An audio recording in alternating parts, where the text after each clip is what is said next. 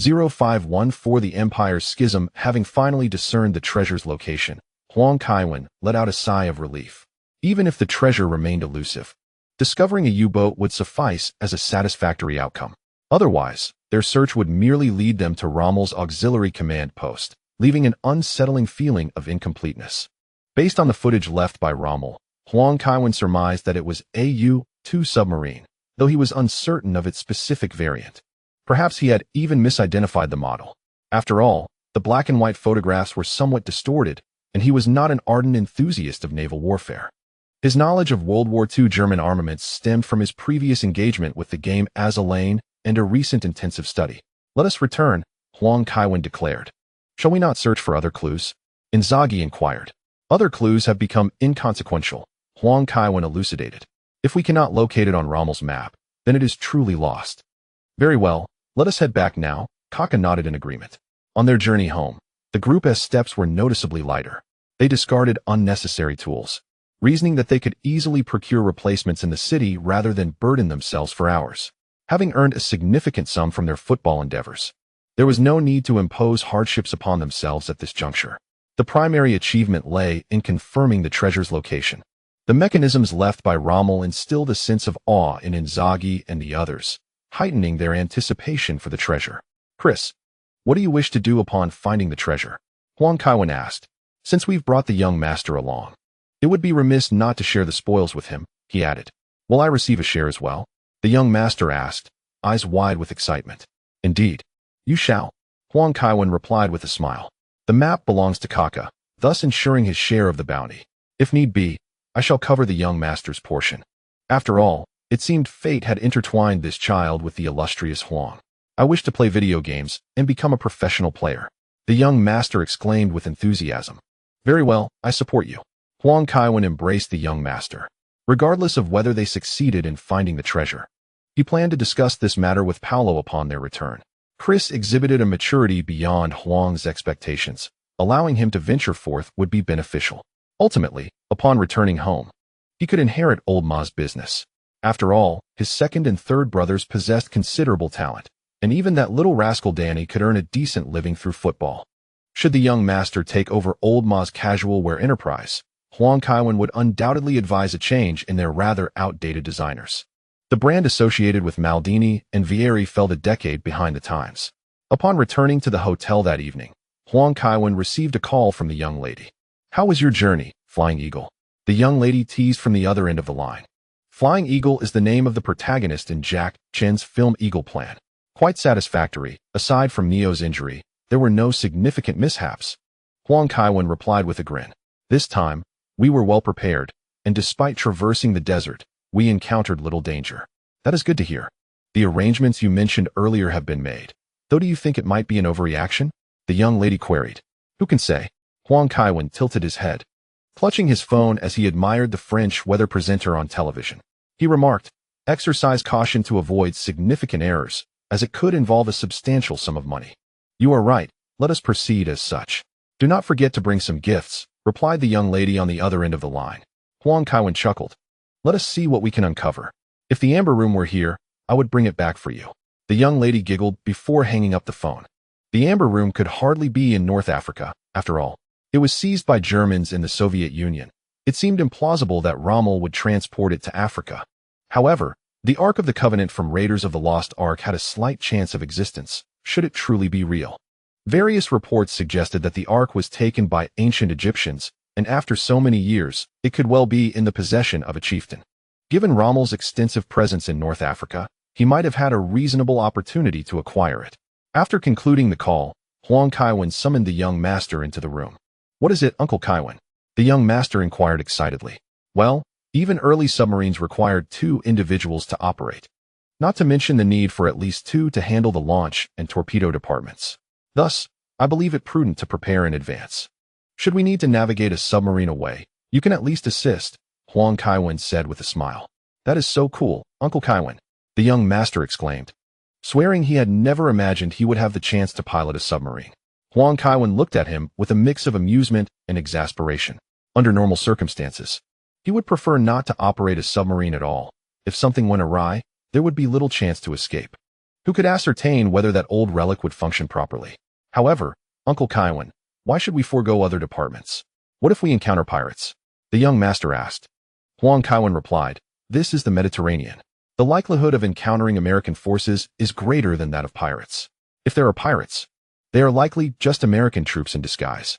The Suez Canal is currently under American control. Nevertheless, the young master raised a valid point. It was certainly wise to prepare thoroughly. Then go and summon them, Huang Kaiwen instructed. The young master excitedly dashed out to gather the others. To make a long story short, we may need to depart via submarine, which is a possibility.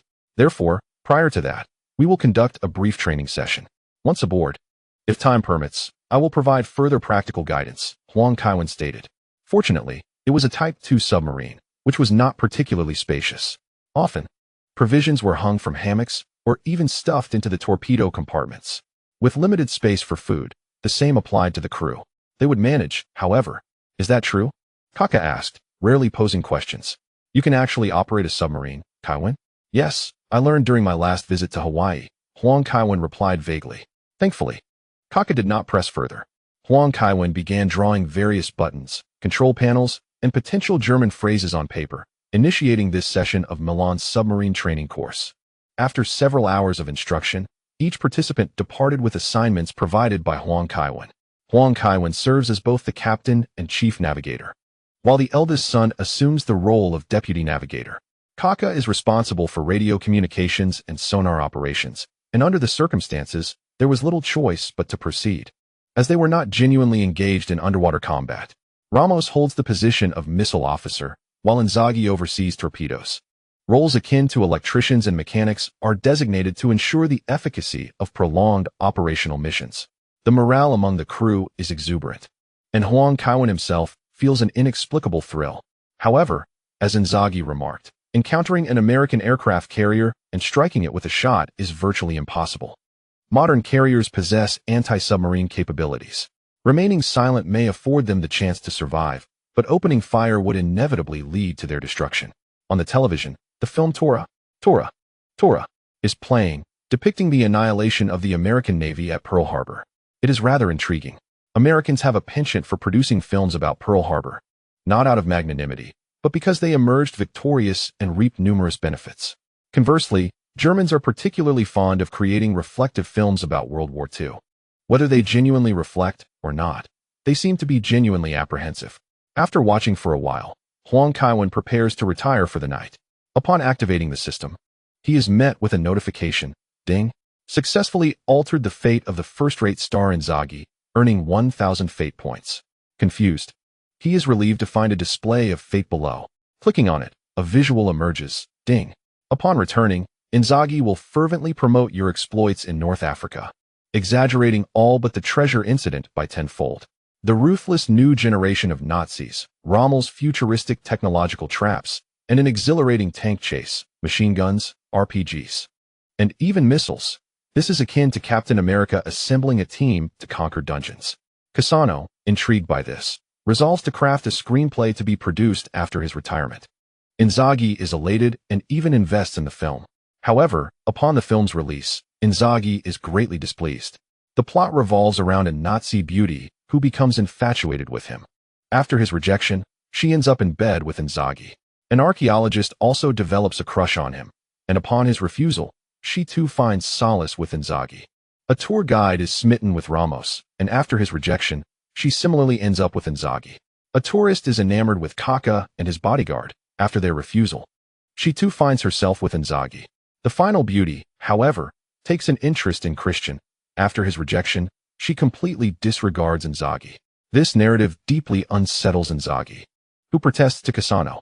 Cassano, with a sardonic smile, retorts that the version he heard differs from Inzaghi's account. Inzaghi, the wealthy playboy, merely boasts of his achievements, having no other merits apart from his football prowess. Were it not for his privileged background and talent for the sport, Inzaghi might have resorted to selling himself. Inzaghi indignantly asserts, "I can fish too." To which Cassano replies, "You nearly faced suspension for fishing in the Thames." Inzaghi, enraged, finds himself at odds with the emperor and vice-emperor of the Holy Roman Empire. At this juncture, a small oil field is discovered within the Holy Roman Empire. Of little monetary value, Yet an American company approaches, pressuring Inzaghi to sell the oil field at a low price. This pushed Inzaghi to his limits. After watching the legendary tale of Erich Hartmann, the German ace who shot down 352 aircraft, he resolved to impose sanctions against the United States. Through a connection in Sicily, Inzaghi acquired a MiG-29 from the Ukrainians, preferring mutual destruction with the Americans over the humiliation of being looked down upon. To demonstrate his determination, he had the aircraft modified, enabling it to detonate its fuel tanks upon impact once ammunition was exhausted. However, during his inaugural flight, having indulged a bit too much in libations, he merely circled his private airstrip before successfully returning. Inzaghi concealed himself for several days, only to realize he had not sunk an American warship. The following day, having consumed less alcohol, Inzaghi encountered mechanical issues with the aircraft prior to takeoff, resulting in delays of several months as he awaited repairs. By the third attempt, Inzaghi was thoroughly prepared and even called Cassano to inform him of the endeavor. Cassano, hosting a gathering at his villa, was startled to see the MiG ascend. But due to Inzaghi's lack of proficiency, the aircraft did not travel far before making an emergency landing in the desert. Fortunately, without significant damage to either the plane or the pilot. Initially concerned for him, Cassano mockingly ridiculed Inzaghi, deeming him a pretentious coward. More laughable than a tortoise with a lock.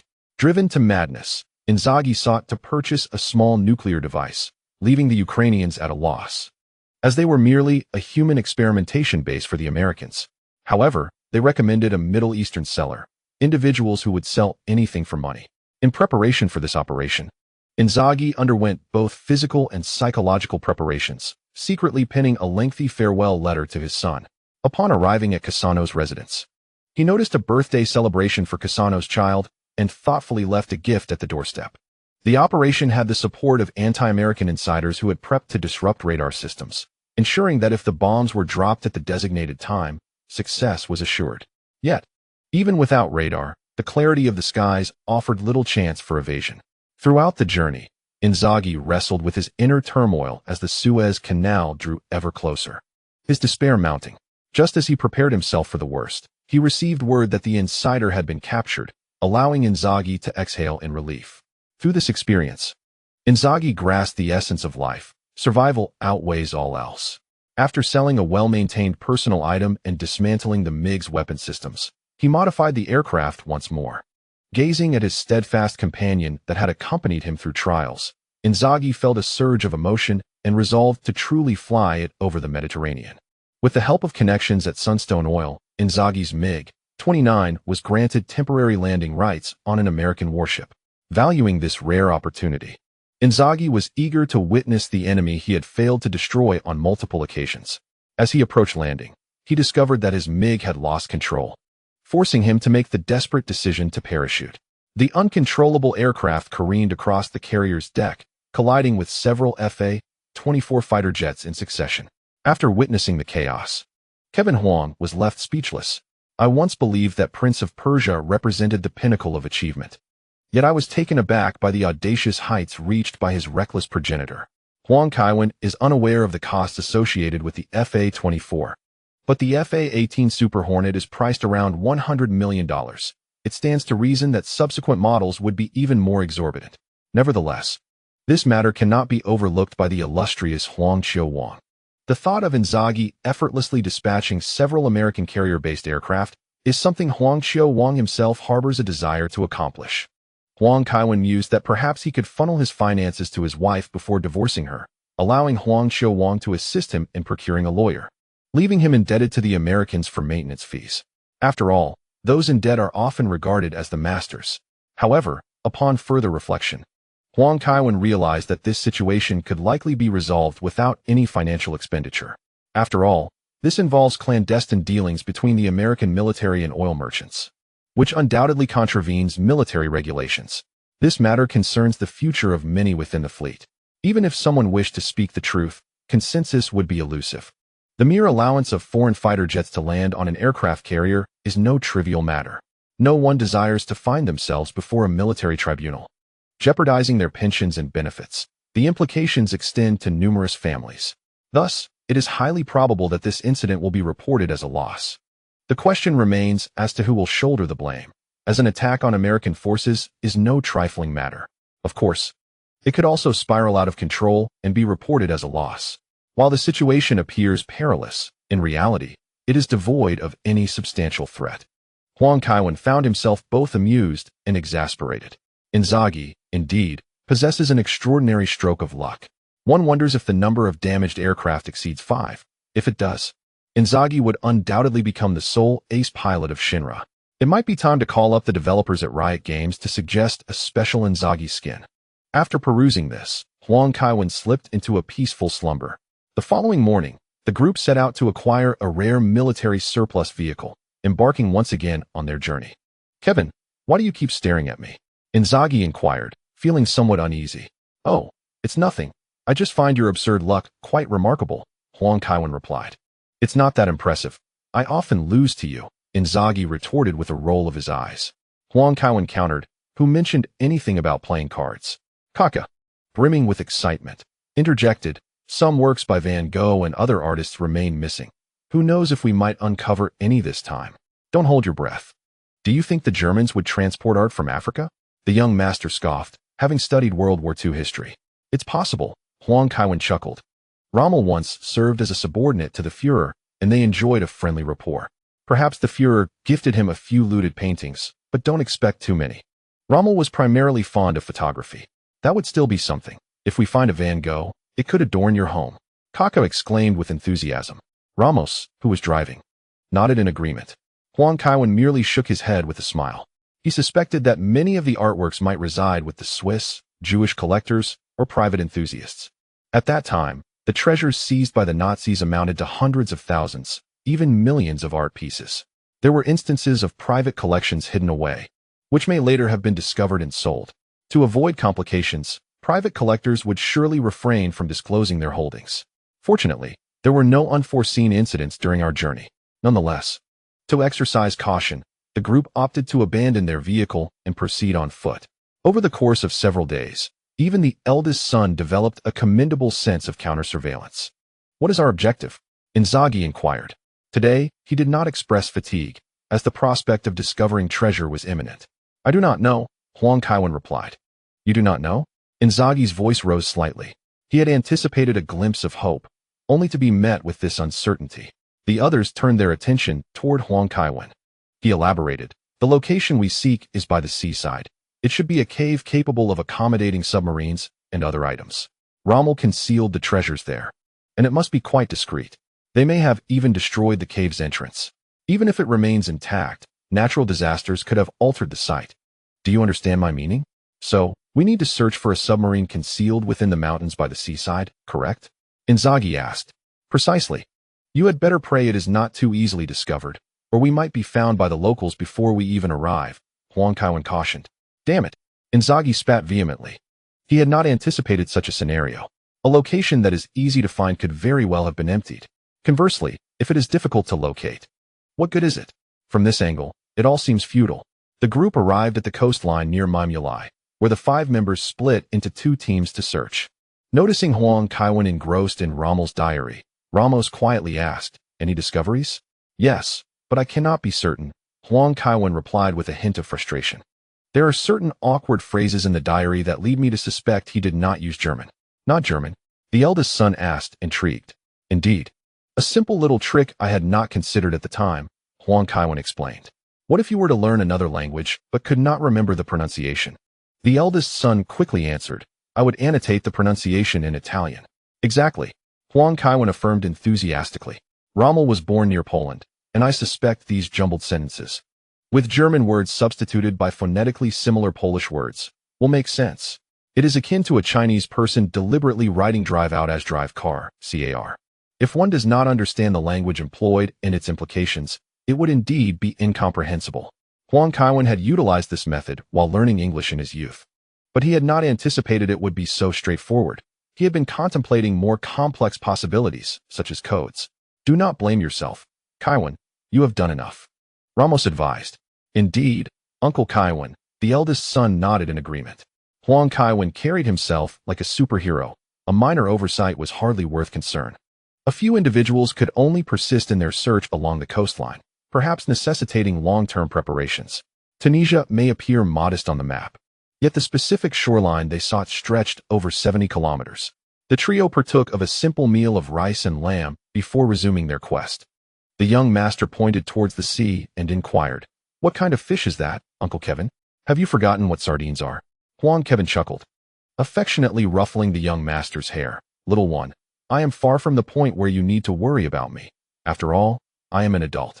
The young master laughed heartily. At that moment, the walkie-talkie attached to Ramos crackled with Kake's urgent voice. "Filippo has fallen into a hole. What should we do now?" "Stay calm, Ricardo," Huang Kaiwen instructed as he took the walkie-talkie. "What happened?"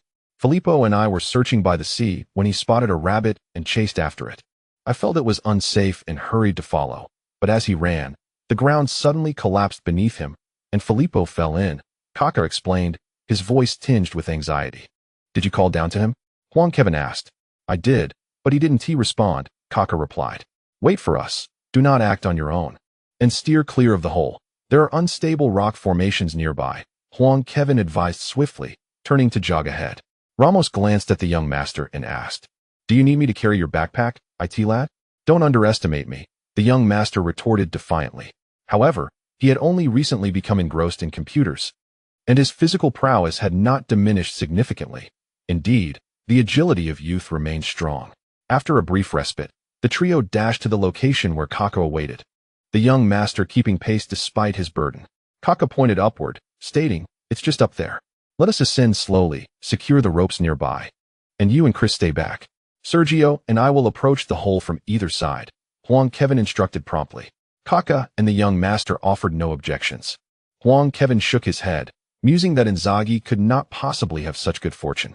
He was not particularly concerned for Inzaghi's safety. After all, he had survived numerous perilous encounters unscathed, clearly not destined for an early demise. Upon reaching the summit, Huang Kaiwen distinctly sensed something amiss with the rocky ground beneath him. The sounds underfoot were markedly different. He swiftly gestured to Ramos, who understood and began securing the rope, while Huang Kaiwen mirrored his actions. As they cautiously approached the hole, Huang Kaiwen noticed the nearby trees obscured the sunlight. He leaned over the opening, straining to listen, and detected the sound of flowing water, producing a powerful flashlight. He directed it into the abyss, nearly cursing in disbelief. Damn! He spotted the military uniform of Desan. They had expended an entire morning in search, only for Inzaghi to fall in a single misstep. "Let us find a few more secure spots to anchor the ropes. We all must descend. Below should be our destination," Huang Kaiwen declared as he stowed the flashlight. The young master and Kaka quickly scoured the area for sturdy anchor points. After securing the ropes, Ramos, equipped with gloves, slid down first, promptly signaling with his flashlight to those above. Kaka and the young master took turns sliding down, while Huang Kaiwen surveyed the surroundings before following suit. "I believe this might be the place," Ramos remarked, pointing to the body of the descent soldier. "They must have been silenced." Huang Kaiwen gave a thumbs up, pleased that his friend shared the same suspicion. Kaka approached the dark riverbank, expressing his disappointment. "The water's depth here seems insufficient for a submarine to pass through. The terrain from decades ago may not resemble this," Huang Kaiwen replied. Nodding in agreement, Kaka followed Huang Kaiwen as they proceeded forward. Within minutes, they spotted a submarine and the figure of Inzaghi standing beside it. "Damn it, why didn't you inform me?" Kaka asked, a hint of irritation in his voice. Inzaghi, looking sheepish, explained, "I fell into the river, and by the time I figured out what was happening, I was already here, utterly unaware." "Forget it, Ricardo. We owe this discovery to Filippo," Huang Kaiwen added. Without Inzaghi, it would have been challenging for them to find this location. Following the beam of Ramos' flashlight, Huang Kaiwen soon realized he had misjudged the situation. This is not a Type 2, but rather a Type 7. The German submarine models are denoted by Roman numerals followed by letters, with the hull number U-483.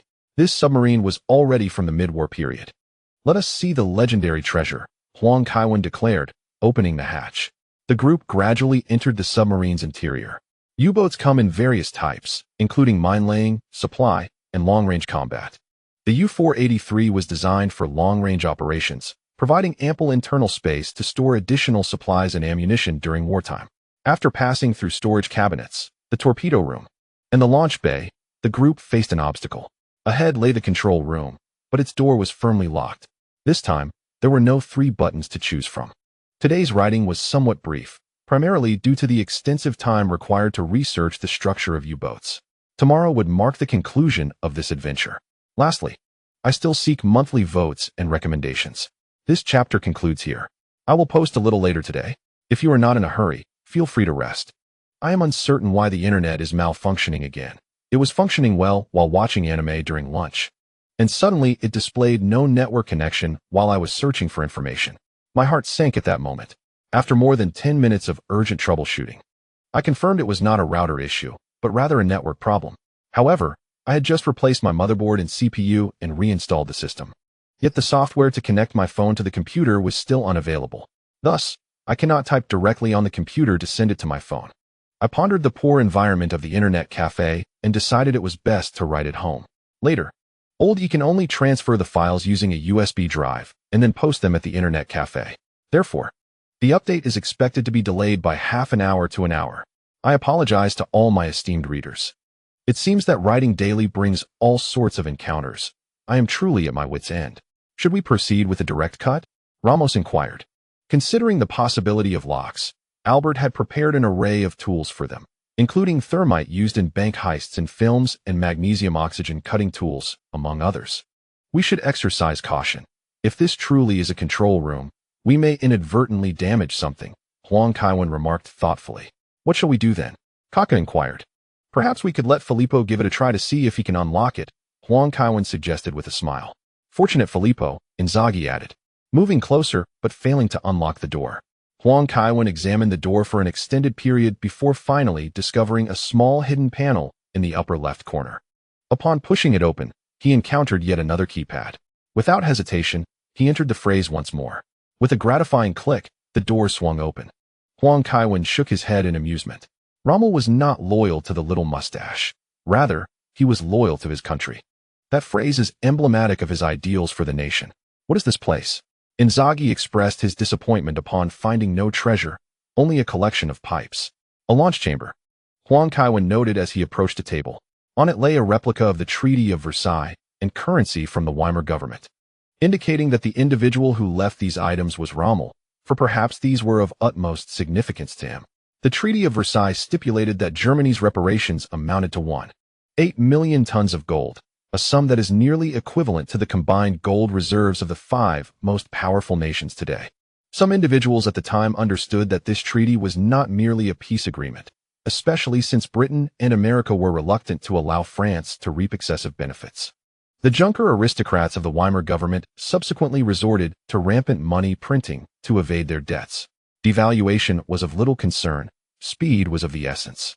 They compared the rate of money printing for foreign exchange against the rate of devaluation and ultimately ceased printing altogether, opting instead to stamp the already printed currency, inflating it 1,000-fold, akin to a digital commerce red envelope. Thus, the price of bread in Germany, whether 500,000 marks or 1 trillion marks, was not solely an issue involving the Jewish community. The Junker aristocrats bore substantial responsibility as well. Germany refused to pay and ceased work on reparations for minerals. Eventually, the French, fed up, called in their allies to occupy the Ruhr region.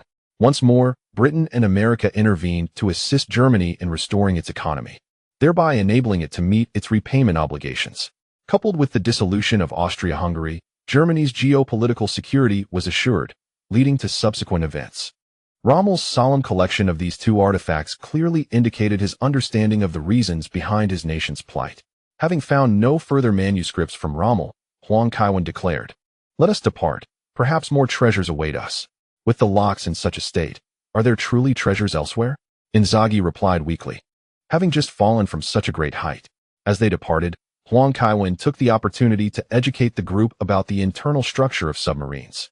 It's not a Type 2, but a Type 7. This presents a significant challenge for them as well. Isn't the space rather cramped? Ramos suddenly interjected. Indeed, everyone knows that tank crew members must not be overly tall, but upon closer examination, you'll find that submarine crew members are typically even shorter, Huang Kaiwen elucidated. The captain's office was rather cramped, devoid of any significant records. Be cautious, Filippo, Kaka advised. Do not rush and injure yourself. What would happen then? Am I to transform into a grotesque creature, or some alien entity, manipulated by the Nazis to wreak havoc? Inzaghi replied indifferently. As he pushed open the door to the lounge, Kaka, who was conversing with him, stood frozen in disbelief. Upon Inzaghi's return, he shone his flashlight into the room, and his mouth fell agape. The entire lounge was stripped of its bedding, replaced instead with gold bars, artworks, and various sacks. Clearly, the sacks contained nothing sinister. "Gentlemen, we have struck it rich," Inzaghi exclaimed excitedly, dashing forward. Kaka and the others followed suit. Huang Kaiwen did not linger and proceeded straight to the control room to activate the lighting. The bags contained gold and jewels. "Kaiwen, we have also discovered numerous paintings." Returning to the lounge, Huang examined the quantity of gold bars. "Have you weighed the gold bars?" he inquired. "Approximately 6,612 kilograms, Ramos replied. "The gold in the bags hasn't been precisely weighed, but I counted around 1242 bars.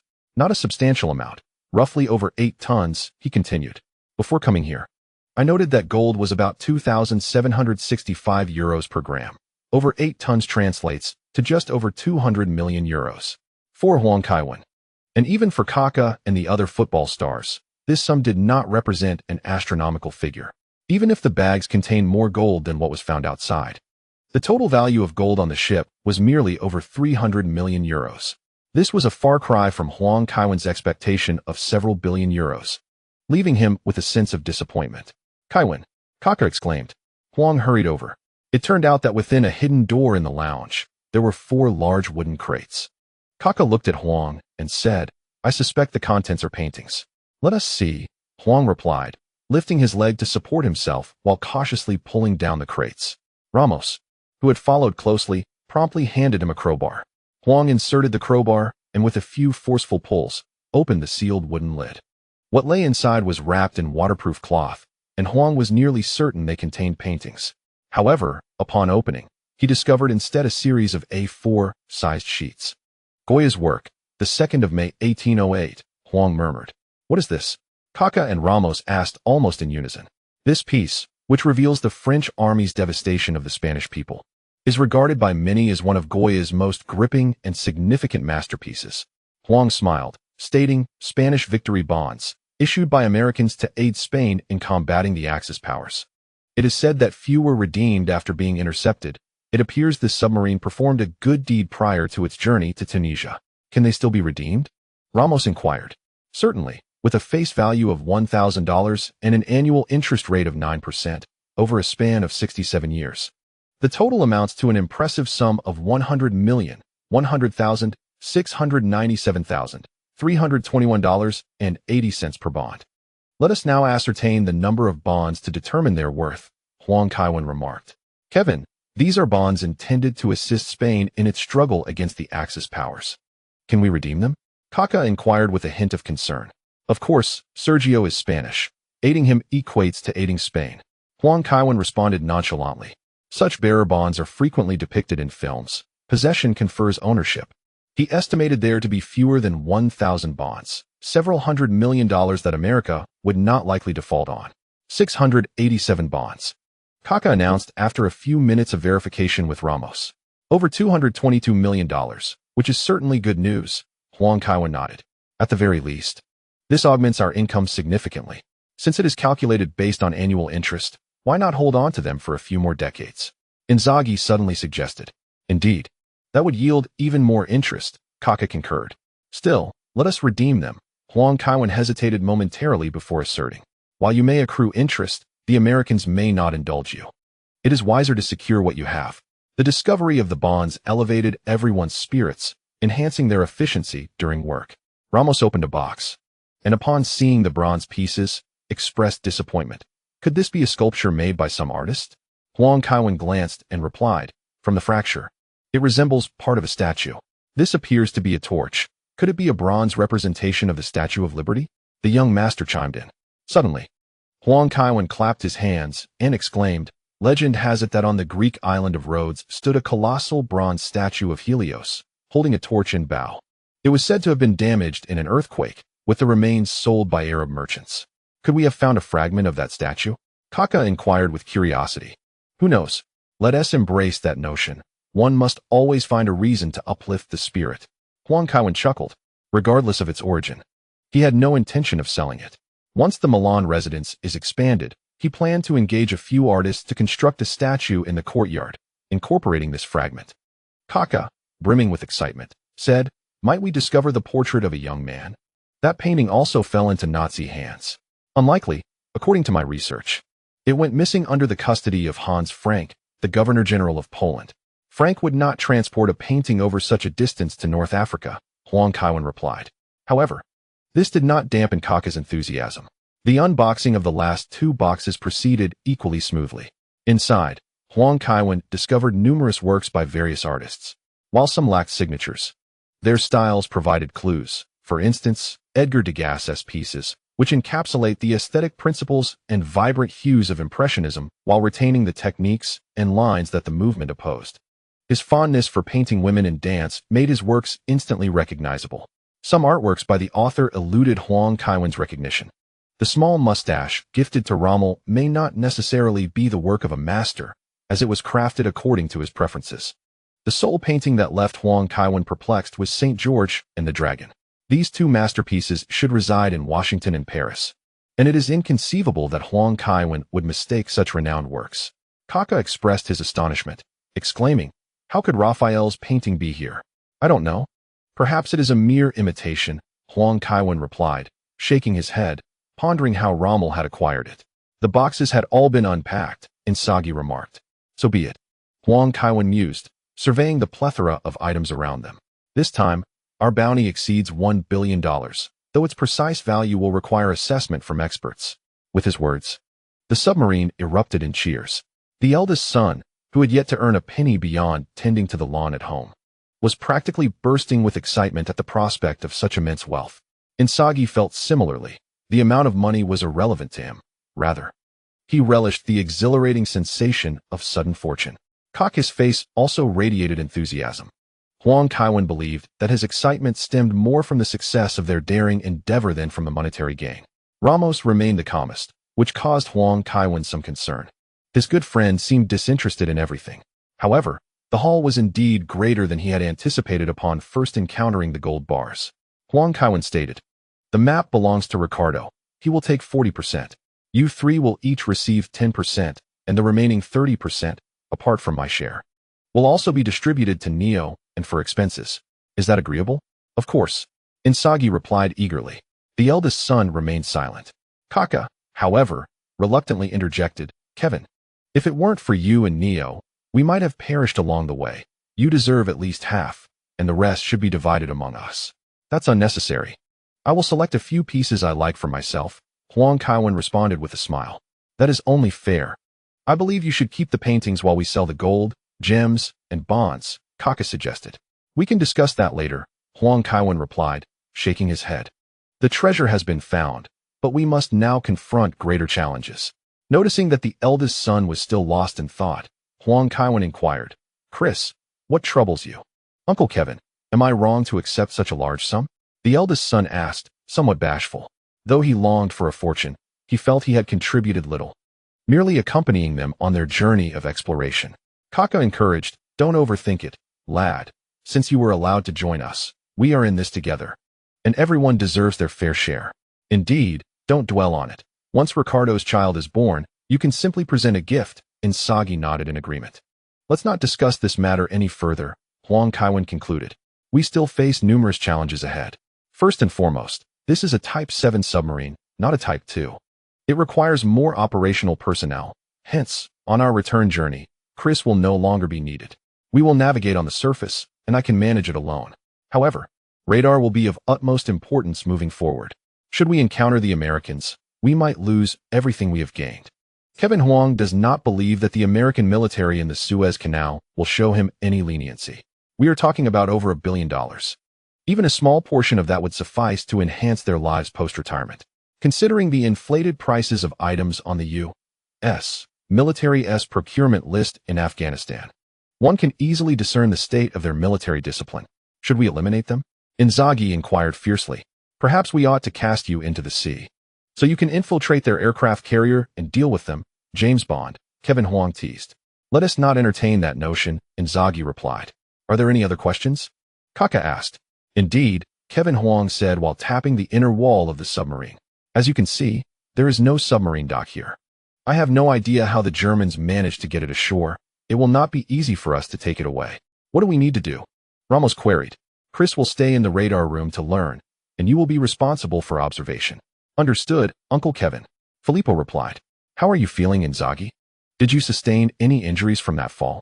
I'm fine, Inzaghi responded. Then you and Ricardo should return to buy diesel. We need a substantial amount. So be cautious while purchasing, Kevin Huang advised. I understand. Let us buy in smaller quantities and preferably use a sufficiently large vehicle, Inzaghi said with a smile. Sufficiently large. Kevin Huang shook his head. The fuel tank capacity of a Type 7 submarine exceeds 60 tons. We need a considerable amount. That much? Kaka exclaimed. That will be hard to find. We could also add it barrel by barrel, though it would take longer, Kaka suggested. Yes, go by it first. And remember to be careful, Kevin Huang instructed. Sergio and I will explore the cave to at least find a way for the submarine to depart. If all else fails, we may have to enlist Barbara to gather personnel for transportation. Let us go, Filippo, Kaka said anxiously, eager to return to Italy aboard the submarine. Inzaghi followed suit. Ramos turned to the young master and asked, Aren't you afraid of staying on the submarine alone? I don't believe in ghosts. The young master scoffed. Feeling quite grown up after this journey, Kevin Huang nodded and led Ramos away. The two walked several hundred meters until they reached a dead end. Kevin Huang continuously felt along the wall. Looking down, he discovered explosives left by the Germans. Afterward, Ramos followed Kevin Huang in the same direction. This time, they walked a longer distance, but ultimately exited the cave. Is this the Mediterranean? Ramos inquired. Yes. The other side, S-in should be where the Germans brought the submarine in. They detonated explosives to block the seawater. And the stream we observed is the sea water flowing in through the crevice, Kevin Huang confirmed. What shall we do? Ramos asked. The explosives left by the Germans were intended for their departure, and the submarine's location was quite favorable. If detonated, it would likely allow for an escape, Huang Kaiwen remarked. Then I shall ignite the explosives, Ramos offered. No, allow me to handle it, Huang Kaiwen insisted. None of you can match my speed or my proficiency in middle-distance running. Should any complications arise, he still possessed an immunity card. Kevin Ramos grew somewhat anxious. Huang Kaiwen waved dismissively, assuring him, it will be fine. If I do not go, the chances of failure only increase. Ramos remained silent, acutely aware of his unfamiliarity with such matters. Yet, the thought of Huang Kaiwen igniting explosives that had potentially been dormant for decades unsettled him. It was the first time he felt utterly powerless. Do not worry. I am the luckiest among us. Huang Kaiwen chuckled, patting Ramos on the shoulder. He retrieved 2 cigars from his bag, handing one to Ramos, saying, Save it for our celebration upon my return. Ramos accepted the cigar and quietly tucked it away, gazing pensively at the tranquil Mediterranean Sea.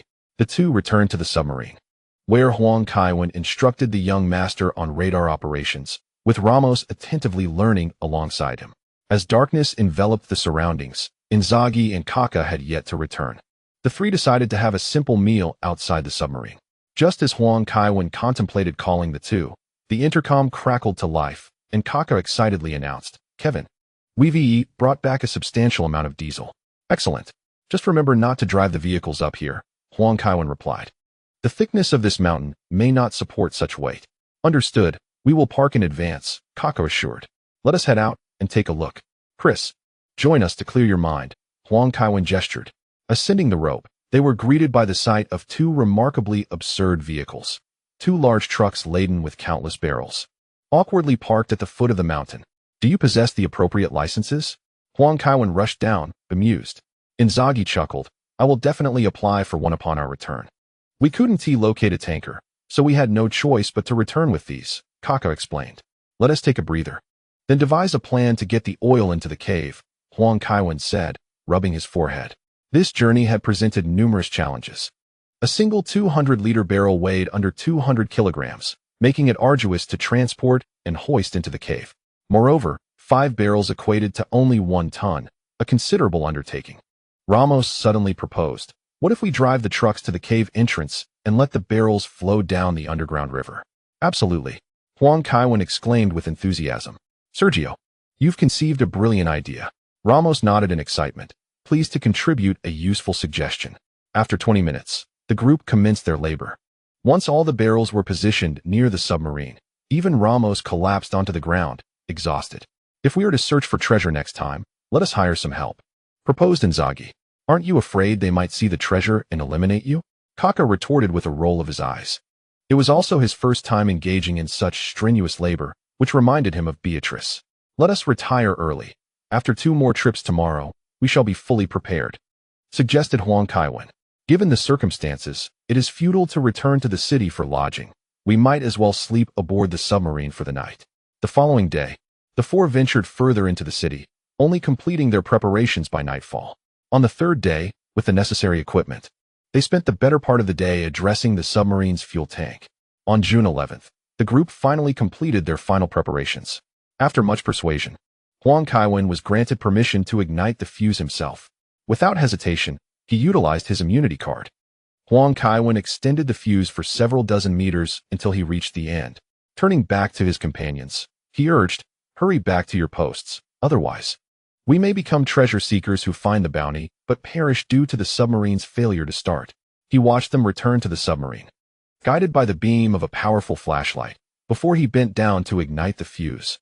Immediately after, he turned and ran, feeling as if he had never sprinted so swiftly before.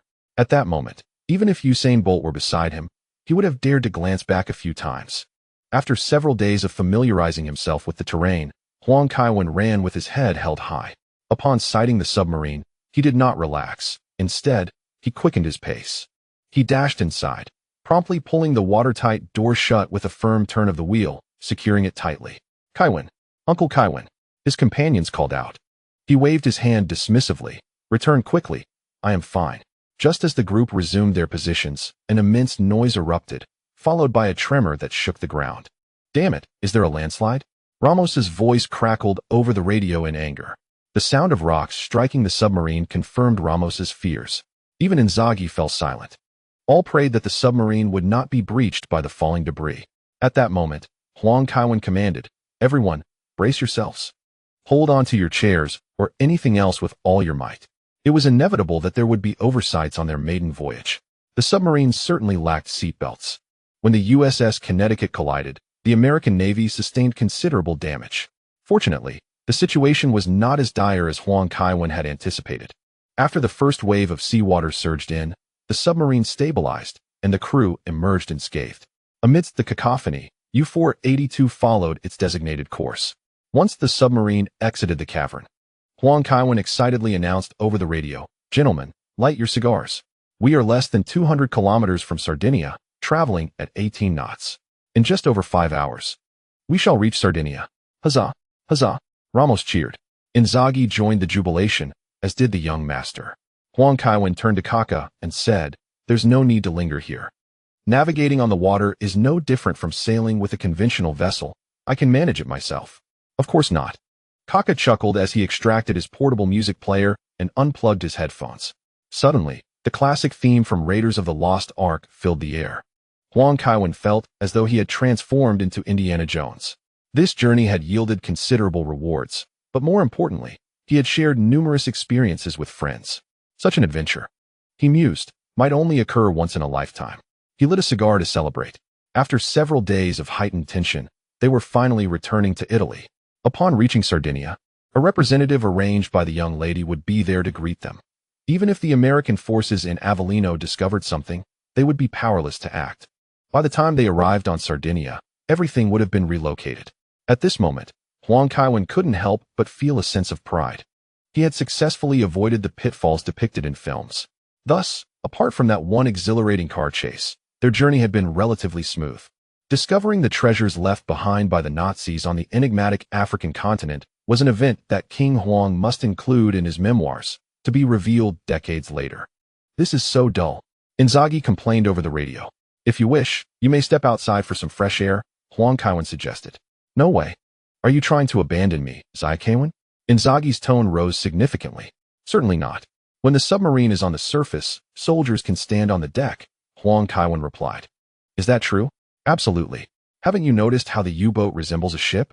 According to my research, some U-boats even have artillery mounted on top, allowing them to engage the enemy while on the surface," Huang Kaiwen explained.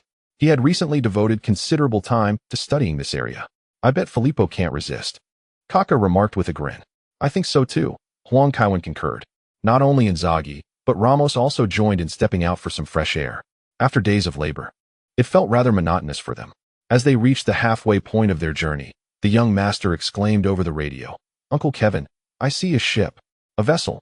Don't panic. Surely our luck isn't so dire as to encounter the forest," Huang Kaiwen teased. Though he too felt a flicker of apprehension at the thought of meeting an American aircraft carrier. After all, victory was within reach. And he would be loath to see their spoils seized by the Americans. "I don't know, but it's moving quickly," the young master reported breathlessly. After all, he was still just a child. "Should we dive, Kevin?" Kaka asked nervously. They had been sailing for over 4 hours, and success was tantalizingly close.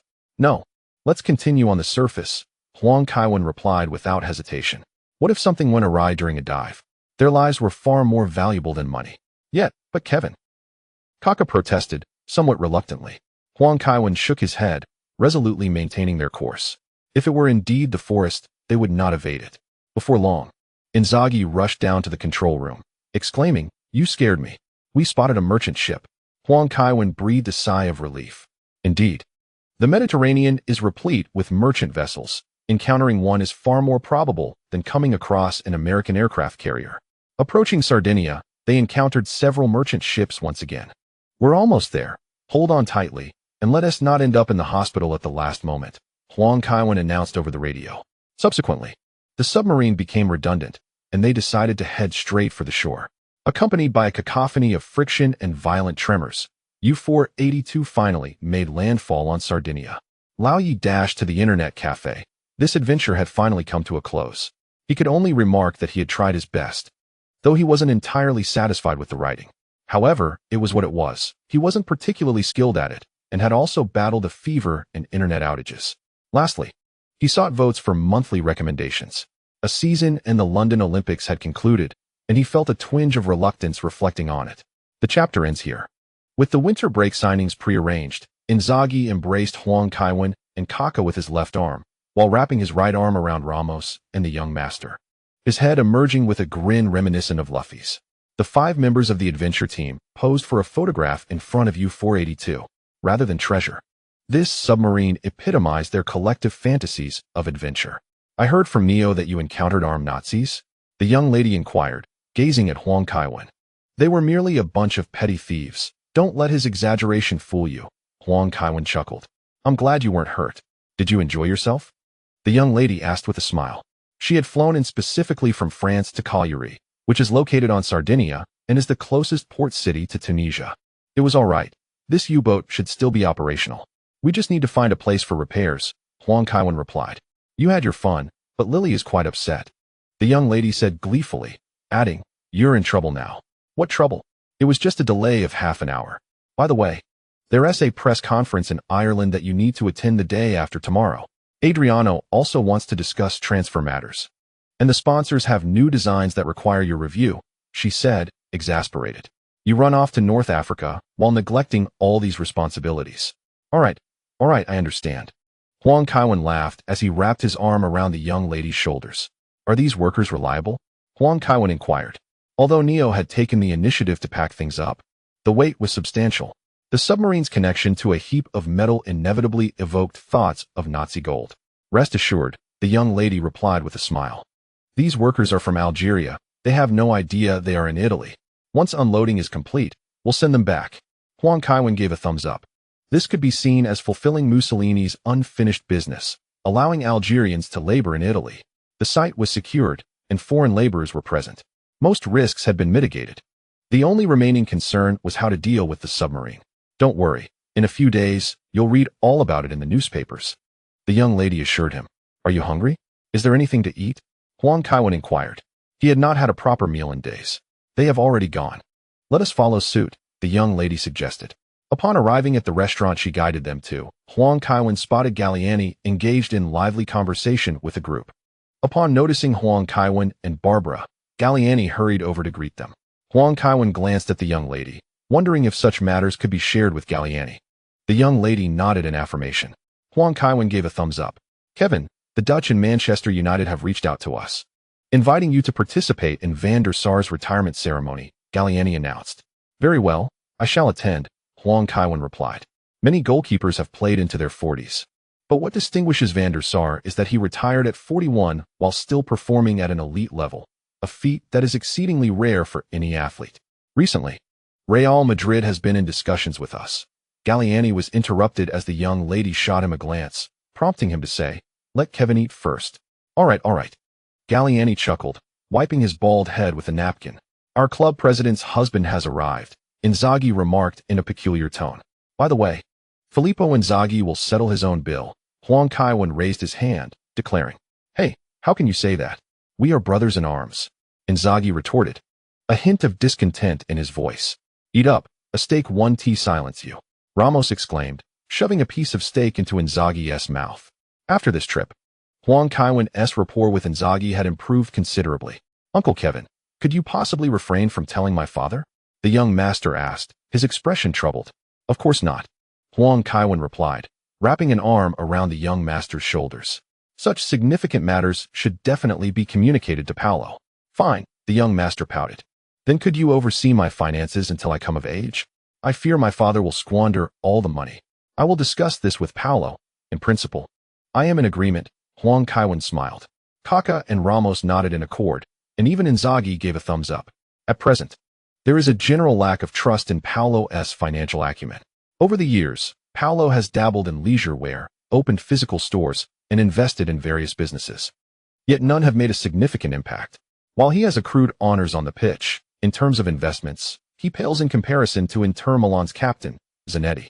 Dining in North Africa was initially exciting, yet after so many days, the group had not enjoyed a decent meal. The spices in Tunisian cuisine were overwhelmingly strong, making it difficult for Italians to accept, let alone Huang Kaiwen. After consuming a considerable amount, they eventually departed. On the flight back to Milan, Inzaghi asked, "What do you think about me commissioning a palace? In the desert? Are you out of your mind?" Kaká exclaimed in disbelief. "Of course not. In Milan," Inzaghi replied, somewhat irked. "My funds are hardly sufficient for such a grand project in the desert. So, is it truly acceptable for the palaces of the Holy Roman Emperor to reside in foreign lands?" Huang Kaiwen turned to inquire. "Perhaps one day, Milan will belong to me," Inzaghi remarked with a chuckle. "I believe it's more realistic for Kevin to be crowned the king of Milan," Kaká retorted, rolling his eyes. Huang Kevin, embracing the young lady, gradually drifted into slumber, utterly exhausted from the past few days. When he awoke, he found himself in the comfort of his own bed. "Neo carried you back," the young lady informed him. "What about them?" Huang Kevin inquired. "Ricardo and the others have gone home. Adriana will come by tomorrow," she replied. "Very well," Huang Kevin said, glancing down to see Lily clinging to him like an octopus. "She was terrified when she heard you were shot," the young lady added. "That's quite exaggerated," Huang Kevin dismissed casually. "I'm having someone assess the value of those items. Everything is at our home," she stated. "Why are they still hidden at home?" Huang Kevin asked, concern evident in his voice. Sensing his worry, the young lady smiled reassuringly. "Don't worry, no one would dare search your house." Huang Kevin playfully tapped her. "It's our house." The young lady firmly asserted her position through her actions. Huang Kevin felt the Mediterranean waves still rolling beneath him. "Good morning, Albert. How was your vacation in Corsica?" Huang Kevin inquired with a smile. "A bit dull, really. Beaches, forests, and some fools who don't know what they're saying. They still wish to return to Italy," the old butler complained. During the time of numerous Italian states, Corsica was an economic colony of the Republic of Genoa. They later sold Corsica to the French, interestingly. The treaty was called the Treaty of Versailles. Who knows? Huang Kevin felt he had heard this tale somewhere before. Some treated them as paternal figures, yet they were unsatisfied, instead reminiscing about their colonizers. Huang Kevin quickly shook his head. To ponder further would disrupt their unity. Savoring a familiar breakfast, Huang Kevin nodded with satisfaction. Italy indeed excels in culinary delights, far surpassing the palate of most nations around the world. As he picked up the newspaper, he noticed an article in the Milan Sports Gazette stating, "Real Madrid's interest in Torres is intensifying, yet the Atletico captain's background makes him reluctant to betray the mattress army." Barcelona also hopes to utilize Ibrahimovic to enhance their tactics. In truth, if the two teams were to swap targets, the likelihood of success would increase significantly. Huang Kevin nearly burst into laughter. Yet, there was some truth to the matter. Real Madrid and Barcelona frequently engage in price hikes against one another. Many players capture the attention of both teams, leading to a display of cunning from each side. For instance, Neymar was closely tied to Real Madrid before leaving Brazil. Huang Kaiwen vividly recalled the news of that time, as it was about a young player who had been the subject of scattered videos, yet consistently made headlines. Ultimately, he ended up at Barcelona, allegedly because Real Madrid was unwilling to offer his father a sum of 300,000 euros. The negotiations between the Sensi family and the American consortium have reached a substantive phase. Consequently, Roma may soon become an American team, though one wonders if they will perceive football as merely a chaotic scramble with a ball. Their tone drips with sarcasm, yet it cannot alter the undeniable fact that the Sensi family can no longer manage Roma. Huang Kaiwen pondered for a moment and remarked, "Albert, please invite Rosella over. She is the president of Roma, correct?" "Indeed, I shall inform Miss Sensi," Albert replied. Huang Kaiwen nodded in agreement. PSG has undergone a change of ownership and is now making significant strides, having acquired Sirigu and Pastore from Palermo, as well as Sissoko from Juventus. Huang Kaiwen mused that having the white-clad group take over Roma might also be advantageous. If concluded swiftly, they could potentially bring in several players. Although League One holds a certain influence, the league overall is rather subpar. The front page of Tuttosport featured news regarding PSG. Following its change of ownership, PSG has already purchased several stars from Italy. The sudden emergence of such a lavish club has made many teams wary. Unfortunately, this situation is beyond anyone's control. UEFA may even delay financial fair play regulations for PSG. In the afternoon, Galliani arrived at Huang Kaiwen's residence bearing gifts. Why such formality for a mere visit? Huang Kaiwen chuckled, relishing the presence of such considerate guests. "Kevin, you've just returned from Africa. You must be in need of nourishment," Galliani remarked, presenting authentic Iberian ham, which he had procured in Spain with the intention of gifting it to him. "Earlier, you mentioned transfer matters. Is someone looking to leave the team?" Huang Kaiwen inquired. "Not exactly. Negotiations with Rosell have been promising, but we have encountered some issues with player acquisitions," Galliani admitted, somewhat perplexed. "What kind of issues?" Huang Kaiwen asked, intrigued. "Well, the first team has sufficient numbers, yet Pep desires certain players, and we lack the necessary slots because no one wishes to depart," Galliani replied, half amused, half frustrated. Aside from Kaladza and Jankulovsky, who are both leaving due to injuries and poor form, no other Milan players have requested transfers. The strength of the first team is considerable, and besides positional concerns, Galliani is reluctant to assemble two separate squads. "This matter indeed warrants careful consideration," Huang Kaiwen stated. "Having too many players is undeniably a waste. However, Guardiola's sentiments also require attention. I will leave you the list and the scout report for your review," Galliani concluded. Huang Kaiwen rose to see Galliani off. Later, he received an invitation to visit Ma Paolo's home with Lily. "Adriana, it has been a while," Huang Kaiwen said, exchanging a brief embrace with the team manager's wife before stepping back. "Thank you, Kevin, and I also appreciate the jewelry that Chris sent me," Ma Paolo's wife smiled. "That was rightfully his. Has he shared his experiences from this holiday with you?" Huang Kaiwen inquired. "Indeed," she replied, though it sounds rather exaggerated. "I cannot ascertain the truth of his claims," Lady Martino remarked. Paolo Maldini interjected, "Do not block the guests at the entrance. Are you feeling envious, old chap?" Huang Kaiwen teased. Paolo Maldini rolled his eyes and conceded, Yes, I admit it. Is that sufficient?" Adriana pulled Lily into the kitchen. Huang Kaiwen promptly found a place at the dining table. "I heard from Chris that you have unearthed a treasure. Will you be sharing a portion with him?" Paolo Maldini inquired, gazing at Huang Kaiwen. "Indeed, though it is less than I anticipated," Huang Kaiwen sighed. "I see." Paolo Maldini chuckled reassuringly. "That is still commendable.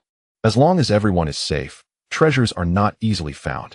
Chris mentioned that his share would be managed by you until he reaches adulthood. I have no objections. By the way, how much is it?" "Approximately $150 million, Huang Kaiwen replied. Coughing, Paolo Maldini nearly choked, hastily placing his glass down to inquire. "Is that in total?" "No, that is Chris's portion," Huang Kaiwen grinned. Paolo Maldini's eyes widened, and he gasped for breath. Meanwhile, Adriana, who had been listening, dropped the plate she was holding, urgently asking, "Kaiwen, I must have misheard. How much did you say?" "About $150 million, Chris's share," Huang Kaiwen repeated, flashing a smile that revealed 8 teeth. "Ah," Adriana exclaimed for an extended moment. "Can we reconsider what I just said?" Maldini chuckled wryly. Huang Kaiwen shrugged. "We must respect Chris's wishes. He is growing up." If he desires, he could marry next year. Italy permits marriage at 18, though it can be lowered to 16 with court approval. He is merely a child, Adriana added. Yet he is a child who has fought against the Nazis and served on a U-boat. His experiences surpass those of you and Cesare, Huang Kaiwen remarked, winking. How do you know I am here, Kaiwen? I specifically concealed myself upstairs, old Maldini declared, descending the stairs with young Paolo Maldini in his arms.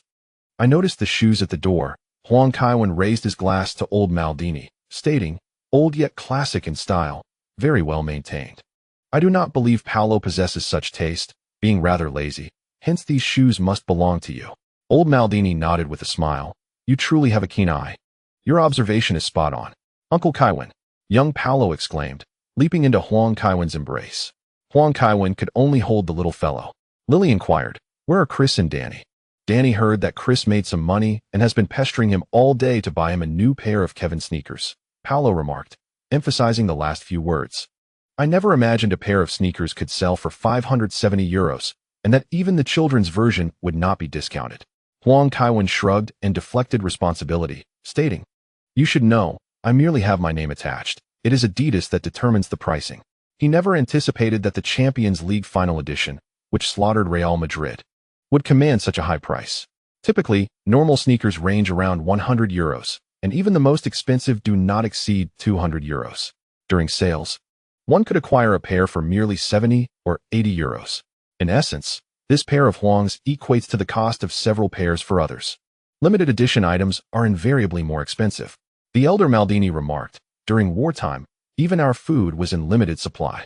Huang Kaiwen raised his glass with a smile, proclaiming, to peace. The entire table followed suit, lifting their glasses in unison. Huang Kaiwen and Lily lingered at the old man's residence until after 10 p.m., departing with Cesare. The following morning, Huang Kaiwen flew to Dublin. At the Dublin City Hall, Mayor Griblin stood on stage, announcing, today we are fortunate to have Kevin with us in Dublin for our Cultural Week, to better showcase our nation and our city to the world. Now, let us welcome Kevin to the stage. Upon approaching the podium and adjusting the microphone, Huang Kaiwen began, I have heard that the Irish have an affinity for potatoes. And various rumors abound regarding the Irish being part of the mafia, but I have never believed such tales. After arriving in Dublin, my conviction has only strengthened. I am well acquainted with Irish history. The Irish people have endured considerable hardships. If it were not out of necessity, no one would solely consume potatoes, nor would anyone leave their beloved homeland. Before he could finish, thunderous applause erupted from the audience, as if striking a blow to the face of the British, who were delighted to hear Huang Kaiwen's words. After a pause of nearly 5 minutes, he continued, due to tax incentives, many companies have established their European headquarters in Ireland, resulting in a high GDP here. However, your quality of life may not necessarily reflect that. While I cannot assist every individual globally, I am willing to make a contribution to Ireland. All proceeds from my role as Dublin's tourism ambassador, along with a personal donation, will be directed to local schools. For it is through knowledge that one can alter their destiny. I hope the children can forge a brighter Ireland. Thank you. That is all I wish to convey. As Huang Kaiwen descended from the stage, Griblin promptly approached him, shaking his hand and expressing, thank you immensely for all that you have done. It is of great significance to us. You are most welcome, Huang Kaiwen replied with a smile. With little to occupy him during the summer, the king of soccer found himself frequently in the spotlight. His primary focus was to satirize the British government, for the British themselves would not take offense. With the London Olympics approaching next year, Huang Kaiwen aimed to ensure that the entire British Isles would be filled with supporters for him. He intended to overshadow Bolt, the competitor who had bested him in both Beijing and Berlin, his life's greatest defeats. The London Olympics would serve as an opportunity for Huang Kaiwen to reclaim his stature from every conceivable angle. Thus, in the year leading up to the Olympics, he sought to enhance his favorability across the British Isles. Shortly thereafter, Huang Kaiwen flew to Manchester, a city that had long been his good fortune. In a restaurant, Kevin Huang once again encountered Sir Ferguson, and he couldn't help but reflect on the remarkable prowess of this Scottish elder. Despite his less-than-ideal health, the man's spirit remained remarkably vibrant. Sir Ferguson, with his thick Scottish accent, jested, Sir Kevin, it's a pleasure to see you again.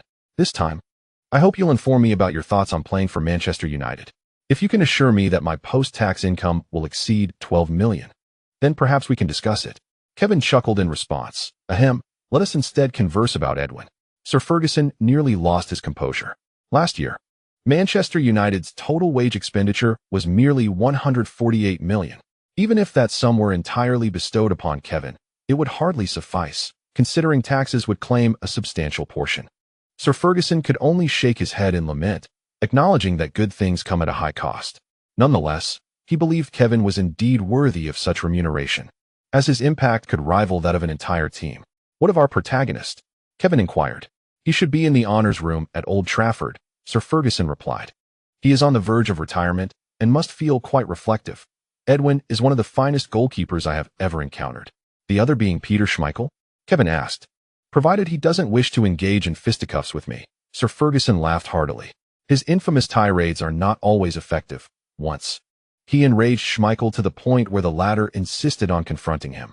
Observing Sir Ferguson continuously refilling his glass, Kevin advised, Sir, if you wish to maintain your health, it would be wise to moderate your alcohol intake. When you reach my age, you will understand that lack of restraint is detrimental. Sir Ferguson remarked, in our youth, we enjoyed nothing. Now that we are older and wealthier, should we refrain from spending? Shall we leave it all to those wastrels and squander it on that wretched inheritance tax? That is a valid point, Kevin nodded with a smile. Everyone possesses a different attitude toward life. As they dined and conversed, they encountered journalists upon leaving the restaurant. Kevin, are you in Manchester with intentions of transferring to Manchester United? What are your thoughts on the new goalkeeper, De Gea? Will you be attending Edwin van der Sar's retirement ceremony today? And how do you assess his abilities? Fabregas seems to be inching closer to Barcelona. Do you believe he can adapt to the club? There are rumors of you and Inzaghi piloting a submarine together. Is that true? Sir Ferguson looked on with a gleeful expression. Kevin shook his head. British journalists are as swift as ever, he began. I shall make only a few statements. First and foremost, I am not preparing to transfer to Manchester United. Sir Ferguson has just declined my presence. Before Kevin could finish, Sir Ferguson interjected, that is because we cannot afford your salary. Kevin shrugged and continued, indeed, I am here to attend the retirement ceremony today. As for Fabregas, I prefer not to comment. I only know that no coach in the world is better for him than Arsene Wenger. Absolutely none. Regarding De Gea, I am familiar with him. His reflexes are exceptional, and he will find success, though he must enhance his aerial capabilities. As for submarines, I am entirely unaware. And Van der Sar? A journalist pressed. Edwin has been regarded as one of the finest goalkeepers in the world for many years. Whether in competition with Buffon, Casillas, Kahn, or Cech, he has always held his ground. Even more astonishing is that at the age of 41, he maintains such remarkable form. I can scarcely fathom what my own condition will be at that age. Kevin Huang, without waiting for reporters to pose questions, continued, I have a suggestion. I have always cherished playing in Manchester. If the Olympics could host the sprint events in Manchester, I would be exceedingly delighted. I trust even Bolt, a fan of Manchester United, would not decline this proposition, although the specifics must be addressed by you. After expressing this, Kevin Huang took Sir Ferguson's arm, and they departed together. Sir Ferguson, equipped with a heart pacemaker, was someone even the British press dared not approach too closely. You've certainly given them a significant story, remarked Sir Ferguson. That is the London Olympics, yet you wish to run in Manchester? Indeed, I have longed for a decisive race against Bolt in Manchester. I am confident I would not falter in this city. Kevin Huang took the keys and settled into the driver's seat of Sir Ferguson's Camaro. He felt it was improper to allow Sir Ferguson to drive. Together, they arrived at the Theatre of Dreams. Kevin Huang appeared in the stands, with cameras frequently honing in on him. He smiled and waved his hand, signaling the director to refrain from focusing on him any further. After Sir Ferguson had spoken, the elegantly dressed Van der Sar took to the stage, microphone in hand, expressing with emotion, I truly wish I could rejoin Manchester United. We have magnificent fans and extraordinary players. Manchester United is the best club, and it will forever hold a place in my heart. Kevin Huang applauded alongside the fans. Although he was not particularly fond of such occasions, farewells invariably evoke a sense of melancholy. Following Van der Sar, although De Gea is impressive, he still falls short in comparison to him and Schmeichel, especially in critical matches. In addition to technical deficiencies, De Gea's psychological resilience is not quite on par with that of elite goalkeepers. Kevin Huang did not linger long in the UK, as his next destination was Sir Ferguson's homeland, Scotland. However, he dared not venture into Glasgow. Even though he was not in Britain, he remained the focus of the British tabloids. The Sun crafted a dramatic narrative about his clash with Z in Tunisia, surpassing even the thrill of a James Bond film, culminating in the triumphant King Huang thwarting the adversary's nuclear ambitions. Kevin Huang found himself questioning whether it was the lady or Albert who had financed such a captivating account. Furthermore, discussions regarding the possibility of hosting events in Manchester were fervent. Kevin Huang specifically mentioned Manchester, to which Bolt responded during an interview, stating, "Competing at Old Trafford with Kevin would be an extraordinarily unique experience." Other cities, such as Liverpool and Merseyside, were equally eager not to let their rivals gain any advantage. In summary, the atmosphere was quite lively. Sir Ferguson secured Phil Jones ahead of time and also signed Ashley Young. On June 18th, Huang Kaiwen returned to Italy. The young lady had already completed all valuations. The total worth of those gold bars and artworks amounted to $1.89 billion. The primary reason for this staggering figure was that the artworks and jewelry were far more expensive than Huang Kaiwen had anticipated. Among the paintings, the least valuable were several works by a certain artist who had an extensive collection exceeding 2,000 pieces, and the ones gifted to Rommel were not among his favorites. Therefore, the total value of these works did not surpass €1 million. Huang Kaiwen immersed himself in studying two pieces titled St. George and the Dragon. He had entertained the possibility that they might be reproductions of Raphael's work by the aforementioned artist or others. However, he discerned no flaws in technique, style, or color, and the two paintings exhibited subtle differences from the ones located in Washington, D.C. and Paris. Upon returning home in the evening, the young lady remarked, "The materials of the paint and canvas are also authentic. I have a conjecture." "Do tell," Huang Kaiwen urged, his curiosity piqued regarding the provenance of the paintings. The young lady, no longer withholding information, replied, "Actually, it was Lily who suggested that Raphael might have been dissatisfied with certain details of his work and chose to recreate them." Huang Kaiwen's eyes sparkled at the prospect. For such a possibility indeed existed. Van Gogh had produced numerous versions of his sunflowers, including those that mirrored his own earlier works. "So, are we indeed in possession of an original Raphael?" Huang Kaiwen asked with palpable excitement. "Certainly," the young lady teased. "Shall we donate it to Italy? Or we could keep it. After all, you are Italian, and Italians preserving Raphael's art is entirely fitting." Huang Kaiwen responded with a smile. The exhilarated Huang Kaiwen and the young lady engaged in a spirited exchange reminiscent of the Renaissance. The following morning, Galliani arrived at Huang Kaiwen's residence with great enthusiasm. Albert prepared refreshments and remarked, "I estimate the master will rise around noon." "No matter. I can wait to share the good news with Kaiwen as soon as he awakens," Galliani replied, his face beaming. Having resolved a particular matter, he was eager to report back to Huang Kaiwen. Around 8 a.m., he heard someone descending the stairs, but it turned out to be Barbara heading off to work. It wasn't until nearly 11 a.m. that Huang Kaiwen appeared downstairs in his pajamas. Upon seeing Galliani seated there, Huang Kaiwen promptly sat on the sofa and inquired, "What's the matter? Is it about new signings?" "Not at all." Galliani quickly handed Huang Kaiwen a Spanish newspaper. Huang Kaiwen glanced down to find it was the morning edition of Sport. The front page prominently featured Rosell, with the headline boldly proclaiming the Rosell era. Even without reading the content, Huang Kaiwen understood the implications. Laporta's error as president of Barcelona in a crucial decision had left them completely overshadowed by Real Madrid. Had it not been for Florentino's intervention, Barcelona might have remained in obscurity. Rosell was thrilled to assume the presidency of Barcelona, while he did not mention anyone by name.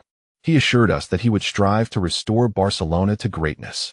After finishing the article, Huang Kaiwen set the newspaper down and asked, "Did you cooperate with him?" "Indeed. We have been engaged in a bidding war for Alexis Sanchez with Barcelona, but we shall now relinquish our pursuit of the player," Galliani remarked.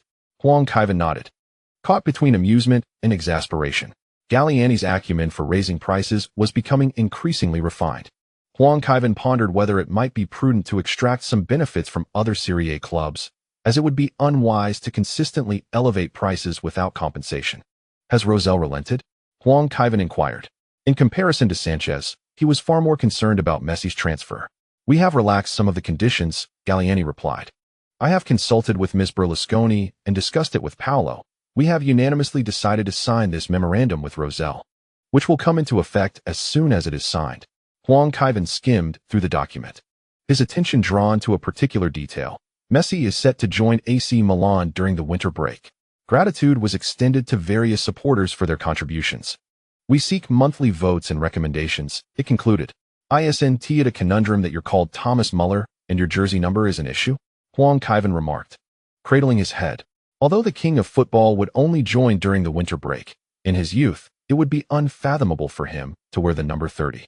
Regardless of his indifference, Jorge Messi would certainly avoid any complications.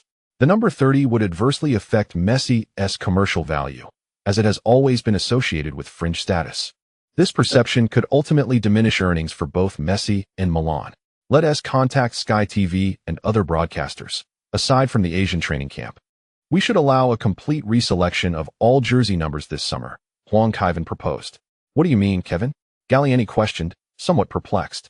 We could host a live program where if more than one player expresses interest in a specific number, they compete in a comprehensive challenge. And the victor claims the desired number, Huang Kaiwen elucidated. Does this include the number 10? Galliani instinctively asked. Of course, if someone can prevail. They may wear the number 10, Huang Kaiwen chuckled. It sounds like it would attract global attention, but what about Alessandro? Galliani inquired. Nesta's condition was precarious due to injury, and if they were to compete, he might not be able to triumph over Thiago Silva if he was still recovering. Huang Kaiwen rolled his eyes. Do you really think anyone would vie for his number? I suspect we will need to incentivize participation. Our defense lacks fierce competition. And how could Bendner and the others possibly contend for Alessandro's number? I see, Galliani chuckled. This could be an unscripted reality show. However, in certain positions where competition is not particularly fierce, it is essential to encourage players to vie for these spots. Otherwise, the contest for positions will be overly concentrated in the forefront, rendering it rather uninteresting. Shall we come here annually? Galliani inquired. Huang Kaiwen felt an urge to express his frustration. The crux of the matter lies with Barcelona. Do they not comprehend? They also embark on tours in Asia. By inviting Barcelona players to participate in matches, we could reserve jerseys for Messi in advance, leaving no room for dissent from others, Huang Kaiwen remarked, tapping his forehead. Though such activities are novel, they can easily ignite genuine competition. Moreover, changing jersey numbers annually is not necessarily advantageous. The primary concern is resolving the situation regarding King Messi, which prompted Huang Kaiwen to devise a compromise. Galliani, on the other hand, was keen on appearing on television annually to generate revenue. What was he thinking? In contrast to commercial growth, Huang Kaiwen prioritized the stability of the team.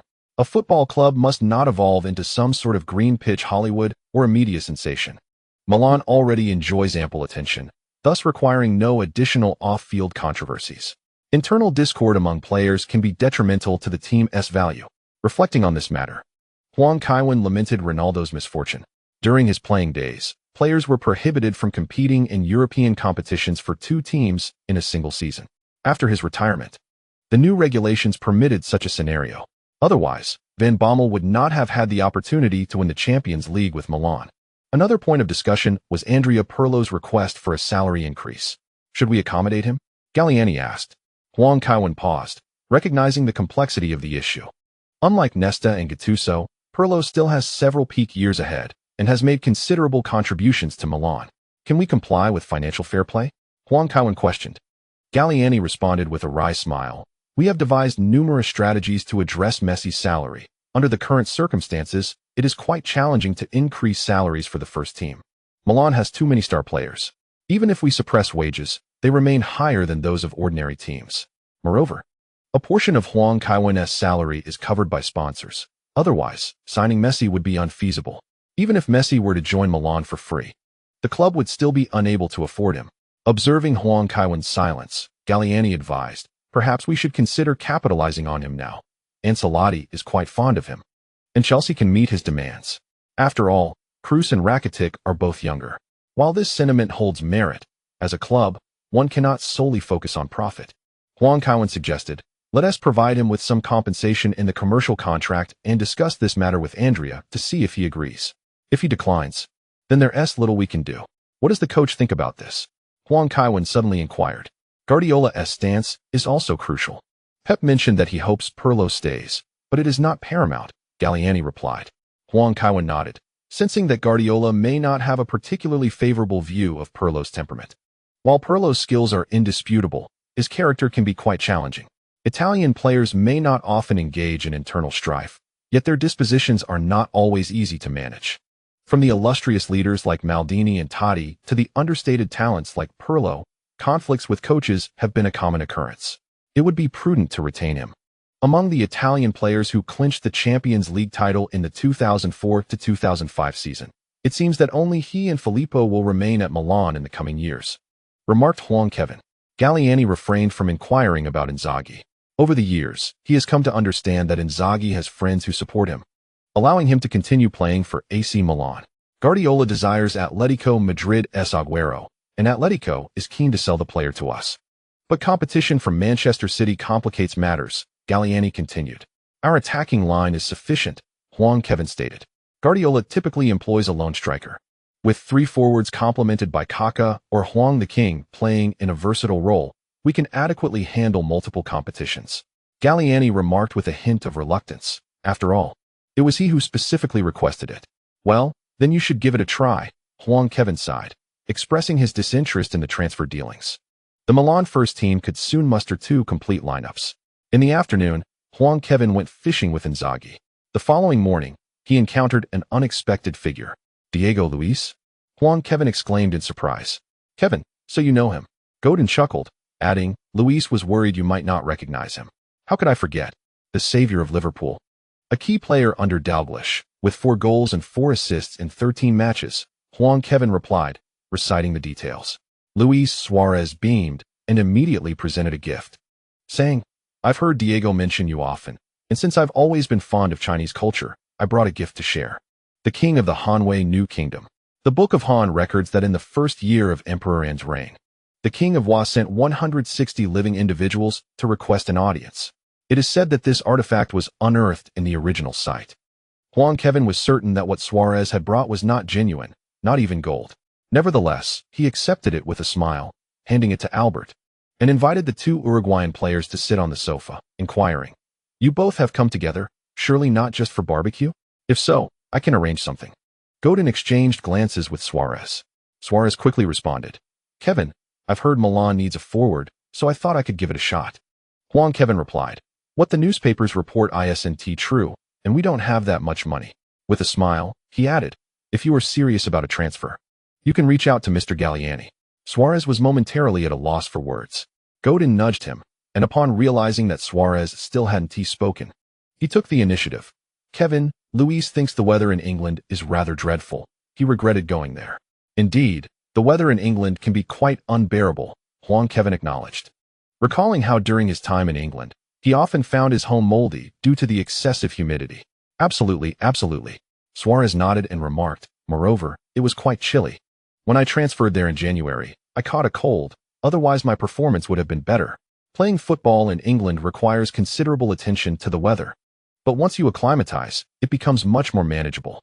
The atmosphere of English football is quite delightful. Even with such exorbitant ticket prices, the attendance remains commendable. Huang Kaiwen responded. Anfield is an extraordinary home ground. Indeed, I have noticed that as well. Suarez excitedly recounted his experiences in Liverpool to Huang Kaiwen, while Godin could only sigh and sit quietly by.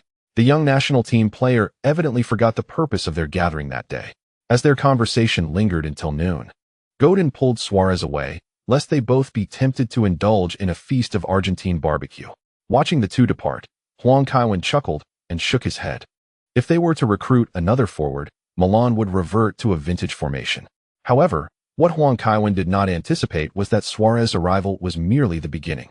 The visit by Suarez and Godin was soon exposed to the public. The Sun reported on its official website. Before reporting to the national team, Suarez first visited Milan, accompanied by his national team colleague Godin. It is said that Godin introduced Suarez, intending for him to fill the void left by Ibrahimovic's transfer to Barcelona. According to insiders, Suarez's salary upon transferring to AC Milan would significantly surpass that of his earnings at Liverpool, and he would don the jersey previously worn by Ibrahimovic. A day later, Huang Kaiwen's residence was besieged by broadcast fans. This summer featured the Copa America and the Women's World Cup, neither of which garnered substantial attention. The transfer of football stars, however, was the focal point for journalists. Previously, They had been engrossed in the soap opera of Fabregas's transfer, detailing every move. Today he was set to board a plane, while tomorrow his girlfriend wished to remain in London. The sudden meeting between Huang Kaiwen and Liverpool's star striker provided journalists with fresh material. Kaka, observing the broadcast vans at the entrance, questioned, "Are they not being a bit excessive?" With Beatrice's due date approaching next month and his desire to prepare adequately for the new season, he opted out of the Copa America. "I, too, wonder how I can truly escape this," Huang Kaiwen lamented. The reporters were keen to uncover news about him, especially following the half-truths surrounding his trip to Tunisia and the unfolding events involving Suarez. It was clear that the journalists were resolute in their decision to stake out his home. Given the circumstances, Huang Kaiwen decided against venturing outside. Instead, he engaged in some outdoor activities at home, enjoying games with Kaka and others. During this time, he received a call from Higuain, inquiring about the possibility of transferring to Milan. On the last day of June, while Huang Kaiwen and Ramos were playing games at home, the old butler entered, escorting an unkempt individual, and stated, "Sir, I believe he is here to see you." Huang Kaiwen turned in confusion, unable to immediately recognize the visitor. It was only when the stranger removed his sunglasses and knitted hat that Huang Kaiwen exclaimed in astonishment, "Robin, is it really you?" After Van Persie tidied up his appearance, he smiled and remarked, "I have been in Milan for 2 days and have yet to find an opportunity. Today, I pretended to be a journalist with my camera and climbed over the wall to get in, but I didn't expect to be caught so quickly. You've arrived just in time. We were about to have dinner." Huang Kaiwen welcomed him with a grin. Recently, his home had seen an influx of forwards, leading Huang to suspect that the house's feng shui might be attracting them. He spoke the truth. They had already planned to indulge in barbecue, and the addition of Van Persie was hardly a burden. Just as they finished a game, they would head to the courtyard for grilling. Van Persie pointed to the awning over the grill and asked, "Is this to protect against the rain? It seems Milan doesn't have much rain." "No, it's to prevent being photographed by reporters," Huang explained. "Some reporters find high points nearby to take covert shots, and we prefer not to let them intrude upon our lives." "Why not report them?" Van Persie inquired, only to realize the foolishness of his question. Having played in England for many years, he well understood the challenges posed by the press. "Are you here in Milan on holiday?" Huang asked. While Kaka stifled a laugh nearby, Van Persie, in disguise, knew exactly what he was after. "I saw some rumors about Milan in the newspapers and thought there might be a place for me here. As you know, I started as a winger. I can play as a forward, but I can also operate on the flanks." Huang cast a gleeful glance at Kaka, who had been playing as a winger more frequently.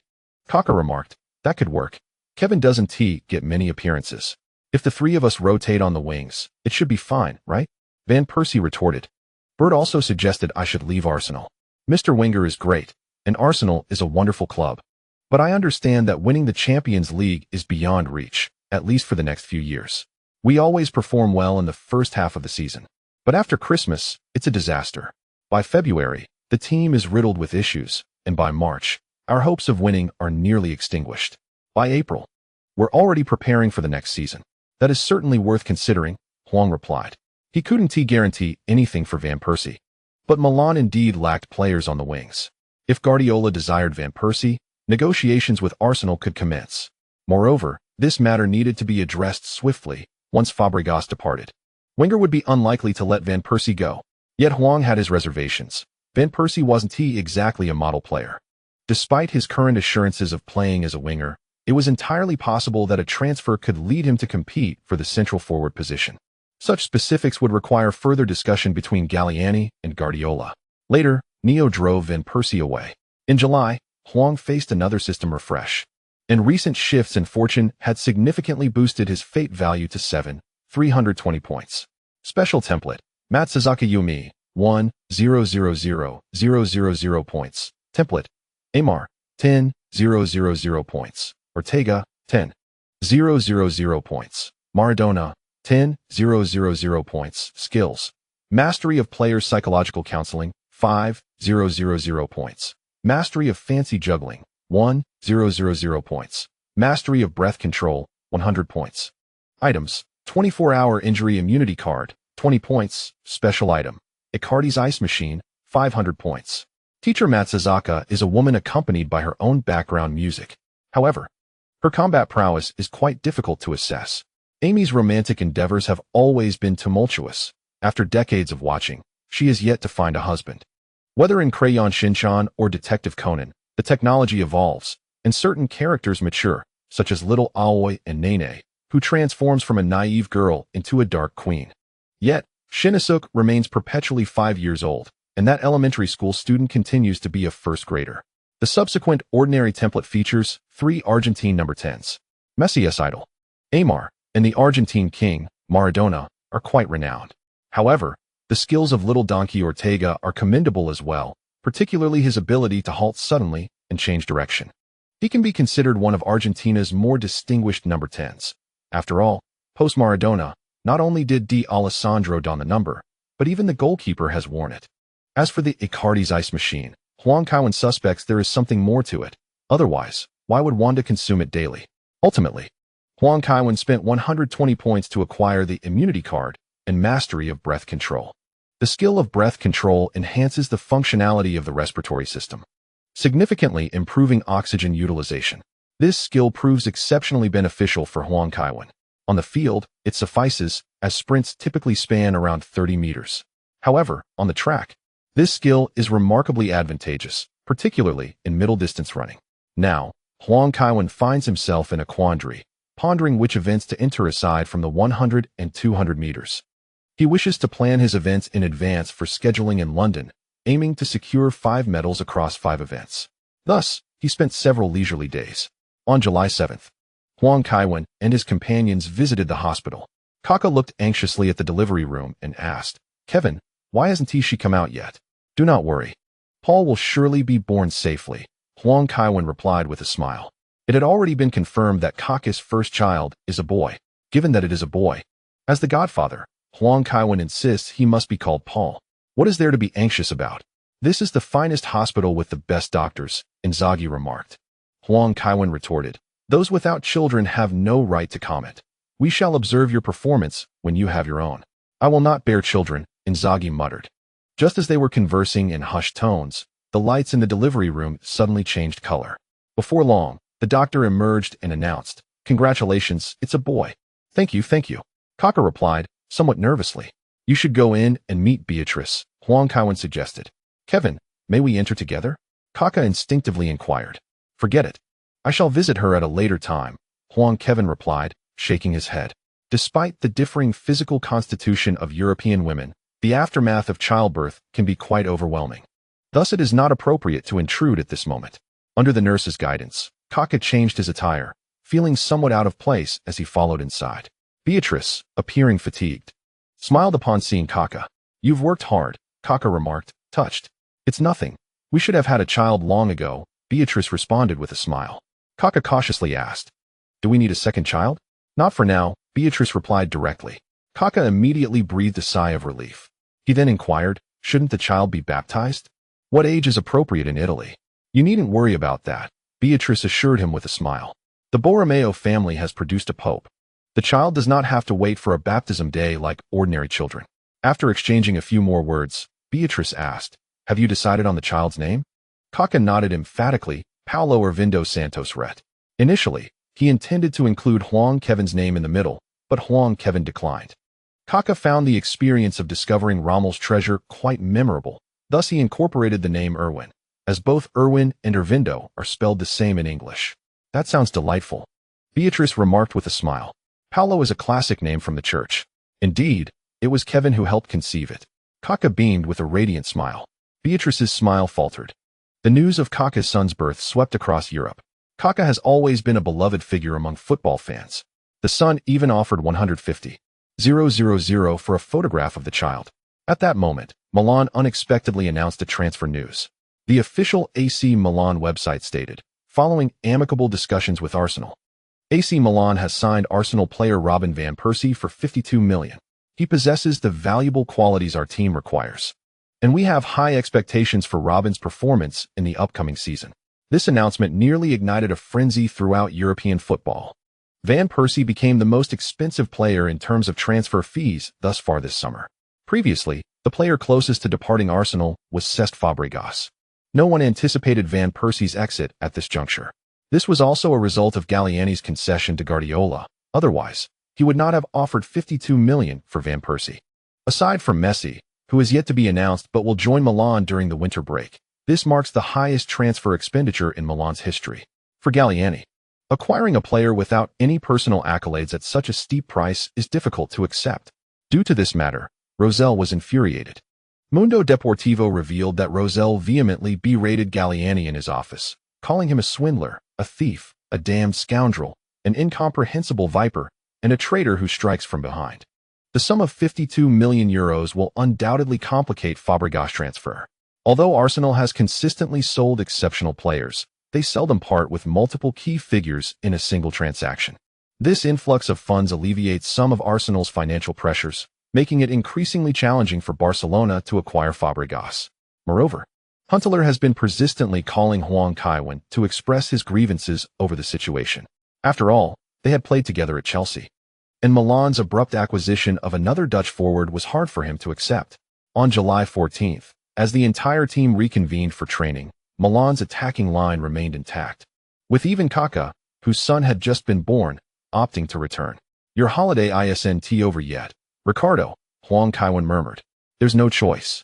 The competition within the team is too fierce," Kaká replied with a hint of resignation.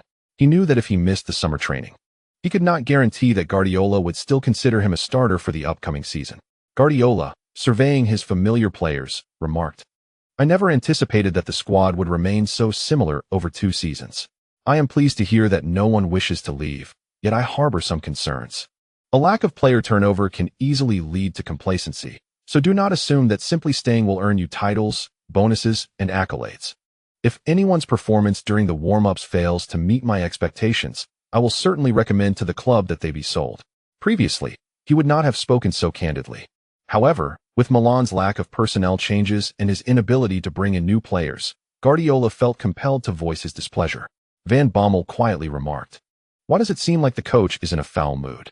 "You guessed correctly, so it's best for everyone to tread carefully." Huang Kaiwen nodded in agreement. As training commenced, most players demonstrated commendable form. The Milan squad displayed a commendable level of discipline. The young talents, Hamburger and De Bruyne, who had yet to appear in first-team matches, chose to train harder during the summer, which left Huang Kaiwen somewhat disappointed, as he missed witnessing Hazard's burgeoning physique. As for Ibrahimovic, he was undoubtedly a training fanatic. Days later, the entire Milan team found their competitive rhythm, and during a friendly match against Arno on July 20th, they astonishingly netted 22 goals in the first half and eased off in the second, concluding the match with a staggering score of 31-0. Subsequently, the team flew to Liechtenstein.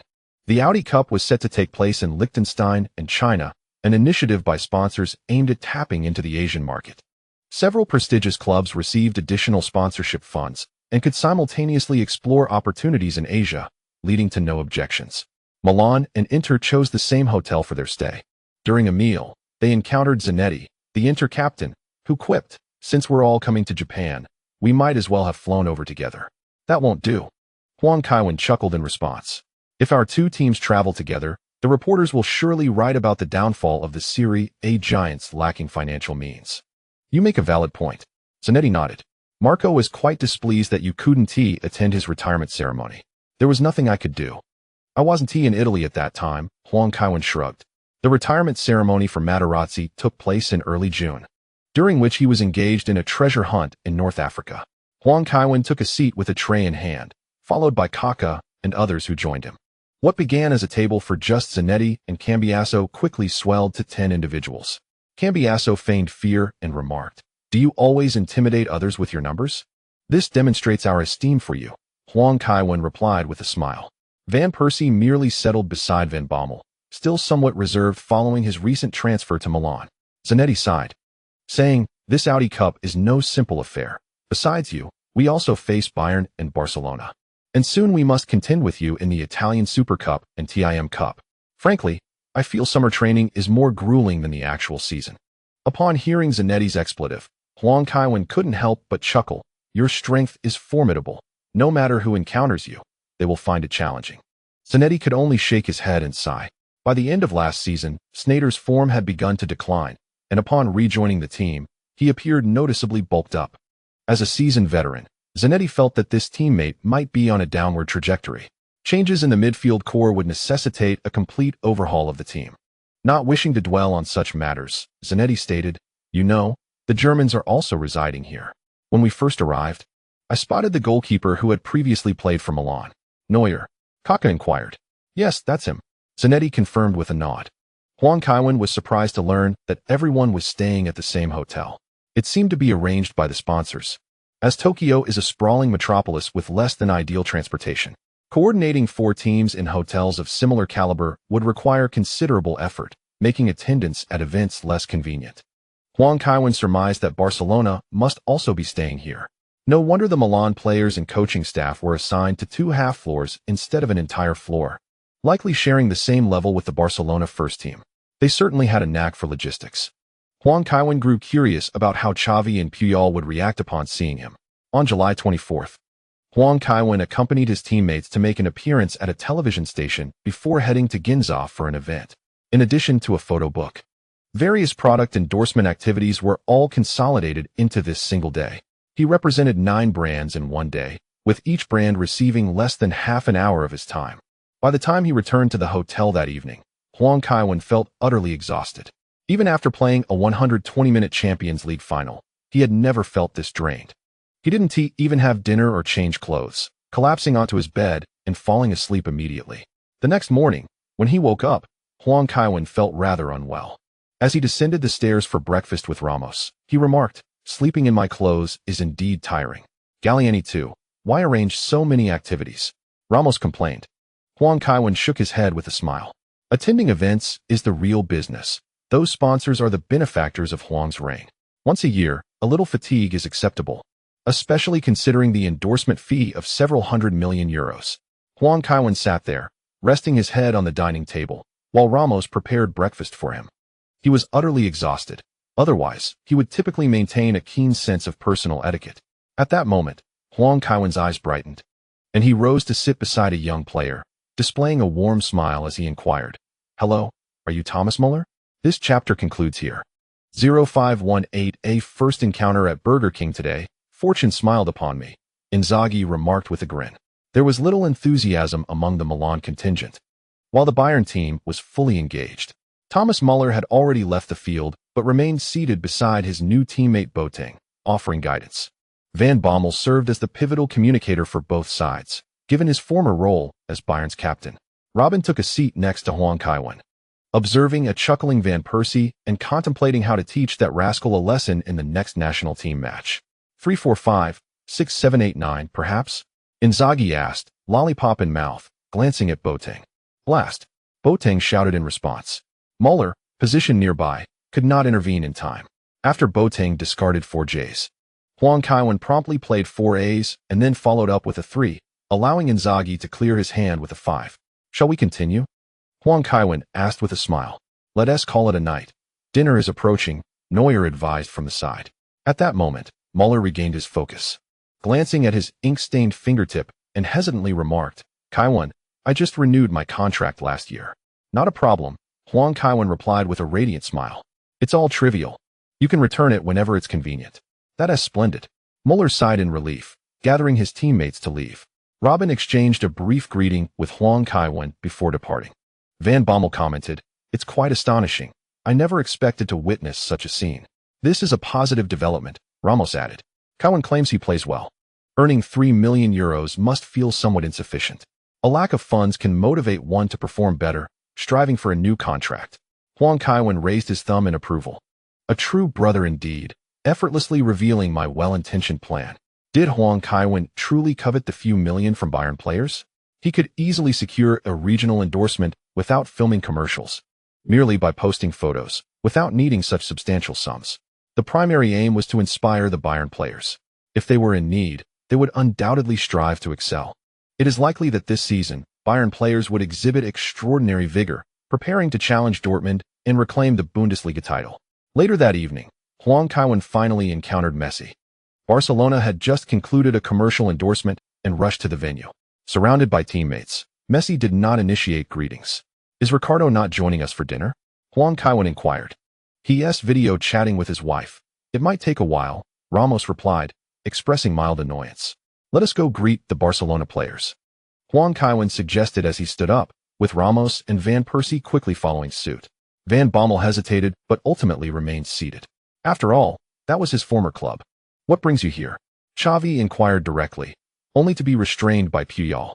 Huang Kaiwen took a seat on a nearby stool and stated, Milan has reached an agreement with the television network to organize a competition among players, featuring challenges such as free kicks, volleys, defensive positioning, and saves. Both Bayern and Inter players will participate. Would you like to join? Let us compete. Xavi immediately responded, with Puyol nodding in agreement. Huang Kaiwen rose contentedly. After a few steps, Ramos asked, do they have the final say on this matter? Of course not. In fact, Adriano has already invited Barcelona, and Rosell has consented. Huang Kaiwen replied with a smile in English. Van Persie quickly interjected, then why ask them? Kaiwen is merely trying to intimidate them a bit, Ramos stated directly. Huang Kaiwen smiled and shook his head, offering no further explanation. In truth, he intended to inform Messi. Now, all four teams would have players involved, and besides Audi, other sponsors had joined in as well. This televised event had become even more significant than the Audi Cup. Summer friendlies primarily served to adjust team conditions, with winning being of lesser concern. However, comparing individual skills against other players could lead to lasting embarrassment if the results were unfavorable, something that fans would remember forever. In this regard, Huang Kaiwen was not overly worried about Messi. His technical prowess was evident, yet Messi had not practiced free kicks for long, and his accuracy might not match his later performance. The following morning, players from all four clubs rose early. The Audi Cup was still a day away, yet the players were already in the zone. Sponsors made a brief statement on stage, and the players from the four teams gathered together to encourage one another. Initially, it was a spontaneous decision, but these four clubs had frequently encountered each other in European competitions over the years, especially AC Milan, which had consistently triumphed. The other elite players were eager to reclaim their pride. Huddled together, the Milan players listened as Huang Kaiwen stood in the center and said, Gigi, Neuer should pose the greatest threat to you. Valdez lacks any significant edge in reflexes and aerial balls. We must win this time. I understand, Buffon nodded, unwilling to lose to other goalkeepers at this moment. Given Milan's current strength, every position should be the best. As for the defense, it's up to you. Puyol and the others lack height. Are you physically prepared? Huang Kaiwen asked Nesta. Don't worry, Captain, Nesta jested. In the past, teammates had participated in similar competitions organized by Pepsi, though not as many had taken part. After returning to the team, they had also played, so they were somewhat familiar with it. All right, then let us give it our all.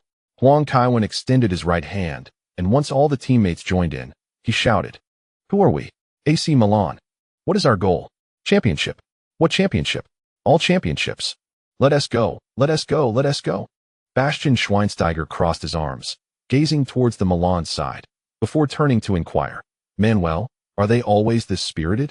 You will find out shortly. Milan is not easily vanquished. Neuer replied with a serious demeanor.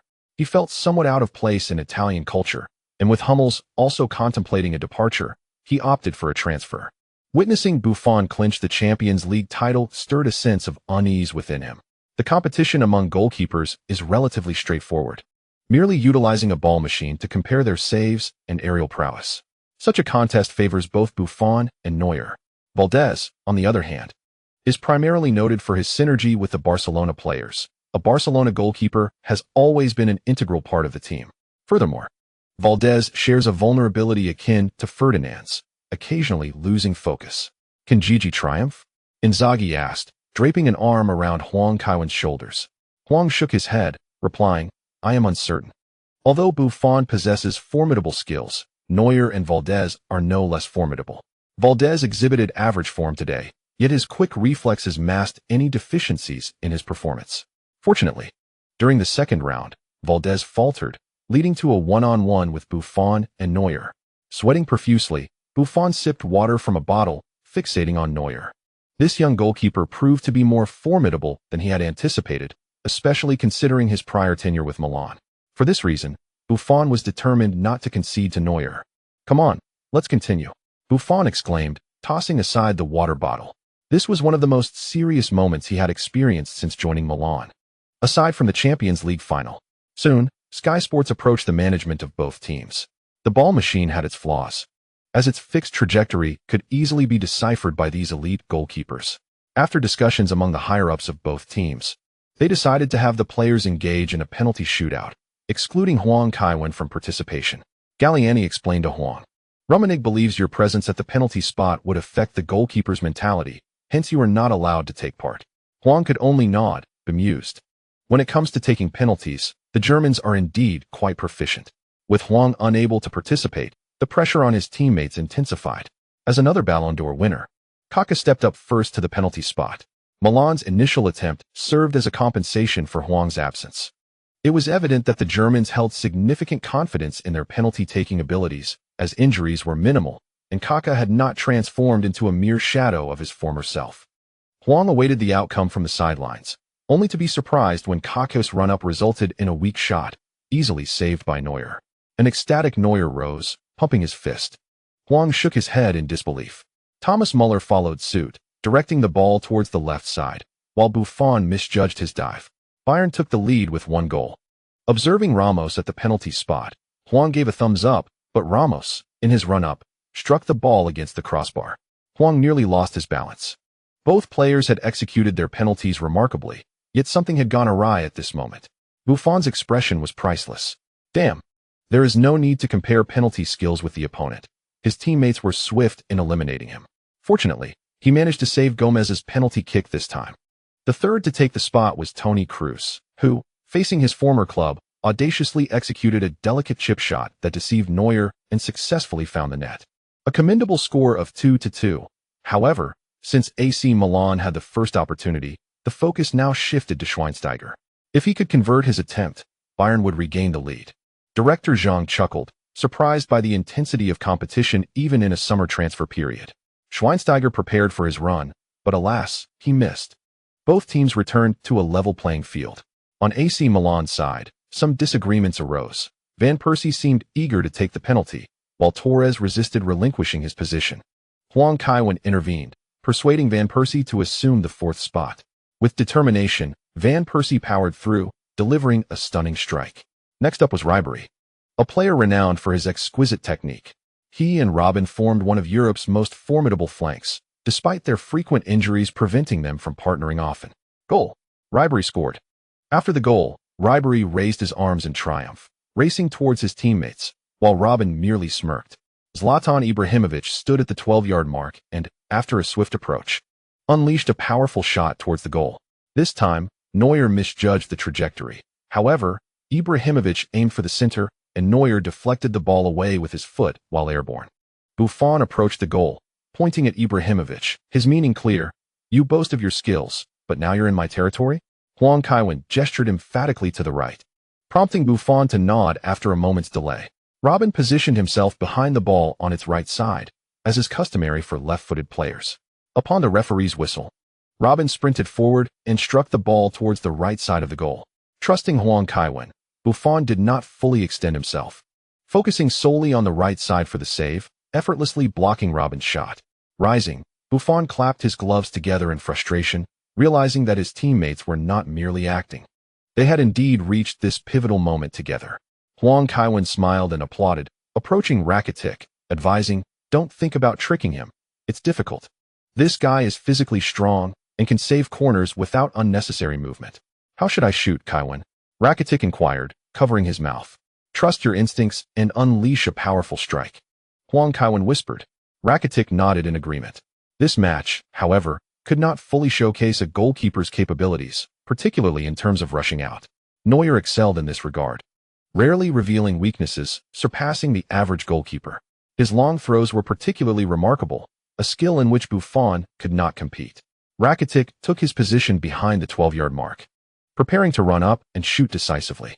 Neuer, caught off guard by Rakitic's assertiveness, hesitated briefly before diving to the right, missing the optimal moment by half a second. Rakitic's shot grazed the right post before entering the net. Milan had taken the lead. Lahm stood resolutely in front of the goal. The players from the 4 teams all fixated on the goal.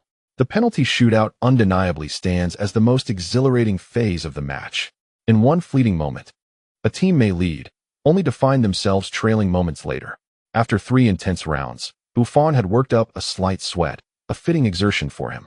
In a state of fervent focus, Buffon refrained from any provocative gestures, his gaze fixed intently on Lam's feet. He recalled that Lam had once scored in the World Cup, though the specifics of that moment had long since faded from his memory. During that tournament, he and the Italian squad had been subjected to considerable humiliation at the hands of the South Koreans. Now, although Milan held the lead, a goal from Lam would equalize the contest. Buffon chose not to divert his attention to his teammates. The pressure he felt was already overwhelming. What might be a mere game to others was, for him, a matter of life and death. Gianluigi Buffon would never concede inferiority to his predecessors in Milan's goal.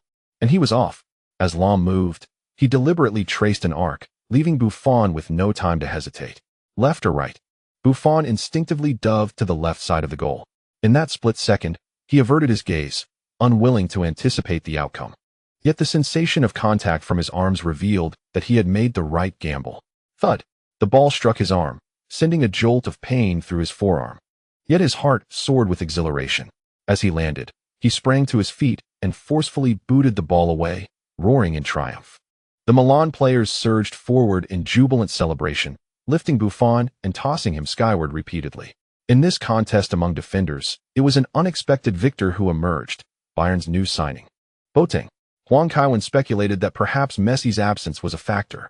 Boateng's robust physique, combined with the agility bestowed by his heritage, showcased an exceptional natural talent. During lunch, Zanetti approached with a query. What's the deal with Boateng? I've never heard of him before. That's because you don't follow the Bundesliga, Huang Kaiwen replied. Boateng had a commendable stint at Hamburg and performed well after transferring to the Premier League. His lack of a stable position under Mancini, compounded by his inability to play as a center-back, led to his return to Germany. Had I known he was this formidable, I would have suggested the club acquire him. Zanetti sighed, genuinely wishing for Inter Milan to remain competitive. Huang Kaiwen winked, and his transfer fee was only 10 million. He signed with Bayern less than 10 days ago. Zanetti could no longer contain himself and playfully punched Huang Kaiwen on the arm. The current situation in Serie A was quite promising. 10 million for a player was indeed a bargain. After a moment, Zanetti, with a hint of schadenfreude, remarked, I heard Milan is using this match to finalize their jersey numbers. Be careful not to lose yours. If someone is destined to win, it matters not to me. Huang Kaiwen replied nonchalantly. This only served to further irritate Zanetti. Huang Kaiwen found himself in a predicament, unable to reciprocate the frustrations his presence stirred. Technically, it is indeed a challenge for anyone to contest Huang Kaiwen. After a rejuvenating afternoon nap, the competition finally reached its most exhilarating phase.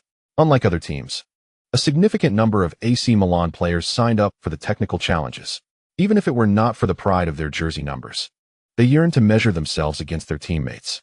Van Persie, already highly motivated, felt even more invigorated by the atmosphere. The Dutch team thrives on competition at every moment. In such a familiar environment, it served as a considerable advantage for him. Due to the overwhelming number of participants, they commenced with a series of shuttle runs and simple obstacle courses to narrow down the contestants. The eliminated Inzaghi returned to the sidelines in a huff, exclaiming, This is unfair. I have never excelled in stamina or speed. Gattuso, reveling in his misfortune, remarked, You might just lose your number 9. Impossible. I had an agreement with those youngsters. Inzaghi retorted. Despite his age, he found himself technically outmatched by the likes of Ibrahimovic. To hedge his bets, Inzaghi had specifically conferred with Ibrahimovic and Torres. Gattuso pointed at Van Persie, saying, You've forgotten someone. That Dutch lad is quite ambitious. In my opinion, he pales in comparison to Kevin. Inzaghi scoffed. Gattuso replied, That's not something he can easily refute. Prior to the official competition, Xavi approached Huang Kaiwen to compete in a free kick challenge, with Thomas Muller joining in. In the first round, all three successfully scored. Muller, having scored, immediately exhibited a celebration befitting a community-level player, astonished that his free kick had found the net. However, by the second round, he found himself trailing. Xavi was in the same predicament. Even without a goalkeeper, using training dummies as a wall posed a significant test of technique. Huang Kaiwen glanced at Xavi, who bravely asserted, Continue. Huang Kaiwen, naturally, had no objections. This time, the angle became more direct. With just a fleeting glance, Huang Kaiwen took a few steps back and executed a delicate touch with the outside of his right foot, launching the ball into a magnificent arc. As the ball appeared to be heading towards the corner flag, it inexplicably curved within the penalty area, forcefully entering the goal. a spectacle that defied the laws of physics. Under the watchful eyes of players from 4 prestigious clubs, Huang Kaiwen once again demonstrated his uncanny ability to score such remarkable free kicks. Experts had previously emphasized that both his and Carlos's goals were mere flukes. Yet, in front of everyone, Huang Kaiwen had, with minimal preparation, executed yet another extraordinary free kick. Muller, wide-eyed, placed a hand over his mouth in disbelief. Thankfully, he was merely participating for fun and did not take the match too seriously. Otherwise, he might have knelt in awe. Recovering quickly, Muller urged Xavi in German, "Surrender. You cannot win." Xavi shot Muller a glare and walked towards the penalty spot. While he could not produce a free kick with such a dramatic curve, he was capable of delivering something else. Xavi took several deep breaths, only to find it impossible to calm his nerves. Under the referee's urging, he took a running start and struck the ball, sending it crashing against the crossbar. He decided not to proceed further. Huang Kaiwen chuckled and waved his hand dismissively, a gesture that garnered applause from the crowd. Muller, noticing a ball nearby, handed it to Huang Kaiwen and said, "Kevin, why not demonstrate that shot against the goal frame once more?" Huang Kaiwen thought to himself that if it weren't for Muller standing before him, he might have suspected this man was deliberately trying to embarrass him. However, given his current skill level, he felt confident. The prodigy known as the Yellow King had extraordinary talent. Huang Kaiwen tossed the ball into the air and tested his footing, alternating between his left and right foot as he juggled it a few times before pivoting to unleash a volley. The ball thudded against the post and ricocheted back towards his position. With a deft touch, Huang Kaiwen nudged the ball forward with his chest and executed another acrobatic kick. This time, the ball struck the left corner near the post of the crossbar. As the ball rebounded, Huang Kaiwen did not pause. He struck it again with precision. In the next moment, the ball slammed into the center of the crossbar. When the ball rebounded yet again, Huang Kaiwen leaned back and performed a bicycle kick. Muller stood rooted, gazing upward, realizing that the trajectory of the ball was awry, prompting him to leap back just as the ball landed precisely where he had been standing. Stunned, Van Persie, witnessing Huang Kaiwen's skills up close for the first time, was taken aback. He had not anticipated that Huang Kaiwen's control over the ball could be so exacting. Executing multiple volleys and still managing to return the ball was nearly impossible. Yet Huang Kaiwen remained perfectly still. Even more astonishing was how his bicycle kick sent the ball soaring, only for it to descend gracefully to Muller's previous position. Saad Abdul Latif, the president of PepsiCo Asia, hurriedly handed a can of soda to a staff member, urging, "What are you waiting for? Deliver it to Kevin." When Huang Kaiwen received the soda, he was equally bewildered. Latif promptly raised 2 fingers. Huang Kaiwen immediately shook his head. Then, Latif raised 3 fingers, prompting Huang Kaiwen to open the soda in front of the camera. Damn it! These sponsors always sought to exploit the Yellow King. His contract stipulated participation in commercial activities, yet it did not require his compliance in other scenarios. Now, if he wanted to appear on camera, it would necessitate additional compensation. Huang Kaiwen was not particularly satisfied with this price. If he were to extend 5 fingers, he could drink the entire can in one go, perhaps even open another. In the ensuing technical competition, Huang Kaiwen opted not to participate. Unsurprisingly, Messi emerged victorious. However, he chose the number 19 jersey, which he wore during his second year at Barcelona, much to Huang Kaiwen's surprise. As they walked to the hotel together, Messi frequently glanced around nervously. After all, he had yet to inform his teammates about his transfer. "Relax, young man," Huang Kaiwen said, draping an arm around Messi's shoulders. "It was Rosell who sold you. It wasn't your choice to leave, but I feel like I've kept everyone in the dark," Messi murmured. "You must understand one thing." Huang Kaiwen halted his steps and remarked, "In Barcelona, you have only Fabregas as a true friend, or perhaps the theatrical Busquets could be counted as one. The others hardly qualify as companions. Your lineage is a blend of Italian and Argentine descent. Observe how they treat Ronnie. Should you remain in Barcelona, you would likely meet the same fate." Messi refrained from contradicting Huang Kaiwen, yet he remained silent, accompanying him on their way back.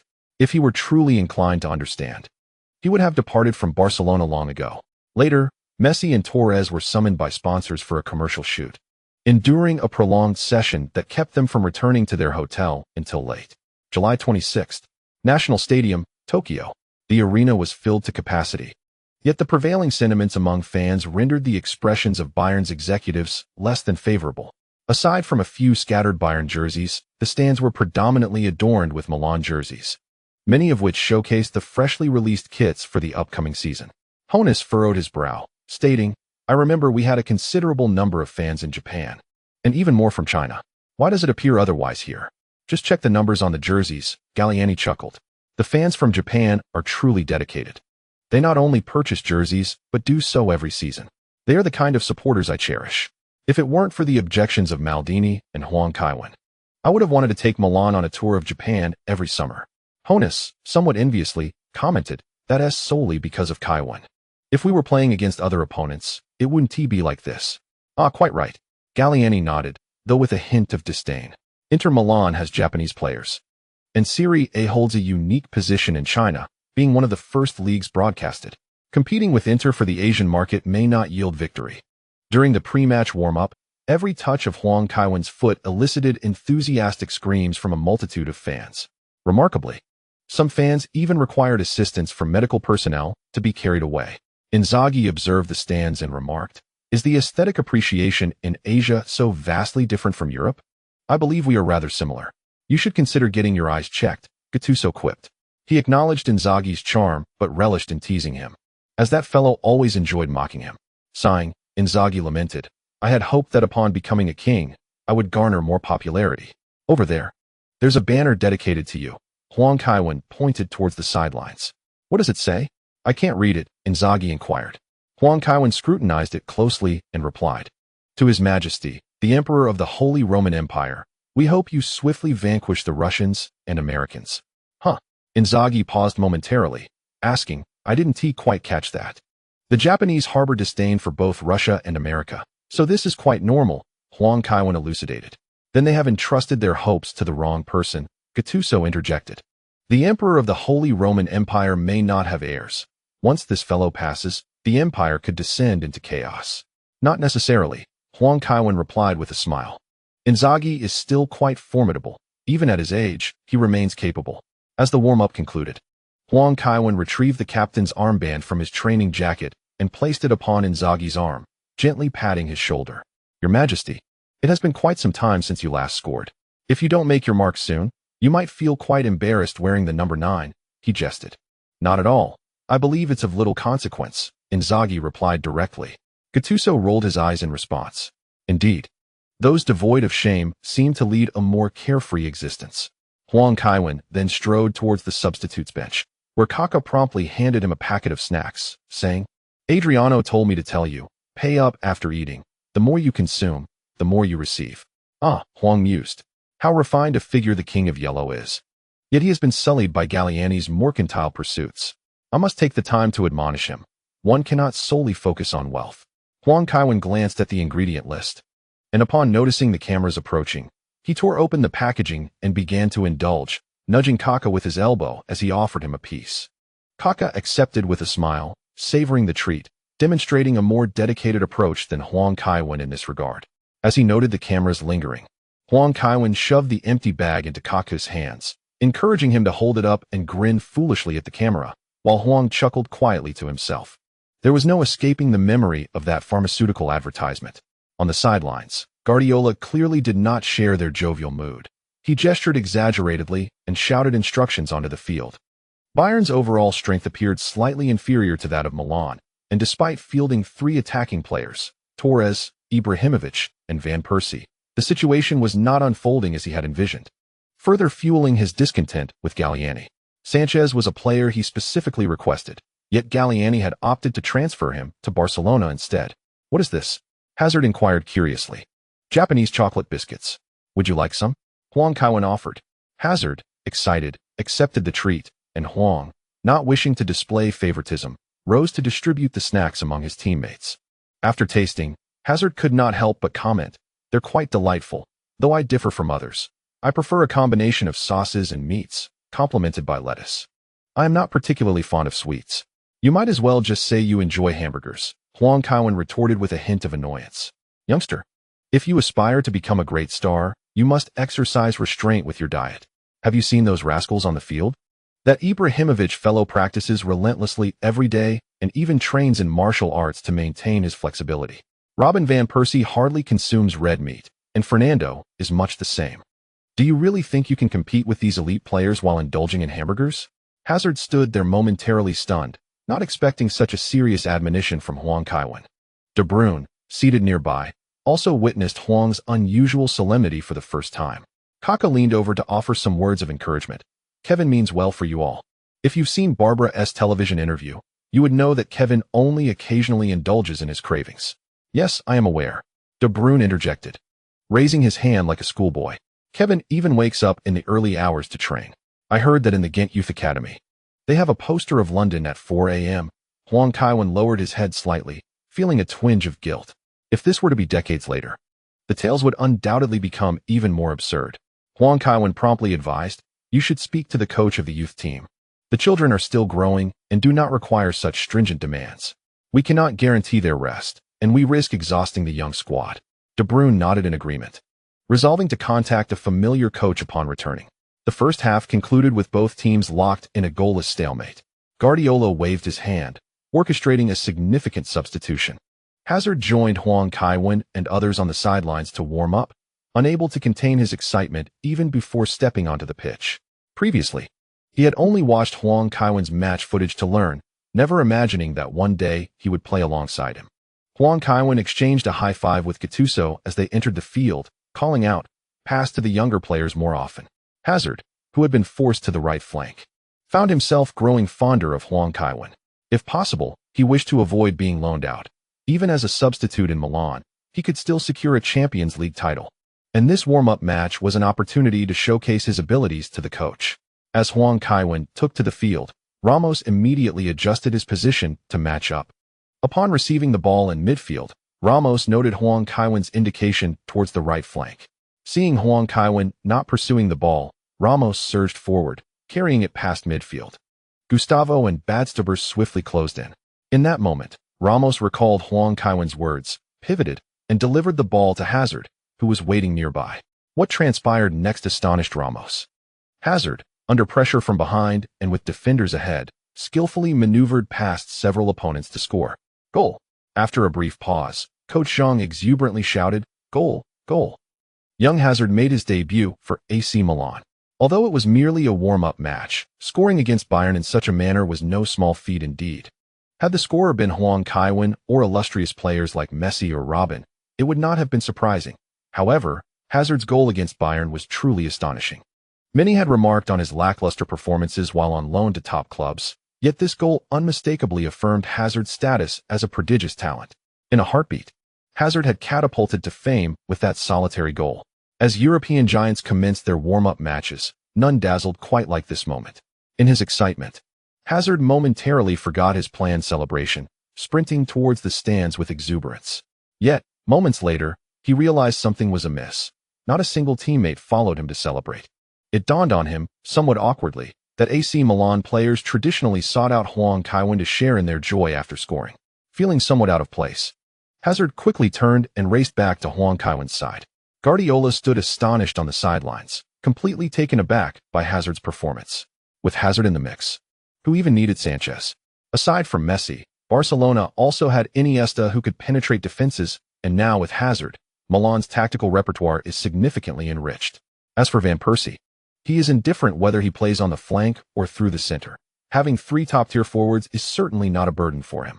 Moreover, Van Persie aligns more closely with his requirements than both Ibrahimovic and Torres. He desires forwards with superior capabilities for retreating and orchestrating play. In this regard, Torres resembles more of a finisher, while Ibrahimovic, despite his ability to drop back and organize, does not particularly favor engaging in confrontational situations to draw defensive attention.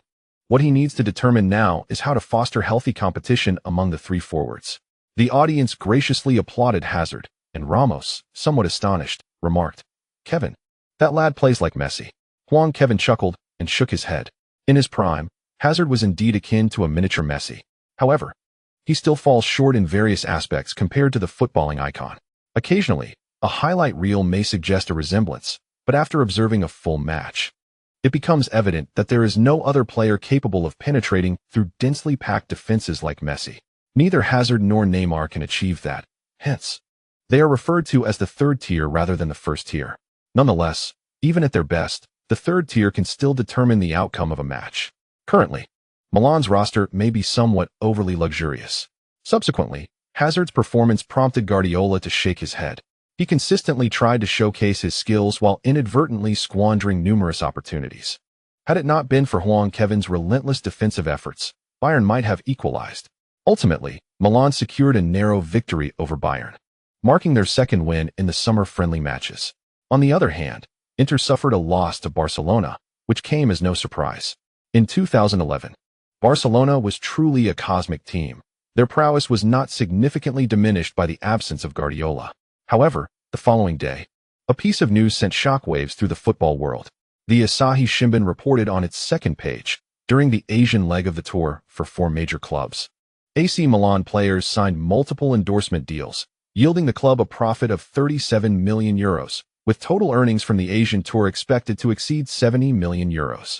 This succinct announcement left the other 3 giants feeling rather envious.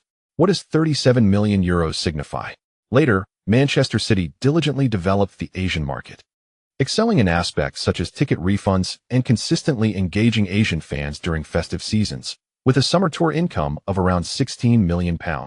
By that time, the pound had already depreciated significantly. Having just concluded matches against Green City and Cologne, Wenger returned to London to prepare for the Emirates Cup. In an interview with a television station, he remarked, "Commercially, AC Milan resembles a project akin to a galactic fleet.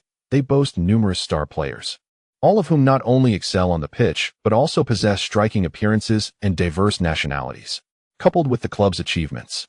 This makes AC Milan's players highly favored by sponsors." Robin called me from Japan. He had just arrived with AC Milan and signed 4 endorsement contracts, which highlights AC Milan's role in enhancing the commercial value of its players. Indeed, an abundance of star players may not always be advantageous. I have heard that Pirlo has yet to renew his contract. The players of AC Milan are exceptional, yet their aspirations for contract extensions are fraught with challenges, primarily due to the club's insufficient salary cap. As a doctorate holder in economics, he is acutely aware of the daunting financial landscape in Milan. Although he publicly claims that the salary space is inadequate, astute players will discern that the combination of commercial endorsements and championship bonuses surpasses what they could earn as prominent figures in other teams. They can attain both honor and financial reward. Would such a team ever witness players voluntarily departing? Even more absurdly, the AC Milan locker room is devoid of negative press. At most, there might be some banter among teammates. A day later, Milan squared off against Barcelona in a grueling 120-minute confrontation at the Workers' Stadium. Guardiola, fully cognizant of the historical tensions between Huang Kaiwen and Barcelona, did not field Huang at all. Following Messi's substitution, Van Persie, who came off the bench, clinched a dramatic victory for Barcelona, thereby concluding Milan's tour in Asia. In August, Huang Kaiwen once again encountered a refreshing update in the shop. Special template, Bartholomew Bear, 100. 000 fate points. Templates, Fernando Gomez, 10, 000 points. João Pinto, 10, 000 points. Paulo Futer, 10, 000 points. Skills, Club Management Mastery, 10, 000 points. Goalkeeper Throw Mastery 1. 200 points. Hand-Foot Coordination Mastery, 100 points. Items, 24-hour immunity card, 20 points. Special item, Buffon's Diploma, 20 points. It is indeed disheartening that Oda does not seem to consider the frustrations of his audience. The latest chapter leaves the bear in a state of NTR. Even if this template were bestowed upon Huang Kaiwen, he would be reluctant to utilize it. The serialization of One Piece has extended for too long, leading to a shift in the author's mentality. He has failed to recognize that his work should bring joy and hope to his readers, instead repeatedly lowering the bar. Huang Kaiwen harbors a premonition that Oda will not produce any outstanding works in the future. The next 3 templates feature Porto legends. Were it not for Huang Kaiwen's involvement in football, he might not even recognize these figures. One can only surmise that ancient players, being capped at top prices, are on par with the likes of Bima, each worth 10, 000 points. As for Buffon's Diploma, it would serve no purpose for Huang Kaiwen. Ultimately, he spent 120 points to acquire the Immunity Card and Hand-Foot Coordination Mastery, thereby amassing 2 Immunity Cards. The skill of Hand-Foot Coordination Mastery significantly enhances one's dexterity, which is quite beneficial for Huang, the king of football. The summer transfer window is bustling with activity, and to Huang Kaiwen's surprise, he woke up one morning to discover that Higuain had changed clubs. This time, Higuain did not falter in the medical examination. But due to the number 10 jersey already being assigned to Wilshere by Wenger, he was left to wear the number 20 from his time at Real Madrid. Such is the chain reaction brought about by a transfer fee of €52 million. The professor still has a substantial portion of the transfer funds remaining, and Huang Kaiwen is particularly eager to discern how many players he could potentially acquire with this sum. Wenger has never been one to indulge in inflated transfer fees. At times, it is not a matter of lacking resources, but rather a reluctance to exceed the true value of a player by a significant margin. Consequently, Arsenal seldom triumphs over other elite clubs in the pursuit of coveted players. Eto'o's transfer to Angers for $27 million marked his departure from the mainstream football scene, while Manchester City successfully secured Aguero, albeit at a transfer fee of $52 million, the same as Van Persie, largely due to Milan's involvement. After acquiring Falcao, Atletico Madrid still retained $12 million. On August 6th, in the Italian Super Cup, Milan's substitutes narrowly triumphed over Inter Milan, securing their first trophy of the season. Perhaps due to having thwarted Inter's plans on numerous occasions, this time the system failed to intercept any of their strategies. A few days later, in a friendly match against Ibrahimovic's former club Malmo, they produced an astonishing score of 7-4. The entire defensive line faced criticism from Guardiola. However, the spotlight shone brighter on Hazard, who delivered 2 goals and 2 assists, overshadowing Torres's remarkable performance with a hat-trick. The Gazzetta dello Sport remarked, Eden Hazard, yet another prodigy from Milan's youth academy. A few years ago, Milan brought him and Kevin De Bruyne from Belgium to Italy. After both young talents had commendable stints on loan at Udinese last season, this summer, Hazard has emerged as the most sought-after young player. We believe that Milan's fax machine has received inquiries from no fewer than 20 clubs regarding his availability. Retaining Hazard is crucial for Milan, as there exists no other genuine winger in the squad apart from Kevin. Similarly, Tuttosport extolled Hazard, stating, Belgium is on the brink of a golden generation. The 3 Belgian players Milan initially recruited now appear to be exceptionally gifted. Courtois has fully usurped Buffon, establishing himself as Juventus's reliable guardian. Hazard's meteoric rise is entirely warranted. Although De Bruyne's injuries have limited his appearances, his midfield orchestration last season left an indelible impression. Coupled with Lukaku's $22.8 million acquisition by Chelsea, the contours of Belgium's golden generation are beginning to materialize. Upon their return from loan, both Hazard and De Bruyne secured new contracts. Hazard's agent, John Byko, approached Galliani to request a contract renewal, only to be met with refusal. Regardless of his outstanding performances, it is improbable to secure 2 contracts in a single summer. Prior to the commencement of TIM, Huang Kaiwen hosted a gathering at home, inviting his teammates. Before the others arrived, the North African quintet had already congregated. Huang Kaiwen tossed several brown paper bags, stating, each is labeled with your name. This is your share. Sergio, Ricardo, and Chris's portions have been converted into stocks. Are you excluding me? Inzaghi inquired, pressing his hand against the paper bag. Not at all. I understand you may need the funds, so I left your money untouched. Huang Kaiwen jested. After all, you are the emperor of an empire. Inzaghi curled his lips as he accepted the paper bag, slipping it into his own satchel without even opening it. The young heir exclaimed with excitement, Uncle Kevin, my father has agreed to let me pursue a career as a professional player. That's splendid, Huang Kaiwen replied with a smile, as I have just assembled a team. Given that League of Legends had entered the domestic market earlier and flourished, the LPL League is now also experiencing rapid growth, boasting several teams unlike the early days when only WE and IG clashed.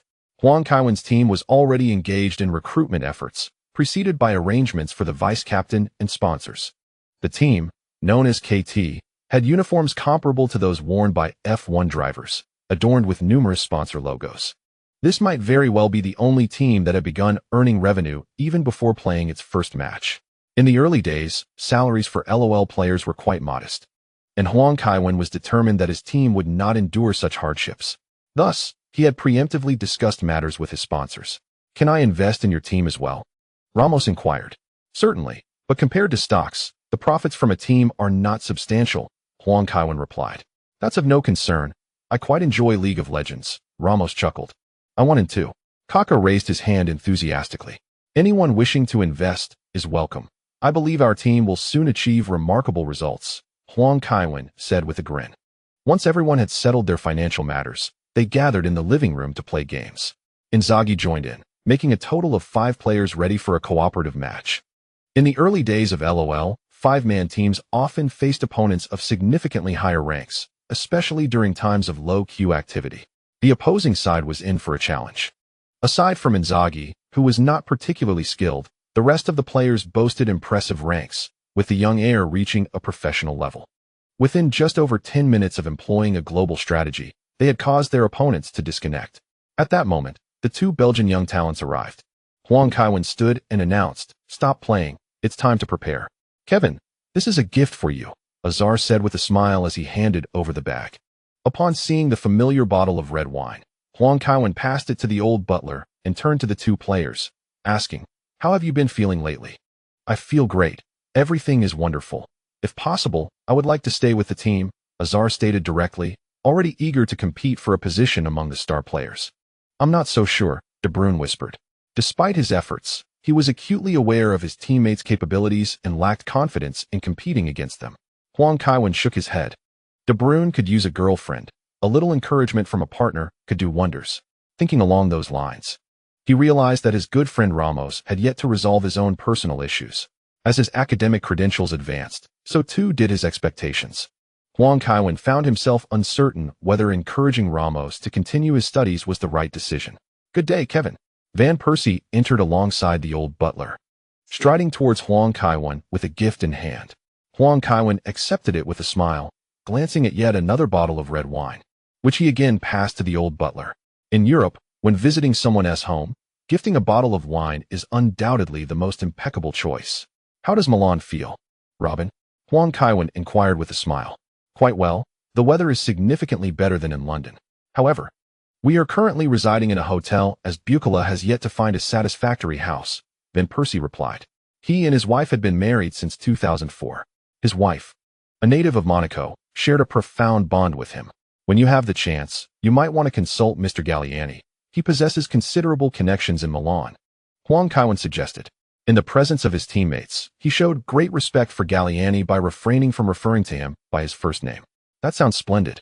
If we manage to find an agreeable house, I would love to bring Bukola along for a visit next time," Van Persie stated with a smile.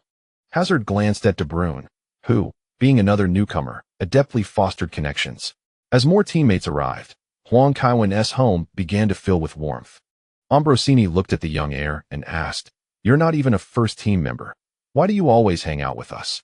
"He'll have a job soon," Huang Kaiwen replied, wrapping an arm around the young man's shoulders. "Christian has excelled in computer gaming and has already been recruited by a team.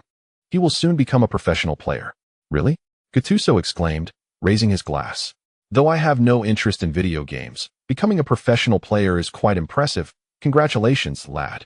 The young heir turned to Huang Kaiwen, while Gattuso handed the glass directly to him, saying, "Stop staring. We were drinking at your age." In this gathering, the young heir became the center of attention. Huang Kaiwen felt compelled to intervene, noting that alcohol poses a greater risk to esports players than to traditional athletes. "Let us not ruin the young heir's career before it even begins," he thought. To his surprise, Christian had already secured a position. A slightly tipsy Ambrosini sat on the steps, lamenting, "Every time I see them, I feel older." "Old man, you've been saying that for ages. Paul used to say the same to me," Huang Kaiwen mimicked in a tone reminiscent of Paolo Maldini. "I'm far too old. I can't play anymore. I think it's time for me to retire." Yet, that fellow Paul continued to play for 4 more seasons. This remark elicited laughter from the crowd, as everyone knew Maldini's tone was never so comical, but Huang Kaiwen's imitation was indeed entertaining. Ambrosini, slightly annoyed, waved his hand and exclaimed, "I'm merely expressing my complaints. I never intended to play for 4 more seasons. If you wish to play, the team won't offer you a contract." Inzaghi retorted angrily, "Not everyone can secure a 2-year contract at the age of 38 like I did. Perhaps the youth team doesn't want you as a coach. Hence they persuaded the manager to offer you a contract to prevent you from corrupting the young talent." Gattuso added. Inzaghi let out a cry and lunged at Gattuso, who promptly trapped him under his arm. "Let go of me. You smell terrible," Inzaghi shouted, struggling to break free as Gattuso tightened his grip. turning Inzaghi's face a deep shade of crimson. "Today, that will be all," Huang Kaiwen exclaimed, clapping his hands. "The purpose of gathering everyone here is to unify our thoughts." Coaches and numerous reports have emphasized that maintaining fluidity within the team is essential to sustain our hunger for glory. While we have retained nearly all our players, this does not imply that we can relinquish our pursuit of the championship. We shall strive to conquer all that lies ahead. "Very well, Captain. Long live Milan." Huang Kaiwen and a few others bid farewell to their teammates. At the last moment, he caught hold of De Bruyne. "What is it, Kevin?" De Bruyne inquired. "You need not envy the camaraderie of others. You can make an effort to integrate with them," Huang Kaiwen advised. However, De Bruyne merely uttered a single word and fell silent. Huang Kaiwen continued, "If you do not attempt, how will you know whether these great stars will accept you? Do not regard your childhood experiences as absolute truths. Everyone encounters challenges during their growth, yet your performance stands out remarkably." "Kevin, I'm fine. Just think it over." De Bruyne replied. "Eden is waiting for you to return. He has blended seamlessly into the team. Why can't you?" Huang Kaiwen patted De Bruyne on the shoulder twice before turning to enter the building. Some matters require personal adjustment. On August 18th, yet another shocking transfer reverberated across Europe. The media fervently reported on Fabregas, who, after a summer of speculation, finally departed London, returning to his longed-for Catalonia. This time, however, his transfer fee soared to 42 million, nearly 48 million. The newspaper Daily Sports exposed that Barcelona did not actually pay the full 48 million, as 6 million of the amount was contingent upon performance bonuses, activated by conditions such as appearances and goals. Furthermore, of the remaining 42 million, 8 million was sourced from Fabregas's own pocket. Huang Kaiwen felt an impulse to encourage Galliani to seek wisdom from La Masia. It remains unclear what enchantment exists there that would compel Fabregas to contribute so much of his own funds, especially since he hardly earns 8 million net in a year. Perhaps by studying La Masia's advanced culture, Milan's youth training could one day yield similar returns. Subsequently, Arsenal sold Nasri for 29 million. In the TIM Triangle Cup, Milan triumphed over Juventus but succumbed to Inter. 3 days later, during the Berlusconi Cup, they again defeated Juventus. The entire team then boarded a flight to Monaco. On the plane, Van Persie expressed his mixed emotions to Van Bommel, saying, "This is my first time participating in the European Super Cup. If you can stay at Milan, there will be another opportunity next year," Van Bommel responded. When Milan requested a salary reduction last winter, he agreed without hesitation. Having already accumulated substantial wealth throughout his career, his need for money is not as pressing. His choice has now proven to be wise. Upon joining Milan, he immediately secured 3 championships, including the coveted European Cup title he so ardently desired. Van Bommel possesses a profound understanding of Van Persie's sentiments.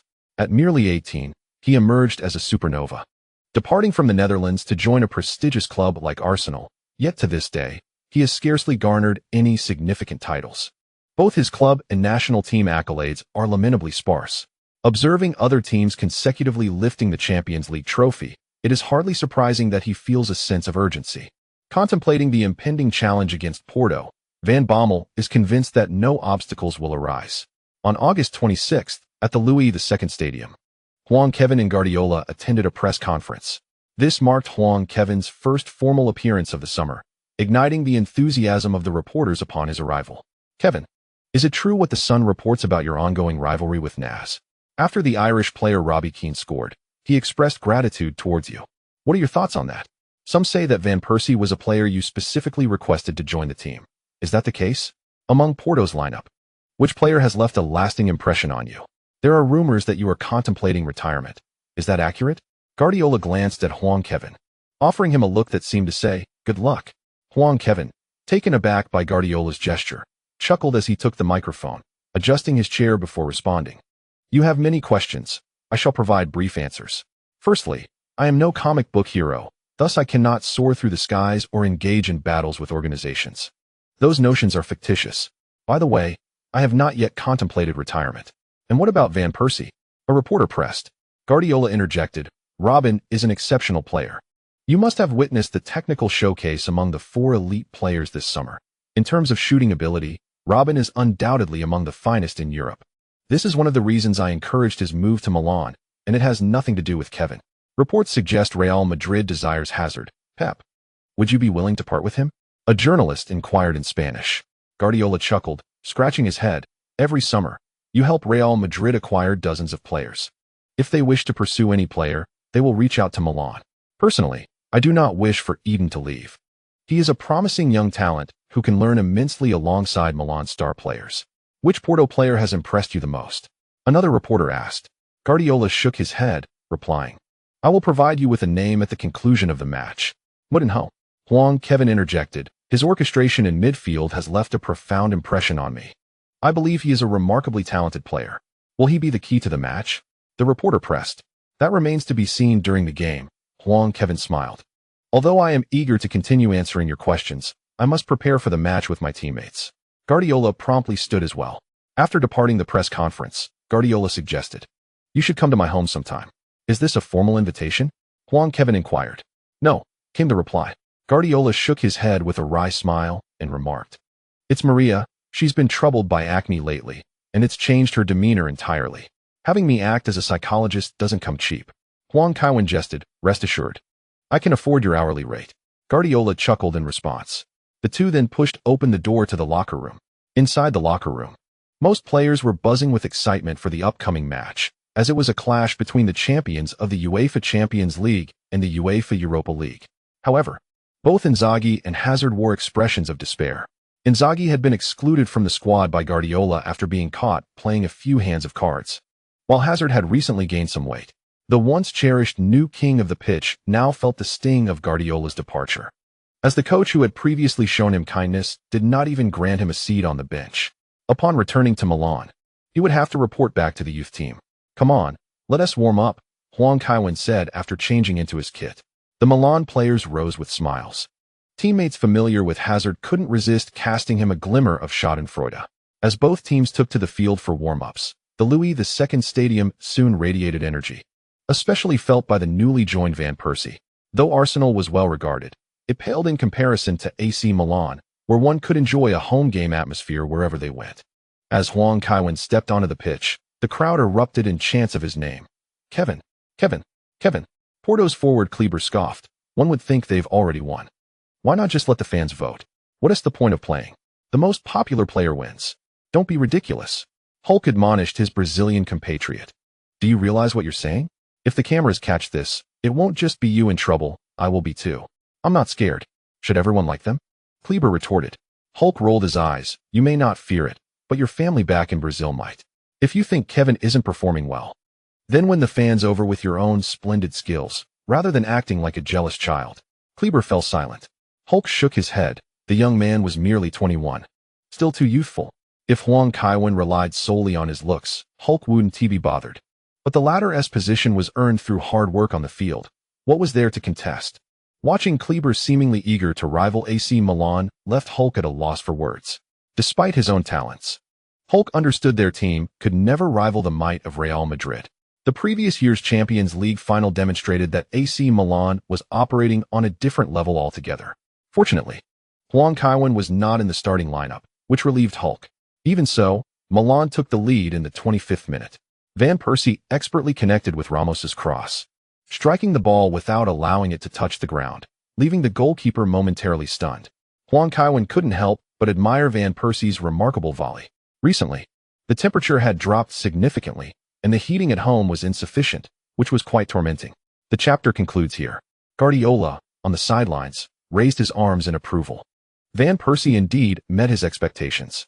However, he believed that Villa was even more suited to his tactical system. Villa's finishing ability was exceptional, capable of striking with both feet. What was even more commendable was his capacity to retreat and organize play, a skill he had demonstrated during his time at Valencia. The attacking flow on the front line became increasingly smooth, stirring Guardiola's ambitions.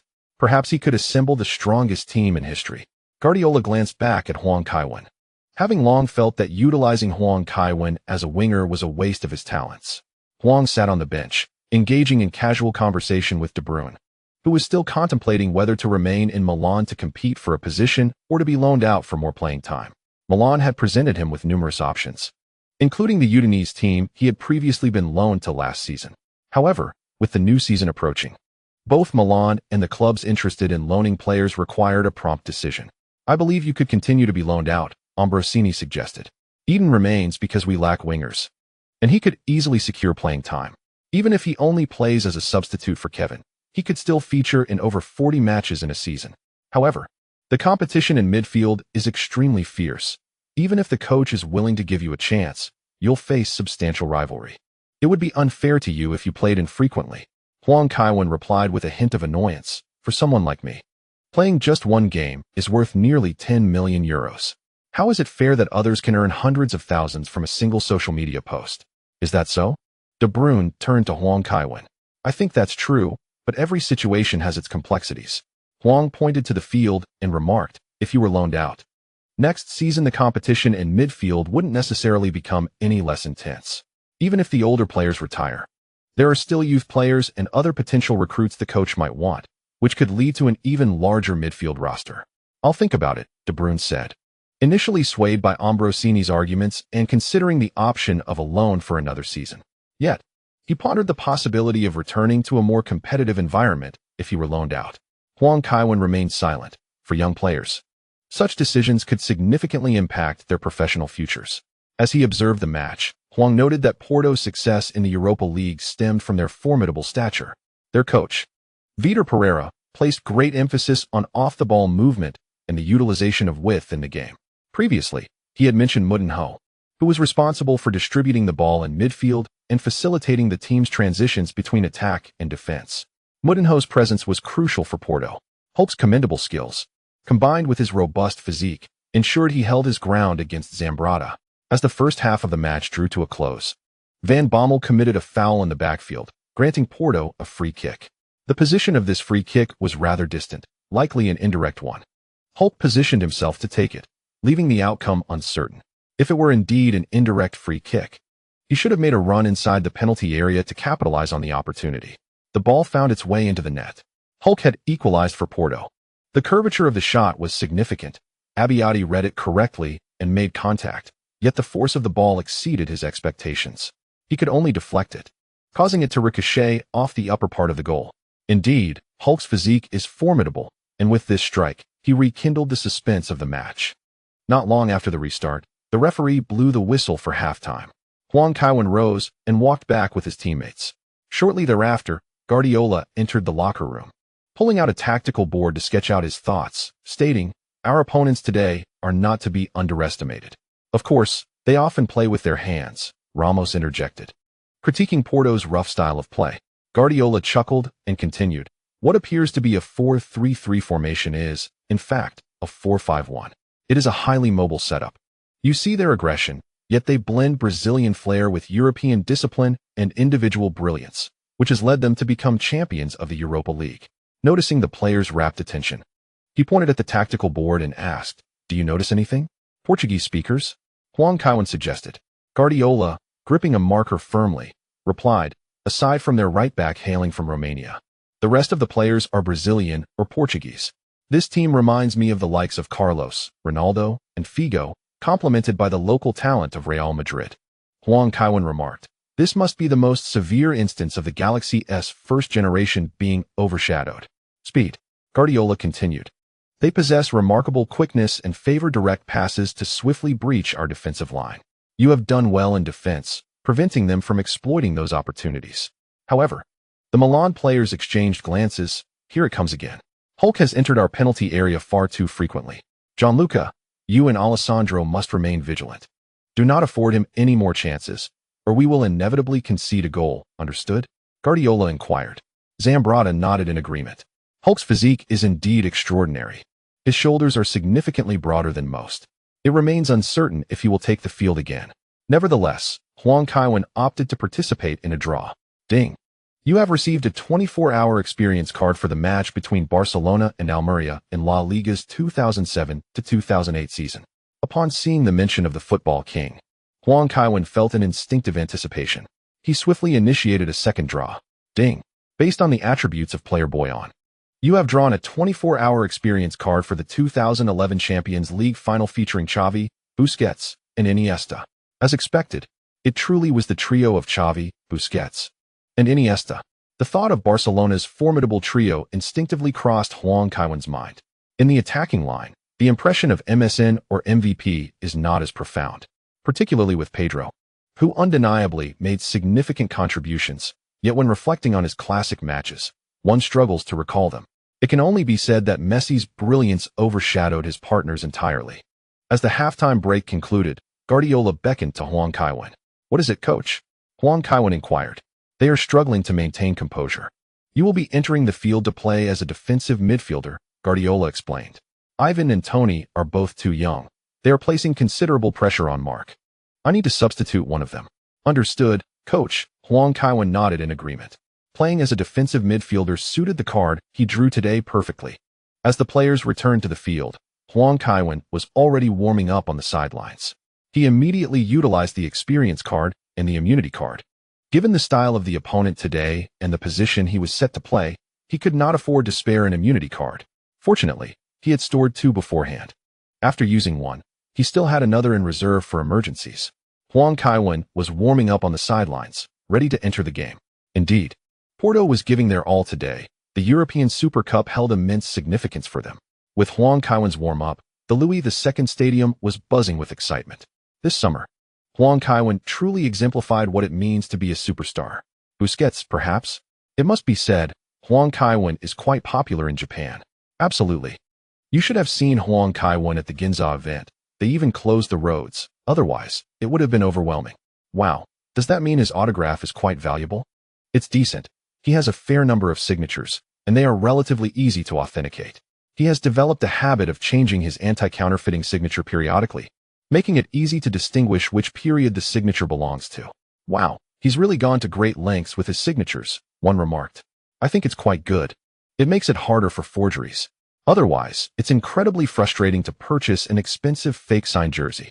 Haha. I remember a news story about Benzema buying a signed jersey from Huang Kaiwen and receiving a counterfeit. Huang Kaiwen even sent him a replacement. Damn. Just thinking about it makes me angry. Huang Kaiwen poached Van Persie, and now Arsenal's attacking strength has diminished significantly. Higuain is still doing all right. Didn't he just score? However, his goals lack the elegance of Van Persie's. As the match progressed to the 52nd minute, Huang Kaiwen stood alongside Guardiola on the sidelines. After Rakitic confirmed his substitution, he approached Huang Kaiwen for a high five. Huang Kaiwen jogged onto the field. "Should I return the captain's armband to you? It feels uncomfortable on my arm," Nesta joked. Huang Kaiwen simply raised his middle finger in response. With just a substitution, Milan immediately showcased a completely different spirit. Ramos resumed play from the back, passing the ball to Huang Kaiwen. Kleber pressed aggressively, but Huang Kaiwen, without turning, executed a backheel pass.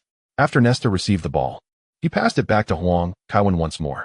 With his back turned, Huang Kaiwen extended his foot to deflect the ball behind him. As the Porto midfielder surged towards him, just as Guarin reached out, Huang Kaiwen swiftly flicked the ball over Guarin's head with his right foot, effortlessly darting past him. An opportunity arose. Joseph Sosa immediately rushed towards Huang Kaiwen, hoping to intercept the ball while it was still under his control. Huang Kaiwen adeptly nudged the ball forward with his chest, and before it could touch the ground, Sosa was already upon him. In a quick motion, Huang Kaiwen pivoted and tapped the ball with his heel, swiftly turning to evade his opponent.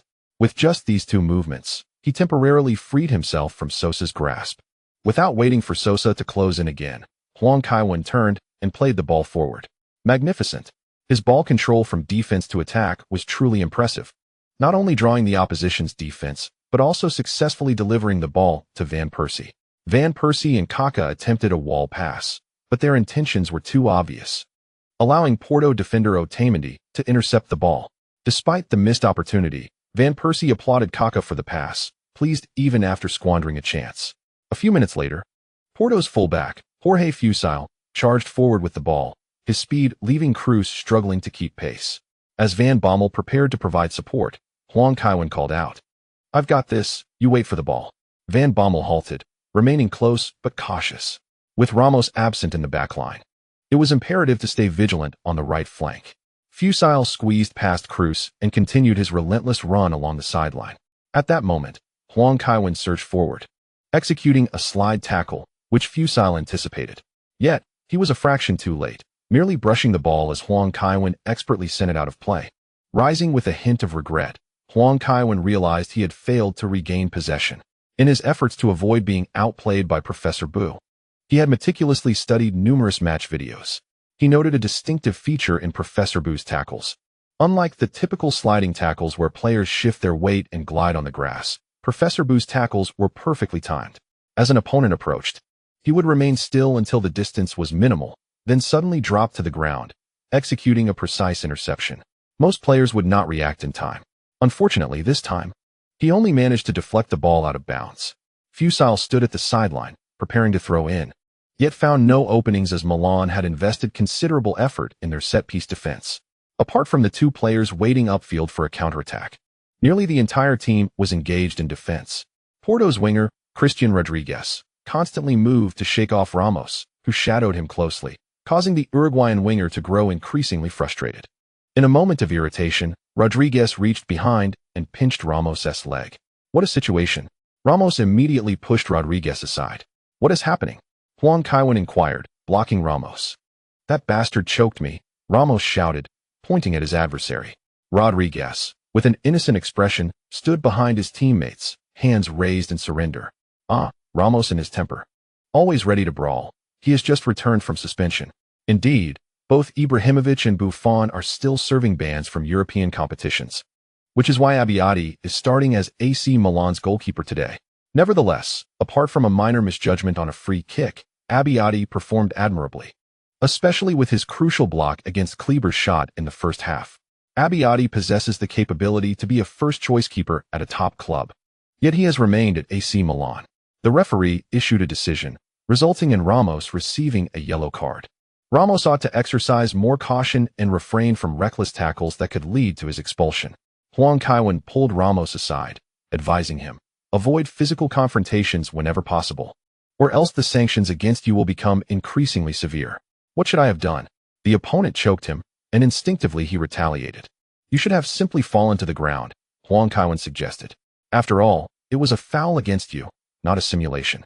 The referee would have noticed his hand if you went down. I will try my best, Ramos nodded, unsure of his own resolve. In truth, he had shown considerable restraint. Otherwise, he would have landed a punch squarely on his opponent's face moments ago. Sitting in the stands alongside Inzaghi, Buffon remarked on Sergio's fiery temperament. Yet, he is free from suspension now, while you are not, Inzaghi teased. Buffon shot Inzaghi a glare. Lately, he had been reminded of Inzaghi whenever he was with his wife. Saradova. I believe he won T last until the end of the match without receiving a red card, Ibrahimovic predicted. I concur, Buffon nodded. I bet he won T be sent off. Shall we wager? Inzaghi proposed. Bring it on. Who is afraid? Buffon declared, pulling out his wallet and slapping the cash into Inzaghi's hands. Just don't back out later. Fear not, my reputation far exceeds yours. Inzaghi replied, then turned to Hazard. Asking rookie, are you in? But I didn't bring my wallet, Hazard replied, having left it in the hotel. No worries, you can keep a tab for now, Inzaghi said, playfully putting his arm around Hazard's shoulders. All right, then I'll also wager he won T receive a red card, Hazard added. Inzaghi allowed the tally to be kept. He had to grant Inzaghi a favor. Young man, you have a keen eye, Inzaghi said, his tone softening as he asked. Have you ever considered becoming a gentleman, one day making your family proud of you? The match continued on the field. Huang Kaiwen's presence significantly bolstered Milan's defense. Aside from his own contributions, Ramos's forward forays had also diminished. When Ramos concentrated on defending, it became exceedingly difficult for any player to breach his side. Due to Huang Kaiwen's presence lagging behind, Van Bommel felt considerably more at ease, frequently advancing the ball through the midfield before delivering passes to the front line. A few moments later, Porto launched another attack. Rodriguez broke through on the left flank and attempted a cross, which was thwarted by Nesta's sliding tackle. The ball fortuitously fell to Fuchsale, who, after maneuvering laterally from the left side of the penalty area, adjusted himself in the center, just as he swung his right foot. Huang Kaiwen, having returned to the penalty area, threw himself forward and successfully blocked the shot with his head. The ball ricocheted toward the right side, where Ramos cleared it decisively with a powerful kick out of play. Huang Kaiwen's crucial intervention effectively disrupted the opponent's attempt on goal. However, it must be noted that for Kaiwen to perform such an action signifies a failure on Milan's defensive line. I am at a loss as to what Guardiola is contemplating. To assign the world's best winger to play as a defensive midfielder, solely to cover for Van Bommel and Kroos, is nothing short of a stroke of madness. Akin to having Hawking serve as an assistant to my high school physics teacher, I am increasingly convinced that this Catalan coach is utterly mad. Indeed, he is a lunatic, not a genius who surpasses others. Simply positioning Kaiwen in the attacking front would yield victories, yet he has him stationed in a defensive role. Where will he assign Kaiwen next? As a fullback? A center back? Or perhaps as a goalkeeper? If Milan wishes to strengthen itself, it is imperative that we first dismiss this fool. Krudel spoke without any reservations. Typically, he would refrain from such harsh criticism of Milan's coach. However, today, seeing Huang Kaiwen soaring to block an opponent's shot, he could hardly contain himself. As the match progressed, both sides intensified their offensive efforts, particularly Milan, as the new season had yet to commence, was keen to avoid extra time with Porto. Their adversaries were tenacious and played a rough game. Enduring 120 minutes against them would be exceedingly taxing on their stamina. The camera panned to the sidelines, capturing Guardiola sitting on the bench, grimacing. It appeared that Guardiola was experiencing some physical discomfort. Aware of the camera's gaze, he hurriedly approached the touchline, exclaiming, "We just need one goal to secure the match." His expression was somewhat grim due to the pain. His chronic back issue had resurfaced. He had frequently suffered from back pain during his time at Barcelona. Following the recent incident with Clement at the hospital, his discomfort had intensified. The doctors advised that if he wished to resolve the issue entirely, he would require surgery and a period of recovery. Yet Guardiola had no time to afford himself a break. He was in the ascendant phase of his coaching career, and each day was crucial. Witnessing Hulk once again charging towards Milan's penalty area, Guardiola felt an overwhelming urge to take the field himself. Fortunately, this time, Zambrotta and Nesta coordinated effectively. Although both veterans were not in their prime, their wealth of experience proved invaluable. The two individuals engaged in no communication. Suddenly, Zambrotta surged forward, pressuring Hulk to dribble towards the center. Nesta, understanding the intent, deftly extended his foot to hook the ball to himself. Without any dialogue, the two Italians executed a splendid combination. Upon receiving the ball, Nesta noticed the opponent's advanced positioning and promptly turned to deliver a short pass. After receiving the ball, Abbiati swiftly nudged it forward to find Huang Kaiwen in front of the defensive line. "Forward, everyone move forward," Huang Kaiwen called out. At this moment, the Milan players also surged ahead, preparing for a counterattack. The Porto players in Milan's half were numerous. Upon hearing Huang Kaiwen's command, Hulk immediately charged towards him. Huang Kaiwen suddenly stepped on the ball with his left foot, pivoted, and then switched to his right foot to continue his turn. A Marseille turn. Hulk lunged forward, but missed. On the left flank, Rodriguez looked on as Huang Kaiwen advanced, yet this time, Huang Kaiwen simply nudged the ball forward, using his speed to outpace the opponent. In an instant, he created a gap of more than a meter. Huang Kaiwen's talent was exceptional, and with the enhancement from the experience card, as long as the drawn card was not too slow, he possessed a speed advantage on the field. Among the fastest in the Habu ranks was Iniesta. Although Iniesta's speed was not particularly remarkable, after enhancements and special attributes, his displayed speed was quite impressive. "Defend quickly. Fall back," Vitor Pereira shouted frantically from the sidelines. Despite his players' relatively swift retreat, he remained unsatisfied. To him, Huang Kaiwen dribbling the ball seemed like facing an army of thousands. As the Porto manager, he had gleaned more about Huang Kaiwen from both video analysis and insights from Mourinho and Villas-Boas. Prior to the match, Villas-Boas had advised him to forego the competition. Forget about winning any championship. However, Vitor Pereira still wished to test his mettle. Yet, witnessing Huang Kaiwen's dribbling breakthrough in real time made his heart race uncontrollably. Torres sprinted forward on the left flank, while Kaká roamed nearby Huang Kaiwen, as Ramos occupied his position on the right. Van Persie was already near the defensive line, so he merely needed to await an opportunity. Suddenly, Huang Kaiwen glanced towards the right flank, yet he delivered the ball to Torres on the left. Sosa, who had been closely marking him and Kaká, instinctively ran towards Ramos's side, only to realize he had been deceived. "Damn it, what are you thinking?" Vitor Pereira shouted in frustration. Joseph Sosa hastily retreated, feeling helpless. Huang Kaiwen's gaze and body language suggested he intended to pass to the right. Who would have known he would pass to the left instead? Torres, receiving the ball on the left, immediately attracted the attention of both Sapinaru and Guarin. The most formidable aspect of AC Milan lay here. Every star player necessitated at least two defenders to mark them. In this scenario, Huang Kaiwen sprinted forward and effortlessly received Torres's pass in an unguarded position. Upon taking possession of the ball, he seemed to have stirred a hornet's nest. Rolando, Fonseca, Otamendi, and Moutinho, who had returned to the vicinity of the penalty area, surged towards Huang Kaiwen. With a deft touch of his left foot, he maneuvered the ball laterally, followed by a quick flick with his right foot. The ball swiftly rolled towards the edge of the arc, where Van Bommel awaited.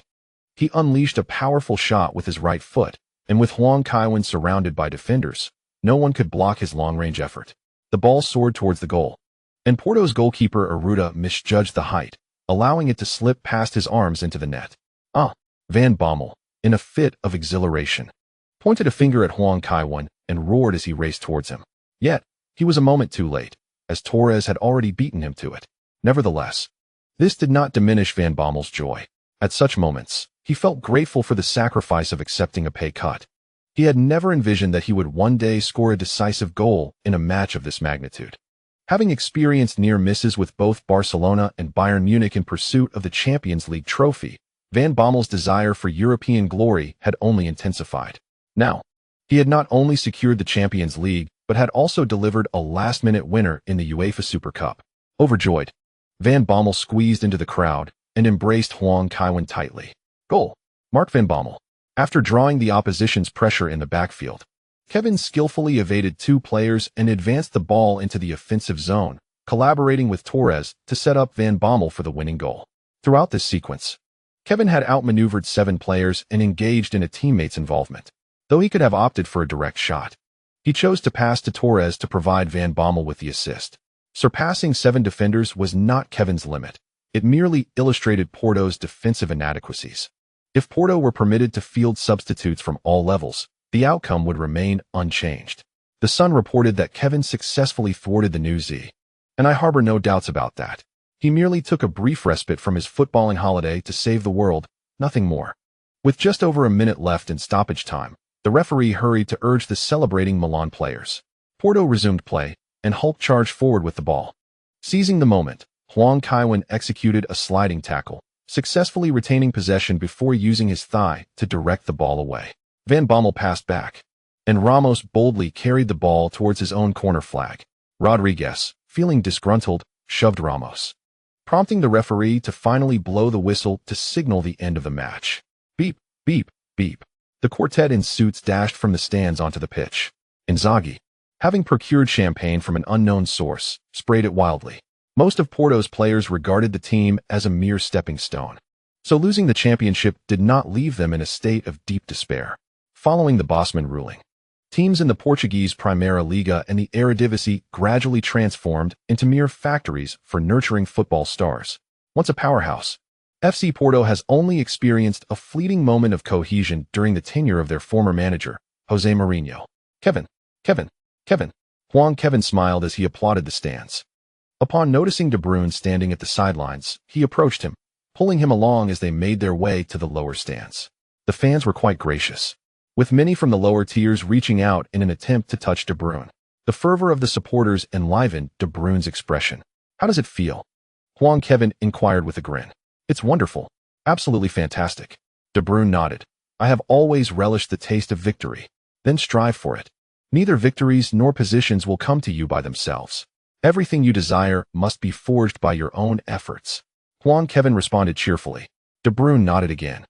Huang Kaiwen shook his head with a smile, uncertain whether De Bruyne truly comprehended the message or was merely feigning understanding. At just 20 years of age, De Bruyne was still quite young, particularly in a league as demanding as Serie A. After the entire team had expressed their gratitude alongside Huang Kaiwen, the moment for the awards ceremony finally arrived. Upon seeing the trophy laid before him, Van Persie's eyes widened in astonishment. His mentor, Wenger, had continuously urged him on, while the fans turned against him, branding him a traitor. Had he not dedicated so much effort for this very moment? With a playing career lasting merely over a decade, he yearned for further accolades. When Prince Albert of Monaco draped the medal around his neck, Van Persie felt that all his sacrifices had been worthwhile. This time of year always fills me with excitement, as I can witness your live performance, remarked Prince Albert, handing the trophy to Huang Kaiwen. Thank you. I too have a fondness for Monaco, for here I consistently achieve victory, Huang Kaiwen replied, holding the trophy as he sought out his teammates before the Arc de Triomphe. "Mark, Robin," Huang Kaiwen called out, beckoning the two goal scorers. "Are we to stand beside you, Kevin?" Van Bommel inquired. "You two should raise the cup together," Huang Kaiwen suggested.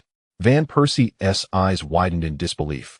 He had not anticipated such an opportunity upon arriving at AC Milan. Huang Kaiwen smiled. "I have raised it many times. The chance is now yours." Upon hearing this, neither Van Bommel nor Van Persie hesitated any longer. As the crowd counted down, 3, 2, 1, the two Dutchmen lifted the UEFA Super Cup in unison. A radiant smile adorned Van Persie's handsome face, accompanied by tears of joy. Memories flooded back, years of relentless practice. Competing against countless prodigies at Feyenoord, learning the craft alongside seasoned players at Arsenal. After all these years, the moment of reaping the rewards had finally arrived. He felt that AC Milan could very well be the final destination of his illustrious career. "It seems I have caught another cold. Winter truly is a tormenting season. In my childhood, I always believed that I was impervious to the cold, braving the winter in nothing but a long-sleeve t-shirt while engaging in snowball fights with my classmates. However, looking back now, it was not a matter of fearlessness, but rather a reflection of my youth." The chapter concludes here. The dawn of a new era in Milan. Winning against Porto is hardly a cause for grand celebration. That evening, the entire team flew back to the city of Milan together. Upon disembarking the bus, Huang Kaiwen made his way home.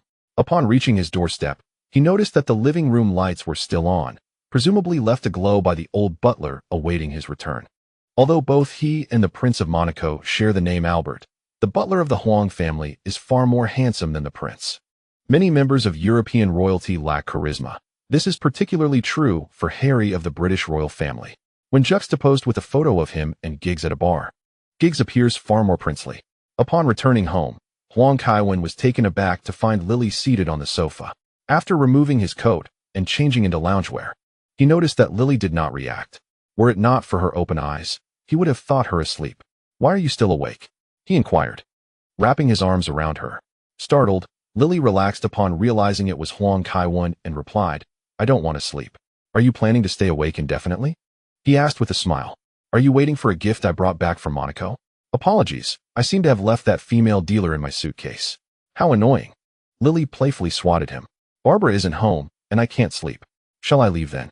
Huang Kaiwen asked, somewhat exasperated. "Why not spend time together?" "Stop joking, I'm serious," Lily teased. "There's a housewives volleyball tournament in the community, and since Barbara is away, I wanted to participate. But I didn't expect to find no one to team up with." "Why is that?" Huang Kaiwen asked, eyes widening. "Is my reputation that poor?" "Quite the contrary. It's your good reputation that has incited jealousy among those women," Lily said, sitting up cross-legged. "I was initially hesitant to join, but now I must secure first place." "What does the winner receive?" Huang Kaiwen inquired curiously. "A family camping tent," she replied. "Very well. Would you like me to help you find some teammates?" "The girlfriends of the Milan players possess commendable athletic abilities," Huang Kaiwen suggested. To be honest, he wasn't entirely sure. After all, none of the current players have partners who are athletes like Lewandowski. However, he had seen media coverage of them enjoying beach volleyball during vacations, demonstrating impressive skills. "Agreed. I must ensure they look good," Lily exclaimed, pumping her fist in determination. Once this matter was settled, Lily perked up. After half an hour, Huang Kaiwen took a shower and returned to bed. This time, after winning against Porto, he made a point to check, and indeed, there were rewards to be had. In a series of notifications, Kevin Huang received news of successfully intercepting Porto players for the UEFA Super Cup, Kleber, Hulk, and Moutinho, each with their unique traits replicated. The success of these interceptions brought him immense satisfaction. Trait: explosive power, Hulk. Hulk's remarkable explosiveness is evident in both his running and shooting, enhancing one's own explosiveness and shot power. Kevin breathed a sigh of relief.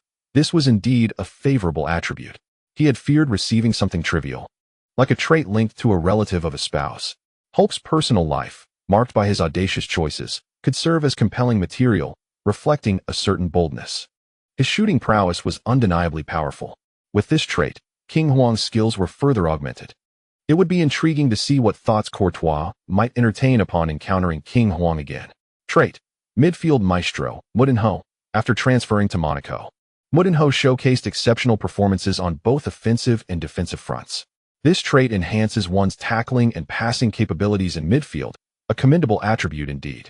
Speaking of Monaco, Kevin recalled their previous encounter when they eliminated Arsenal in the round of 16, subsequently igniting a youthful resurgence with players like Bernardo Silva and Martial, alongside the promising Mbappe from their youth academy.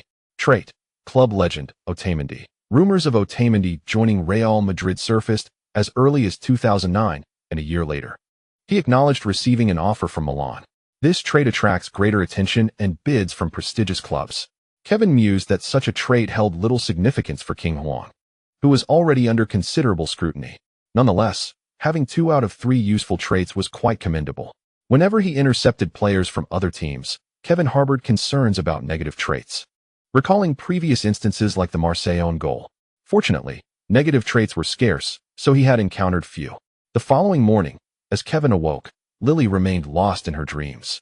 The old butler, with a smile, prepared breakfast and remarked, "Sir, our trophy room can no longer accommodate our accolades. Shall we consider an expansion? Is the neighbor's house for sale?" Kevin sipped his coffee and inquired. "It seems not to be." Albert replied, "He appears quite content to be your neighbor." Kevin responded, "Ah, so he refrains from selling because King Huang resides here. Please assist me in scouting other properties nearby. If he won't sell, I shall find a suitably spacious abode." He chuckled. That morning, the old butler arranged for the kitchen to prepare some pan-seared cod. Huang Kaiwen harbors a secret weakness, one that has remained unspoken by anyone. He is prone to having his throat obstructed while consuming fish, finding some relief only with cod or hairtail. It is evident that the elderly steward has deduced this conclusion through careful observation. As Huang Kaiwen opened the newspaper, he was met with a poignant image of Van Persie, tears streaming down his face. In an interview with a reporter from La Gazzetta dello Sport, Van Persie expressed his initial trepidation upon hearing of AC Milan's interest in him, repeatedly questioning his wife, fearful that it might be a fabrication by the English media. It was only when Mr. Wenger inquired whether he wished to play for AC Milan that he realized the possibility was indeed tangible. Without the slightest hesitation, he conveyed his desire to join, though he noted Mr. Wenger's prolonged silence, knowing full well that the coach wished for him to remain. However, for a 28-year-old player, he recognized that opportunities of this caliber are rare. After 12 years as a professional, he felt compelled to secure some championships, for they signify a player's validation. Since joining AC Milan, he has already clinched 2 official titles, and he is confident that more will follow. When asked about the atmosphere within the team, he remarked that everything is splendid at AC Milan. While he acknowledged the existence of negative narratives surrounding Arsenal, he insisted that most of them are fabrications, though some friction among players is inevitable. In stark contrast, at AC Milan, such discord is nowhere to be seen as everyone is united towards a common goal. He is aware that the coach envisions him playing as a winger, yet he is equally capable of assuming the role of a forward, undaunted by any challenge or competition. Huang Kaiwen had anticipated such an outcome. Van Persie's nature is inherently competitive. Among the 3 forwards, it is Torres whose competitive spirit is less pronounced. Both Ibrahimovic and Van Persie possess a fierce determination, which can be attributed to their upbringing, as players emerging from the Eredivisie carry a pronounced sense of urgency. In the Netherlands, a new wave of talent continuously emerges, and yesterday's hopeful may find themselves supplanted by an up-and-coming teammate today. During Torres's tenure at Atletico Madrid, the situation was dire, with the youth training program being mediocre at best, resulting in limited competition apart from his own innate talent. Huang Kaiwen mused that the forward line must be a source of consternation for Guardiola. Meanwhile, La Repubblica reported on Vieri's romantic entanglements, revealing that the relationship between Melissa Sada and Vieri has encountered turbulence. Despite their engagement, there have been reports of Vieri spending the night at another's abode, with the other party being none other than Ronaldinho's former girlfriend, Sarah Tomasi. When interviewed, the former karate champion Melissa Sada stated, "I have 1,000 ways to respond. I might leave him, or perhaps I might strangle him." Huang Kaiwen surmised that Inzaghi must be feeling quite pleased, as this individual remains preoccupied with past grievances. The rift between them was instigated by Seladova, who married Buffon last summer. Each time, Huang Kaiwen finds himself amused by the sincerity of these football stars. Whether in Serie A or the Premier League, the trend of dating within the circle is remarkably prevalent. A glance at their former partners reveals a veritable roster of league stars. The Welsh lady involved in Giggs' scandal had previously been associated with Matthew Collins from Swansea, Jermaine Defoe from Tottenham, Cristiano Ronaldo during his time at Manchester United, and Sona Lucco from Reading. After perusing several newspapers, I reflected on the economic situation in Italy. Huang Kaiwen had just concluded a day filled with breakfast. Later, he invited all his teammates who had partners over to his home. Even figures like Paolo Maldini and Gennaro Gattuso were disregarded by Huang Kaiwen, considering their wives were not young anymore. One could only speculate about their athletic capabilities. After all, one wouldn't want to risk a back injury while playing volleyball. Kevin, is there something on your mind? Kaka was the first to inquire.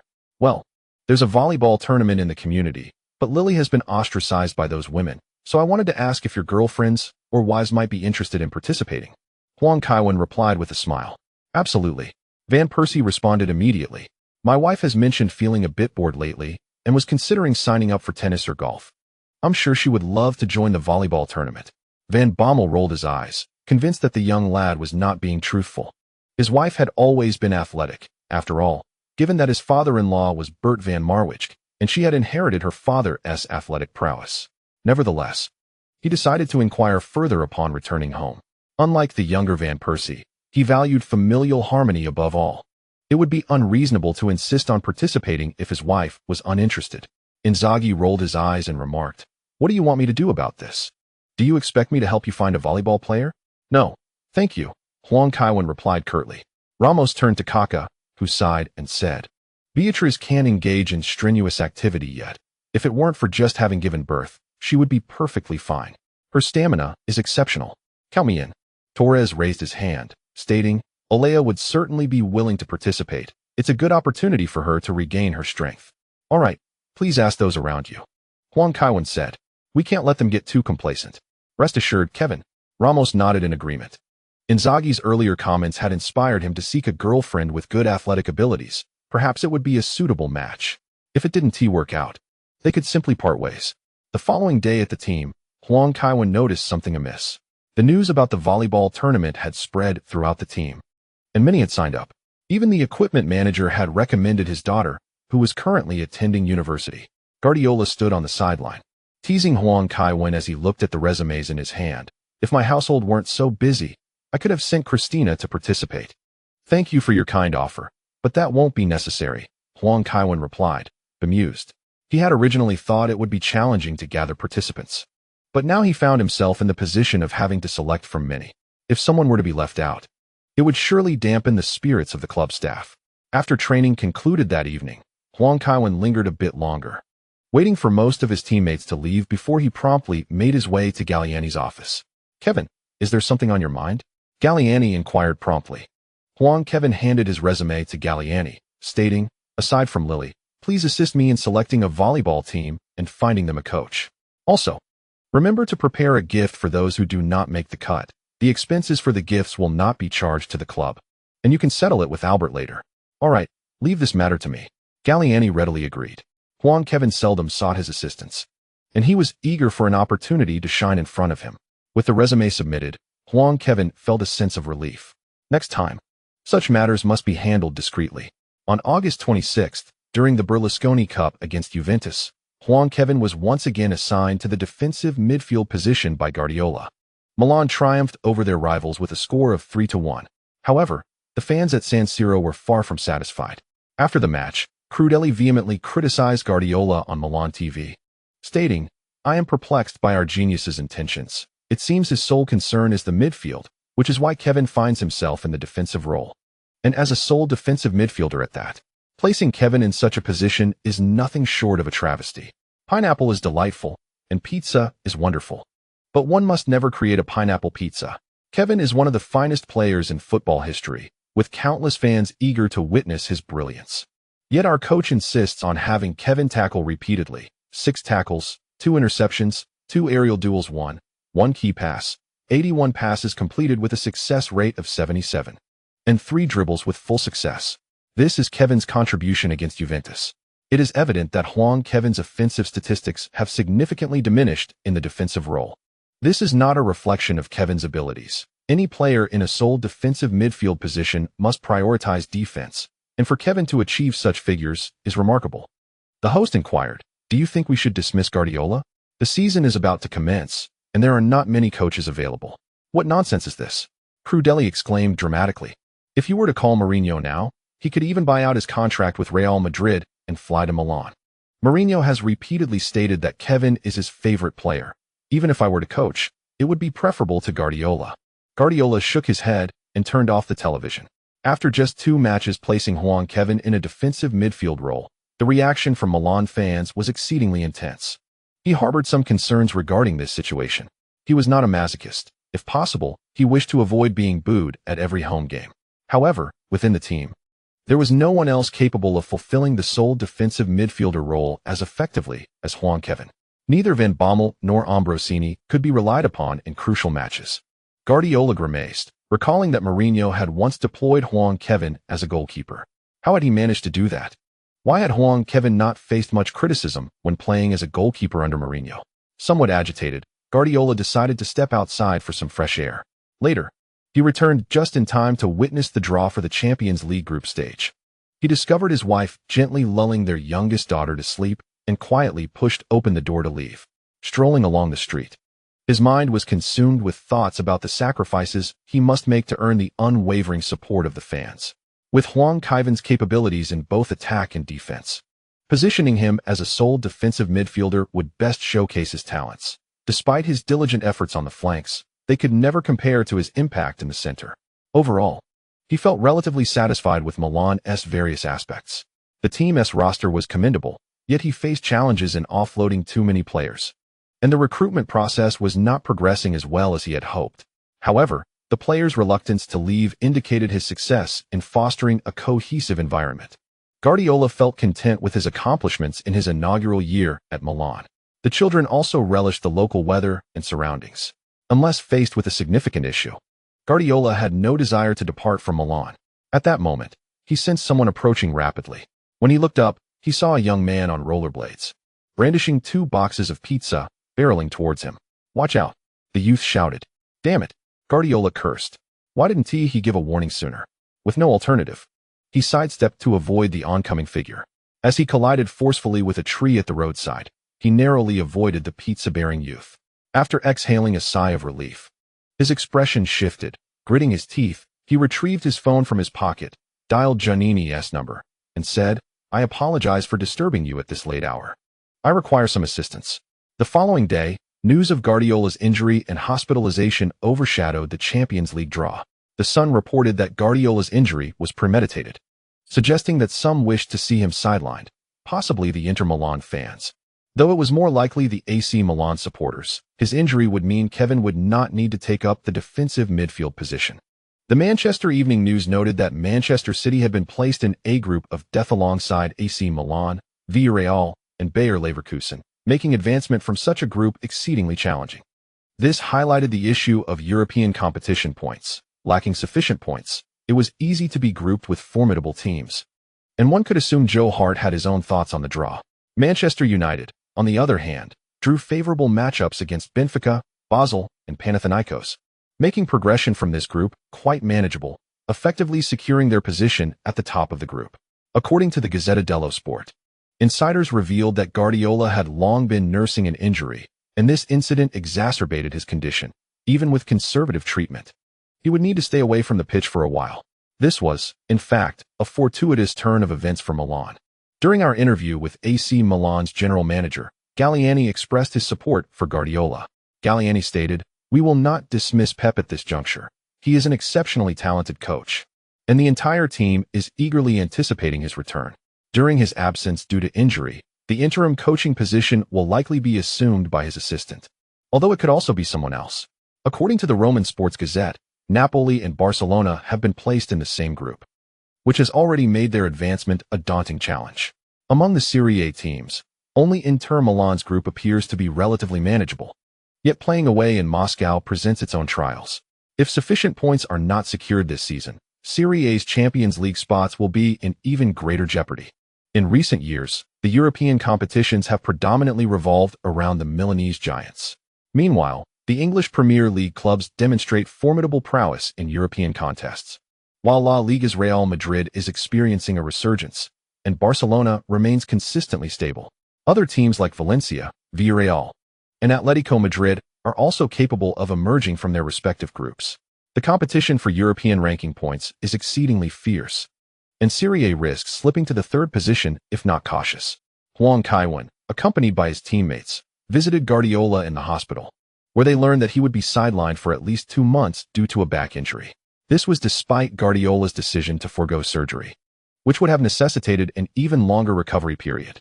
Due to the UEFA Super Cup, the opening match between Milan and Cagliari has been postponed to December, resulting in Milan having no Serie A matches throughout August.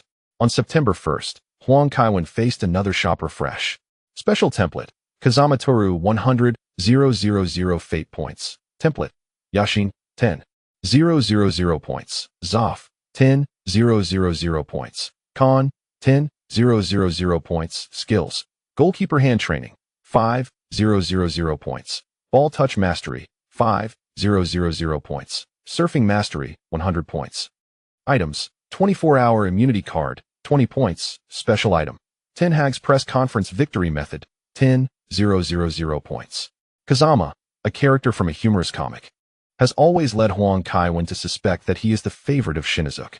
Among the group, Kazama seems to be the most normal, and his fondness for shoujo manga figurines is hardly a significant issue. The next 3 goalkeepers are quite impressive. Yet Huang Kaiwen is reluctant to expend fate points on a goalkeeper. As for Ten Hag's press conference victory method, it is indeed powerful, ensuring triumph at every press conference. However, Huang Kaiwen hopes that during his tenure as coach, the team can perform better and maintain a degree of modesty during press conferences. Previously, it was said that Mourinho excelled in press conferences, but Ten Hag has proven to be even more formidable. Ultimately, Huang Kaiwen spent 120 points to acquire the immunity card and surfing mastery. The skill of surfing mastery elevates one's surfing ability to a professional level, enhancing lower limb stability and body balance to a certain extent. Remarkably, it provides 2 beneficial enhancements, both of which are advantageous on the field. Improved lower limb stability increases one's ability to withstand challenges, making it less likely to fall during confrontations, while balance serves a similar function. Overall, this skill is exceptionally commendable. Subsequently, upon arriving at the team during the day, Huang Kaiwen noticed a shift in the team's atmosphere. Once the training commenced, he became even more convinced of this fact. Clement stood on the sidelines, proclaiming, "For the foreseeable future, I shall be the interim coach of this team. Your previous training methods lacked scientific rigor. I shall employ more systematic and superior training techniques. I place great emphasis on discipline within the team, and I expect you to meet my standards. Should you fail to do so, no one shall earn the opportunity to play." Eden Hazard, who had previously been spared from Pep's scrutiny, realized that Clement was not a coach inclined towards leniency. Recently, he had been training with the youth team while dining and training with the first team, and his expression fell as he processed this reality. He had been lured to Milan and was experiencing this for the first time, feeling a twinge of fear. Ambrosini approached him, offering words of comfort. "Do not worry. If you perform well, he will reinstate you to the first team." Kevin Huang, upon hearing this, remained silent. It was clear that Clement had shifted his approach. This time, he intended to utilize Hazard as an example, who said foreigners would not use drastic measures to instill discipline. He could not exert influence over the star players of the first team, but Hazard was the perfect target, talented, coveted by many elite clubs, yet lacking sufficient status at Milan. It was an ideal strategy to instill fear among the first-team players, Huang mused. If Guardiola did not return soon, Hazard would likely face considerable turmoil. There were changes in the training regimen as well. Huang found it difficult to assess whether these changes were beneficial or detrimental. As Clement was also a professional in the field of football, his training exercises were not unreasonable, focusing on enhancing the team's passing and combative skills. On September 9th, during the second round of Serie A, Milan finally faced their first match of the season against Lazio, whose coach remained Eddie Regia. Huang and Clement sat together on the sidelines, while Regia was accompanied by Lazio's new signing, Klose. Regia remarked, "Milo is an exceptional player. His addition will be immensely beneficial for us. He is not merely a forward who can shoot. This is crucial. When needed, he can also serve as our pivot. This summer, he was my most satisfactory signing." "Milo, what are your thoughts on Serie A and on AC Milan?" a German journalist inquired. Klose responded, "A brand new league presents challenges for me, especially against today's opponents. I faced AC Milan during my time at Bayern, and over the summer. Former teammates spoke to me about the Audi Cup. AC Milan is the strongest team on this planet. We can only strive for victory in the match. What is your opinion of Kevin? The journalist pressed. With a resigned smile, Klose replied, in fact, I had previously advised Bayern to suggest to UEFA that Kevin's team should receive a different trophy in the Champions League. Even if they lose against the team they face in the final, they should still be considered champions. That would be fairer. Kevin, what do you think? The journalist asked. Huang Kaiwen, with a smile, took the microphone and remarked, this statement is somewhat exaggerated. In football, no one can guarantee a victory. I am delighted to see a player of Milo's caliber joining Serie A, as it significantly enhances the league's prestige. In fact, the young man who scored 5-headed goals in the 2002 World Cup left a profound impression on me. Klose smiled back at Huang Kaiwen. What is AC Milan's objective this season? A journalist continued to inquire. Our goal has never wavered. From the onset of the season, we strive for every possible championship. Some may find it hard to believe what I say, but if you were to experience the locker room atmosphere, you would understand. In Milan, our lives are simple: family, training, and striving for victory in matches. No one is preoccupied with lavish indulgences. Such things are mere embellishments to us, while honor is an essential. Is this the cultural ethos of Milan, or a transformation brought by Guardiola? The reporter pressed on. Huang Kaiwen silently cursed inwardly, recognizing the difficulty of this question. After a brief pause, he responded, Milan inherently possesses this culture. The Knights Table is not a power organization, but a key to unify the team's mindset. Mr. Guardiola is also a victor. He shares the same philosophy as Milan, which has earned him the respect of the team. We are all working towards a common goal. Do you believe Milan's performance will remain stable during Mr. Guardiola's absence? Another journalist asked. Huang Kaiwen rolled his eyes and replied, Mr. Clement is equally insightful. So this is not an issue. Noticing Huang Kaiwen's impatience, they shifted their focus. Mr. Clement, you will serve as Milan's interim coach for the foreseeable future. What are your plans for the team, and what aspirations do you hold? The reporter inquired.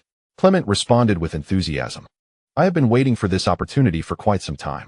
While I do not wish for Pep to be injured, I genuinely aspire to become a first-team coach. Pep and I share some philosophies, which is why we work together. The journalist quickly picked up on the nuance and pressed further. So, are there areas where your philosophies diverge? Clement nodded. Certainly. I do not believe that the la Masia approach can succeed everywhere. And I do not think Kevin is suited to play as a defensive midfielder. You will soon witness a completely transformed Milan. This time, I have sufficient time to prove myself. I will build a brand new team centered around Kevin, and Milan is on the cusp of a new era. This week's Champions League has indeed been thrilling. Both Manchester United and Liverpool face defeats, and one wonders when Ten Hag will face the axe. The chapter concludes here. 0522 Heart, I'm done playing. Kevin, rest assured, Clement remarked as they walked towards the locker room. I am not like Pep. I will position you as a winger. Very well, coach. Huang Kaiwen had no objections to this arrangement. He genuinely preferred not to play as a lone defensive midfielder unless absolutely necessary, as that position is quite exhausting. If this continues, Kevin Huang might as well be charged based on his distance covered when renewing his contract. I believe a player of your caliber deserves more time off, Clement remarked. All right, coach, Kevin Huang replied.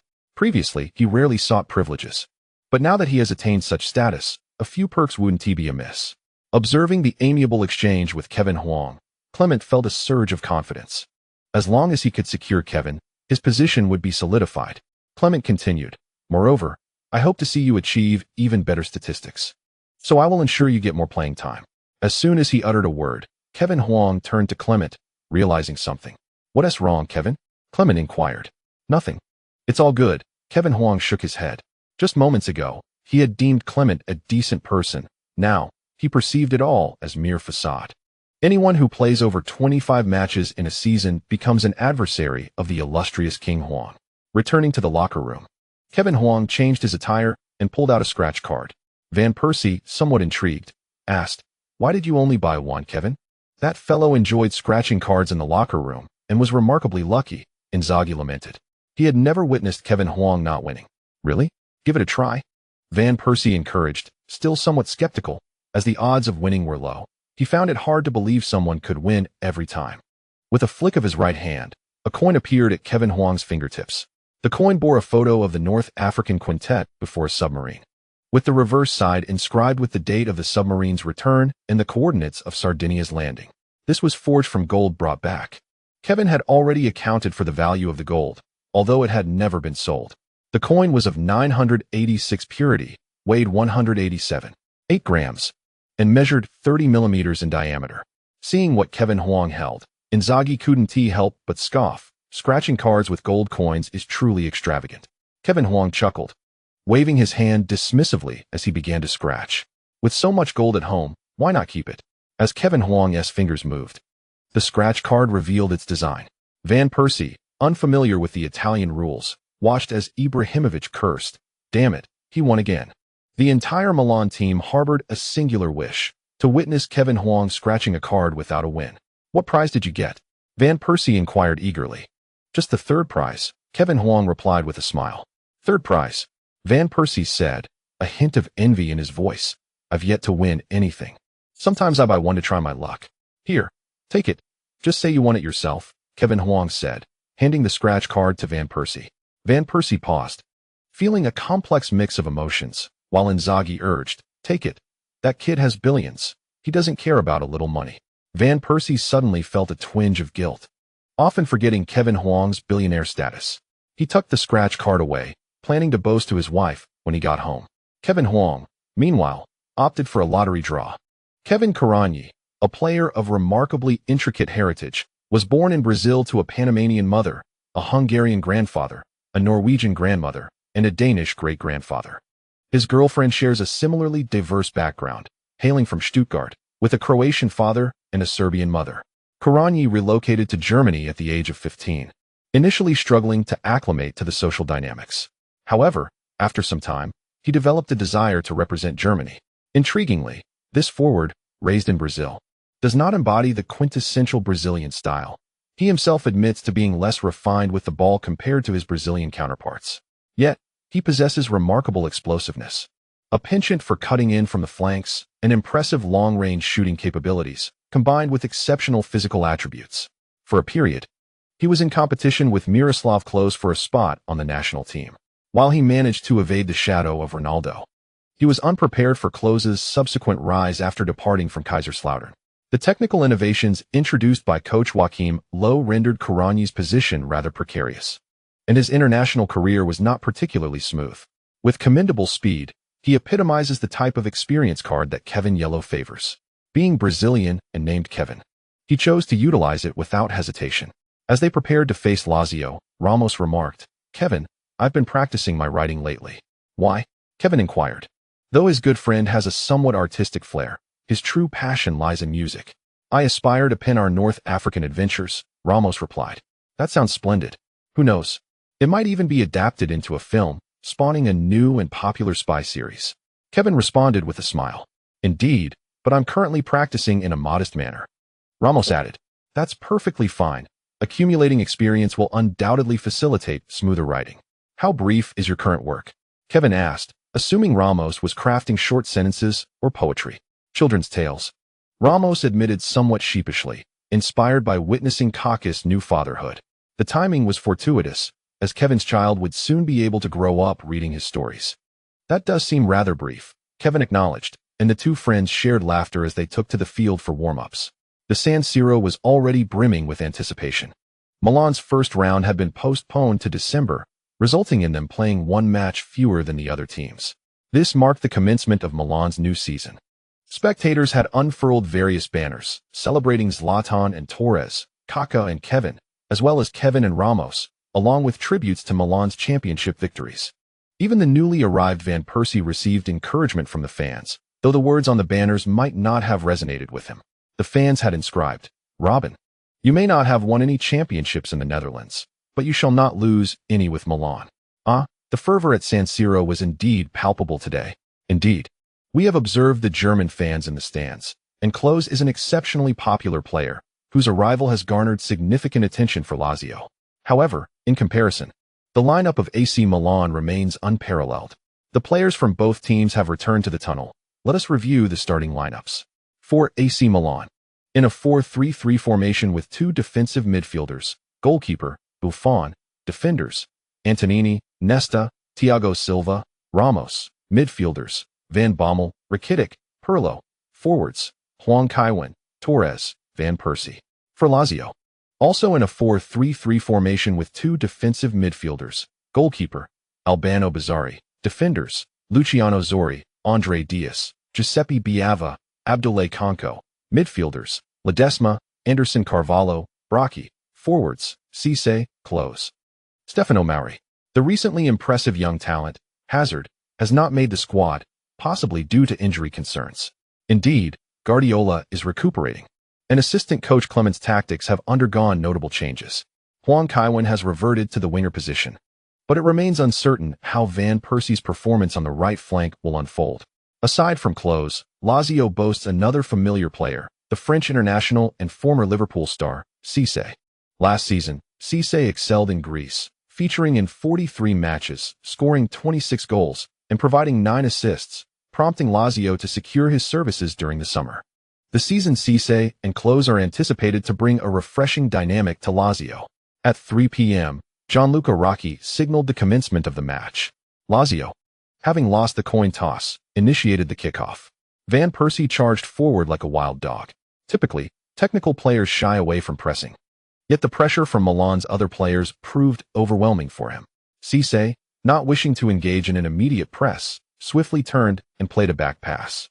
Ledesma received the ball and continued with a lateral pass, while Brocchi promptly directed the ball to the right flank. Abdoulaye Konko, a quintessential French player, possesses remarkable physical attributes and explosive power, surging forward upon receiving the ball. Van Persie, eager to join the fray, was unexpectedly outpaced by his opponent. He can barely be considered robust, falling short in a physical contest against a stronger rival. Konko's speed is impressive, yet Ramos is no slouch either. Shortly after crossing the halfway line, Ramos surged forward. Noticing the situation, Pirlo quickly sought a position to assist Ramos in obstructing the opponent's passing lane. Rumors of Pirlo's departure during the summer had circulated widely, yet he ultimately extended his contract with AC Milan for another year. Indeed, next summer will present another pivotal moment. We shall see what choice he makes. Nevertheless, Pirlo remains composed, adeptly reading the opponent's passing trajectory and intercepting the ball.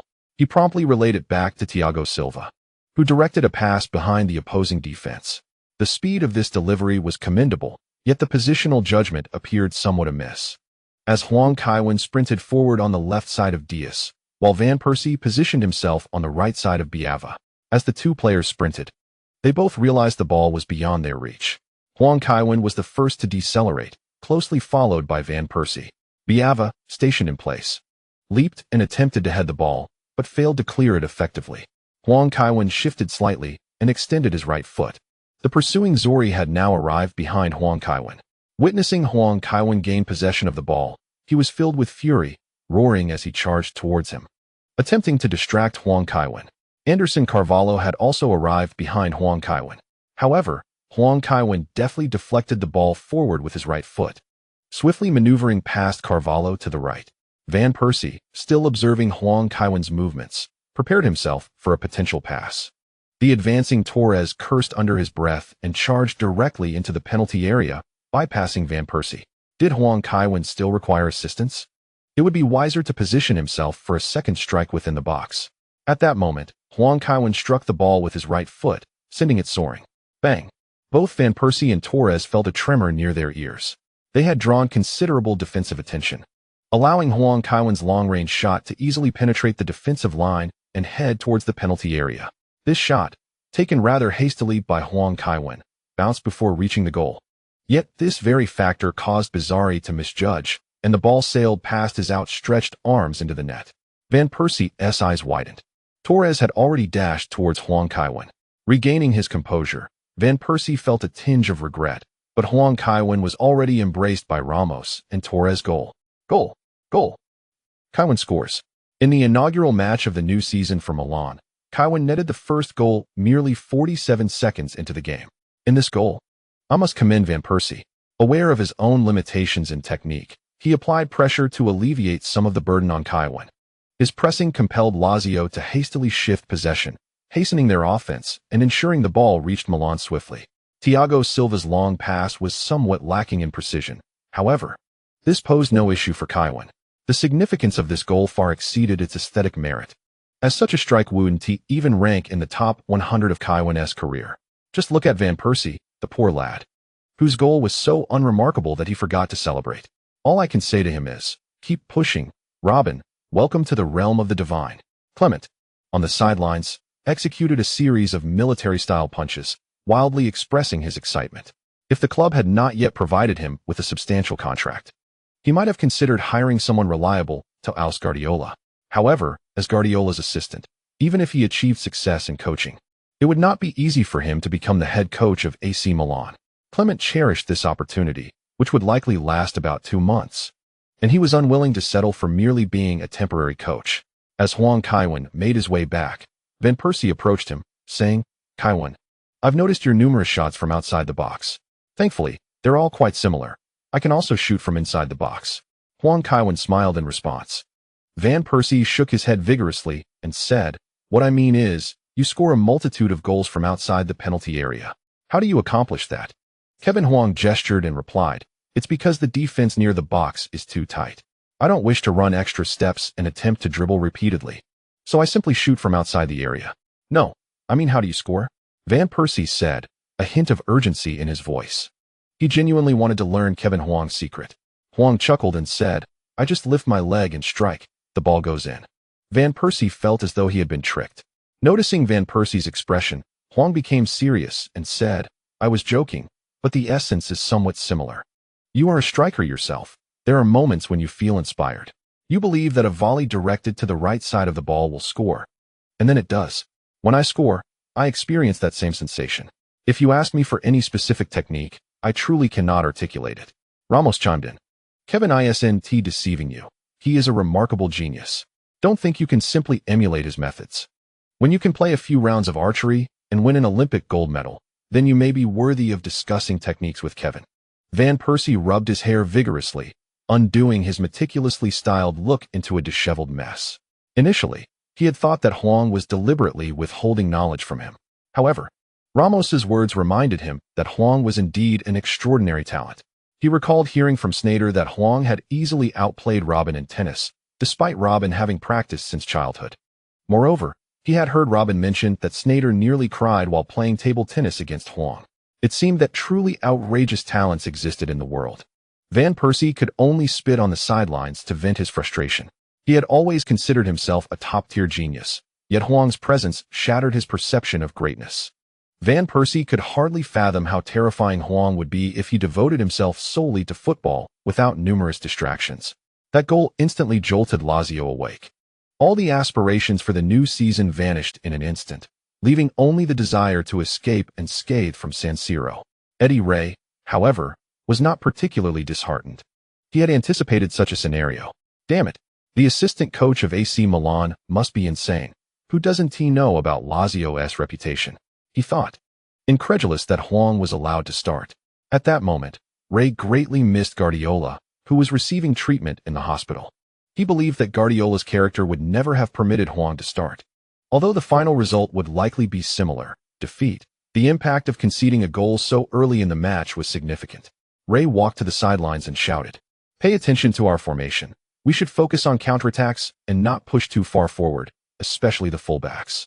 Konko rolled his eyes in annoyance. The coach's words were clearly directed at him. However, aside from assisting, he had no other notable skills. In the context of Lazio's considerable retreat, neither side had many opportunities. Huang continuously supplied the ball to Van Persie and Torres from the left flank. The Italian team was essentially Huang's entourage, and the Dutch team was not far behind. Thus, he must cultivate a harmonious relationship with Van Persie. The Spanish team is predominantly dominated by Barcelona, which renders Torres even more significant.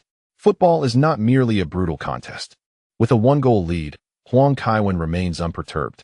After approximately 20 minutes of play, Huang Kaiwen discerned a remarkable quality in Kuranyi, his explosive acceleration, coupled with Huang's myriad talents.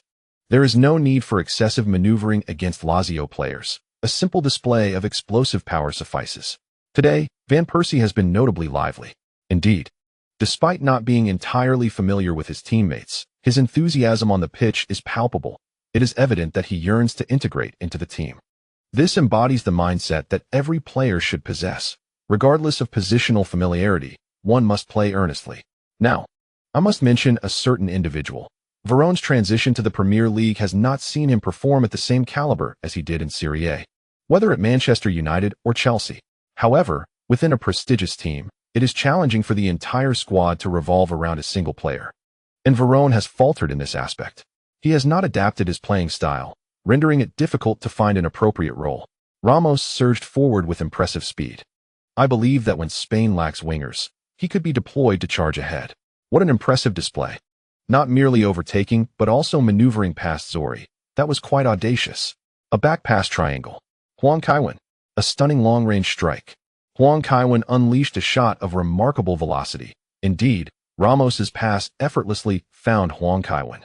Initially, I pondered why Ramos opted for a back pass rather than delivering it into the box, but upon closer inspection, it became clear it was due to Huang Kaiwen's positioning. A staggering speed of 187 km per hour, an unstoppable long-range shot. Perhaps it was Busquets. Goodness, Huang Kaiwen again asserted his physical dominance. Even a goalkeeper would hesitate to challenge a shot exceeding 180 kilometers. What can be done? Observe how Huang Kaiwen exerts his power without excessive adjustments. He possesses an inherent strength in his strikes, and one cannot simply restrain such force.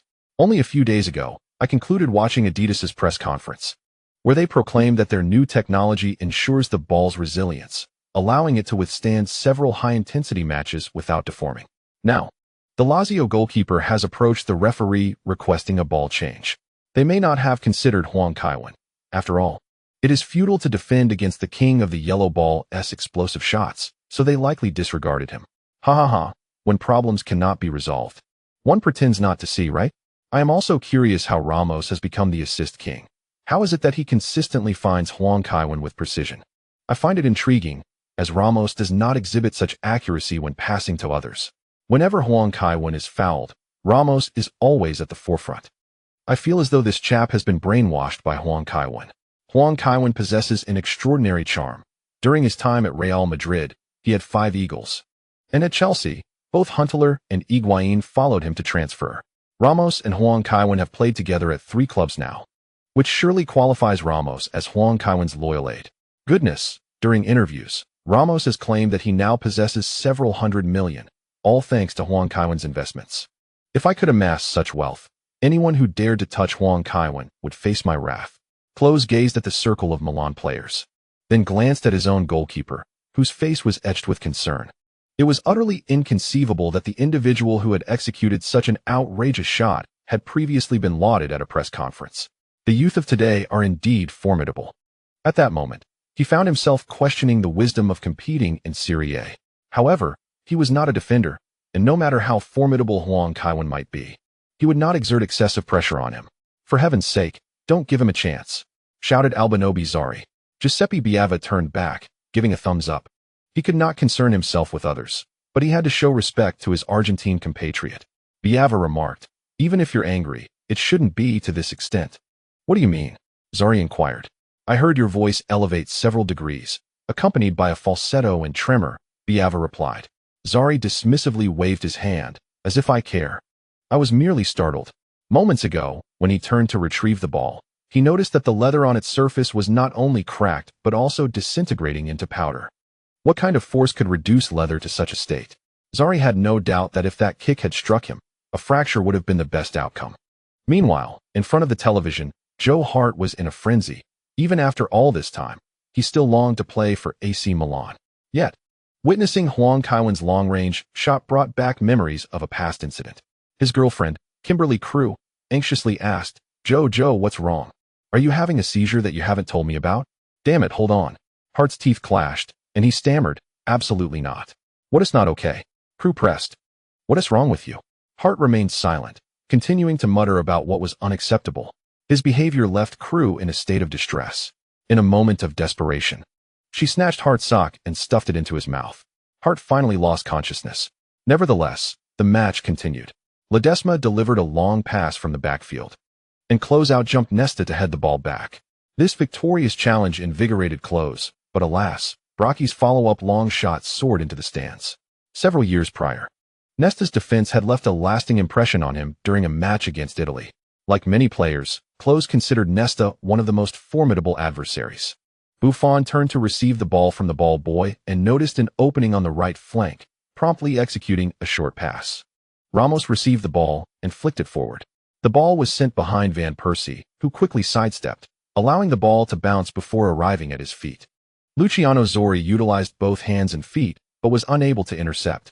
Van Persie's ability to shield the ball was exceptional. Realizing he could not resolve the situation, Ledesma hastily retreated.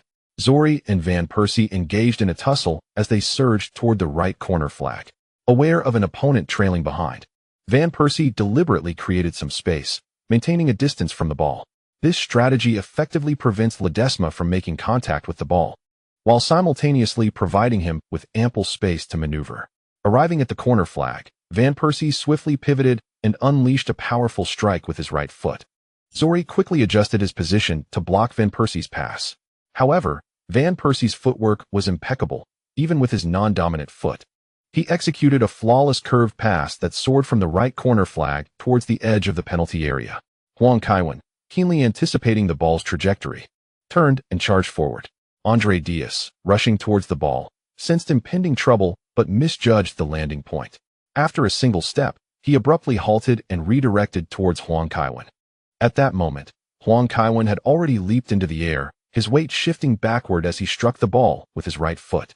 With a resounding thud, the ball raced towards the goal, and only then did Bizzarri attempt to save, helplessly watching as the ball sailed into the left side of the net. The San Siro erupted in ecstatic cheers. St. Kevin! St. Kevin! St. Kevin! The entire city of Milan resonated with a singular voice. In the very first official match of the new season, Huang Kaiwen had performed a hat trick, a most splendid achievement for the Rossoneri. Kevin! Kevin! Kevin! Goal! Another stunning acrobatic volley. I must apologize for my earlier assertion regarding Van Persie's lack of skill. His pass this time was exceptional. Yet, it is Huang's finishing touch that stands out. Throughout his career, he has executed numerous spectacular bicycle kicks and volleys, easily amounting to 20 or even 30 remarkable goals. I find it exceedingly challenging to select the most breathtaking among his many extraordinary strikes for awards consideration. Following Guardiola's hospitalization, Milan has finally returned to its rightful path. Clement has proven to be more capable than I initially anticipated. I believe Galliani should contemplate promoting Clement to a permanent position sooner than later. If Lazio had harbored hopes of a comeback, this goal definitively extinguished them. The morale of Lazio's players visibly plummeted. Fortunately, halftime was not far off, and shortly after the restart, the referee signaled the end of the first half. Clement attentively offered Huang Kaiwen a towel and a water bottle, inquiring, "How are you feeling today, Kevin?" "I feel fine," Huang Kaiwen replied. "That's good. I will substitute you shortly," Clement stated.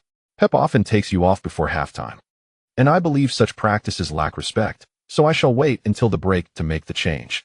"All right, coach," Huang Kaiwen responded as he hastily made his way to the tunnel. This assistant coach harbored considerable ambition. With Guardiola sidelined for 2 months, he was fervently undermining his superior. Regrettably, Clement lacks a noteworthy professional career and possesses little personal charisma. His communication with the players is quite poor. Otherwise, he might have truly succeeded in ascending the ranks. Huang Kaiwen found himself in a difficult position, as Clement was Guardiola's chosen assistant, having worked alongside him at Barcelona. If there truly are any issues, they can only be attributed to Guardiola himself. Upon returning to the locker room, Ramos began recounting his fairy tale to Huang Kaiwen. "My first tale is as follows. A man shipwrecked and drifted to a small island, where he lived for several days, contemplating his escape," Ramos narrated. "A classic opening," Huang Kaiwen remarked. "Many such beginnings abound. I wonder how my good brother's story will unfold."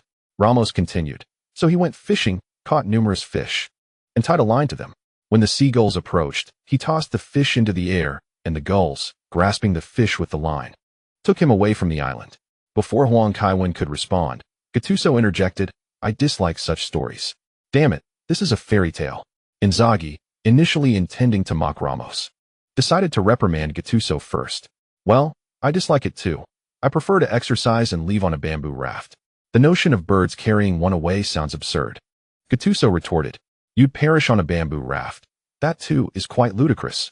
Inzaghi countered, "In the vast ocean, a bamboo raft is of no use." especially for a fisherman's son. This is indeed a fairy tale, you fool. Gattuso shouted, charging towards Inzaghi. The two engaged in playful scuffles within the locker room. Clement entered without much ado, simply instructing Cruz to warm up. As the second half commenced, he substituted Cruz for Huang Kaiwen. Milan triumphed over Lazio with a resounding score of 5-2. At the post-match press conference, Clement stated, "Forcing Kaiwen to play in a position he dislikes is a crime. I would much prefer for him to enjoy playing joyful football and find pleasure on the pitch." This declaration garnered considerable support from Milan's fans.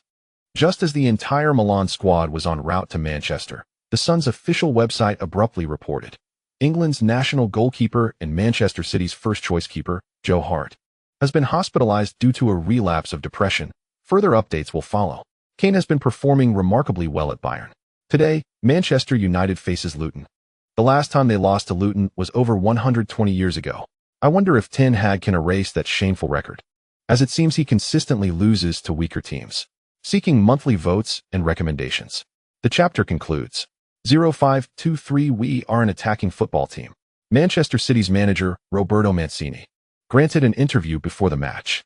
He stated, "I am aware that Tevez fouled Kaiwen to prevent any unforeseen incidents in this match. I will have him sit on the bench." When asked by a reporter, "You previously managed Inter Milan, the sworn rivals of AC Milan. Does facing them feel particularly special?" Mancini smiled, responding, "Facing AC Milan is always exceptional, but our derby rival now is Manchester United." The reporter inquired, "Does facing Kaiwen give you a headache?" "Every coach finds facing Kaiwen to be a headache. You may ask Ferguson, and he would give you no different answer," Mancini replied. "Kaiwen is a truly unique player. You need to assign two players specifically to mark him, yet you still find it impossible to contain him. In this world, only Kevin instills such pressure on other teams. I even contemplated urging UEFA to impose a suspension on him. Will you lose this match?" a reporter inquired. Mancini shook his head, stating, "I do not predict the outcome of pre-match qualifiers, yet securing a victory against AC Milan is indeed a formidable challenge." The final question arose. Does Hart truly suffer from psychological issues? The journalist pressed. Mancini's previously composed demeanor shifted abruptly. He, too, harbored doubts regarding Hart's injury claims. However, such matters cannot be publicly divulged, as it would severely undermine the team's morale. Mancini rose abruptly, slamming his hand on the table, exclaiming, "Joe is an exceptional player. Such insinuations are profoundly unfair to him, and it is sheer disrespect that we cannot condone." Later, Manchester City dispatched a legal notice to the television station. When the entire Milan squad arrived in Manchester, the incident had escalated into a media frenzy. After successfully evading reporters to reach their hotel, they found the television inundated with news concerning the affair. The evening's dining options were rather unpalatable, leaving the Milan players with little appetite. "Is this the work of Manchester City?" Inzaghi remarked. "Let us not assume the worst. At the very least, they lent us their kitchen." Kevin Huang responded with a smile. "I must have a serious word with Galliani about this shabby hotel. I should have insisted that Sarnicchia accompany us," Inzaghi complained. Roberto Sarnicchia had briefly played for Milan and had been teammates with Ancelotti at Roma. Inzaghi's comment stemmed from Sarnicchia's new career as a chef, running a Michelin-starred restaurant. "Chop the beef into chunks, and if you're not helping, don't interfere." Huang gestured for Inzaghi to step aside. Ramos was tending to the beef, while Kaka washed sweet peppers nearby.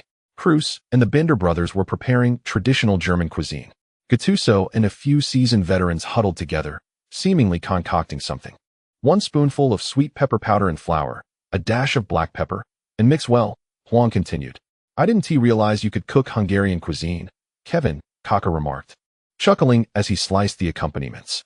"I saw it on a travel show. Lily asked me to prepare a meal, so I gave it a try," Huang explained. Home-cooked Western cuisine is indeed simpler than Chinese dishes. A frying pan offers better control over the heat, and with an oven, you just set the temperature. Moreover, seasoning is less intricate. Just add water and toss in some parsley or basil. After marinating the beef for a while, Huang placed the meat in the frying pan, searing both sides until golden brown. Once the beef was set aside, he sautéed minced garlic and onion in the residual oil, adding sweet pepper strips after 2 minutes. When the peppers changed color, he incorporated tomato paste, returned the beef to the pan, added pepper, and finally some water and a bay leaf. "When do we add the potatoes and carrots?" Kako inquired, holding a ladle. Half an hour before serving, Huang replied. Once they completed their tasks, they noticed their teammates were also busy. They decided to sit down in the dining area and chat. The occasional collaborative effort in preparing a meal gave a delightful sense of camaraderie akin to a picnic. Buffon first presented his creation, stating, "In my hometown, cheese and pasta are quite renowned, so I prepared a cheese pasta." Huang Kaiwen remarked, "This king of the yellow ball seems somewhat unaccustomed to this. He primarily favors savory pasta." One by one, his teammates emerged. Gattuso introduced his seafood risotto, while Ambrosini insisted on crafting a saffron risotto in the Milanese style.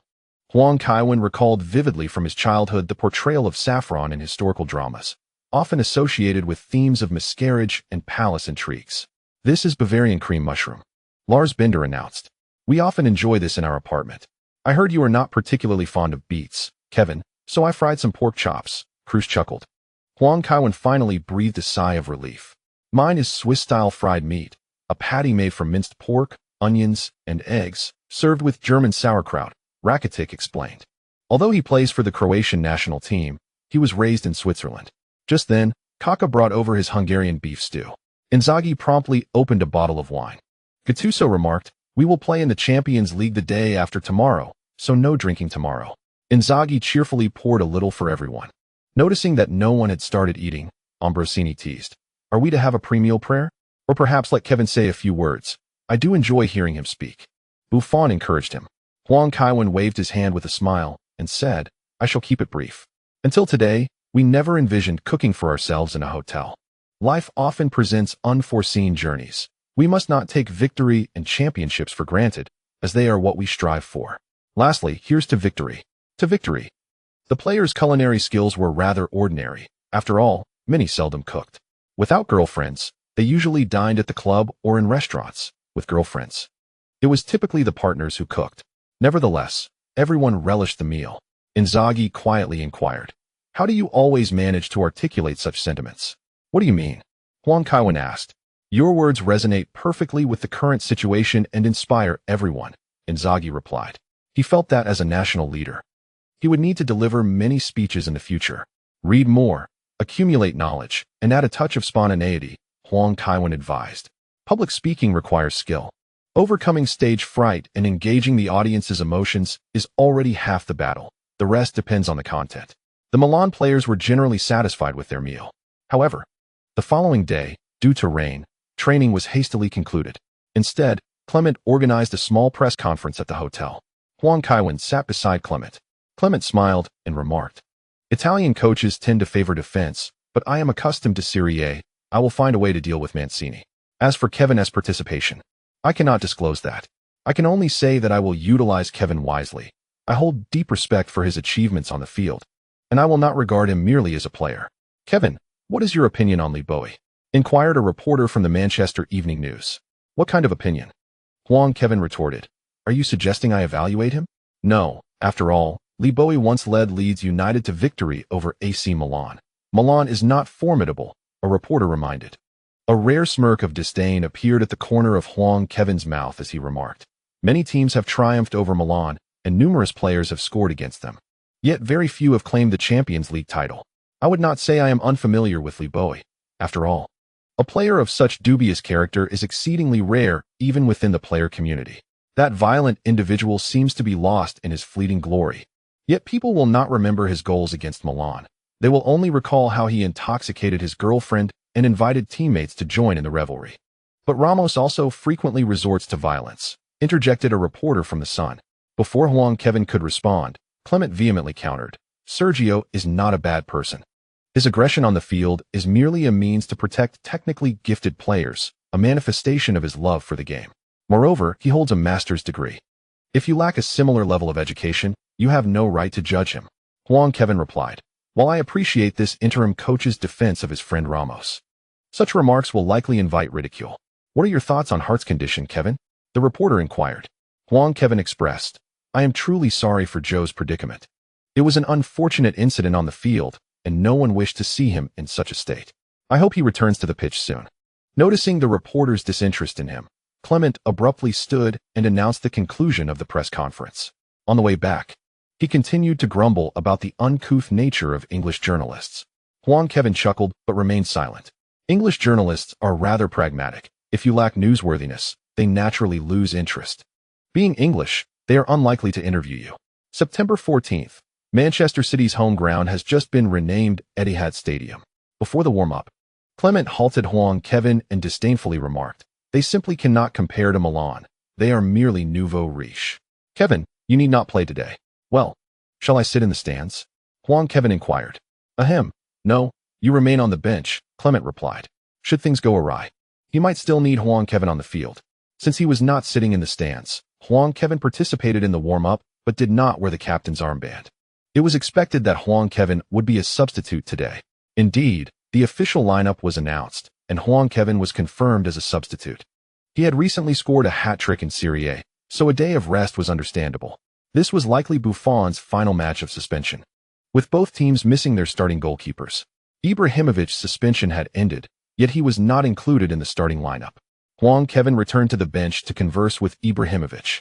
Their discussion appeared quite jovial. In reality, Ibrahimovic was recounting tales of a community volleyball tournament. His girlfriend is significantly older than he, and Huang Kaiwen had never considered involving her in the event. However, upon returning home and sharing this matter, Ibrahimovic found his girlfriend surprisingly enthusiastic. She is now a member of the volleyball team. Although she adheres to a philosophy of remaining unmarried, her support for his career has been tremendous.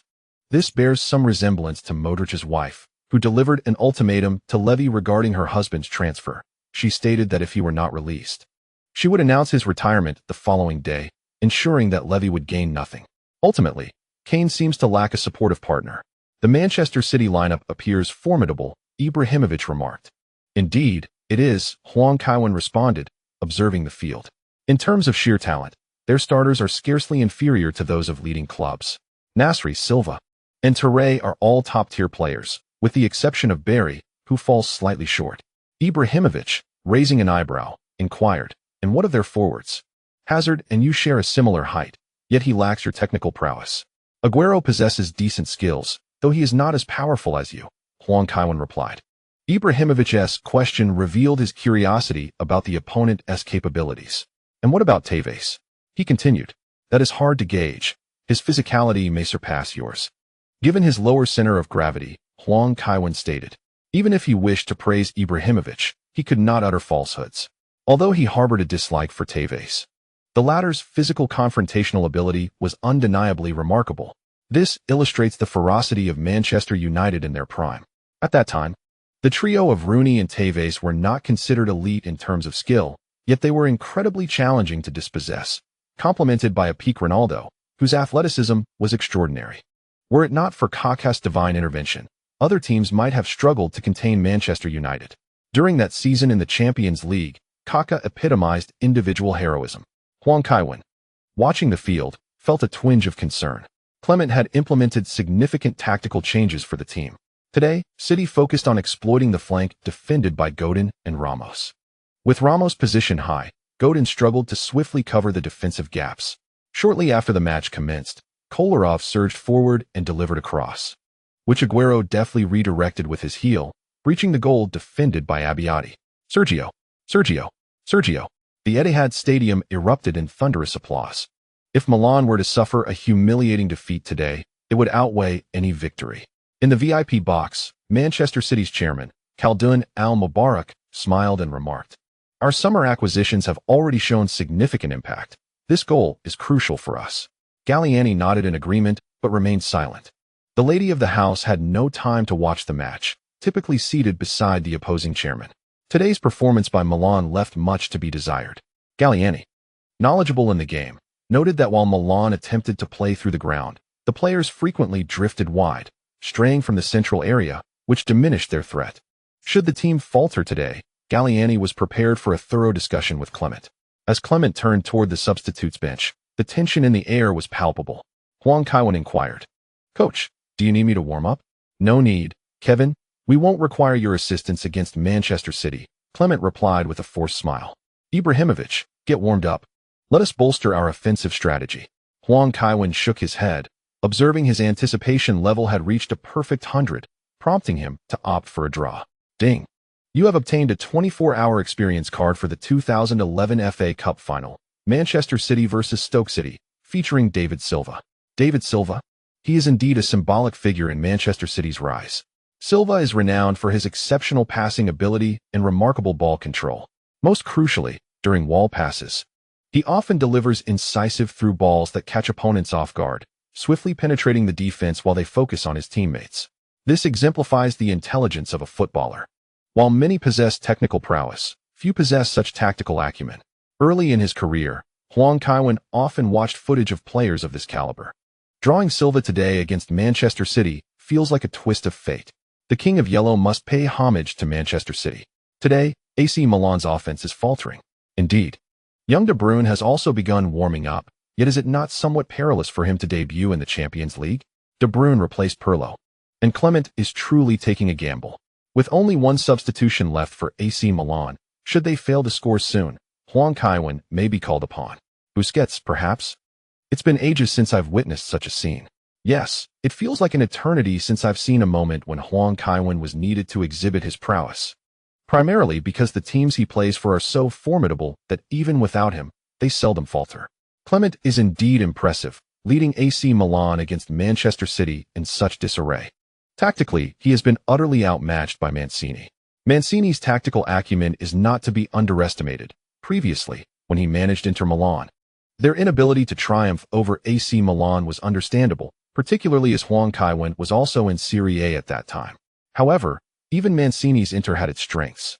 Continuing in this manner, it seems likely that Manchester City might score. Aguero is particularly lively today, showcasing his fine technical skills. He was once dubbed the new Maradona. How could his abilities be lacking? Previously, I thought Guardiola's tactics were subpar, but observing Clement now reveals the true meaning of ineptitude. This fellow was quite impressive during the press conference, but without Huang Kaiwen, he appears lost. What sort of farce is AC Milan playing today? A plethora of stars rendered ineffective under his management.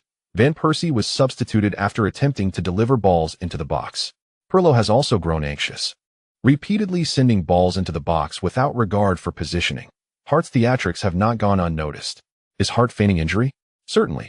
He has previously praised Huang Kaiwen, likely drawing inspiration from him.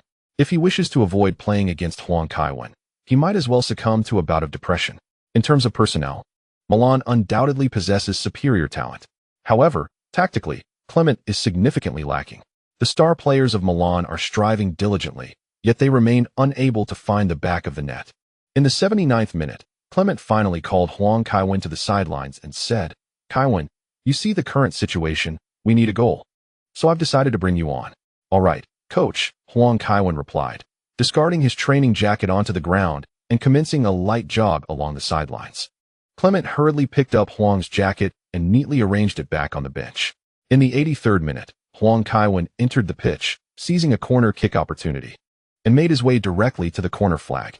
Whether it was a direct shot or a tactical corner remained uncertain, as Huang's corner kicks were known for their variety. Hart, confined to his hospital bed, excitedly waved his fists. He had been eagerly awaiting Huang's entrance. If Huang did not come on, his depression would surely resurface.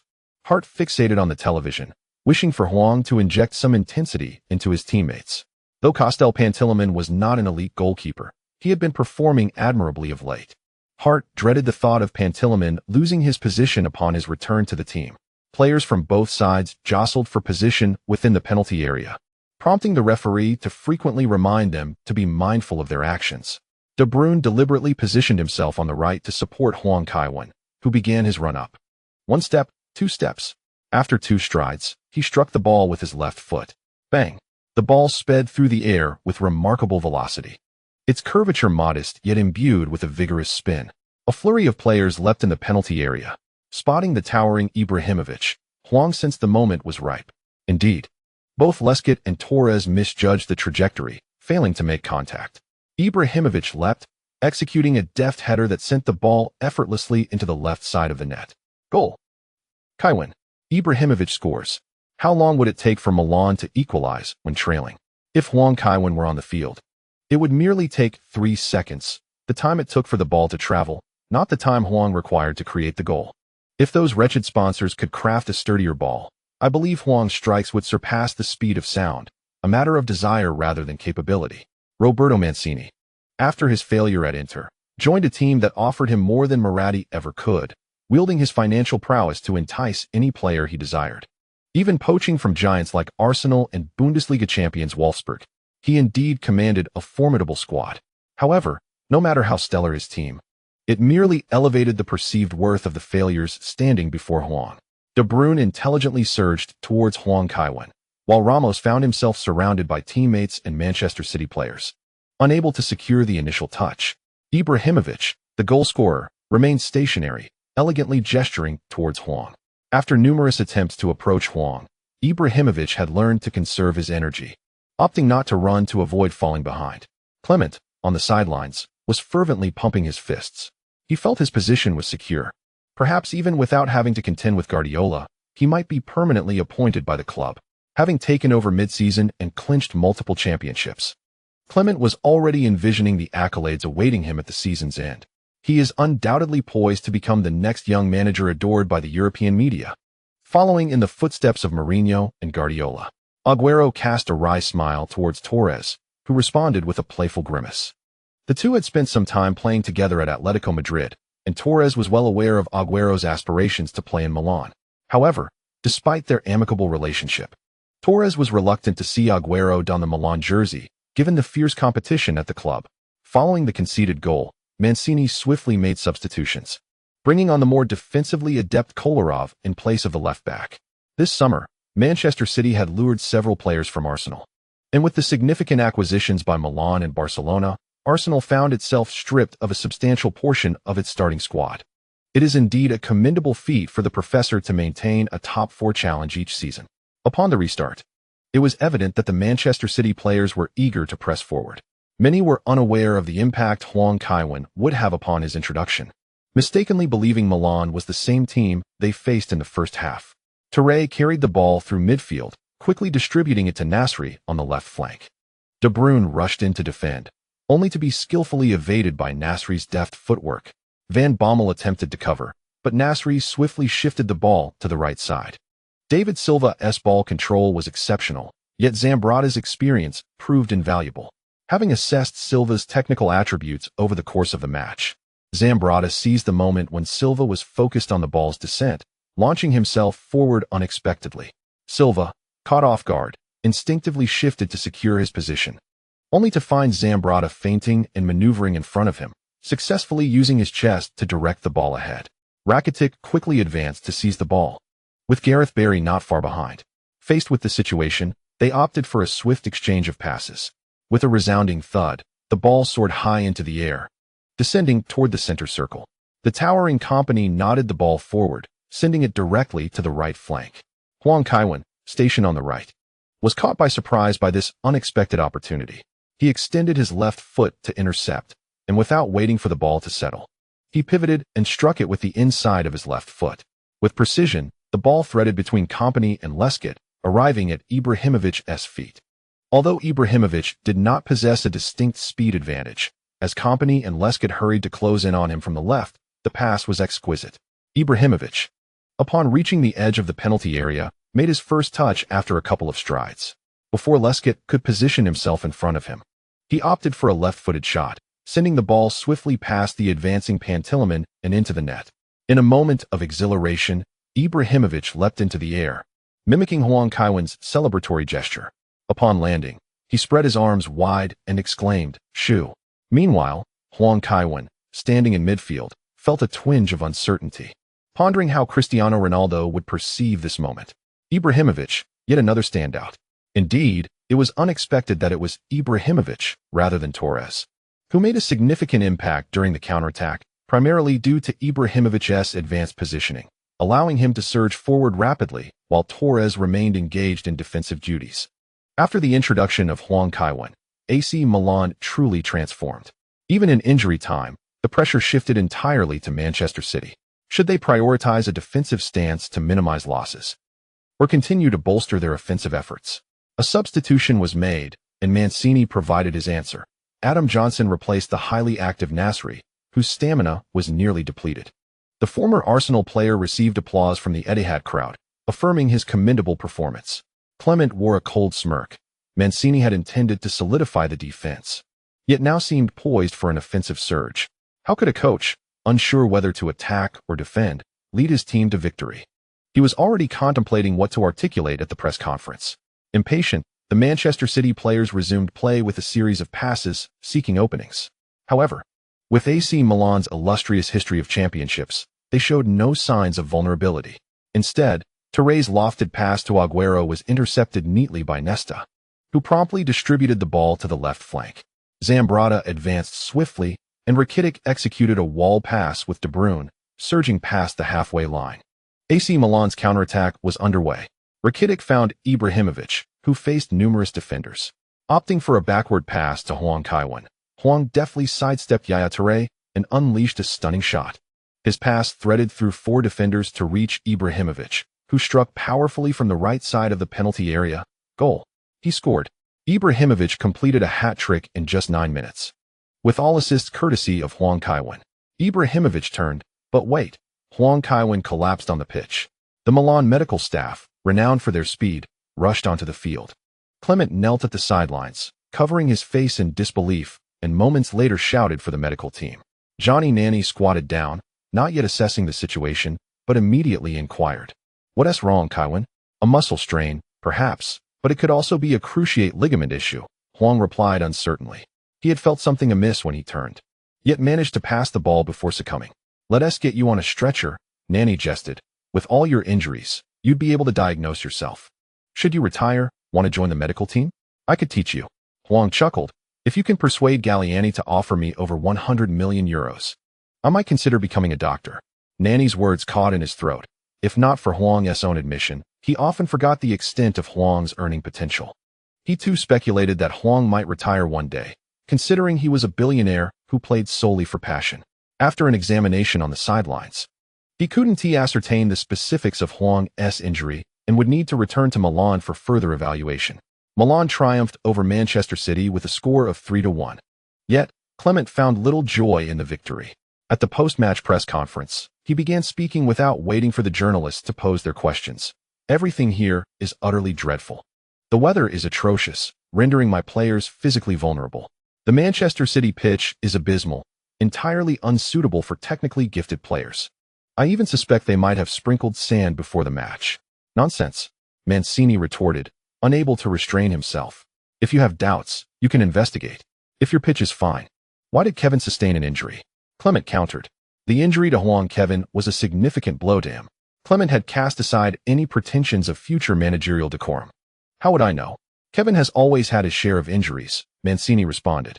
"Perhaps you consulted a sorcerer. After all, when Kevin was cursed, you were the coach of Inter Milan." "Yes, it must be so. I shall lodge complaints with the FA and UEFA." Clement shouted hysterically. "Preposterous," Mancini exclaimed as he stormed out of the press conference. The journalists, however, relentlessly pursued Clement for answers. They had not anticipated that this coach, whom they had underestimated, would create such a significant stir. "Mr. Clement, do you have any evidence for your claims? Do you believe Mancini is the mastermind behind Kevin's injury? What are your thoughts on the use of sorcery? How long do you anticipate Kevin's injury will last?" Clement, having regained his composure, replied, "I possess no evidence. But if he is not guilty, why did he leave?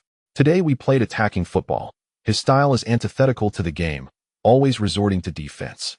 Yet Agüero and Nasri created numerous opportunities. Manchester City did not appear defensive," a journalist reminded him. Clement, growing impatient, declared, "We scored more goals. That is evidence of our attacking play." The recent press conference had been exceptionally intense. The higher-ups at Manchester United should seriously contemplate the issue of their next coach. The chapter concludes. That evening, the entire Milan team flew back to Milan. Following an examination, it was confirmed that Huang Kevin had only suffered a minor muscle tear, necessitating 3 to 4 weeks for recovery. Giannini was also cautious, as Huang Kevin typically recovered faster than the average player. After confirming this news at the hospital, Clement emerged to address the reporters. "Issues? The team has no problems. I have secured 2 consecutive victories. The team has also achieved 2 wins, which clearly demonstrates that I am the right coach for Milan. Pep, I share a good personal relationship with him, but that does not mean I wholly endorse his philosophy. During Kevin's absence, the entire team will strive even harder. As for Mancini and Manchester City, I maintain my stance. The first time Kevin was injured, Mancini was the coach of Inter Milan. This time, the opponent is again Mancini's team. Such coincidences lead me to believe that matters are not as straightforward as they seem. The investigation into the hiring of a sorcerer by the upper echelons of Inter Milan has been conducted numerous times, with even Moratti proving his innocence. Hence, I am inclined to believe that it was Mancini who orchestrated everything. Clement's nonsensical remarks have garnered some recognition from a segment of the fans. Following the match, Mancini's residence became a focal point for British paparazzi. After viewing the news, Huang Kaiwen took the initiative to call Mancini. "Robert, Mr. Clement's statements have nothing to do with me. I do not believe my injury is related to you. I shall clarify this on social media. Hoping this matter does not cause you too much distress," Huang Kaiwen remarked with a smile. Mancini, on the other end of the line, expressed his frustration. "Thank you indeed. That clown has successfully drawn attention to me. You know, Kaiwen, when I returned home to use the restroom, I discovered someone in the distance taking photos through the window. Those British reporters are utterly insufferable." Huang Kaiwen chuckled lightly but quickly restrained himself, replying, "As a coach in Britain, you ought to grow accustomed to such occurrences. This will likely blow over in due time." "I hope so. Thank you, Kaiwen," Mancini responded somberly. Regardless of whether Huang Kaiwen's remarks could sway the fans, at least it was a positive gesture. He understood that the blame did not rest on Huang Kaiwen, but rather on that interim AC Milan coach. Exacerbated by the sensationalism of the English media, the Daily Mail even went so far as to publish the name and nationality of the alleged sorcerer. Upon seeing Huang Kaiwen end the call, the young lady lifted her head and remarked, "I have always thought Robert Mancini to be a rogue. That is merely because he was once the coach of Inter. Your prejudice runs deep," Huang Kaiwen chuckled, patting the young lady's head. "I have heard tales of him from Inter players. Mancini does not strike me as that sort of person." The young lady rolled her eyes and returned to her work. After concluding her evening yoga, Lily entered the bedroom, nonchalantly heading straight for the bathroom. Upon emerging, she promptly engaged in yet another fitness routine. The following morning, Huang Kaiwen was astonished to find fish soup on the table, a rarity in his breakfast. "Madam said it is beneficial for muscle injuries," Albert explained. "Did she mention when she would go for a hospital checkup?" Huang Kaiwen inquired, recalling that the young lady had suddenly experienced nausea the previous evening, leading him to some conjectures. "Yes, Madam said she would go once she finishes her tasks," Albert replied.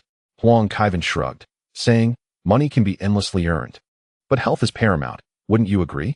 Albert nodded, as he too yearned to see Huang Kaiwen's child. He always felt that their household was missing a child. Huang Kaiwen picked up the newspaper, where the Gazzetta dello Sport had published statements from Moratti and Zanetti. Moratti stated, "Robert left Inter due to certain matters between us. We hold differing views on the team. However, he is an exceptionally skilled coach, and I believe the incident involving the sorcerer was not orchestrated by him. Upon rising this morning, my children informed me that Kevin had clarified matters for Robert online, which brought me great joy.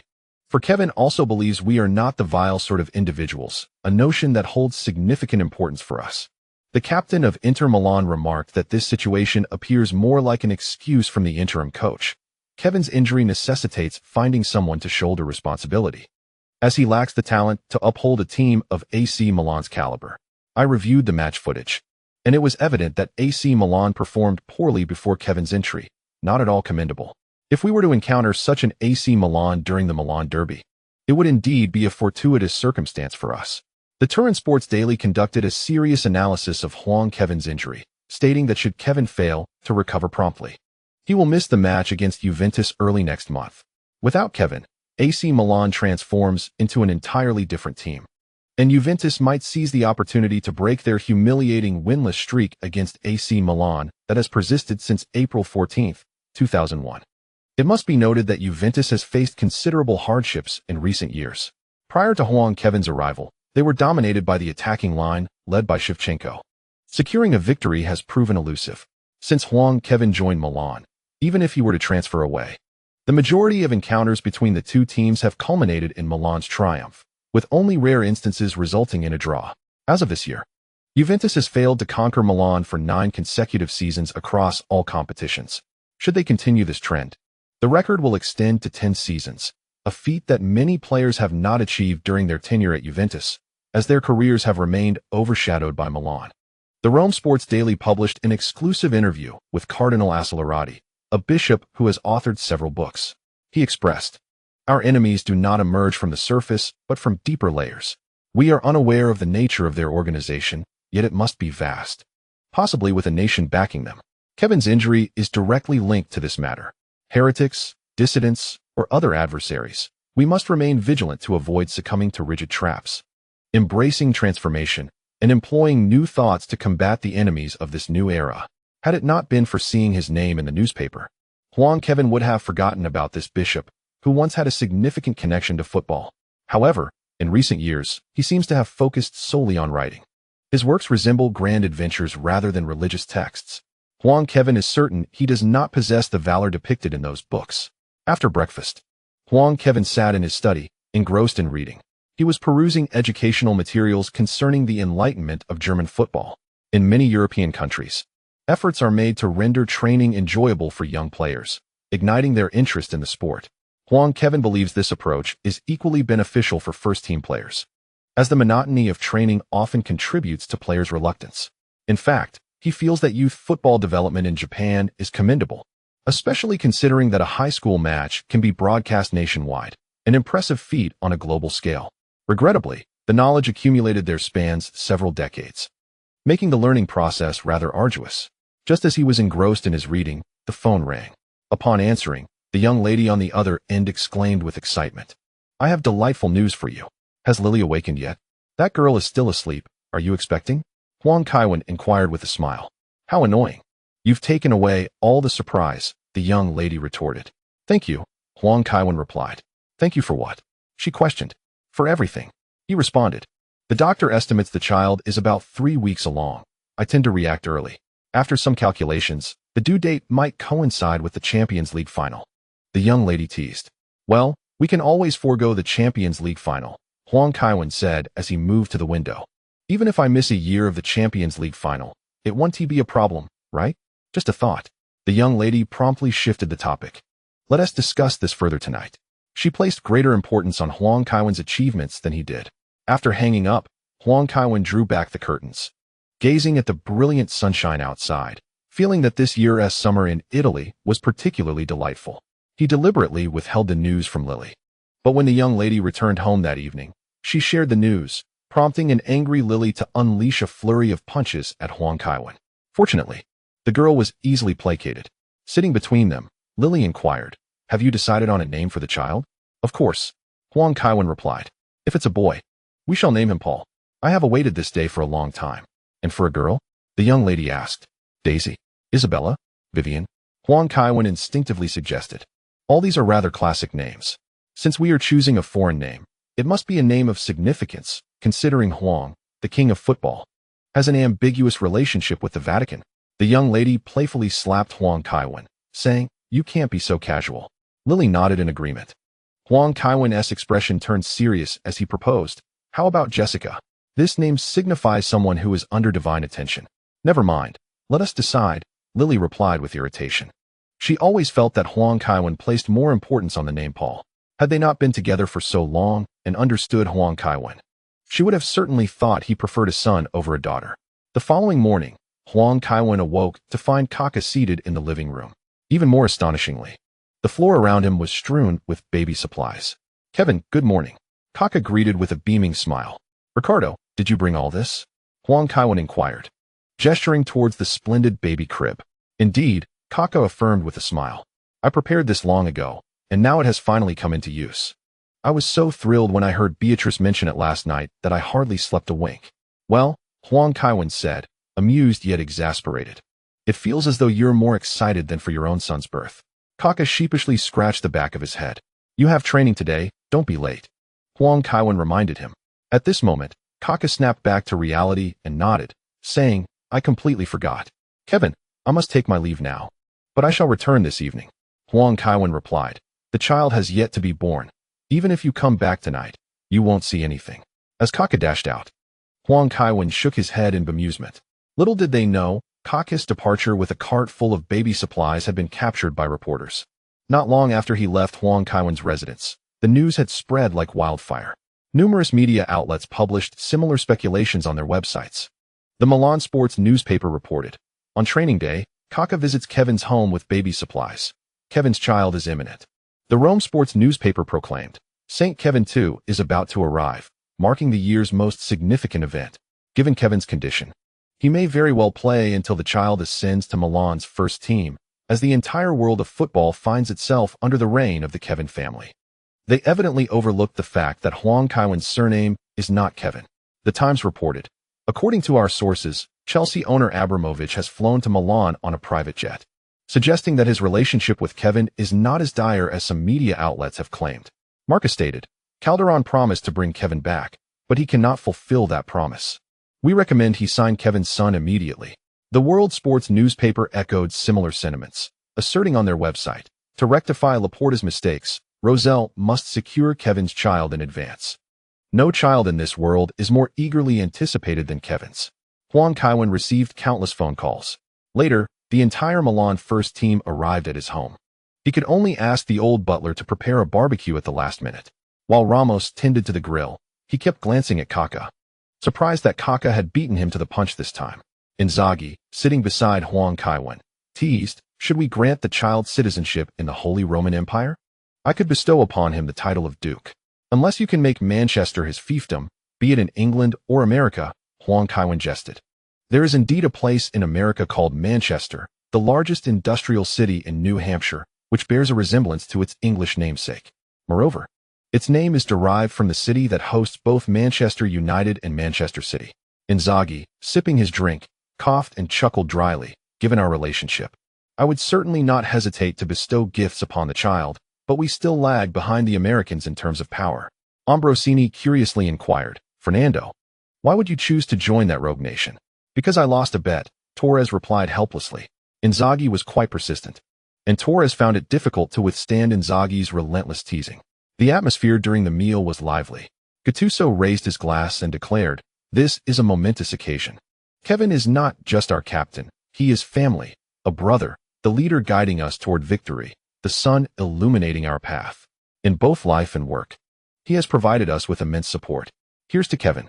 Cheers to Kevin. Huang Kaiwen raised his wine glass with a smile. At that moment, Albert hastily approached and said, Sir, the couple from the Maldini family has arrived. Huang Kaiwen quietly slipped away to the back door and, somewhat perplexed, inquired, Why are you sneaking around? I heard the first team is here, and my presence might make them uncomfortable. Paolo Maldini replied, Indeed, we heard that Barbara is expecting, so we decided to come and pay a visit. What about Chris? Huang Kaiwen asked. He just boarded a plane yesterday, but he called us, persistently urging us to bring some gifts, Ma Paolo remarked with an eye roll.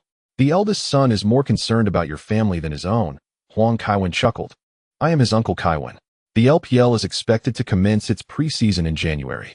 However, the eldest son has already gone ahead to bond with his teammates in preparation. Huang Kaiwen believed that with the advanced strategies he had imparted to the eldest son, combined with his skills, KT's performance over the next couple of years should be commendable, perhaps even clinching the championship at the S tournament. This is for the child, Maldini said, handing over a small box.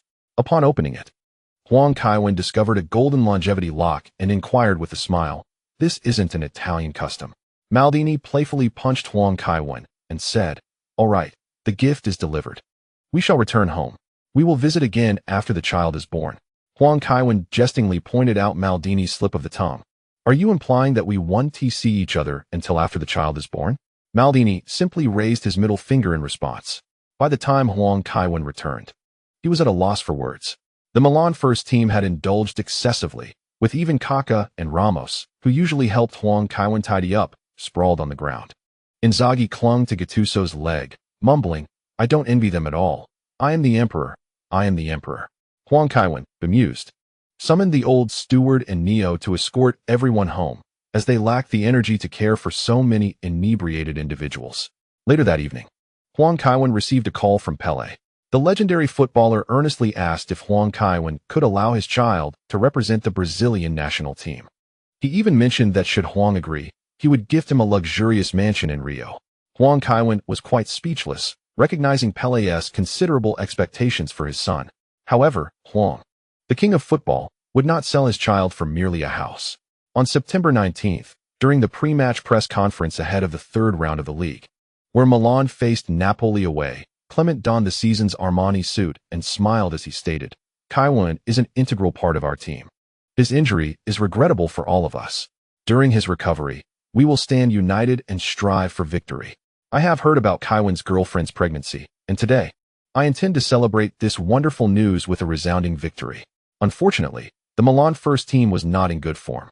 In the match, Cavani showcased his prowess, scoring a hat trick, leading Napoli to a 3-1 victory over Milan. At the post-match press conference, Clement unleashed his frustrations.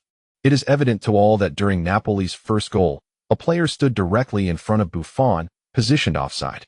This is not merely an issue of tonight's match. We have faced numerous unfavorable decisions in other games as well. The referee took an inordinate amount of time to determine that it was a red card." He lamented, "The game should not devolve into this. It bears no resemblance to football. The referee had to make a decision, and I can only accept it. I choose to focus on the positives. Even with just 10 players, we managed to control the match and implemented some proactive measures. Regarding Hazard, I prefer not to discuss him. I have set high standards for Milan, whether for the coaching staff, the players, or others, when an offside occurs. We must be resolute in administering penalties." Later, the show The 90th Minute, hosted by Giorgio Palmas, featured the retired Baggio, who has distanced himself from football. Baggio has transformed into a different persona. Palmas, who was once Inzaghi's girlfriend, inquired, "Long time no see.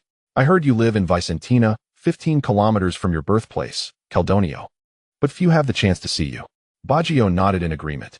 "Indeed, as I am not one to enjoy wandering. I need to be a good father. My daughter Valentina and eldest son Mattia are grown and have their own concerns, while my youngest son Leonardo also requires care."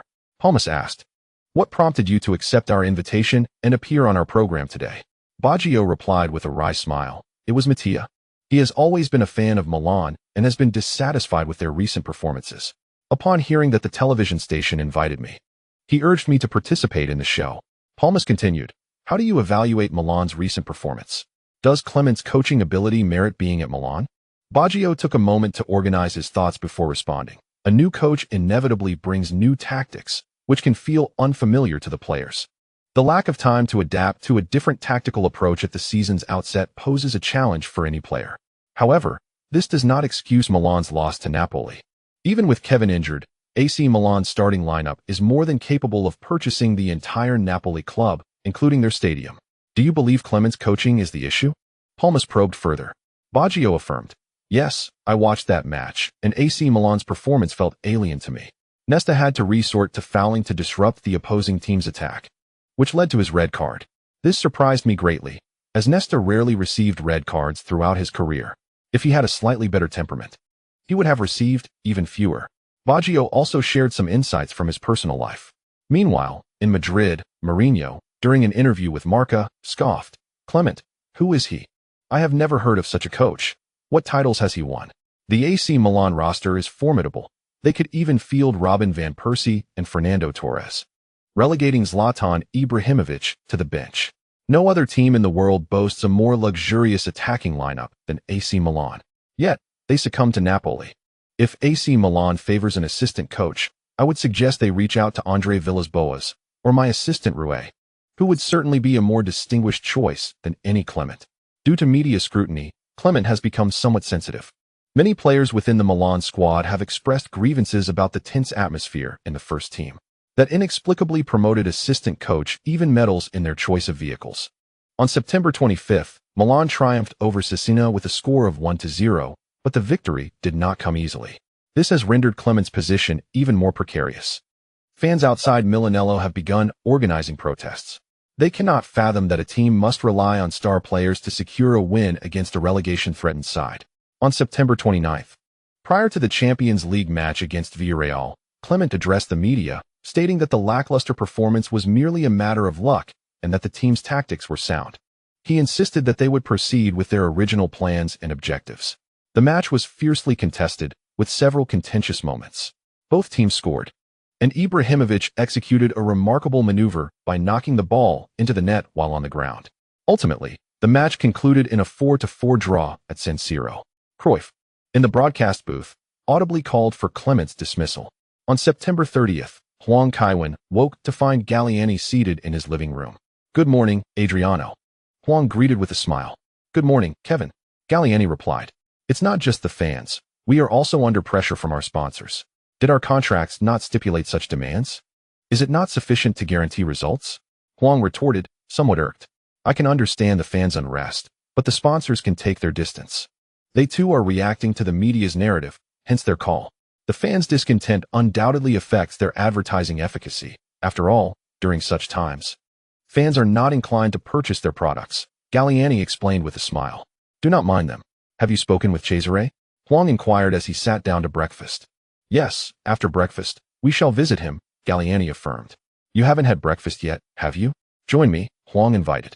After finishing their meal, the two men picked up Cesare Maldini, and the trio proceeded to the hospital where Guardiola was recuperating. Upon seeing the three men, Guardiola, lying in his hospital bed, appeared pleasantly surprised and beckoned them in. How is your recovery going, coach? Huang asked as he set down his gifts, a selection of ham, freshly squeezed juice, and a Beatles album, all of which Guardiola favored. Guardiola considered canned juice to be mere industrial sugar water. He not only abstained from it himself, but also forbade the Milan players from consuming it. To be frank, there has not been much progress. Guardiola remarked with a wry smile that he occasionally contemplates undergoing surgery to temporarily distance himself from the pitch. During his tenure at Barcelona, he frequently suffered ailments, often captured on camera grimacing in pain while seated on the bench. In such moments, he would choose to stand at the sidelines, enduring the discomfort. If you wish to have the surgery, then do so. The club supports your decision, Gallieni stated. No, it is not yet time to step back, Guardiola replied, shaking his head. Mourinho has already pulled too far ahead. If he were to pause, someone might very well usurp his position. A silence enveloped the upscale hospital room. Guardiola proactively inquired, Your visit today is not solely for the purpose of checking in on my health, is it? Gallieni nodded, responding, Indeed. Clement is on the verge of dismissal. He is a member of your coaching staff, and I felt it necessary to inform you. Has he only lost one match? Guardiola asked, astonished. You cannot gauge the situation solely from the newspapers. The primary pressure stems from the first team, Gallieni elucidated. The first team players are increasingly reluctant to cooperate with him. His tactics are perpetually aggressive and subject to constant change, leaving the players unable to adapt. The atmosphere within the team is quite poor, and if he continues as coach, it may lead to even greater issues. Guardiola fell silent. During this time, his sources of information had been confined to the newspapers. He rarely watched television. He was aware of Clement's performance, but had not anticipated that the locker room was on the brink of revolt. It has not been long at all. I can accept any decision the club makes, Guardiola eventually spoke after a pause of about 5 minutes. We hope for his departure from the coaching staff, Gallieni stated. The players do not wish to see him, nor do the fans. That is acceptable, but he must be compensated adequately. Guardiola nodded in agreement. Rest assured, Milan will not shortchange anyone. Gallieni sighed in relief. Ultimately, it remains Guardiola's perspective, as Clement was his assistant at Barcelona. If Clement can be dismissed early, then a significant portion of the problem will be resolved. Who will be the interim coach then? Guardiola inquired, casting a glance at Cesare Maldini. It aligns closely with your thoughts, Gallieni replied. Cesare was the first Italian to lift the Champions League trophy upon your return. He will also serve as a member of the coaching staff to guide the team through this season. I have no objections. This is a matter of preserving the club's culture, Guardiola smiled. He had interacted with old Maldini and found him to be quite amiable. That is good. Focus on your recovery, Gallieni nodded. The three exited the hospital room together. Cesare Maldini reflected. I never imagined at my age I would be pulled out to serve as a shield. I did not foresee returning to the club to work at nearly 80. This indicates your capability, Huang Kaiwen chuckled.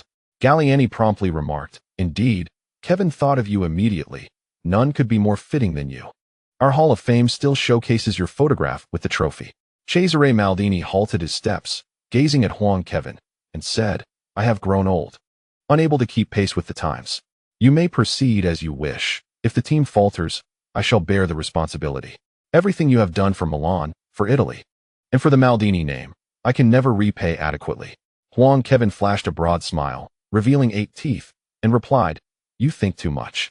Your return is not to bear the wrath of the fans. We hope that by season's end, Cesare Maldini can once again lift the Champions League trophy. Well, the elderly tend to ponder excessively. Cesare chuckled, extending his hand. Let us strive together in the time ahead. Let's give it our all. Huang Kaiwen reciprocated the gesture. Later, the Milan official website announced, following amicable negotiations, we have mutually agreed to terminate the contract of interim head coach, Clement, a member of Guardiola's coaching staff.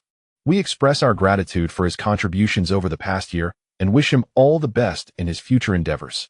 The battle between Chelsea and Liverpool was indeed exhilarating. It was surprising how well Chelsea performed. Chapter N0525 Huang's arrival, tactical transformation, old Maldini steps forward. This is the best course of action. His status in Italy, particularly in Milan, is remarkably unique. His son has not brought shame to the family. Rather, he has enhanced the family's legacy. While there may be stars who surpass old Maldini or Paolo Maldini, it is rare for any family to hold a position within a club that surpasses the Maldini family. Subsequently, Milan convened a press conference. Galliani sat beside Cesare Maldini. With excitement, Galliani announced, Milan is Italy's first Champions League champion. And the person beside me is the captain of that Milan team. He has made outstanding contributions from the coaching position, nurturing a generation of young talents in the Italian youth team who brought home the World Cup. We are thrilled to announce that during Pep's absence, Cesare Maldini will serve as the interim head coach of the team. The news was indeed earth-shattering. No one anticipated that the 79-year-old old Maldini would return as Milan's temporary coach. Mr. Galliani, is this decision from the Milan upper management? Cesare, what prompted you to make such a decision? You have been away from football for many years. Can you adapt to the current state of the game?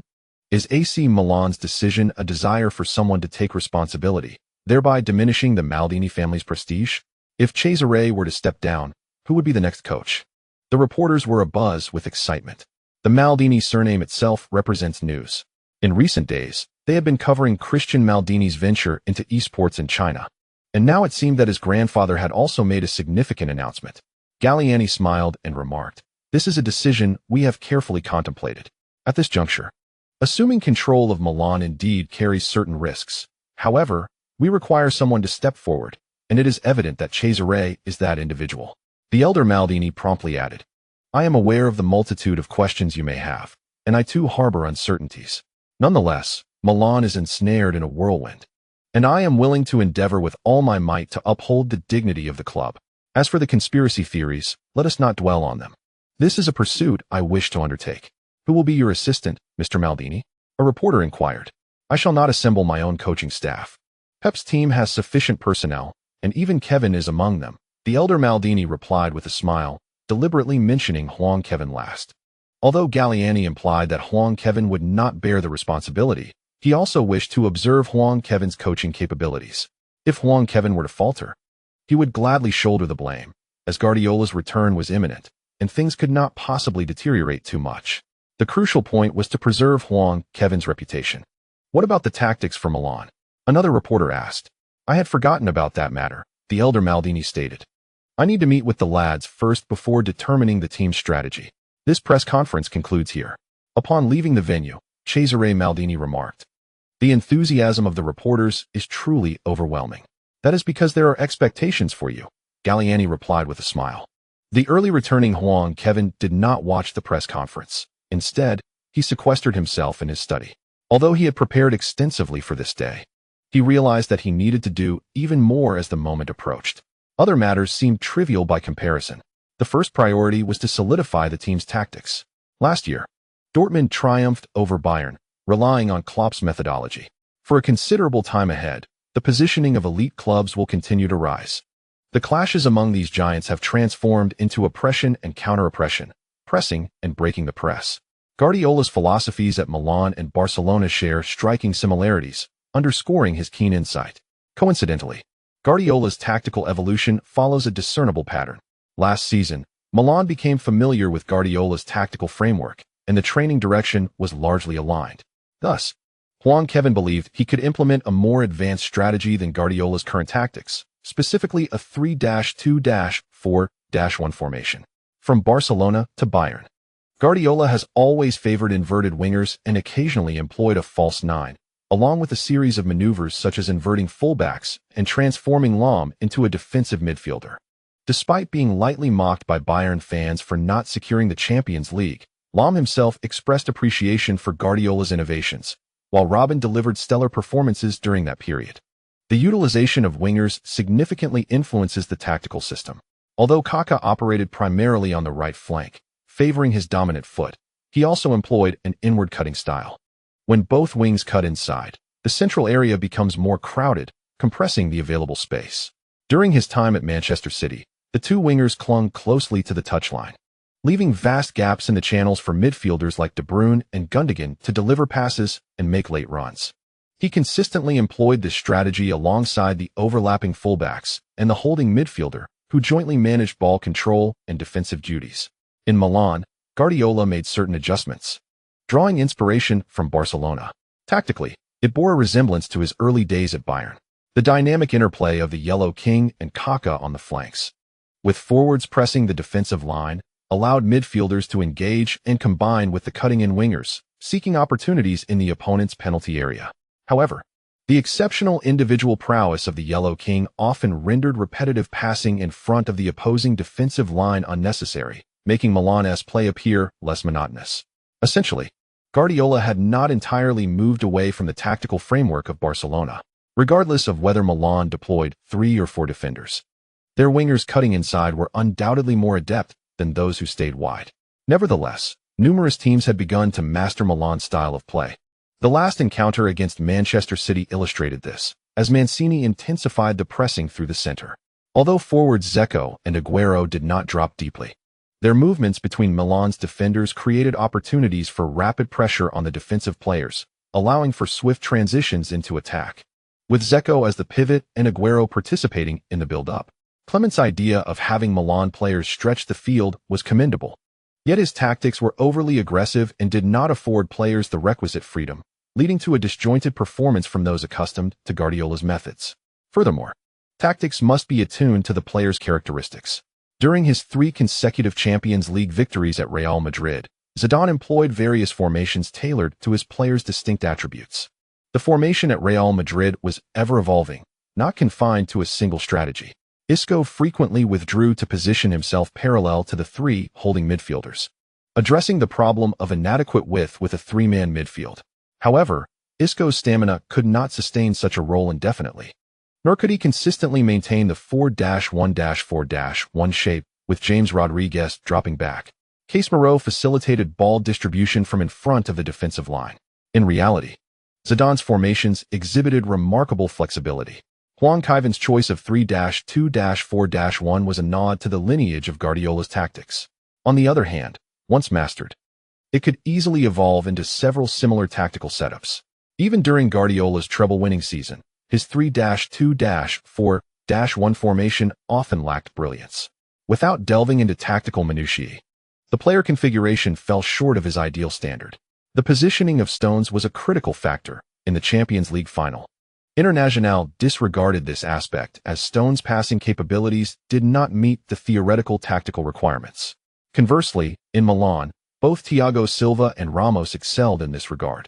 In football, beyond ball possession and movement, the importance of space cannot be overstated. Barcelona's continuous passing and movement aimed to draw the opposition, with the Yellow King himself attracting defenders to create space for teammates, exploiting weaknesses in the opponent's setup. Conversely, defenders who maintain their positions find it increasingly challenging to compress space, necessitating more agile movement off the ball.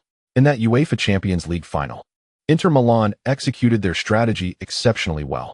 When Manchester City launched their attacks down the right flank, Inter pressed forward with their right-sided center-back, creating a numerical balance against Manchester's midfield. Brozovic did not specifically mark the opposing midfielder on the other side. Instead, he acted as a versatile player, providing supplementary defense.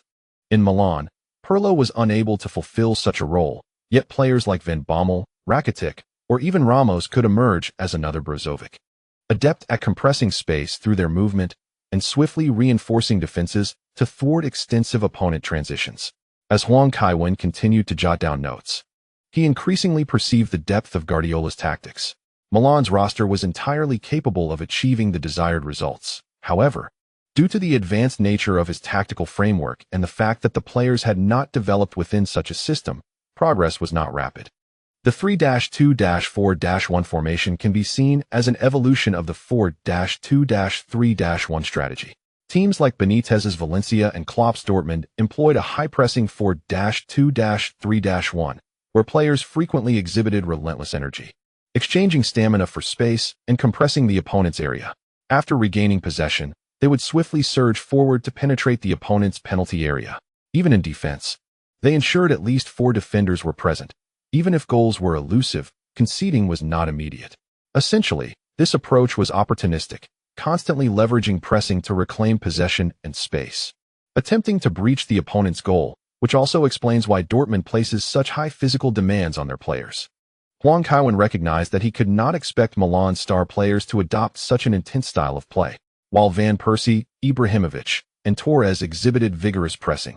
Sustaining such relentless efforts was untenable, not just for the players, but also for fans and coaches of their respective national teams. These stars possessed the capability to alter the course of a match, and with such a roster, they need not play in such a frantic manner. Huang Kaiwen quickly resolved to exploit the flanks.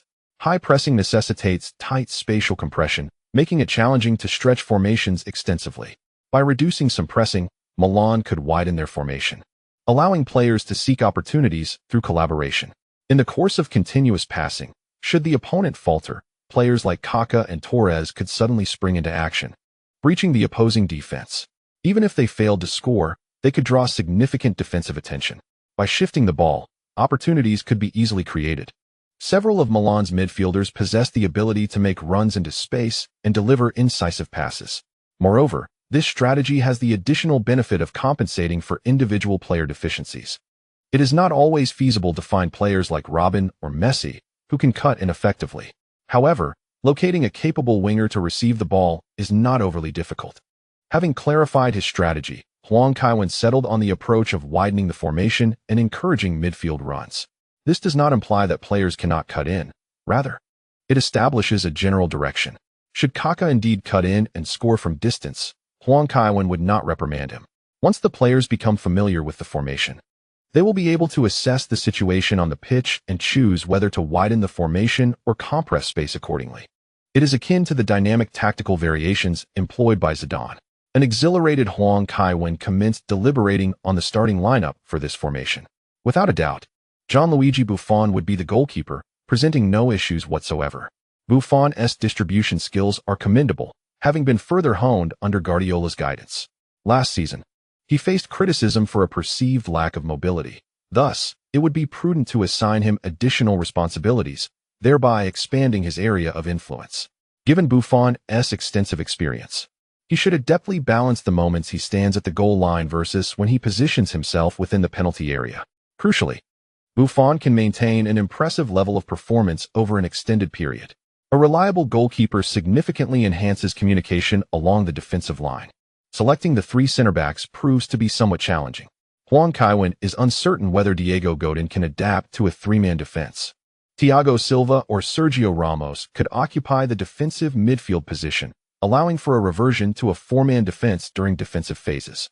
The potential candidates for the 3 center-backs include Gianluca Zambrotta, Alessandro Nesta, and Thiago Silva, with the possibility of substituting Zambrotta for Ramos. Should Ramos not feature as a defender, he could partner with Mark van Bommel or Ivan Rakitic in midfield. If he plays in defense, Van Bommel's partnership could shift to Lars Bender, who is capable of playing both as a defensive midfielder and a right back. While Van Bommel may not be the most technically gifted among Dutch players, his versatility shines through.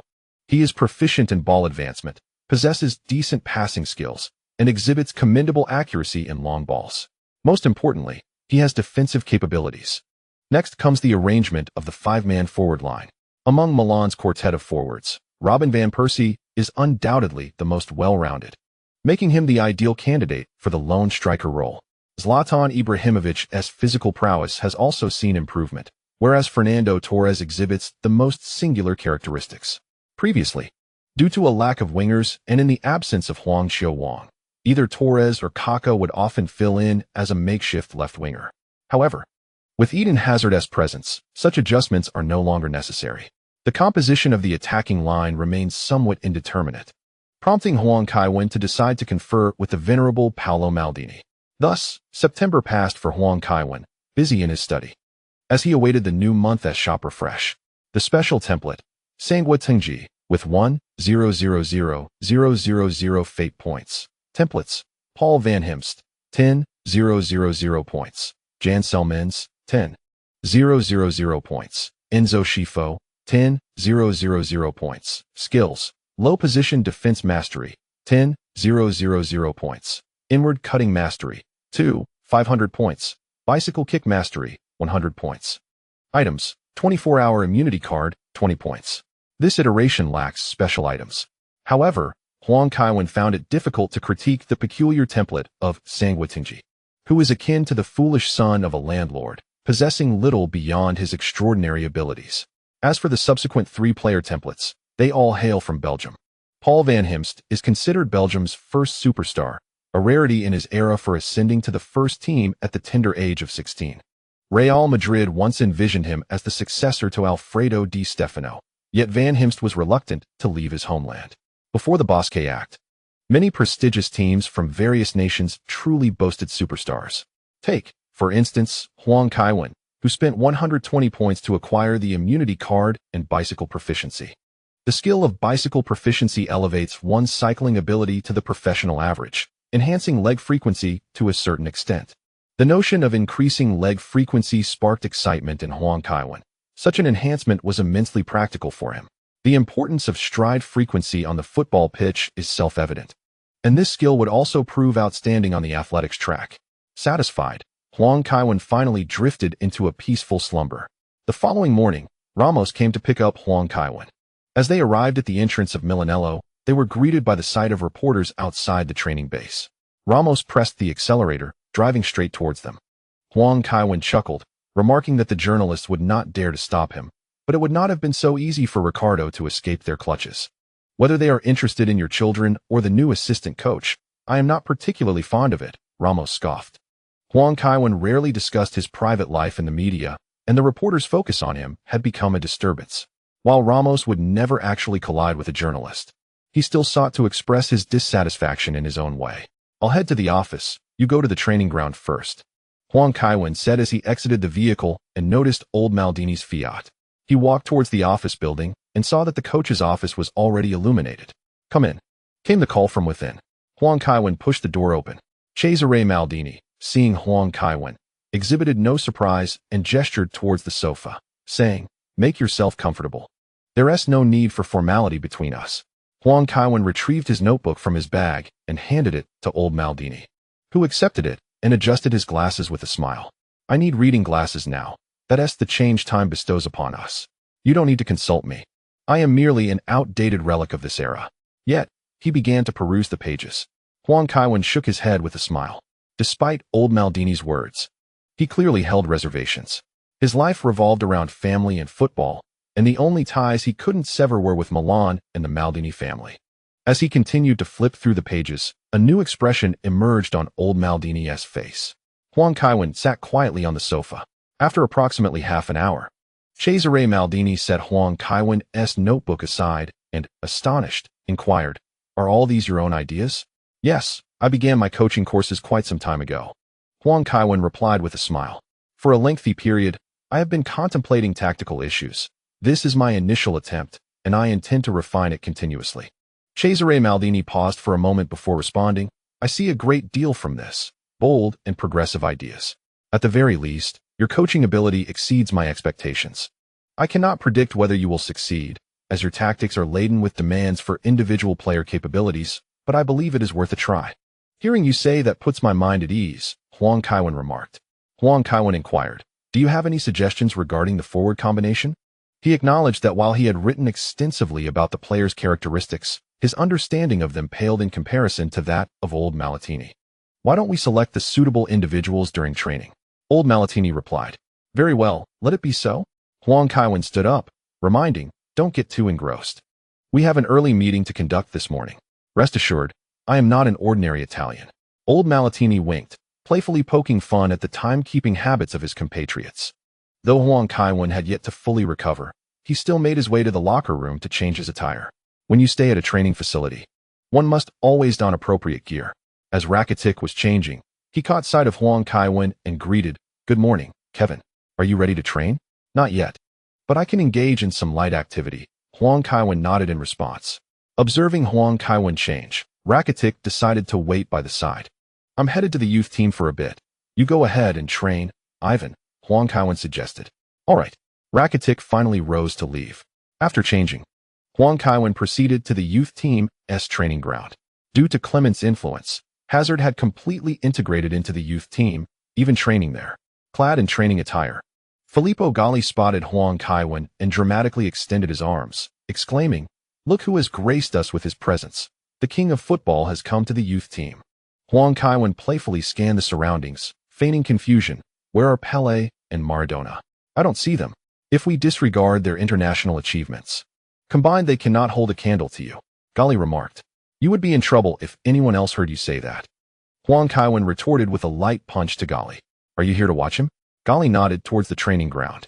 The youth team trained for less time than the first team, and at that moment, only Hazard was present on the field. Indeed, he is a prodigy, isn't he? Huang Kaiwen smiled. If we exclude you, I believe he stands a chance at winning the Ballon d'Or. He may not secure it multiple times, but with a stellar season, he certainly has the opportunity. Galli added. Milan's youth academy had developed remarkably over the past few years, yet Hazard's skills remained unparalleled. Galli often marveled at Hazard's extraordinary rhythm. Yes, I concur, Huang Kaiwen replied. Jinsei Sin embodies this as well. He is very close to the Ballon d'Or. However, even without the king of football, it remains a challenge to break the monopoly on honors held by those two. I have matters to attend to. I shall return to the office, Galli stated. Having discerned that Huang Kaiwen had something to discuss with Hazard, Huang Kaiwen raised his left arm and waved, signaling Galli to depart. After taking a few steps, Galli turned back and called out, Great star, next time I must sneak a few bottles of fine wine from your home. Huang Kaiwen could only smile and shake his head in bemusement. This must have been the moment when Inzaghi, during his demotion, inadvertently influenced his defensive partner Tassadi. Kevin. Hazard jogged to the sidelines, brimming with eagerness. Had it not been for Galli's presence, he would have approached sooner. The sight of Huang Kaiwen standing there sparked his curiosity. Eden, I am here to inform you that you are returning to the first team, Huang Kaiwen stated directly. A look of joy immediately illuminated Hazard's face. Mr. Clement's methods may be questionable, yet I believe players should manage their diets, Huang Kaiwen continued. Recently, the club has reached out to many establishments in Milan, instructing them not to sell you items like hamburgers. Hazard's expression instantly soured. Huang Kaiwen beckoned Hazard to sit beside him at the goalpost, gesturing toward the first team's training ground. Do you see that? That old fellow Gattuso is training. Hazard nodded. In his youth, he lacked the extraordinary talent you possess. Yet his passion for the game drove him to train relentlessly, running along the beach, playing football, and even sprinting up and down the stairs at home, exhausting all means to hone his skills, which ultimately earned him a chance to play professionally. Even now, at his age, he remains among the first to arrive at training.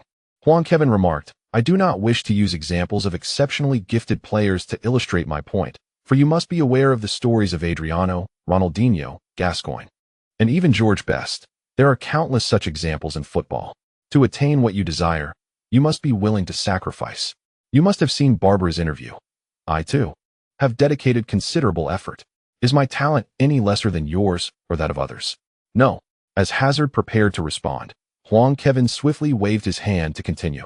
Everyone has the right to choose their own path, even if one plays for just a few years. A professional athlete can amass wealth that an ordinary person might take a lifetime to accumulate. As long as you remain a Milan player, the club will impose dietary restrictions. That is a certainty. Eden, the type of player you wish to become is entirely your choice. With that, Huang Kaiwen rose.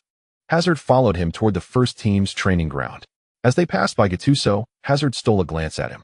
Gattuso's temples were graying, yet he maintained a strict demeanor during stretching, more serious than many newly promoted players. This made Hazard feel somewhat embarrassed. He resolved to train diligently on the field. Huang Kaiwen had only called him back after hearing that Hazard was consistently arriving early for training with the youth team. His words would undoubtedly have an impact. Yet Huang Kaiwen could not guarantee its permanence.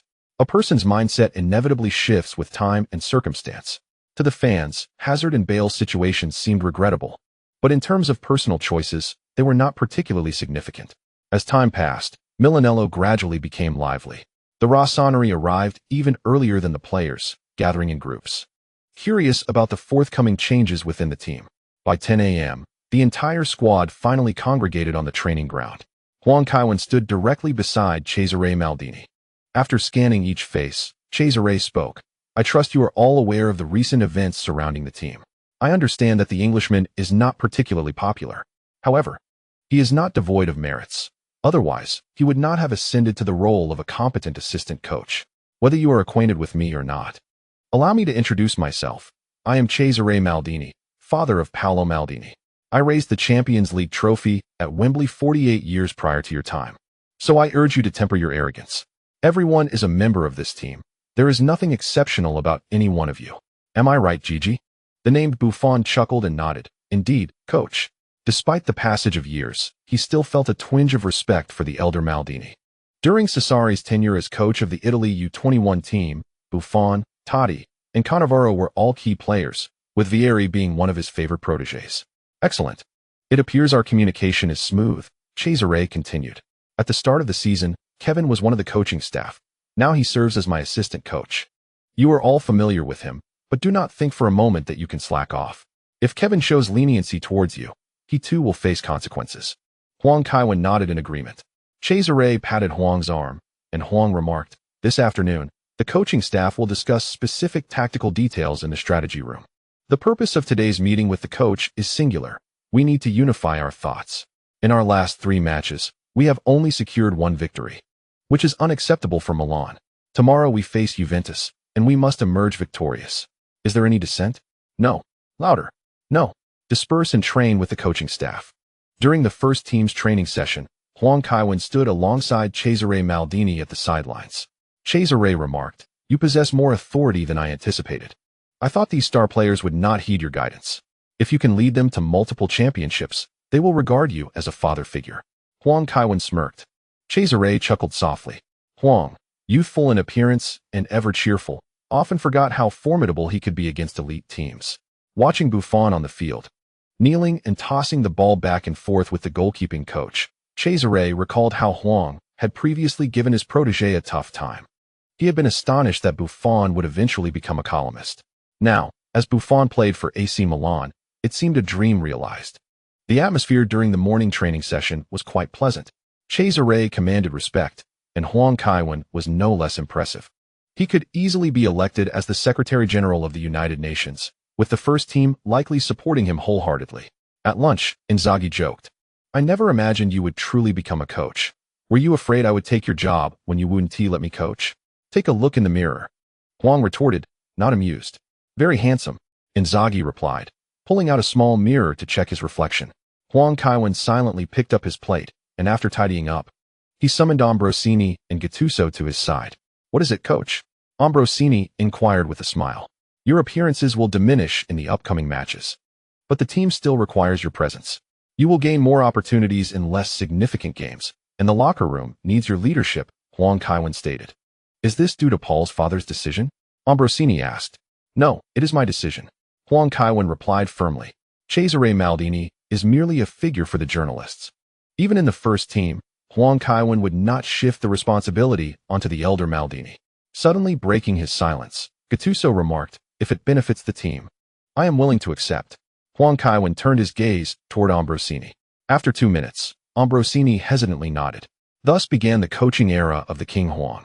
Miss Lily intentionally awaited Huang Kaiwen's awakening, refraining from leaving for work early. She, too, rose at dawn. After spending nearly an hour in the dressing room, she finally placed her hands on Huang Kaiwen's shoulders and remarked with satisfaction, you are the most handsome coach in the world. Huang Kaiwen donned a brown handmade suit adorned with deep yellow stripes, complemented by a matching vest, a rarity in recent times, yet he adored it.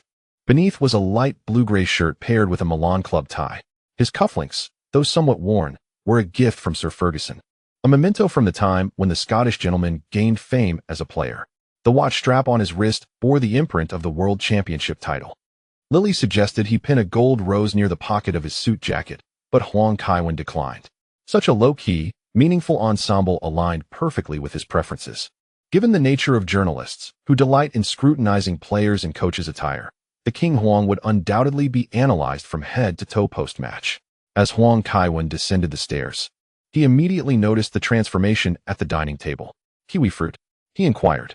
Indeed, sir. Today's breakfast features Marcelo's stewed chicken, a symbol of victorious triumph, Albert replied with a smile. Huang Kaiwen shook his head and took a seat. This dish, it is said, was crafted by Napoleon in June 1800 after he defeated his enemies, lacking a cook, and thus sent men to nearby farms to procure food. The cavalry returned with chicken, tomatoes, and garlic, complemented by their own olive oil and brandy. First seared and then stewed, the dish was finally enhanced with wine. Many French and Italian restaurants feature this dish, each with its own variations and numerous ingredients. The old steward had indeed put in considerable effort. Huang Kaiwen mused that, given enough time, their home might well have a grand Kevin Arc de Triomphe. He took a sip of coffee for a quick boost and promptly picked up the newspaper.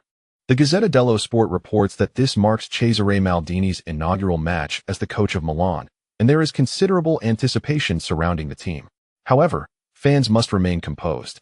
For the team has recently traversed a tumultuous period, and he requires additional time to effect change. Simultaneously, we maintain our attention on his assistant coach, Kevin, who, unlike Cesare, has remained entrenched in the football realm. Huang Kaiwen nods in agreement. The advantage of having a former player as a coach is evident. The media and fans exhibit greater patience towards a club legend than an outsider. In the second section, Huang Kaiwen comes across Buffon's column, where Buffon expresses his prior skepticism toward the Englishman, citing a lack of charisma. He acknowledges that while the tactical insights may possess merit, coaching transcends merely providing a strategy for players to flawlessly execute. In this world, he believes that only a select few coaches command his utmost dedication, and fortuitously, they are all currently associated with Milan. One is his coach from the Italian youth team, Mr. Maldini, and the other is the future finest coach, Kevin. It is only natural for Kevin to transition into coaching once he reaches around 40 years of age, amassing sufficient experience. It is still somewhat premature at this juncture. Huang Kaiwen muses that Buffon believes he can continue playing until 40, though that is not a certainty. La Stampa notes that Antonio Conte has encountered an opportune moment, as Milan has already submitted their extensive roster, confirming that Kevin will not be able to participate in this match. However, defeating AC Milan holds significant implications for Juventus. Huang Kaiwen suddenly recalls that Conte has taken the helm at Juventus. During the summer, Milan retained Pirlo, subsequently securing the free transfer of Zé Roberto, whose contract with Hamburg had expired. The two players possess entirely different styles. Nonetheless, Zé Roberto is indeed a commendable acquisition. As a Brazilian, his career longevity is astonishing. This match represents a considerable challenge for Milan. Huang Kaiwen wipes his mouth and rises to head toward the door, where Neo awaits in the car. Today, Huang Kaiwen has not summoned Ramos for his pickup. Upon arriving at the club, the entire team engages in a brief warm-up before boarding the bus to Turin. Guardiola's assistant, Dominic Torrent, remarks that Pep holds high expectations for today's match, eager to observe the tactical approach Kevin will unveil. Interim coach Cesare, Huang Kaiwen chuckles. Seated beside him, the elder Maldini states, "If I were to coach, this team would undoubtedly falter. Previously, it was merely for spectacle." After thoroughly analyzing Milan's tactics over the past few days, the elder Maldini realizes that Guardiola's or Huang Kaiwen's strategies differ entirely from his own. The fundamental distinction between high pressing and low block defense constitutes a wholly different system. His tactical philosophy cannot be applied to this team. In later stages, Ancelotti began to favor possession-based play, compounded by Guardiola's modifications. Suddenly instructing this Milan side to adopt a standard counter-attacking style would leave the players feeling quite disoriented.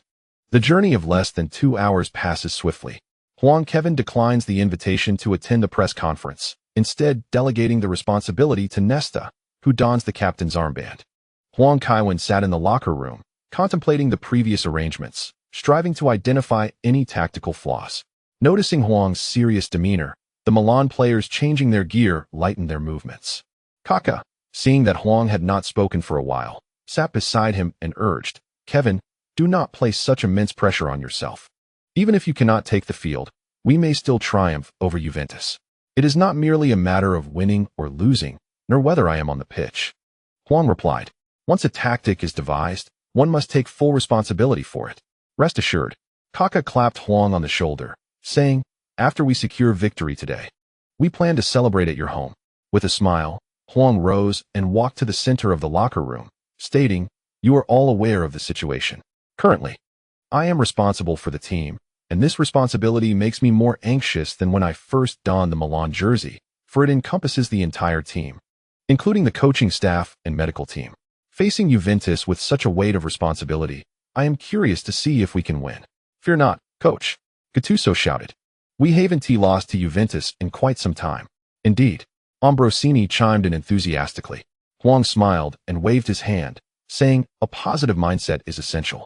Do not fear the opponent, yet do not underestimate them either. Antonio Conte is an excellent coach, and Juventus plays exceptionally well under his guidance. So we must not be careless. Now, let us head out and warm up. One by one, the Milan players exited the locker room. Inzaghi stood before Huang, sizing him up, and remarked, I thought you were getting married, dressed so handsomely. Irritated, Huang raised his right foot and playfully kicked Inzaghi's backside. Inzaghi let out an exaggerated yelp and dashed out of the locker room. Clearly, this fellow had noticed Huang's tension and was attempting to lighten the mood. Today's referee was Rizzoli, who had been groomed for prominence after the Calciopoli scandal, indicating the Italian Football Federation's significant regard for this match. Perhaps due to his primary profession as an architect, Rizzoli's officiating was notably strict. Although previously exposed as an Inter supporter, he had encountered little controversy during matches, with Inter achieving only 3 wins, 1 draw, and 2 losses in the 6 games he officiated. Overall, appointing Rizzoli to officiate this match was the best decision. Though he tended to issue numerous cards, an aspect not particularly advantageous for Milan, Huang himself acknowledged that Milan's players exhibited a greater degree of individuality than those of other teams. From Buffon to Nesta, from Van Bommel to Van Persie and Ibrahimovic, Milan's players often possessed fiery tempers. In instances of large-scale confrontations, Milan invariably received more cards than their opponents. Shortly thereafter, Nesta and Cesare Maldini returned to the locker room. After changing, Nesta immediately went out to warm up. Old Maldini sat beside Huang and said, Are you nervous? I must admit, I am a bit as well. I can understand. Huang nodded in agreement. For the elder Maldini, the Italian national team could never compare to the stature of Milan in his heart. After many years, he returned to coach Milan once again. Even as a mere interim coach, a sense of trepidation lingered within him. When I first took on the role of a coach, it was an utter disaster. The elder Maldini recounted, gazing up at the ceiling. At that time, magazines suggested that indulging in sweets could alleviate nerves, so before the match, I consumed a considerable amount of ice cream and chocolate. By the time I stood on the sidelines, my mouth felt sticky and uncomfortable. After drinking water, I found myself with an upset stomach. You can imagine how that went. Sounds rather embarrassing, Huang Kaiwen chuckled. Indeed, I felt so humiliated that I wished I could disappear. And we lost that match. He then rose, gesturing with both hands in front of him, stating, See, I'm still thriving. Even the first time can become commonplace with experience. It is merely a day in your life. That is quite helpful. Thank you, Huang Kaiwen replied with a smile. Hearing the commotion from the players' tunnel, Huang Kaiwen stood and beckoned the elder Maldini to join him. The two followed the players down the corridor. A resounding chorus of boos erupted at the Alp Stadium. This was not directed at Huang Kaiwen, but rather at Cesare Maldini, who had played for the city's rival, Torino, towards the end of his career. Huang Kaiwen gently placed a hand on the elder Maldini's arm, but Maldini stubbornly shrugged him off, declaring, Never show weakness to your enemies. Huang Kaiwen shook his head with a smile, thinking, What a stubborn old man. Successful individuals often share certain traits. Stubbornness and tenacity are not necessarily detrimental in the realm of football. The Alp Stadium, with a capacity of 69,000, had drawn over 70,000 fans today. In addition to Sassari's legacy with Milan and Torino, the banners unveiled the envy of the Juventus supporters. Envy. They coveted Milan's impending ownership of their own stadium. Despite Juventus being backed by the Agnelli family, they still lacked a home ground. Coupled with Milan's dominance over Juventus in the past decade, the glorious achievements of Milan had warped the mindset of the Juventus faithful. Cesare Maldini, having previously shaken hands with Conte, encouraged him, Your ideas are commendable. Keep pushing forward. Conte offered a wry smile. Only by residing in Turin could one truly grasp the fervent anticipation the fans held for victory in this match. He aspired to defeat AC Milan, even with Huang Kaiwen at the helm. Yet, he was acutely aware of the formidable challenge that lay ahead. The expectations from Juventus supporters and club executives had robbed him of sleep for 2 consecutive nights.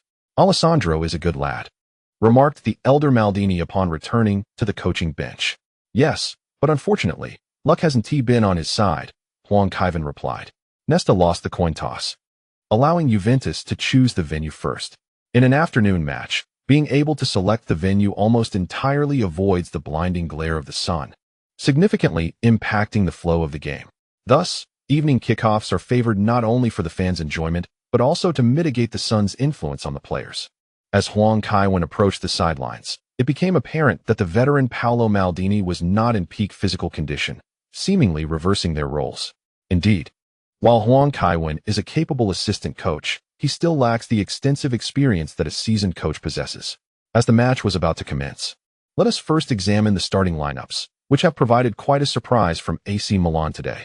Juventus, employing a 4-3-3 formation with a single defensive midfielder, features goalkeeper Courtois, defenders Chiellini, Barzagli, Bonucci, Lichtsteiner, midfielders Vidal, Zé Roberto, Marchisio, forwards Simone Pepe, Vucinic, Krasic.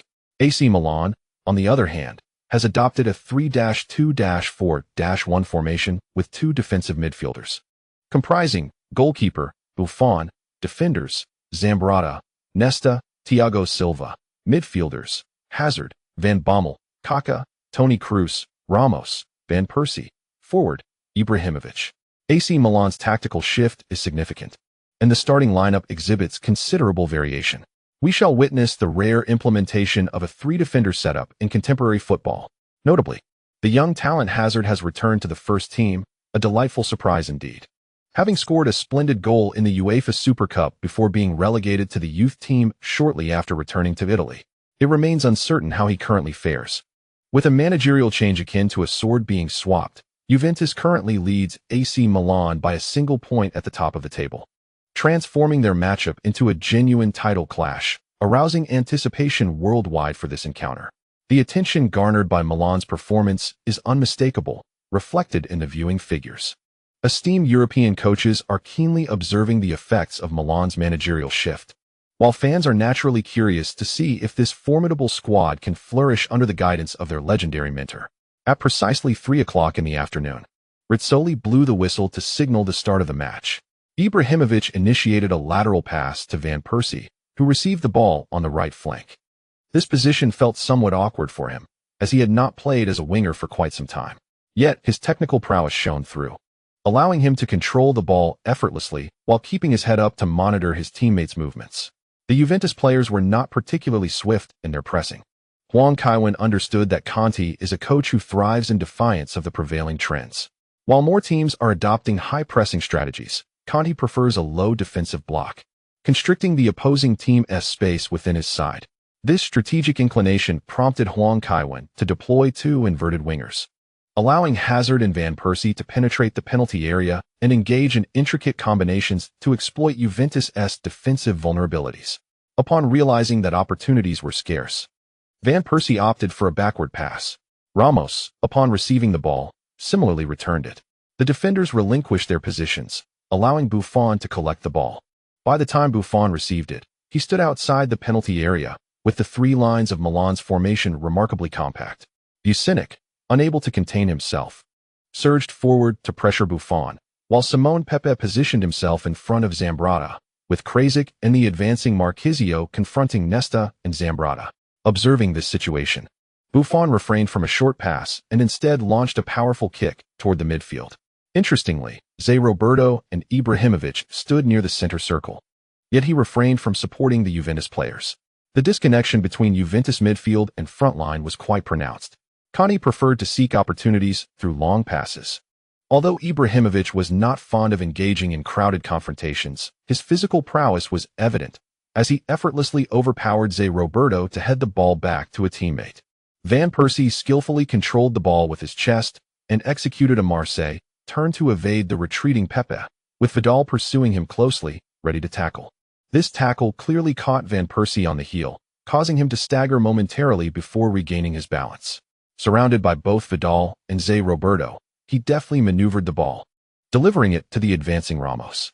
Noticing Ibrahimovic's position, Ramos promptly unleashed a powerful kick forward, but this time, Barzagli managed to head the ball out of bounds. That lad Robin possesses remarkable skills, remarked the elder Maldini from the sidelines. Indeed, however, he tends to hold on to the ball too long. If this continues, we might not have enough goals to score against them, Kevin Huang said with a wry smile. Van Persie was evidently eager to showcase his abilities. The coach needed to remind them. After speaking, old Maldini turned and shouted onto the field. Robin, this is not a circus. Pass the ball, aim to pass, and refrain from performing flashy moves in our half. Huang, with his arms crossed, raised his left thumb in approval. That old man still has quite the vocal presence at his age. His physical condition is impressive. During this corner kick, Milan's positioning was somewhat chaotic, failing to secure a decisive touch, which allowed Juventus to capitalize on a counterattack. Kraljic advanced rapidly with the ball. Juventus' three forwards had not dropped back too far, and at this moment, they surged forward. Only Zambrotta, Nesta, and Buffon remained in Milan's half. In a critical moment, Nesta pointed out Pepe to Zambrotta while positioning himself to confront Kraljic, vigilantly anticipating a pass to Vucinic. Nesta's positioning was exceptional, preventing Kraljic from finding a clear passing route. As they approached the penalty area, Kraljic could only attempt a pass towards Vucinic from Nesta's right side. Over 100,000 eyes were fixed on the rolling ball towards the penalty area, as Vucinic made his run, avoiding offside. Just then, Buffon shouted and charged out of the penalty area, diving to secure the ball before the opponent could make a play. Out of bounds. It's out, Vucinic shouted loudly. After a discussion with the linesman, Rizzoli instructed the Juventus players to retreat. Buffon had indeed made the save within the penalty area. Well done, Gigi. Kevin Huang shouted from the sidelines. The goalkeeper must also be mindful of the rhythm. He should control the pace, quickly releasing the ball during counterattacks. And if the opponents are too aggressive, he should hold back. Buffon performed a throw to Kaká, giving a thumbs up towards the sidelines. Damn it, not much need for saves. Does he really think he is just here for a meal? Buffon reflected, observing Juventus' three forwards, already forming a judgment that neither Pepe nor Kraljic possessed remarkable shooting skills. In open play, it would be challenging for either of them to execute a tricky shot. Vucinic frequently exhibits remarkable goal-scoring abilities, yet he requires the opportunity to truly shine. Prior to the match, he engaged in dialogue with Nesta, with a particular focus on Vucinic for today's game. During a counterattack, Van Persie dashed down the left flank, collaborating with Hazard before attempting a forceful breakthrough. His shot struck the upright, ricocheting out of play. Huang Kaiwen shook his head in mild disappointment. After over 10 minutes of play, he discerned the underlying issues on the field. The presence of numerous star players resulted in an insufficient distribution of possession. Hazard appeared to be restraining himself in order to cooperate with his teammates. However, Van Persie and Ibrahimovic were less accommodating. Moments later, Huang Kaiwen gestured for Cruz to come to the sidelines. "Captain, is there something amiss?" Cruz inquired as he jogged over. Huang Kaiwen placed an arm around Cruz's shoulders and remarked, "Robin frequently ventures into the center, while Sergio makes forward runs. Your positioning is somewhat precarious, Tony." "I will perform admirably," Cruz promptly assured him. The midfield was overcrowded, and he pondered when he might get the chance to start if substituted. "Rest assured, I have no intention of benching you," Huang Kaiwen replied, pointing towards the center line. "I need you to consistently drop back to connect the front and back lines. When Sergio makes his forward runs, you must also return to cover. If they fail to advance, you will be tasked with distributing possession, shifting the ball to exploit defensive weaknesses. It is a challenging endeavor. Are you willing to try?" "I will give it my utmost effort." Cruz nodded vigorously. Although frequently retreating to support Ramos proved somewhat irksome, distributing possession was a fundamental duty of a central midfielder. He had been entrusted with this responsibility. Had it been Clement conveying this message, Cruz might not have taken it to heart. But this was Huang Kaiwen, the team captain, the bearer of the number 10 jersey, and the current interim coach. Cruz dashed onto the field with remarkable speed. As the match resumed, he swiftly executed a tackle that brought Vidal down, earning a warning from the referee, Rizzoli. Huang Kaiwen wiped the sweat from his brow, aware that Vidal's aggressive style of play would eventually lead to Cruz being tackled. Old Maldini and Huang Kaiwen stood on the sidelines, yet it seemed that Huang Kaiwen was undertaking a greater share of the responsibilities. After all, the venerable Maldini was already 79 years old. Engaging him in extensive discussions with players would be quite taxing, hence Huang Kaiwen took on the mantle. "Busquets," he muttered. "Why do I get the impression that Huang Kaiwen is the real acting coach, while old Maldini is merely a figurehead?" Huang Kaiwen had always been a dominant force on the field, and now he had commandeered the coaching position. Previously, he had rushed to the sidelines to direct his teammates. Whether he was domineering was secondary. What mattered was that the Milan players genuinely responded to his commands. Observing Cruz, who seemed invigorated, one might speculate that Huang Kaiwen was exerting influence over some Juventus players. That might be an exaggeration. Huang Kaiwen was not so unscrupulous, and Vidal was hardly formidable. In truth, Milan exhibited some quality in their play today. If Huang Kaiwen was indeed orchestrating their performance, his capabilities were not to be underestimated. I believe Huang Kaiwen would not fare poorly as a coach. He was cunning in his playing days. The term cunning is indeed apt. Huang Kaiwen's deceptive maneuvers could easily leave an opponent's legs in disarray. At times, without even a glance, he manages to locate his teammates. Such an expansive vision would surely serve him well as a coach. In truth, I yearn for Huang Kaiwen to retire and transition into coaching sooner rather than later. Otherwise, the Ballon d'Or would lose all suspense. The crux of the matter is Huang Kaiwen's frequent injuries, yet he invariably finds his way back to the pitch. It has been said that he feigns injury. More often than not, his socks are stained crimson. Is that also a pretense? Huang Kaiwen's physique truly exhibits remarkable resilience. The two teams on the field gradually found themselves at a stalemate. Connie's strategy today was evidently defensive. In this home match, he could afford to retreat into the penalty area, allowing Milan to press forward. Disregarding any semblance of pride, Huang Kaiwen had little recourse. The venerable Maldini had returned to the coaching bench, and Huang Kaiwen opted to sit down as well. Kaiwen. Huang Kaiwen turned his head to see Inzaghi gesticulating and calling for him. What is it, Filippo? Huang Kaiwen inquired. If the situation remains stagnant, let me take the field. Inzaghi replied with a playful grin. Huang Kaiwen rolled his eyes in annoyance. It wasn't that he doubted Inzaghi's abilities. The old fellow could still play. However, against Juventus's defense today, Inzaghi's presence would be futile. Milan had begun to slow their attacking tempo, as no team could sustain relentless offensives indefinitely. Even the most inept opponents would capitalize on counterattacking opportunities. A lack of chances to take wild shots would only serve to deplete energy unnecessarily. Both Guardiola and Huang Kaiwen emphasized that Buffon is an integral part of the team. From the moment he secured the ball, there was a conscious effort to decelerate the pace, avoiding a hasty distribution. As Van Bommel advanced with the ball, Cruz and Ramos sought supporting positions nearby. In the Canale 5 studio, Crudeli asserted confidently, I am certain that Milan's tactics are influenced by Kevin. I know Cesare and am aware of his tactical philosophy. There is no excessive running in his strategies. Today, whenever Milan players received the ball, there were at least two support options nearby, reminiscent of Barcelona. However, upon closer inspection, it was evident that Milan's tactics diverged from Barcelona's, or rather, from Guardiola's earlier strategies. Not only had the formation shifted to a 3-2-4-1, but Milan's utilization of width along the flanks was pronounced, particularly on the right. As Van Persie cut inside, Ramos swiftly moved up to act as a supporting option, while Cruz dropped back to become the organizing core. Such a complex and innovative tactic, I am certain, bears Kevin's signature. Yet, at that moment, Chiellini surged forward. Receiving a return pass from Simone Pepe on the left flank, he lofted the ball directly into the penalty area, where Vucinic headed it into the bottom corner of the net. Crudeli paused momentarily before continuing. Although Juventus scored first, the ultimate victory will undoubtedly belong to Milan as long as Kevin remains on the sidelines. Huang Kaiwen stood in the technical area. This goal was a consequence of the defenders' excessive focus on the three forwards, leaving them unprepared for Juventus's direct delivery into the box. The deployment of a three-defender formation was somewhat unfamiliar to them, and even the aerial specialist Ramos had failed to return to the penalty area, leading to defensive lapses. Huang Kaiwen glanced to the side and was surprised to see the venerable Paolo Maldini not approaching to offer any critique.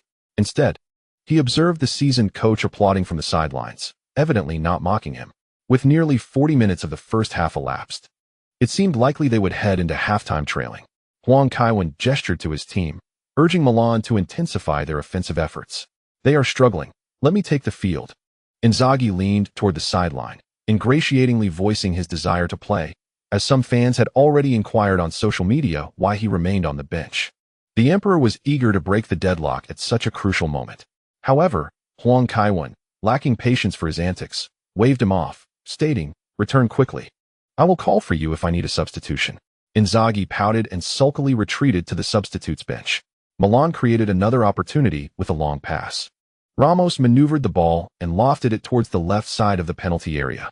Ibrahimovic leapt behind Lichtsteiner, managing to control the ball nearby, and then, with a swift push, he created space for a shot. Courtois displayed remarkable reflexes, deflecting the ball onto the crossbar. Immediately after, Rizzoli whistled for a foul. Huang Kaiwen vigorously waved his arm from the sidelines. That corner kick had been disallowed. As halftime approached, Milan's attacks surged in waves. The stars of Milan were equally determined not to enter the break with a 0-1 scoreline. In the first minute of stoppage time, Kaká received a through ball from Kroos, turned, and unleashed a long-range shot that struck Bonucci, sending the ball soaring toward Juventus goal, but Courtois expertly collected it. He quickly initiated a counterattack with a one-handed throw. Klasnic swiftly directed the ball to Vucinic. However, Van Bommel was absent from the forward line, and he, along with Nesta, expertly blocked all angles, leaving Vucinic unable to deliver a pass. Until he reached the edge of the penalty area, Vucinic found no opportunity to pass and could only attempt a desperate long-range shot, which Van Bommel intercepted with his foot. The ball soared towards the center circle, and Kroos had already sprinted back, closely followed by Vidal. Huang Kaiwen clenched his fists, feeling the tension and excitement of his teammates on the field far more than if he had been playing himself. Toni Kroos was clearly aware of the opponent's intentions. The moment he received the ball, he executed a Marseille turn, successfully evading Vidal's sliding tackle from behind. Subsequently, without any adjustments, he flicked the ball with his right foot directly to the right flank. This precise pass landed perfectly in front of Van Persie. However, 3 defenders were around Van Persie. Huang Kaiwen perceived little opportunity, yet in the next instant, Van Persie suddenly surged forward. Chiellini was positioned to his front right, while Zé Roberto was on his left. Van Persie swiftly pivoted and accelerated, skillfully maneuvering between the 2 defenders. Pass it, Huang Kaiwen murmured. However, Van Persie displayed no intention of passing. He surged directly into Juventus penalty area, and without waiting for Barzagli to close in, he unleashed a powerful shot with his right foot. The ball soared like a comet, and in the next moment, it struck the left side of the net with tremendous force. After watching numerous coaching analyses today, combined with old Yezone writing style, I am uncertain whether this will satisfy you. The chapter concludes here. Van Bommel is not a villain. Did you see that, Kevin? Cesare excitedly rushed to the sidelines, pointing at the field, utterly oblivious to the fact that he would turn 80 next year. Indeed, Kevin nodded enthusiastically. This goal was undoubtedly not a product of any specific tactic. Rather, it showcased the ability of a superstar to change the course of a match. Otherwise, why would these attacking players command such exorbitant salaries?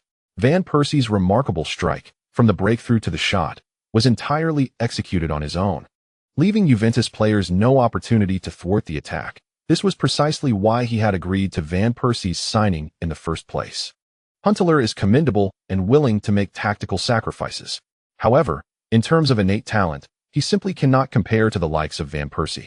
Dominic Tarrant was even more animated than the elder Maldini. He understood better than anyone what Milan's tactics entailed, arguably advancing beyond Guardiola's strategic framework. This goal not only equalized the score, but also affirmed the validity of Guardiola's tactical philosophy.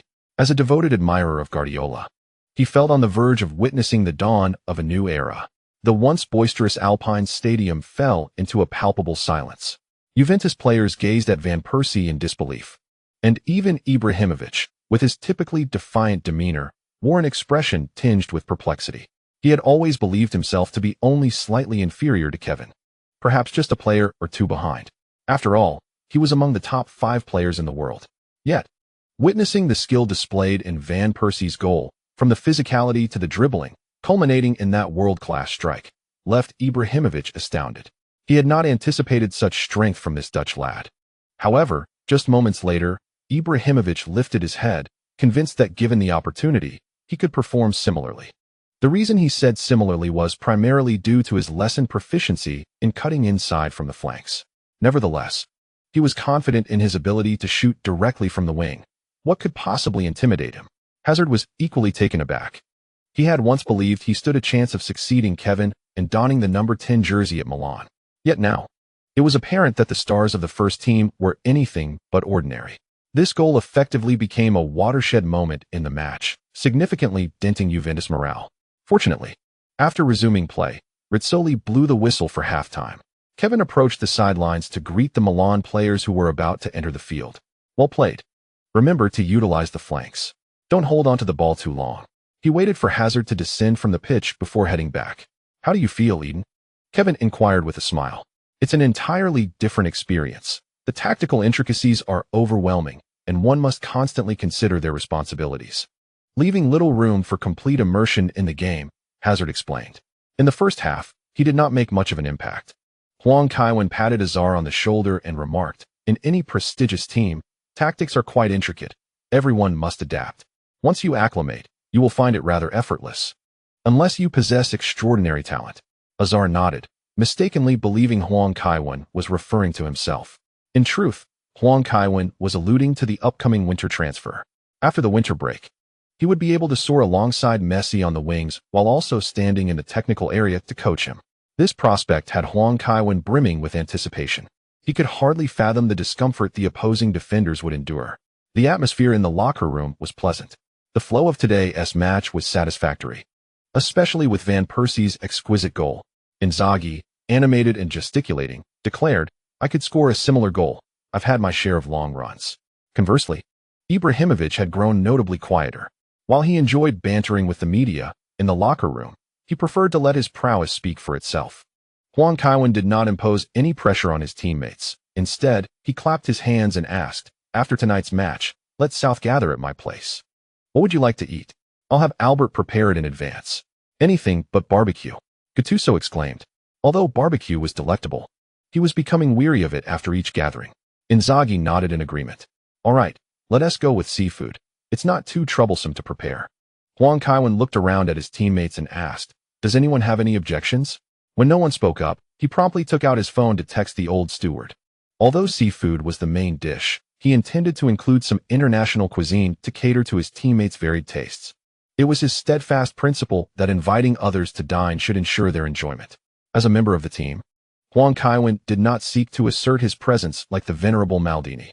The atmosphere in the locker room was even more vibrant than when Guardiola was present. Inzaghi, the emperor, was still rallying support, with Azur as his current focal development target. Beyond strengthening the sacred Roman Empire, Inzaghi harbored new ambitions. He aspired to one day coach the national team of the sacred Roman Empire to victory in the World Cup. Currently, Azur had only played for the Belgian youth team and had yet to represent the senior national team. Huang Kaiwen engaged in brief discussions with several players before swiftly unfurling the tactical board. Conte was an exceptionally astute tactician, which explained his favor with Juventus. Although Vucinic had limited opportunities today, the few he had demonstrated that Juventus relied heavily on crosses, a style of play not suited to Vucinic.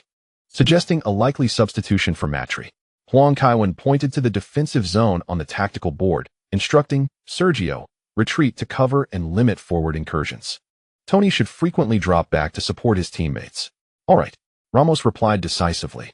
Cruz nodded in agreement. While Tony's retreat would create space, I still hope the two flanks can widen their distance to draw the opposition before engaging, rather than cutting inside immediately upon receiving the ball. Huang Kaiwen cast a glance at Van Persie, who nodded in response, expressing his intentions. I will do my best. Altering one's playing habits is no simple task. Additionally, it is imperative to pass the ball and trust your teammates. With our market value being so high, we cannot afford to hold onto the ball indefinitely. As demonstrated by your performance in the first half, such play would see you relegated to the bench at Arsenal. Laughter erupted among the players, causing Van Persie's face to flush with embarrassment, as he was well aware of his tendency to cling to the ball. All right, let us head out, Huang Kaiwen said, waving his hand. Winning or losing doesn't hold much significance for me, but the coach will return soon, and I am close to recovering from my injury. Your recent performances will greatly influence your positions moving forward. The once light-hearted atmosphere in the locker room turned considerably tense. The competition within Milan was well known to all. Not only Ambrosini, but even the seasoned Inzaghi remained capable of contributing on the field. With Pirlo absent, there was also De Bruyne waiting for his opportunity, alongside Lars Bender, who could play as a defensive midfielder. The competition from the front line to the midfield was anything but easy. As the Milan players exited the locker room, Torres lingered momentarily to inquire, "Will I have a chance in the second half?" Huang Kaiwen reassured him, "Not today, but you will surely start in the next match." Conti's low defensive strategy left little room for Torres to make an impact. Playing against Juventus would not yield favorable results for him. Hazard and Van Persie, despite their talents, could not draw as many defenders to one side as Huang Kaiwen could, making it challenging to create openings. Torres nodded in disappointment before departing, and Huang Kaiwen sighed, acutely aware of the difficulties faced by coaches. Sometimes, tactical decisions prevent players from participating, leading to their disappointment. Witnessing such expressions from hard-working and talented individuals weighed heavily on him. As Huang Kaiwen stepped out of the locker room, it wasn't long before the second half commenced, and Conti replaced a player with Matri, prompting Milan players to glance anxiously toward the sidelines. Huang Kaiwen shook his head with a smile.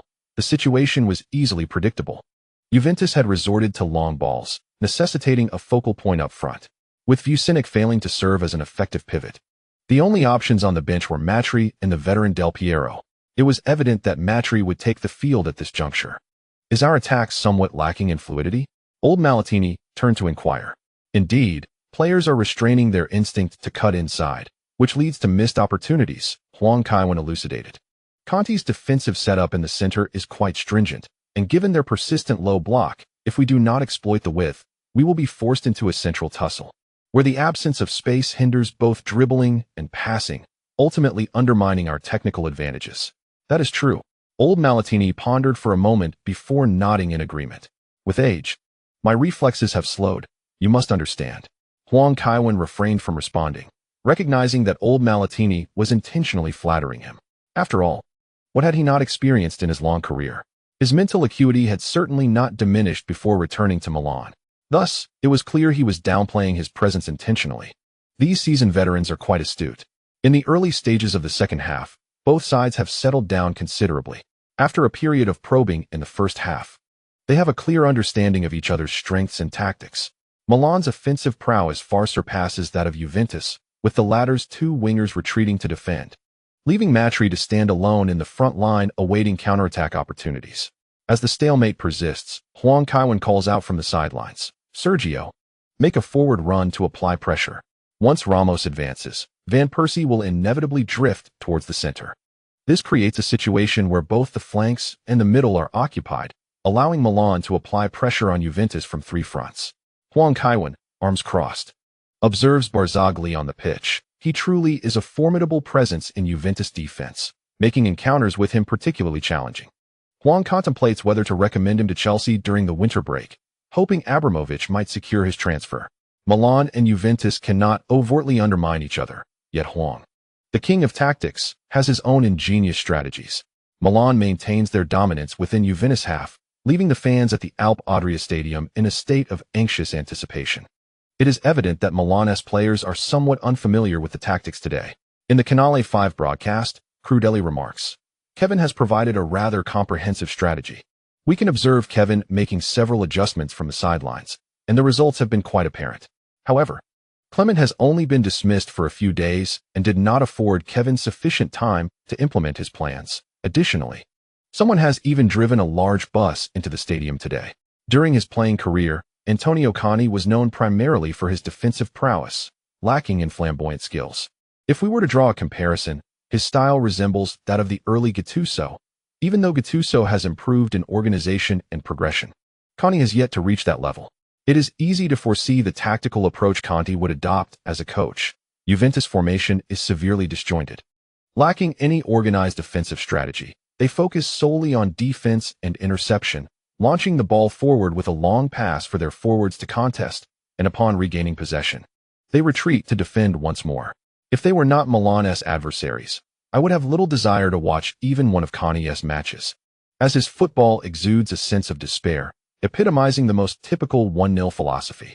Conversely, Kevin's tactics are distinct. He positions four offensive players behind the front line, clearly demonstrating his pursuit of goals. Today, despite their unfamiliarity with the tactics, Milan's players have performed commendably, with Van Persie moving centrally and Ramos' forward runs being particularly inspired. In attack, we maintain offensive firepower and variety from the back, ensuring 3 to 4 defensive players are always present to thwart counterattacks. During defense, players drop back into position, avoiding one-on-one situations and employing a collective pressing strategy to slow down the opponent's counterattack. I even discern the classic features of chain defense at play. From this match, I can ascertain that Kevin's coaching career is destined for brilliance. We hardly need a coach, as Kevin could easily assume the dual role himself. Juventus, under pressure, finally managed to seize a counterattack opportunity. Krasic received the ball on the right flank, yet he lacked the confidence to break past Zambrotta, instead opting to linger on the edge while awaiting his teammates' advance. As Vidal surged forward, Krasic swiftly delivered a lateral pass. With the ball, Vidal maneuvered between Zambrotta and Nesta, entering the penalty area, but found himself at an impasse. Thiago Silva was already closing in on him. It was then that Vidal showcased his most dazzling performance of the day. Without any physical contest, he exerted force from his waist, resembling a large fish being hoisted ashore, leaping forward before tumbling into the Milan penalty box. A penalty! A penalty! Connie shouted from the sidelines.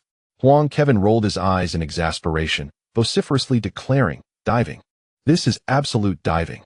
Players from both teams had congregated in the Milan penalty area. The hot-tempered Nesta approached Vidal, pushing him aside. Vidal was eager to retort, but Buffon arrived even quicker, unwilling to let Nesta receive a red card. "Kevin, Ivan, Sven, get warmed up," Huang Kaiwen called back, switching between 3 languages during roll call.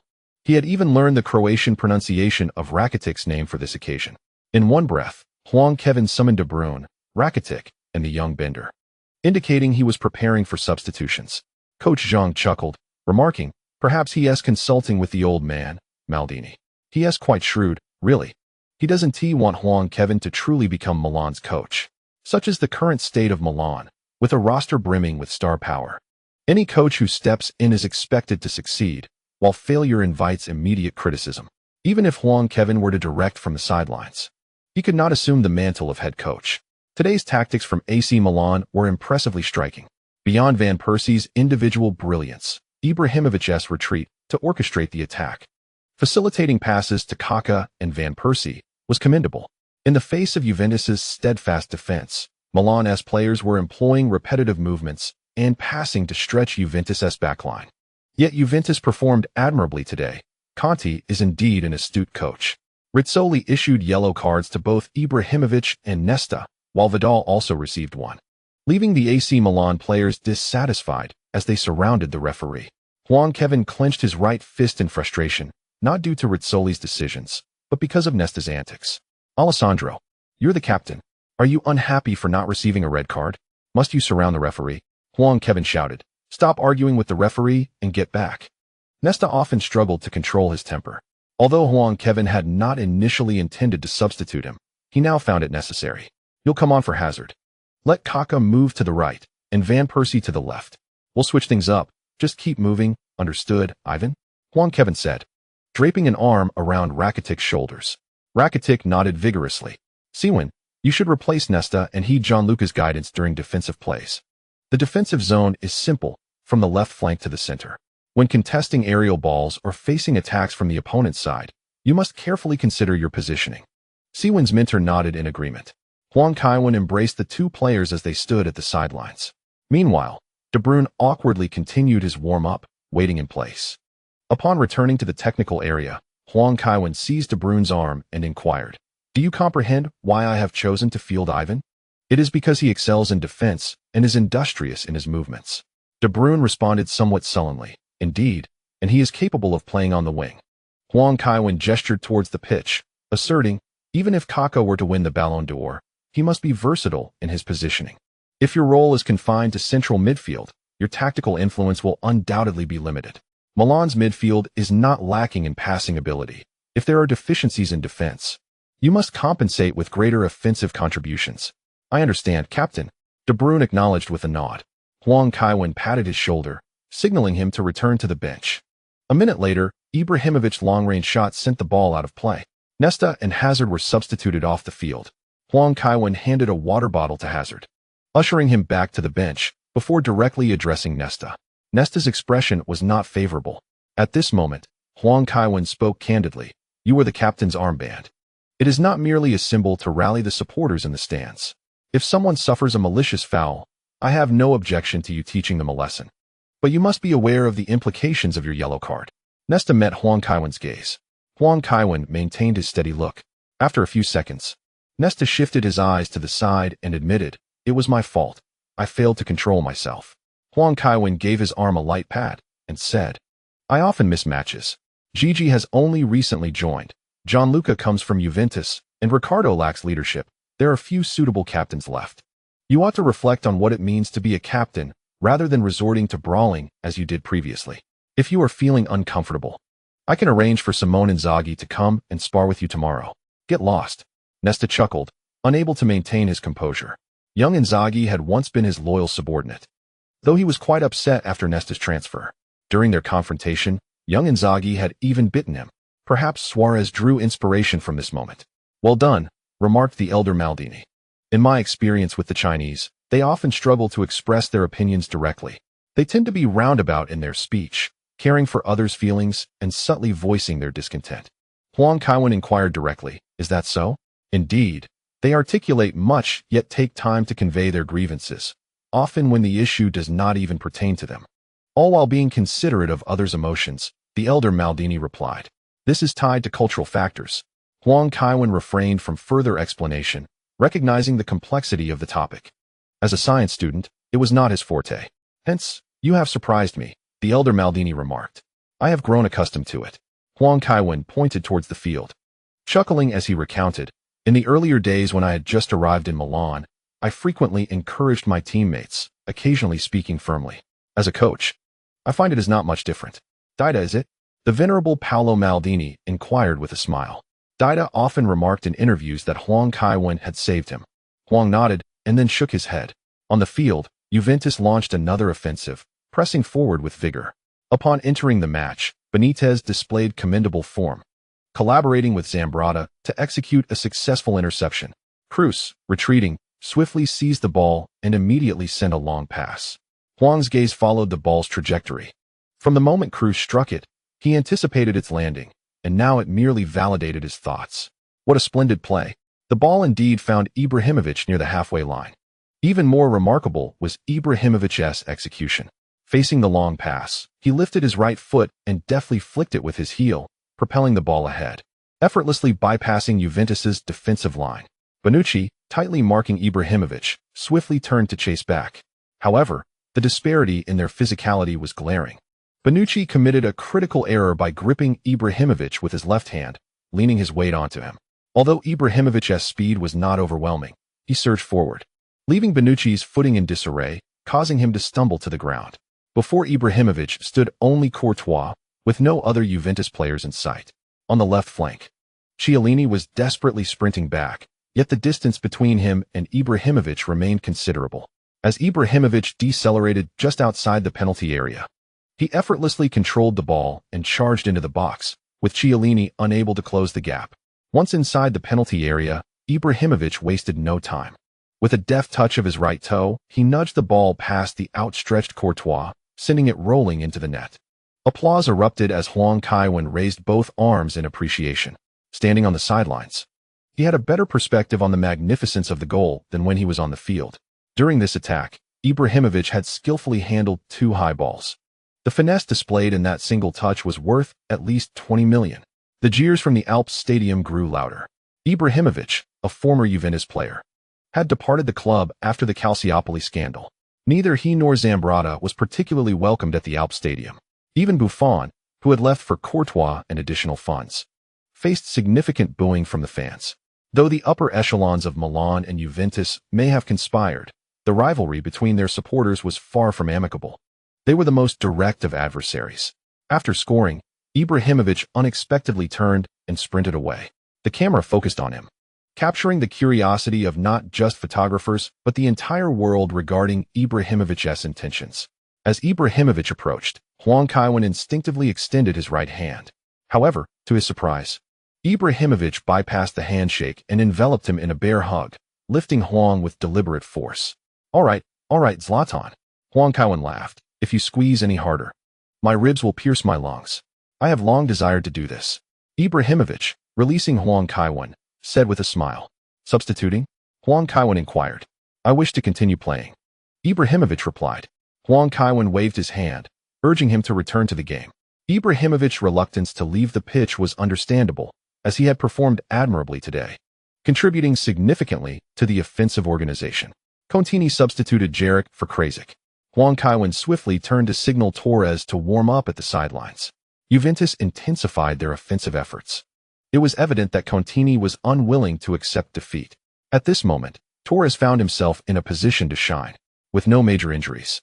Only Huang Kaiwen could assure that he was faster than Torres in the entire football realm. Even the comparison with Bale was uncertain. A group of Juventus players who had played for 70 minutes faced the fresh Torres, eager to prove himself. It seemed almost cruel to contemplate. When the ball was dead, Torres nearly rushed onto the field before Kaká had fully exited. Upon descending, Kaká received a towel and water bottle from Huang Kaiwen, asking, "What is going on with Fernando?" Seeing Ibrahimovic and Robin score, he could hardly remain seated. Huang Kaiwen chuckled, remarking that, despite the emperor's fierce demeanor, he was not overly fixated on whether he played or not. However, these forwards under 30 had a different mentality, each vying for attention. Kaká shook his head and returned to the bench, his thoughts entirely consumed by Huang Kaiwen's child, devoid of any aspirations on the pitch. Had Huang Kaiwen not been playing, he might have retired already. After all, spending every day out with the child seemed far more enjoyable than playing football. Sergio dropped back to play as a full-back. Let Ivan partner with Mark in midfield, and Robin return to the right. Huang Kaiwen called out to the field. Van Persie and Torres both favored the left flank, but were capable on the right as well. However, given Torres's abundant energy at this moment, it was wise to position him where he felt most comfortable. AC Milan had transitioned to a 4-2-3-1 formation, showcasing varied tactical changes throughout the match. Indeed, it was unexpected to witness AC Milan's three world-class forwards on the field together. Torres received the ball, yet his shot was somewhat rushed. This was understandable, as all the day's goals had come from forwards, and having watched from the sidelines for so long, Torres was eager to score himself. Another counterattack from AC Milan ensued.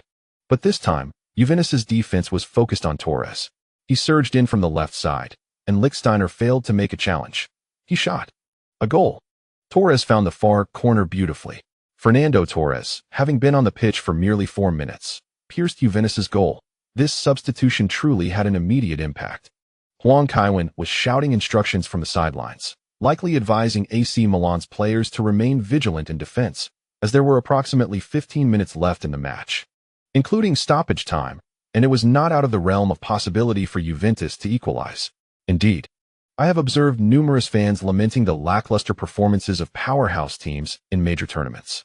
In truth, the stronger the teams, the more circumspect their approach becomes, as their abilities are closely matched. Once an opponent finds the net, seizing the opportunity to equalize proves to be a daunting task. Consequently, tactical confrontations between formidable teams often lead to a predominant focus on defense, rendering the match atmosphere rather tedious. This is understandable, as the stakes of the tournament are high, and no one can afford to falter. Following the goal, the Milan players adopted a more conservative style of play, save for Torres and a few substitutes who had entered the fray. With the upcoming international match days and the Champions League on the horizon, caution was paramount. Once Torres received the ball, he surged forward with remarkable speed. In the closing moments of the match, he indeed found the back of the net once more. Cruz, in the attacking third, delivered a precise through ball, while Torres showcased his strength against the formidable Barzagli, who was unable to restrain him despite his efforts.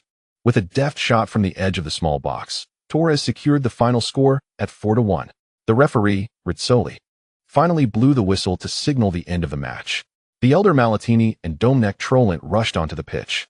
Huang Kaiwen, applauding, made his way onto the field to high-five each player. Subsequently, he led the entire team to the stands where the away fans were gathered. The Milan squad, a formidable lineup of over 40 individuals, formed a horizontal row. As the countdown reached 3, 2, 1, they collectively charged toward the stands, passionately sliding to their knees. The imprints left on the ground exceeded the mere count of 80 legs.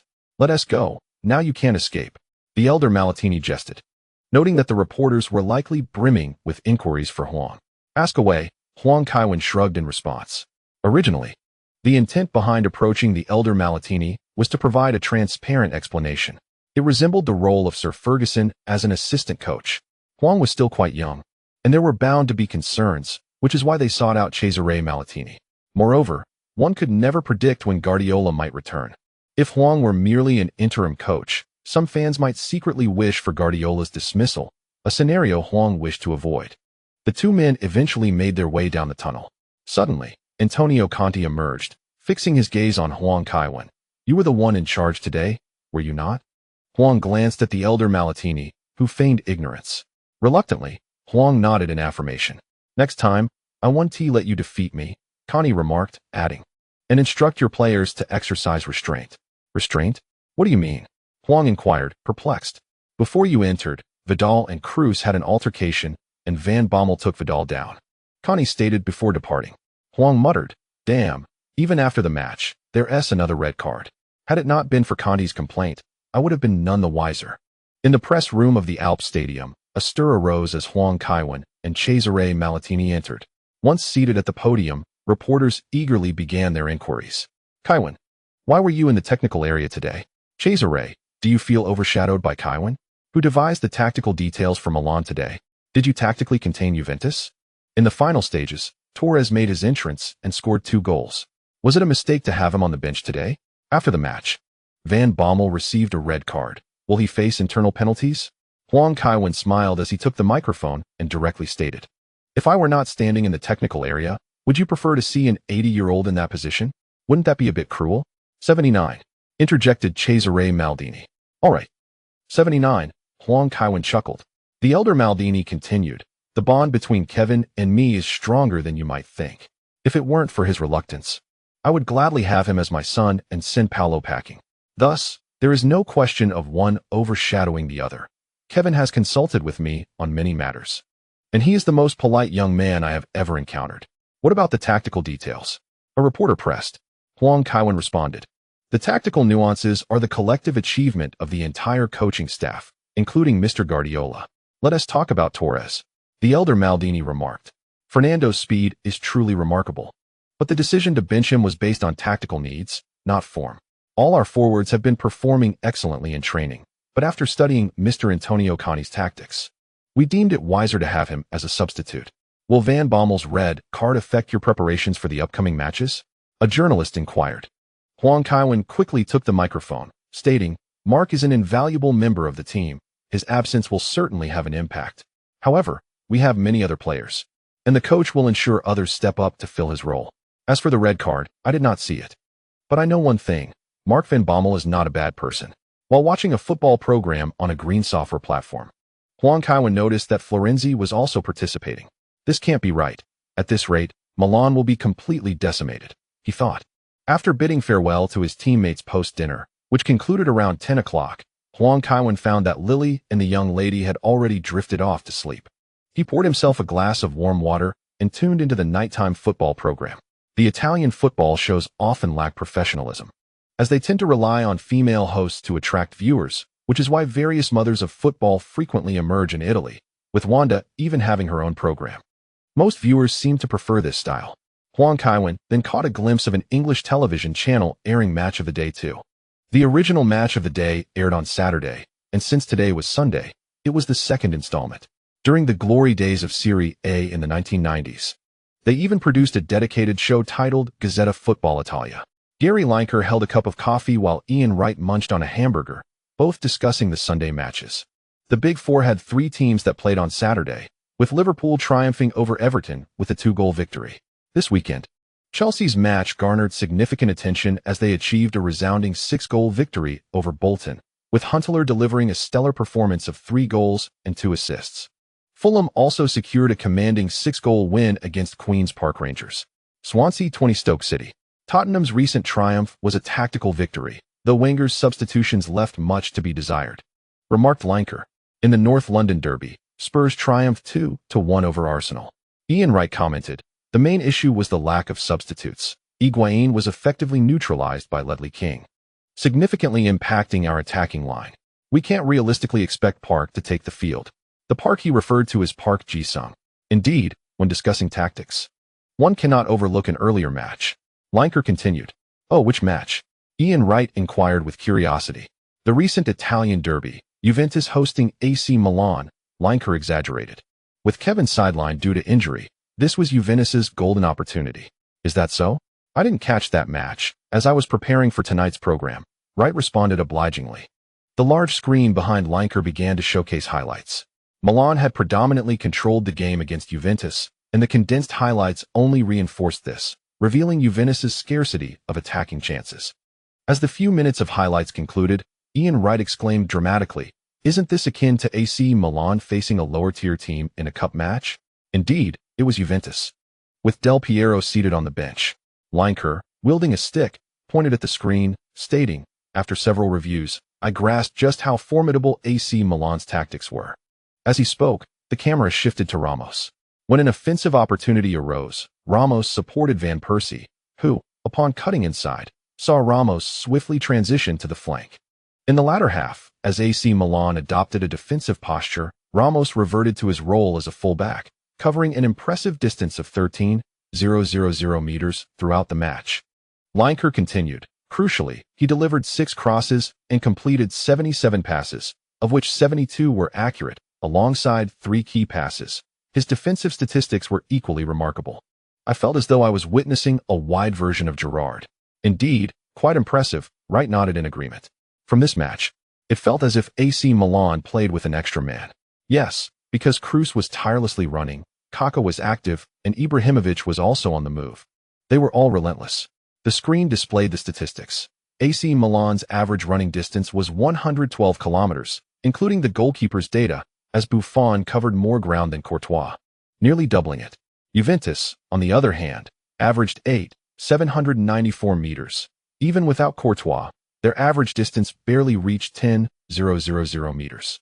Claiming AC Milan had an extra player is hardly an exaggeration. Conte's defensive arrangement in this match was exceptional. The screen focused on Juventus's penalty area. As Lineker pointed and noted, their midfield also joined in during defense, minimizing one-on-one situations. However, AC Milan possesses an abundance of offensive players. Ramos surges forward, and Van Bommel occasionally joins in. Their incessant passing leaves Juventus in a state of disarray. Kaká can penetrate defenses, while Hazard and Van Persie cut inside. Kroos, Ramos, and Van Bommel all have the capability for long passes, and nearly every attacking player is adept at threading through balls. This multidimensional offensive approach renders Juventus utterly defenseless. Indeed, Ian Wright nodded with lingering apprehension, stating that merely hearing about such a formidable lineup is daunting. The multitude of exceptional stars constantly passing and moving in the front line subjects defenders to immense pressure. Absolutely. Lineker vehemently agreed, asserting that from this tactical setup, he glimpsed the future. While AC Milan is still honing their skills, once they achieve proficiency, other teams will find it exceedingly challenging to compete against them. Their swift pressing within the defensive structure allows teammates sufficient time to regroup. Juventus is left with no choice but to rely on long balls to advance, which, however, fail to create substantial threats. So this tactical scheme was conceived by Cesare Maldini? Ian Wright inquired. No, I believe it is Kevin. Lineker replied, noting that the strategy diverges significantly from those employed during Cesare's coaching era. Furthermore, he has been away from the football scene for too long to devise such a plan. Additionally, this strategy closely resembles the previous tactics of AC Milan, advancing beyond Guardiola's approach. Considering all this, I surmise it is Kevin who orchestrated these tactical arrangements. Wow, that's truly remarkable, Wright exclaimed in surprise. Huang Kaiwen took a sip of water. True professionals are indeed professionals. The football program hosted by Lineker enjoys immense popularity primarily due to its expertise. His show does not rely on superficial embellishments, but still garners exceptionally high viewership. The crux lies in the dual aspects of offense and defense. 8 players engage in the attack, while all 11 defend during defensive phases. In Huang Kaiwen's view, this epitomizes a total football philosophy. It is inconceivable to leave only Buffon in the back, while the rest advance and attack. Just as Huang Kaiwen was preparing to switch channels to continue observing media evaluations, he received a call from Guardiola. The two conversed until the early hours of the morning, only parting ways around 2 o'clock. Upon rising the next day, he found extensive discussions in the newspapers regarding Milan's tactics. Gazzetta dello Sport, Milan boasts both stars and strategy. Juventus faced a comprehensive defeat. Conte's long ball counterattacks proved ineffective against Milan's tactical prowess, while Torres' entrance invigorated their counterattacks. Had the time been longer, a hat-trick from Torres would merely have been a matter of time. Torino Sport. There are no excuses, even without Kevin on the field. Conti failed to secure a victory against AC Milan. We squandered our best opportunity. By the way, every forward in AC Milan is capable of standing alone. This is the most luxurious attacking lineup in history. Roma Sport. From the outset, we had little faith in Juventus, and their performance in this match has been astonishing. The fact that Juventus conceded only 4 goals was beyond our expectations. In comparison to the match, our focus has shifted more towards Vieri's romantic entanglements. Following an incident of infidelity, he has once again parted ways with his partner. However, we are confident that he shall soon find a new companion. There have been earnest analyses of Vieri's love life, with whispers suggesting that only Canales truly holds his heart. Yet, after she posed for a magazine photoshoot, Vieri's jealousy led to their breakup. Among Vieri's list of rumored romances, the illustrious Monica Bellucci certainly eclipses Buffon's wife, alongside the runner-up of Miss Italy, Coccace. The names on Bobo's list are quite renowned. Cassano, on the other hand, seems to pursue quantity over quality. As per Huang Kaiwen's recollections, Cassano hardly engaged with any notable women, and he is rather candid about it, showing no desire to conceal his escapades. Thus, even the most gossip-hungry British paparazzi exhibit little interest in his personal life. As for Inzaghi, he is indifferent to fame. He is willing to pursue anyone who catches his eye. The Italian national team is replete with notorious womanizers. Previously, when Buffon went out on a date, someone even called to sell photographs to Milan. Among them all, Totti is perhaps the most pitiable. Once a beloved idol of the Italian populace, the dreamboat of both middle-aged women and young girls, he has been cuckolded by a fitness enthusiast. In Huang Kaiwen's memory, Totti stands alone in such a dismal fate. Days are spent with Lily at Kaka's home entertaining children, while evenings are reserved for picking up the young lady from work, culminating in family dinners. Thus, Huang Kaiwen's holiday passed in this manner. On October 4th, after breakfast, Huang Kaiwen rode with Neo to the team. "Sir, weren't you staying home to rest during the national team's match day?" Neo inquired, his conversation becoming more animated since their time in North Africa. Huang Kaiwen had bestowed upon him a substantial sum, yet Neo still remained as a bodyguard. The circumstances had now changed. Huang Kaiwen sighed. "I must set an example for my teammates." With the added responsibility of a coach, even injury could not afford him the luxury of proper rest. This, indeed, was a miscalculation. Neo found it somewhat amusing, as he knew Huang Kaiwen well and rarely witnessed such expressions from him. However, considering Huang Kaiwen's increasing workload recently, it was understandable.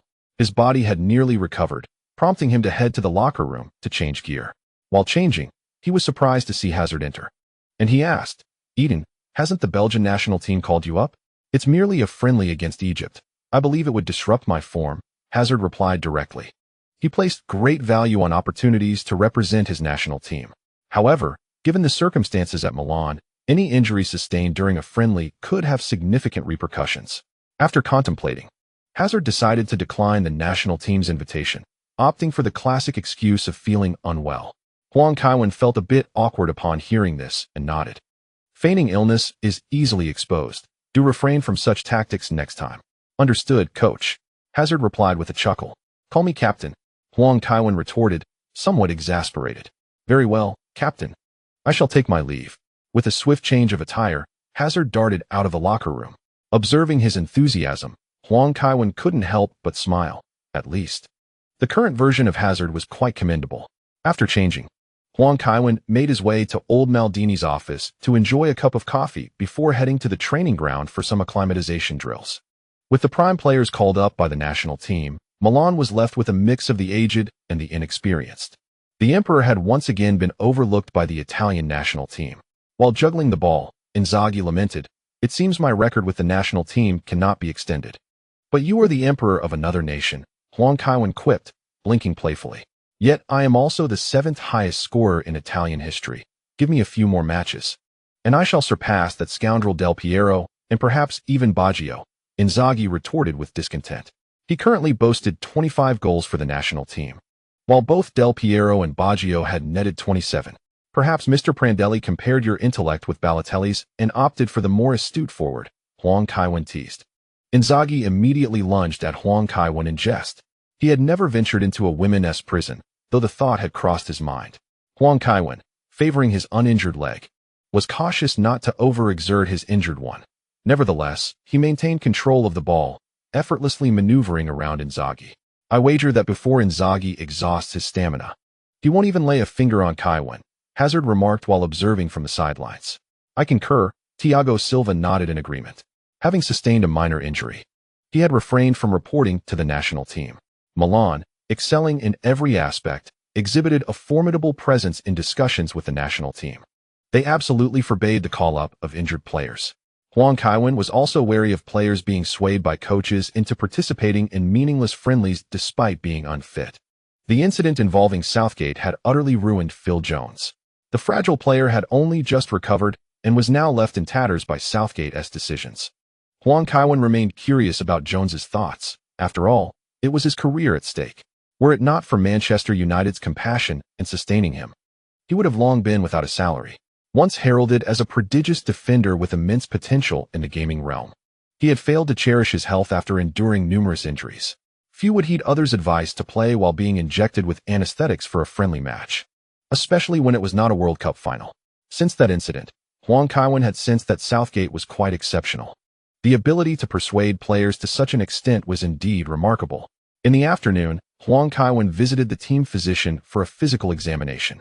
After a thorough assessment, Giannini held the report and remarked, "Every time, I sense something amiss with your body, yet this time there are no significant concerns.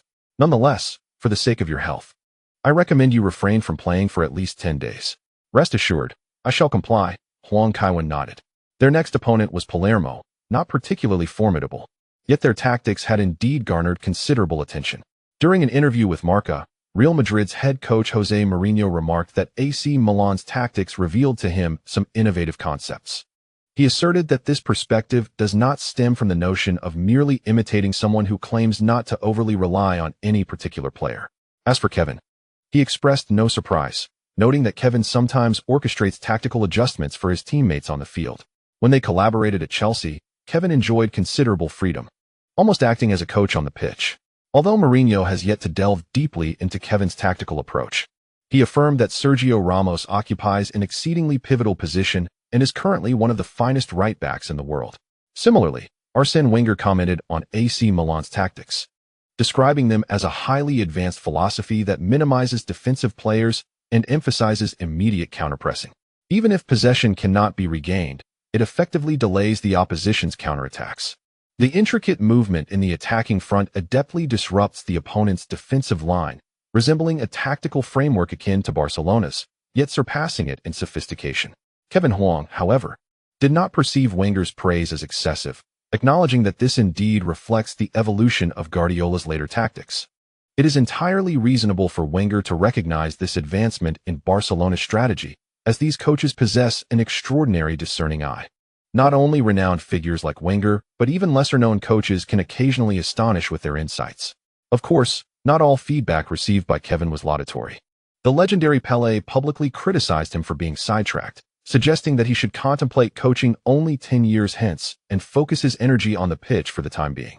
Robin van Persie and Mark van Bommel sustained injuries during the international break, which is reflective of the Dutch national team's playing style. While they possess technical prowess, they can also be quite aggressive.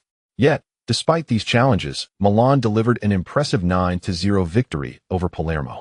In his first start, Kevin De Bruyne dazzled with 4 assists, showcasing his remarkable passing ability throughout the Italian peninsula. In addition to 3 incisive through balls from just outside the penalty area, he delivered a long-range curved pass that found substitute Inzaghi, who effortlessly lobbed it into the net. 4 days later at the San Siro, Milan triumphed 8-2 against Bayer Leverkusen, with Kevin Huang scoring twice after coming off the bench. Following 2 consecutive emphatic victories, Milan netted a staggering 21 goals across 3 matches, prompting a collective gasp across European football. Lothar Matthäus even stated in the press that Bayern and AC Milan are fundamentally mismatched in caliber, echoing Toni Kroos's sentiment that AC Milan indeed operates at a higher level. Amidst this context, Milan's coach Guardiola made his return. On October 23rd, during a press conference ahead of the away match against Lecce, Guardiola addressed the reporters, stating that his return does not imply a shift in the first team's tactics. While it is true that the previous tactics were related to Kevin, he is open to superior strategies. After extensive study, he assured that Milan's tactics would exhibit greater stability moving forward and that he would refrain from employing an excessive number of tactics. Although Milan scored a substantial number of goals in that match, they also conceded several, ultimately resulting in a 3-5 defeat against the home side. 3 days later, Milan triumphed over Parma with an astonishing scoreline. The goal frenzy shows no signs of abating. Even the Roman sports publication expresses a grim outlook for Roma's prospects, pessimistically concluding that as long as Roma concedes fewer than 5 goals, it would be deemed a victory. On October 29th, at the Olympic Stadium in Rome, Huang Kaiwen sat alongside Guardiola, while Gasperini was joined by Totti. As soon as they settled in, the journalists eagerly began their inquiries. Pep, will Kevin start today? Francesco, are you focusing primarily on defense today? Francesco, did Ranieri's dismissal stem from a conflict with you? Kevin, there are reports suggesting you have privately conversed with Messi regarding his potential winter transfer to AC Milan. Is there any truth to this? Pep, do you believe Messi can adapt to AC Milan? Both Huang Kaiwen and Guardiola were taken aback. As the team's coach, Guardiola was already aware of the rumors regarding Messi's winter move. However, with the news now surfacing, they found themselves in a rather precarious situation. Fortunately, neither displayed any unusual expressions. Guardiola responded with a smile. Messi is a genius. A genius can adapt to any team, including Milan. If he were to join the entire Milan squad, and I would welcome him. Huang Kaiwen's mind was racing, and he quickly identified the source of the leak. It was undoubtedly Rosell who had disseminated this information, as that individual had directly sold Messi and needed to concoct some justifications for his actions. By releasing such news, he could later shift the blame entirely onto Huang and Messi. Those who play politics are rarely virtuous. Though the press conference was ongoing, Huang Kaiwen was already contemplating how to confront Rosell. Kevin, Guardiola nudged him with his leg, reminding him that a reporter had inquired about his communication with Messi. Maintaining his composure, Huang Kaiwen took the microphone and stated, I have personal relationships with numerous players. We often speak on the phone, not just Messi, but also Robin, Sneijder, Terry, De Jong. I could list many names, but Milan's first team cannot accommodate so many players. Do you wish for Messi to play for AC Milan? A journalist pressed further. Of course, Huang Kaiwen nodded. No team would refuse a player of Messi's caliber. Perhaps only those in Catalonia would prefer to attribute their losses to him. Huang Kaiwen had anticipated this moment. Since Rosell had shown no decorum, he would not indulge him either. The journalists were exhilarated by his statement, entirely forgetting that this was a pre-match press conference for Roma and Milan, and fervently raised their recording devices to ask, why do you say this? Have you heard Messi say something? Will Messi play for AC Milan? Do you think he can adapt to life in Milan? Huang Kaiwen waved his hand dismissively and replied, it is not what Messi has told me, but rather what I have observed. You can consult the World Sports Daily, where every time Barcelona fails to win, Messi is invariably singled out for criticism, even if he scores.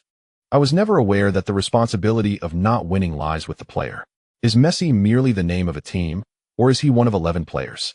Guardiola promptly interjected, affirming that indeed, at times, Messi bears responsibilities that do not rightfully belong to him. With that, Guardiola stood up. Huang Kaiwen immediately followed suit. And as they made their way towards the locker room, Guardiola remarked that one should not directly criticize Barcelona.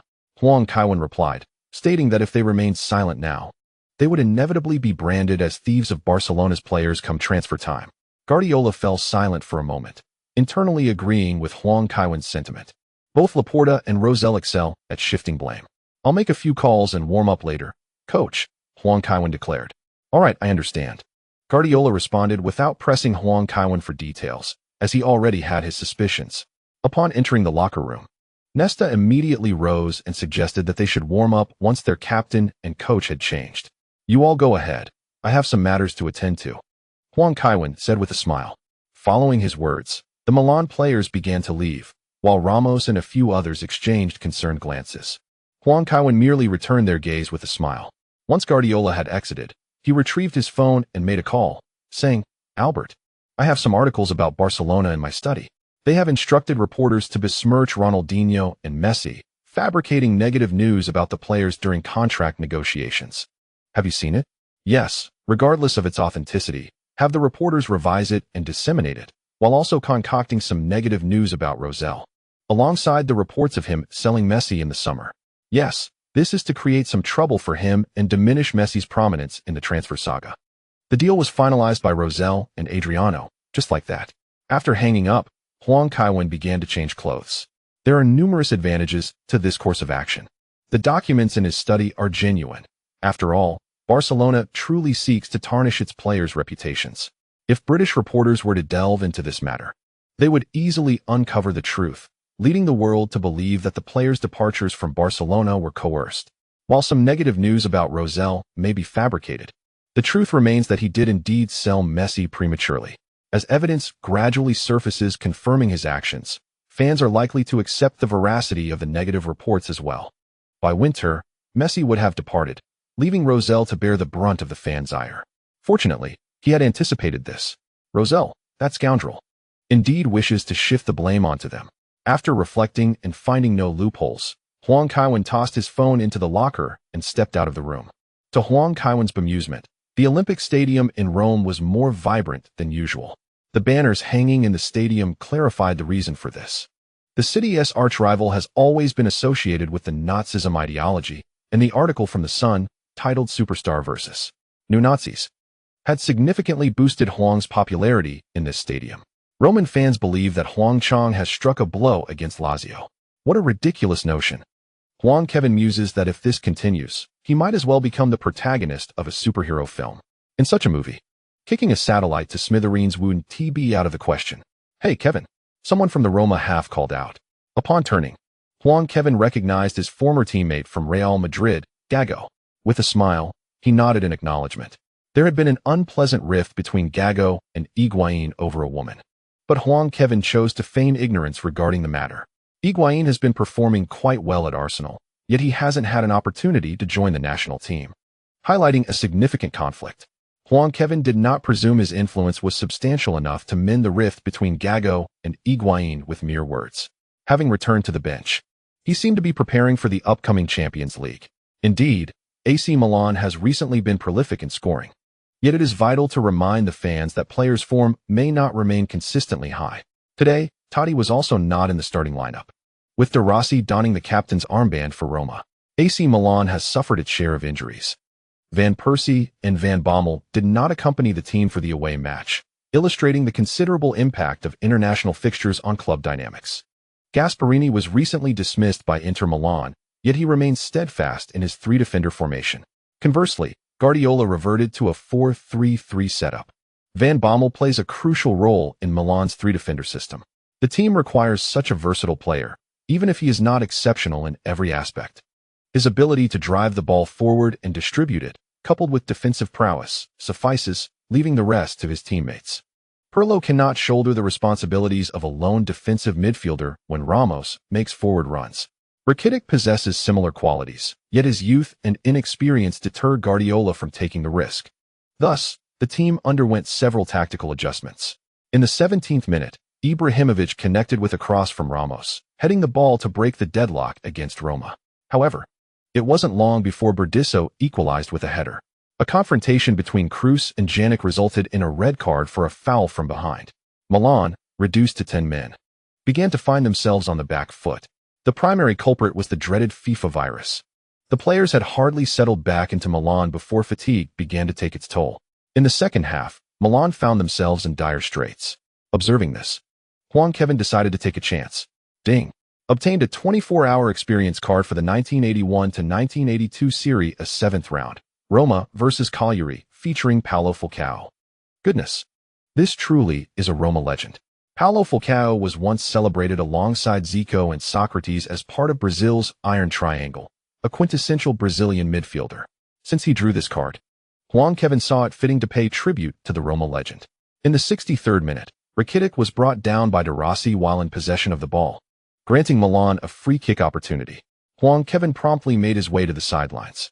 Guardiola inquired, "Coming on?" "Yes, I shall take the free kick," Huang Kaiwen affirmed with a nod. Roma exemplifies an exceptionally resilient team. Had they not expanded their lead earlier, the 10-man Milan would inevitably concede again. At that juncture, equalizing would prove to be a formidable challenge. Observing Huang Kaiwen's unwavering determination, Guardiola refrained from further commentary, though he regretted not equipping him with his latest tool of mastery. Huang Kaiwen replaced Torres, who, having participated in numerous matches recently and scored abundantly, could benefit from a brief respite today. Huang Kaiwen approached the foul spot directly, with no Milan players stepping forward to assist, for they understood that he required no collaboration for free kicks. Conversely, a stir erupted among the Roma players. Stekelenburg felt a deep-seated frustration towards his teammates. Had AC Milan been in the lead, Huang Kaiwen would not have graced the field. The Dutch goalkeeper experienced a palpable sense of trepidation as he observed Huang Kaiwen standing there. The players forming the wall shared a similar sentiment. They were merely laborers earning their pay, and even though they exhibited more tenacity than the average player, it did not equate to a willingness to face death. In his preceding match before the injury, Huang had just shattered a ball. The wall's players steadied themselves, each guarding their vital areas. Huang Kaiwen found amusement in the situation as he stepped back a few paces to the left of the ball. Upon hearing the whistle, he commenced his run-up. 1 step, 2 steps, 3 steps. Stekelenburg felt each stride resonate in his very heart. With a powerful swing of his right foot, Huang Kaiwen unleashed the shot. Stekelenburg leapt, extending his right arm, swiftly discerning the trajectory aimed at the left side of the goal. Indeed, the ball soared past the wall and hurtled towards the net. However, the sensation that met his fingertips brought not joy, but despair. The placement was correct, but the height was amiss. It was a dipping ball. The sphere glided past Stekelenburg's fingertips and plunged with force into the net. Apologies for the late update due to returning home later than usual. Goal. Kevin scores. A free kick from approximately 35 meters posed no challenge for Kevin. Football is experiencing a renaissance. For an ordinary individual, for essential elements define life. Books, friends, and family. Women and Kevin. Ferguson once articulated in an interview his reason for not celebrating Rooney's goal, because Kevin was warming up. Aside from Kevin, no one could instill such pressure on Ferguson merely by warming up. 3 seconds. It took a mere 3 seconds from Kevin's substitution to his goal, obliterating all ambitions of the Roma team. I even suspect that Totti's absence and the captain's armband being passed to De Rossi stemmed from a reluctance to face Kevin. Perhaps, in the near future, a new affliction will emerge, one that manifests as physical or psychological ailments in players when confronted with Kevin. This shall be succinctly termed Kevin phobia. The effect is immediate, even with knowledge of Huang Kaiwen's prowess. Every time a substitution is made, it induces a certain degree of self-doubt in Guardiola. After all, aside from Kevin Huang, few players can provide such immediate feedback upon being substituted. If bringing on a substitute could alter the dynamics of the match when trailing, wouldn't that imply that tactics and formations are of little significance? This notion is quite challenging for a progressive coach to accept. Fortunately, Guardiola possesses remarkable self-regulatory skills. Indeed, in the world of football, only Kevin Huang exhibits such capabilities. If there were more players like him, Guardiola would likely abandon his tactical studies in favor of mastering the art of managing such talents.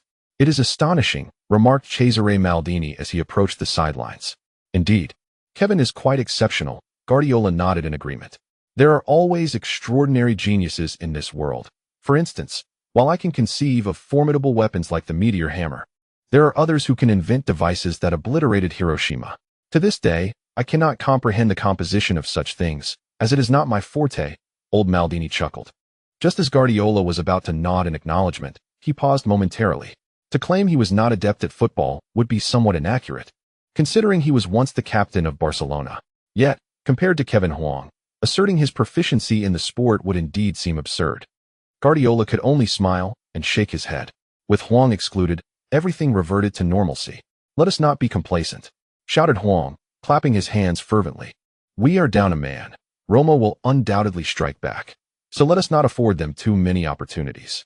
WWII remained fixated on Huang.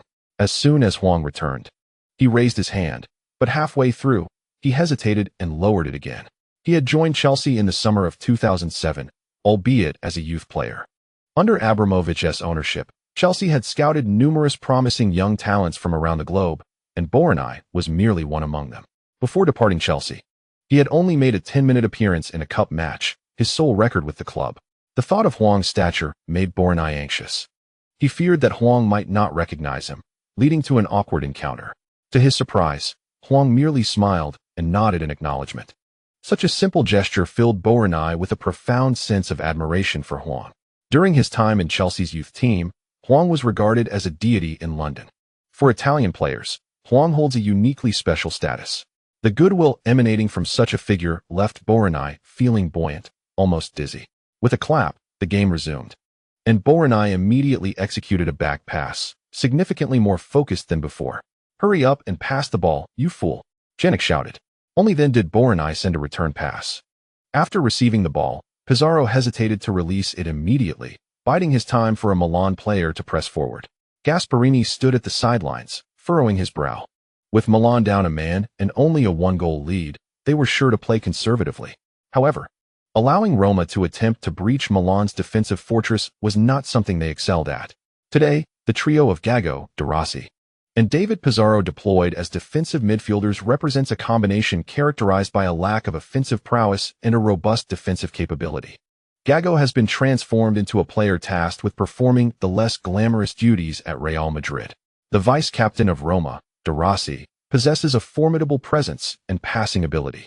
Yet he is decidedly not the orchestrator one might expect. David Pizarro, upon his transfer to Serie A, had to demonstrate defensive competence to secure his position at Udinese, his inaugural destination in Italy.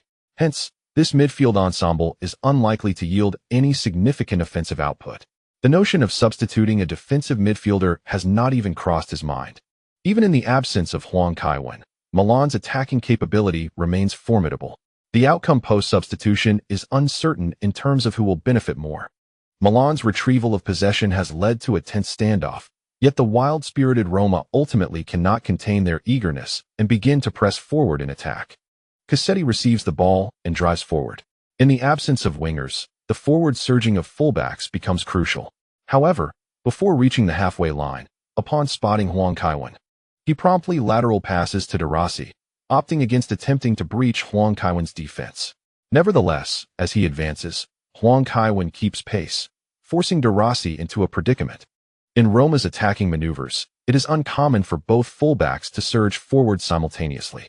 Gago lacks remarkable dribbling ability, rendering passes to either flank a less than favorable choice.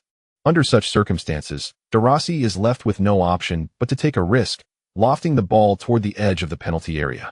The accuracy of this pass is commendable, albeit lacking in speed.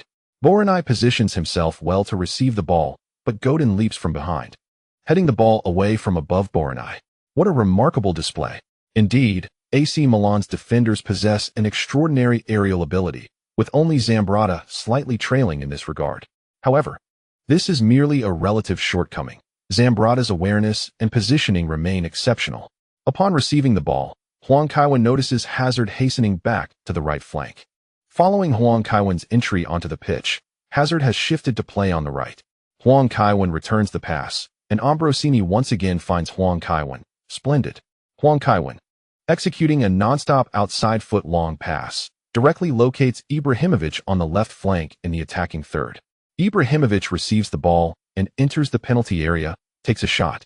But alas, the ball sails over the target. Ibrahimovic appears to indicate to the referee that Berdisso had touched the ball with his hand in front of the goal. We shall see how the referee adjudicates this incident. The referee waves his hand, signaling that it is not a penalty. Ibrahimovic, visibly agitated, receives a red card. He has scarcely arrived in the attacking zone when Huang Kaiwen observes the referee brandishing the red card. In this situation, Huang Kaiwen can only restrain Ibrahimovic to prevent further suspension. Guardiola, on the sidelines, loses control of his emotions and violently tears off his tie, discarding it to the ground. He would rather confront Inter Milan than witness 9 players from Milan face Roma. Roma is a team that fights with all its might, with Milan down by 2 players. They would never relinquish such a golden opportunity. As for any notions of amicable relations or clean play, that is purely a fantasy. Even if Totti were present, he might succumb to committing a foul against Huang Kaiwen. At worst, they could apologize privately after the match. These fervent young men would stop at nothing to secure victory. Guardiola even contemplated substituting Kevin Huang. Cesare Maldini discerned Guardiola's intentions. Approaching the sidelines to counsel, rumors circulate in the press suggesting that if the opponents play a tad too aggressively, you might replace Kevin. Although only a few media outlets are reporting this, it is hardly favorable news for the locker room or for Kevin. Guardiola's expression darkened further. As a former professional player, he understood well the detrimental effects of such rumors. Thankfully, Milan's situation was stable. Had it been another team, the locker room would likely have been fractured. If Huang Kaiwen feared injury, did the other players not share the same concern? This suggested a disregard for their well-being. Guardiola, still somewhat mindful of appearances, could only nod. Ivan, warm up. Given the circumstances, he could not allow Pirlo to remain on the field. Defensive reinforcements were imperative. Meanwhile, Roma had players warming up as well. Notably the new Messi, Bojan Krkic. Goodness, today's referee seems somewhat incompetent, someone remarked. I feel the same. Ibrahimovic's card seemed unjust, as he did not strike anyone. Merely exchanged a few words with the referee. People say Rizzoli is card-happy, but I believe this D'Amato is the one issuing cards. Cruz's card was justified. Yet to maintain balance on the field, Ibrahimovic should not have received one this time. Did Ibrahimovic curse? Otherwise, the referee shouldn't have been so harsh. The situation felt precarious. Roma's attacks were ferocious today, and without Totti, they appeared even more formidable. Are your eyes closed? Totti had scored earlier. What use are the two inept Osvaldo and Borini?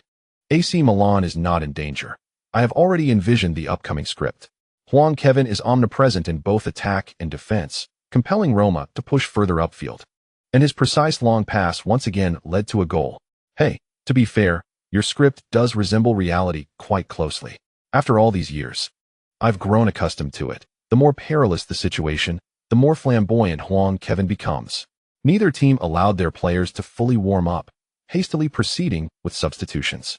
However, the mindsets of the two coaches were starkly contrasting. Roma was anxious about the dwindling time to equalize. Bojan, with his Barcelona pedigree, was among Roma's more technically gifted players. Gasperini had evidently granted him considerable freedom to roam. His introduction gradually opened up the flanks for Roma. Receiving a long pass from De Rossi on the left, Bojan lofted the ball into the penalty area. Thiago Silva intervened, heading the ball out of the box. After a brief exchange between Ambrosini and Janik, the ball fell to the right flank. Bojan rushed towards it, aiming to create another opportunity. Without a moment's hesitation, Ramos threw himself into the fray, executing a sliding tackle to clear the ball. Bojan had no choice but to leap over Ramos. Yet the danger had not subsided. The advancing Gago managed to seize the ball. Milan had amassed numerous players in their half, and Gago hesitated to advance alone. De Rossi had inexplicably moved to the left, charging into the penalty area alongside Gago. The moment was utterly unexpected, yet Gago swiftly delivered a direct pass. Milan's defense was preoccupied with Gago and the central area, allowing De Rossi to easily time his run and evade the offside trap. Thiago Silva initially believed a goal was imminent, but as he turned, he caught sight of Huang Kaiwen sprinting into the penalty area, closely shadowing De Rossi's right side. Both players raced towards the 6-yard box, neither yielding an inch. This contest was not merely one of speed, but also a psychological battle. For the defenders, the opportunity to block a shot was singular, while the attacking player held the initiative. However, as the goal drew nearer, the odds became increasingly unfavorable for the attacker. The angle narrowed, making it arduous to score. In that critical moment, it came down to who would strike first. De Rossi intended to deceive Huang Kaiwen with a feint shot. Yet, as the thought crossed his mind, his body was incapable of executing the necessary technical maneuver. The reason was simple. His sprinting speed had reached its limit, leaving no room for additional actions. Moreover, De Rossi was certain that Huang Kaiwen still possessed some stamina, maintaining a similar pace solely to obstruct his shot. Damn it, De Rossi cursed inwardly. Having finally donned the captain's armband, he knew there was no time to waste. Just a little further, and Buffon might advance. The Roma vice-captain swung his left foot, hoping to exchange power for opportunity. However, at the very moment he lifted his foot, Huang Kaiwen suddenly fell to the ground, executing a sliding tackle that impeded his path. Buffon, too, had entirely abandoned guarding the lower part of the goal, focusing only on higher shots, revealing his trust in Huang Kaiwen. The ball struck Huang Kaiwen's leg and ricocheted towards the right flank. Bojan attempted to seize it, only to be brought down by Ramos's elbow. The referee, however, refrained from blowing the whistle. Well done, Facchetti, Buffon exclaimed, bending down to extend his hand with a smile. Huang Kaiwen grasped his hand to rise, replying, "You're not too shabby yourself, Lorenzo." Huang Kaiwen referred to the legendary AC Milan goalkeeper Lorenzo Buffon, who was a cousin of Buffon's grandfather. Buffon rolled his eyes and quipped, "I would prefer you call me Zoff. Ever since I joined AC Milan, he calls me every day, urging me to heed your advice." Huang Kaiwen could not suppress a chuckle. The imagery was too vivid. Player schedules are quite fixed, especially on match days. Buffon typically returned home in the evening, likely indulging in affection with his young wife, only for the old man to call him up. With such occurrences increasing, one might worry Buffon could develop a condition of jumping at the sound of a phone ringing. Roma's offensive surged in waves. Both teams had laid their cards on the table. Roma could not afford to retreat their midfielders, as their defensive lineup was their strongest formation. With Totti injured and few alternatives on the attacking front, Milan still had one substitution left, reserved for Huang Kaiwen. A crucial factor was that the entire Milan squad was fatigued from the international break. It was uncertain if any player might unexpectedly sustain an injury, leaving Guardiola hesitant to utilize the final substitution. The score stood at 2-1, with Milan in the lead. Roma employed a 4-4-2 formation, while Milan now finds itself reduced to merely 4-4. The absence of two players on the field is a deficiency that cannot be compensated for through mere technical prowess. The abundance of international players has severely diminished the physical stamina of Milan's squad. In the latter stages of the match, Roma exerted relentless pressure on Milan. Boyan once again delivered a cross from the right flank, and although Godin misjudged the header, Buffon was quick to intervene and secure the ball. AC Milan appeared to be struggling to maintain their composure. Indeed, especially for Godin, returning to South America for matches has taken a considerable toll on his physical condition. Unlike his European counterparts, the increasing impact of international fixtures on players is becoming undeniable, with some clubs factoring in the influence of the Africa Cup of Nations when considering transfers. Guardiola, unable to contain himself any longer, summoned Stendard to warm up on the sidelines, likely indicating a substitution for Godin. There was no alternative.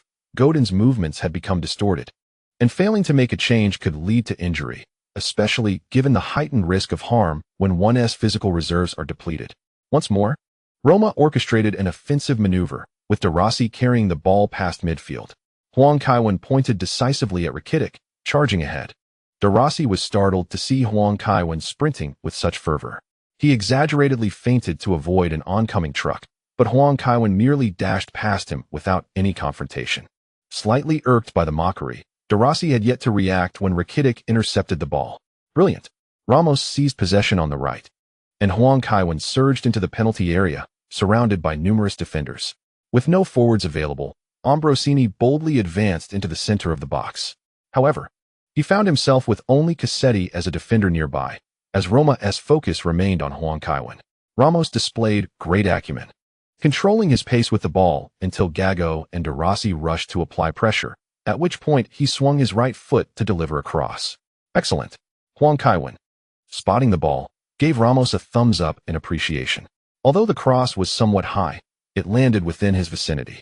Judging his position, Huang feigned a run towards the center before swiftly darting towards the byline, leaping to deftly flick the ball with his heel. In an instant, the ball transitioned from the right flank to the center, where Ambrosini, with his right foot airborne, effortlessly directed it into the nearby goal. 3-1. Ah! An ecstatic Ambrosini hurried over to Huang Kaiwen, enveloping him in a tight embrace. With excitement, he exclaimed, "That was absolutely stunning. How did you conceive of such a play? I never anticipated your pass. I didn't think about it. It was just a random delivery," Huang Kaiwen replied playfully. Ambrosini was momentarily taken aback. Seizing the opportunity, Huang Kaiwen wriggled free from his grasp, rubbing his chest. "Old man, was that embrace a personal vendetta? Just because you mentioned my playing time would diminish?" Huang Kaiwen teased, revealing the underlying jest behind his words. The effects are now strikingly evident. Ambrosini, realizing the situation, playfully punched Huang Kaiwen's arm and remarked with a hint of irritation, "Your tone increasingly resembles that of Filippo's. I still prefer the modest version of you. Is it possible that your understanding of me was superficial back then?" Huang Kaiwen retorted with a smile. Ambrosini could only chuckle and shake his head. Having scored a crucial goal, his spirits were high, rendering Huang Kaiwen's verbal jabs inconsequential. Guardiola, on the sidelines, raised his arms vigorously. Only 3 minutes remained in regular time, and this goal had essentially sealed their victory. The connection between Ramos and Huang Kaiwen unveiled a plethora of possibilities. During his tenure coaching the Milan first team, Guardiola had also discerned an intriguing quality in Ramos. Whenever Ramos passed to Huang Kaiwen, the ball was always delivered with remarkable finesse.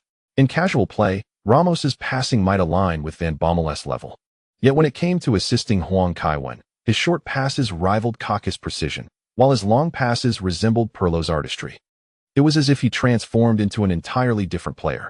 Could he potentially exploit Ramos, the right back, to send long passes directly to the left winger, thereby employing a tactical detail that emphasized the furthest distance for ball transitions? Guardiola appreciated ground play due to its high pass accuracy. If long passes also exhibited exceptional precision, he would certainly not dismiss them. He was not one to resist adaptability. "Coach, will I get to play?" Stuyben timidly inquired, interrupting Guardiola's train of thought. Guardiola felt a tinge of irritation, but upon seeing Stuyben's pitiful expression, he reined in his temper. This young man also faced challenges, vying for opportunities against elite defenders. Embracing Stuyben, Guardiola approached the fourth official, stating, "Of course you will play. I have always believed in your potential. Do you think I would use them instead of you?" "I don't know," Stuyben replied, "because I see a bright future for you. I hope you can learn from the strengths of every defender while on the sidelines, and aspire to succeed Alessandro Nesta, becoming the world's premier center-back," Guardiola declared. Stuyben's eyes widened, unsure of how to respond. He had never considered himself as the next Nesta. He was taken aback by Guardiola's immense expectations. Young Stuyben nodded earnestly, assuring, "Rest assured, coach, I will perform well today." Guardiola patted Stuyben's shoulder with a smile and encouraged, "Go on, I believe in you." As Godin approached the sidelines, Stuyben slapped his right hand with enthusiasm, charging onto the field like a wild stallion. Dominic Torrent stifled a laugh. One of his favorite moments was witnessing Guardiola inspire players with motivational speeches. Being part of the coaching staff, he understood the potential ceilings of each player. All were seasoned athletes. Their physical attributes, ball skills, football intelligence, and game-reading abilities were unlikely to fluctuate significantly. Even with stellar performances, the most they could hope for was to ascend from being noteworthy to national team caliber. It was improbable for someone below the radar to leap directly to world-class status, bypassing both international and continental levels. Much like the brother of Bend, his conviction is that two individuals may earn a place in the national team when they perform commendably. However, whether they take to the field ultimately hinges upon the coach's tactical choices. Neither of them can be likened to stalwart mainstays of their respective national teams, such as Terry or Lam. Yet, he harbors a glimmer of hope that perhaps a player, inspired by Guardiola's wisdom, might transcend their inherent limitations and emerge as an elite athlete. This uncertainty is what renders the situation most intriguing. Each time Guardiola imparts motivational words to his players, he diligently records them in his diary. In his leisure, he remains vigilant about the progress of those players. One such individual is Boyan, who represented Roma today. However, observing Boyan's current state, Torment feels his prospects are rather bleak. To even aspire to be the next Messi is a tall order, and merely becoming the new Pedro would require significant effort on his part. As the match entered stoppage time, which was notably extended by 7 minutes, Guardiola was seen protesting fervently from the sidelines. The second half had been rife with unexpected events, including substitutions and Ibrahimovic's red card, which had taken a toll on the game's pace. Indeed, the AC Milan players appeared somewhat fatigued, suggesting that they would need to rotate their starting lineup for the upcoming Champions League matches. Conversely, Bayer Leverkusen had recently suffered a heavy defeat at the hands of AC Milan, leaving the potential threat they posed to Milan uncertain. As stoppage time commenced, the Roma players noticeably intensified their actions. The moment they lost possession, they immediately resorted to tugging at the Milan players. In the 93rd minute, Roma seized an opportunity for a counterattack. Osvaldo carried the ball forward, with Milan's defense comprising only Kevin Huang and Thiago Silva. At that crucial moment, however, Osvaldo inexplicably opted to nudge the ball behind Huang. In the broadcast room, Cruyff exclaimed in astonishment, "Is he out of his mind, attempting to outpace Kevin?" Huang did not disappoint, skillfully maintaining his position as he pursued the ball, continually adjusting his stance to run alongside it. He then circled behind the ball and cleared it decisively. Osvaldo, having missed his tackle, found himself sprawled on the ground, utterly bewildered. Even the Roma supporters turned away in dismay at his performance, who emboldened him to attempt such a maneuver against Huang, to deliberately nudge the ball behind him, only to attempt a tackle to regain possession, resembled the antics of a circus clown. Many Roma fans offered applause to Huang, not only for his impressive display, but also as a subtle expression of their dissatisfaction with their own team. With AC Milan down 2 players, they found themselves in a precarious situation, yet Roma remained unable to score, which was far from satisfactory. An anxious Janik seized the ball, intent on delivering a long-distance rolling pass, but Huang effortlessly intercepted it with a well-timed foot. After losing possession, Janik attempted a desperate sliding tackle, only for Huang to deftly sidestep him. The referee, witnessing Huang advancing towards the left flank, hastily cleared the way. Huang's strategic positioning provided De Rossi an opportunity, but De Rossi, disregarding the presence of Huang, launched himself into a reckless challenge. Fortunately, Huang Kaiwen deftly nudged the ball away, lifting his right foot to evade De Rossi's challenge. The once boisterous Olympic Stadium in Rome fell into a hushed silence, as all eyes fixated on the number 10. Clad in a white-away jersey adorned with vertical red stripes, his asymmetrical attire captivated the spectators, mirroring the brilliance of his performance on the pitch. The Roman defense appeared alarmed, with returning players clustering along the left flank. Ambrosini and Rakitic pressed forward near the penalty area, both teams exerting their utmost efforts. Cassetti and Juan prepared for a resolute defensive stance, yet Huang Kaiwen's speed outpaced them. Before they could synchronize their efforts, he had already approached Juan. With a swift flick of his right foot, Huang Kaiwen transferred the ball to his left, gently nudging it forward. A deft touch. With remarkable ease, he glided past Juan, while Cassetti, in a desperate attempt, lunged to intercept. His intention was merely to leave either the ball or the man in his wake. However, the ball moved faster than his foot, and Huang's reflexes surpassed his expectations, evading him at the last moment, appearing somewhat clumsy yet entirely unperturbed, maintaining his rhythm. Within the penalty area, Stekelenburg was already expressing his frustration. Even 5 pigs could not be so easily bypassed, he mused. He was aware that Huang typically refrained from injuring opponents with his shots, and given Huang's amicable relations with the Dutch team, he assumed there was little danger. Yet, even the slightest chance of injury sent shivers down his spine. Those damn sponsors had made the ball sturdier. He could scarcely fathom the consequences if Huang were to strike it at over 200 kilometers per hour. Stekelenburg recalled the indelible impression Huang had left during his visit to the Dutch team's training camp for the World Cup. Berdisso, standing beside Ambrosini, abandoned his mark, circumventing Ambrosini and charging toward Huang. At that moment, Huang had already wound up with his left foot. Stekelenburg, after much mental preparation, chose to advance. Yet the ball zipped past him on the left, and without even glancing back, he understood the gravity of the situation. Goal! Kaiwen goal! A spectacular strike. The Roman side attempted 2 tackles, with De Rossi even lunging directly at Kaiwen's feet, yet they could not even graze his jersey. Who claims football is a high-contact sport? For Kaiwen, the level of engagement depended entirely on his mood. If he chose not to defend, no opposing player could touch his hem. With his 2 goals and 1 assist after coming off the bench, Kaiwen emerged as the pivotal hero of the match. Guardiola's so-called tactics, characterized by his idealistic formations, faltered, and upon substituting in Kaiwen, one might argue it would have been wiser to dismiss him earlier and allocate his salary to Kaiwen instead. At least under Kaiwen's stewardship, Milan triumphed with remarkable ease.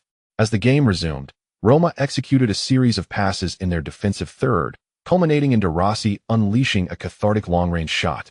As the referee signaled the conclusion of the match, the atmosphere at the Roman Olympic Stadium became quite tumultuous, with a cacophony of boos and applause resonating simultaneously. Enthusiastic fans in the front rows hurled water bottles, vociferously declaring that the Roma players ought to feel ashamed. A contest of 11 against 9 is hardly a fair match. However, apart from the solitary goal scored in the first half, Roma achieved little else. Conversely, Huang Kaiwen garnered immense admiration from the Roma supporters, standing in the center of the pitch and continuously applauding the crowd. At that moment, Boyan approached, leading Huang Kaiwen to believe he was about to exchange jerseys. Unexpectedly, Boyan inquired, "I heard from Chong Long that you possess several ungraded items. Could you sell me one?" The Brazilian team's loss was indeed disheartening. The conclusion of this chapter revealed that a victory did not earn Guardiola any accolades. The predicament Huang Kaiwen faced prior to his entry onto the field made him a target for media criticism. Upon returning home, Huang Kaiwen gifted Boyan several ungraded items, as their value had not yet soared. Most of them were already collected from the treasures district, making it challenging to acquire items with better attributes. Meanwhile, the rumors surrounding Barcelona became the focal point of the weekend's discussions, allegations of corruption against the president, accusations of bribery, exploitation of the team for personal profit, and the dubious sale of Messi during the summer. The veracity of such claims was utterly perplexing, except to Huang Kaiwen. Before the end of the month, he boarded a flight to Germany with the entire team. Thus, he welcomed the refresh of the store in November at the hotel. The special template included no beta no b with 1,000,000 fate points. Templates: Eugenio, 10,000 points. Cafu, 10,000 points. Roberto Carlos, 10,000 points. Skills: Tiki-Taka Tactical Mastery, 10,000 points. Rainbow Dribble Mastery, 500 points. Parkour Mastery, 100 points. Items: 24-hour immunity card, 20 points. Special item: Domenech Solarance Diary, 200 points. The anime Doraemon held little significance in Huang Kaiwen's childhood memories, as the storyline was always the same. Nobita, bullied, seeks help from Doraemon, who provides gadgets that lead to mischief, followed by Doraemon cleaning up the mess, an incessant cycle. If he could purchase the gadgets from the anime, the 1,000,000 fate points would indeed be worthwhile. The subsequent templates featured aggressive Brazilian defenders. Cafu and Carlos were once teammates of Huang Kaiwen, while Eugenio was a former right-back for the Brazilian national team, having played for Bayern and Bayer Leverkusen. Huang Kaiwen held no curiosity about the contents of Domenech Solarance Diary. The special item, valued at only 200 fate points, seemed to lack significant utility. Ultimately, Huang Kaiwen spent 120 points to acquire Parkour Mastery and Immunity Card. Huang Kaiwen mused. Indeed, Jack Chan-esque films often include parkour sequences. Bayer Leverkusen, returning to their home ground, remained steadfast in their efforts. Yet Milan's rotated lineup achieved a resounding victory. Huang Kaiwen sensed little anger from the local supporters. Perhaps it is this very mindset of the German fans that emboldens Hamburg to remain unyielding towards the Bundesliga.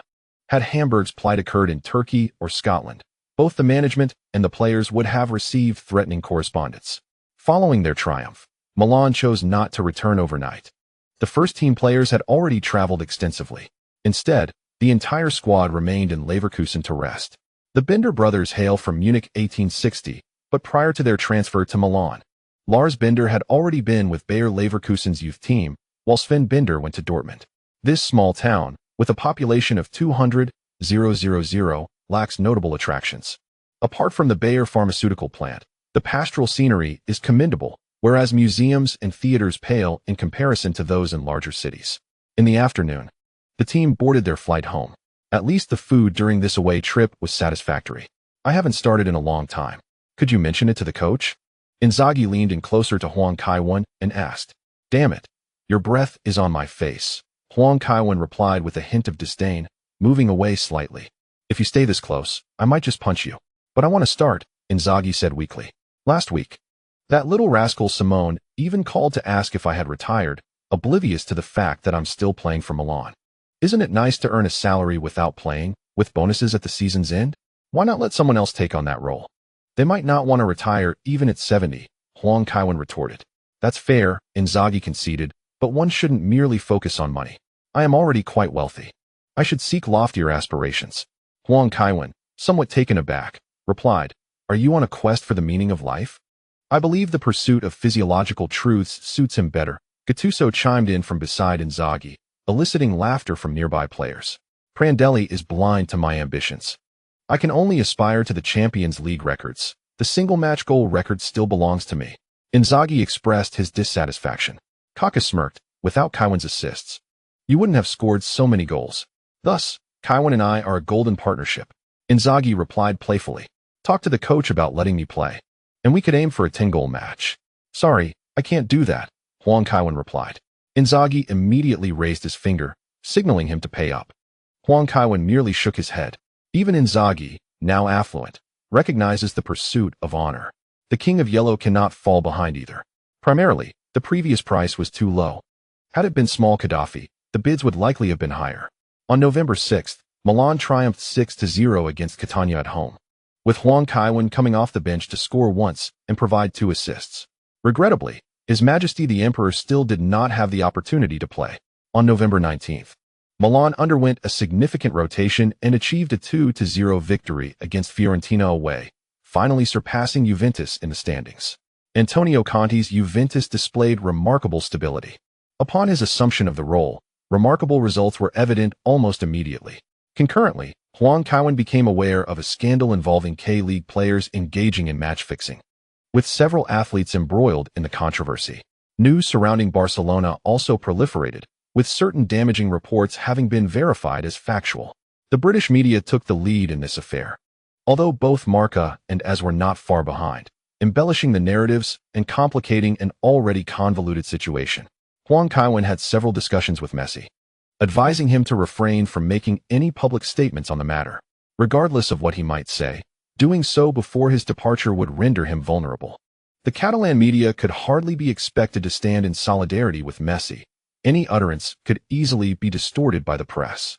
It would be wiser to let Rosell comprehend the meaning of universal animosity post-transfer. The illustrious Huang had been away from London for over a year, and the British media had not ceased their relentless inquiries, precisely for moments like these. On November 23rd, Huang Kaiwen achieved an extraordinary quintuplet, leading Milan to a 7-2 victory over Villarreal. With 5 consecutive victories, Milan had already secured their advancement.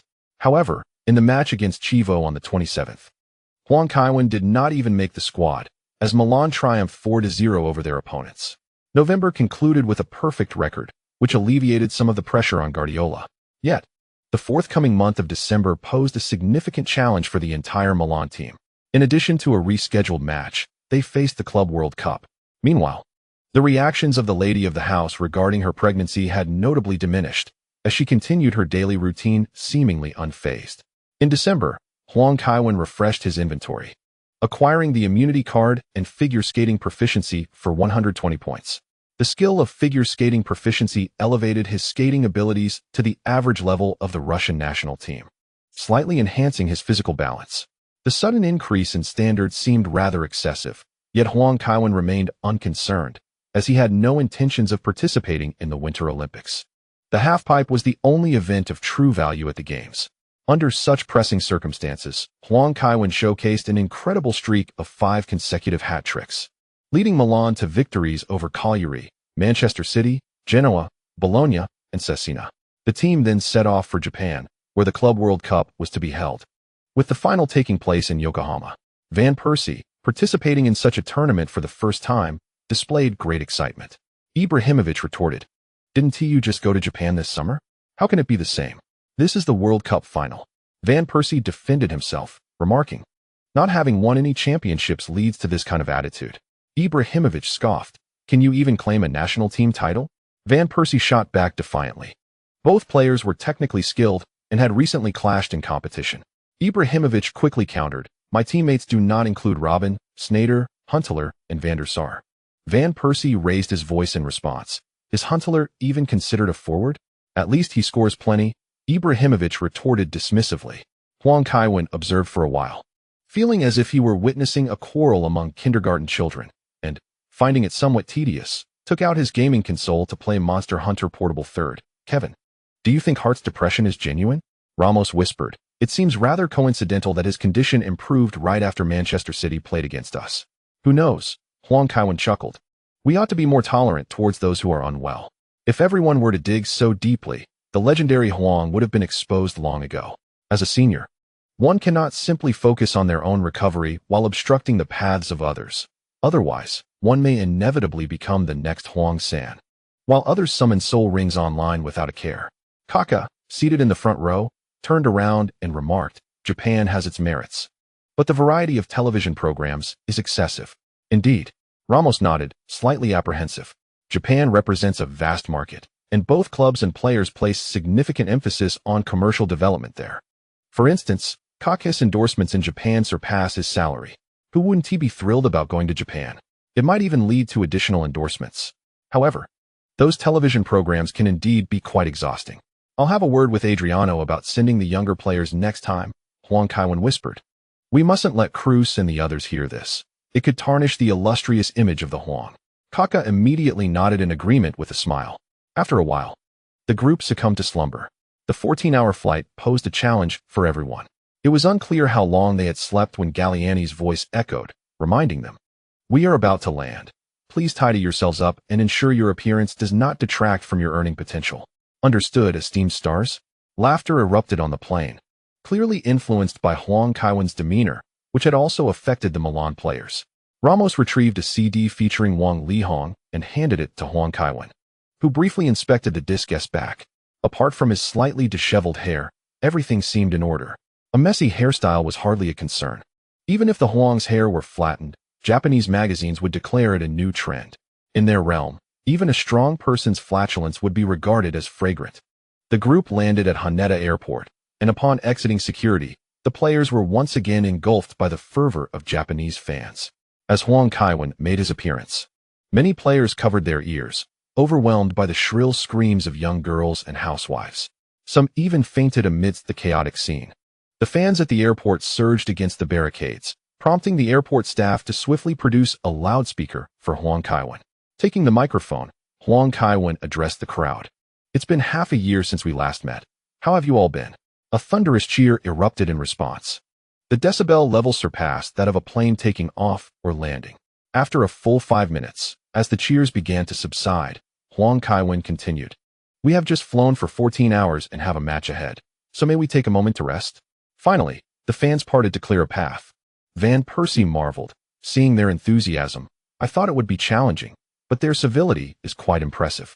Huang Kaiwen scoffed, stating, on the surface, they appear to be doing quite well, but upon closer examination, one discovers their indifference. Their admiration for celebrities is merely a self-serving display.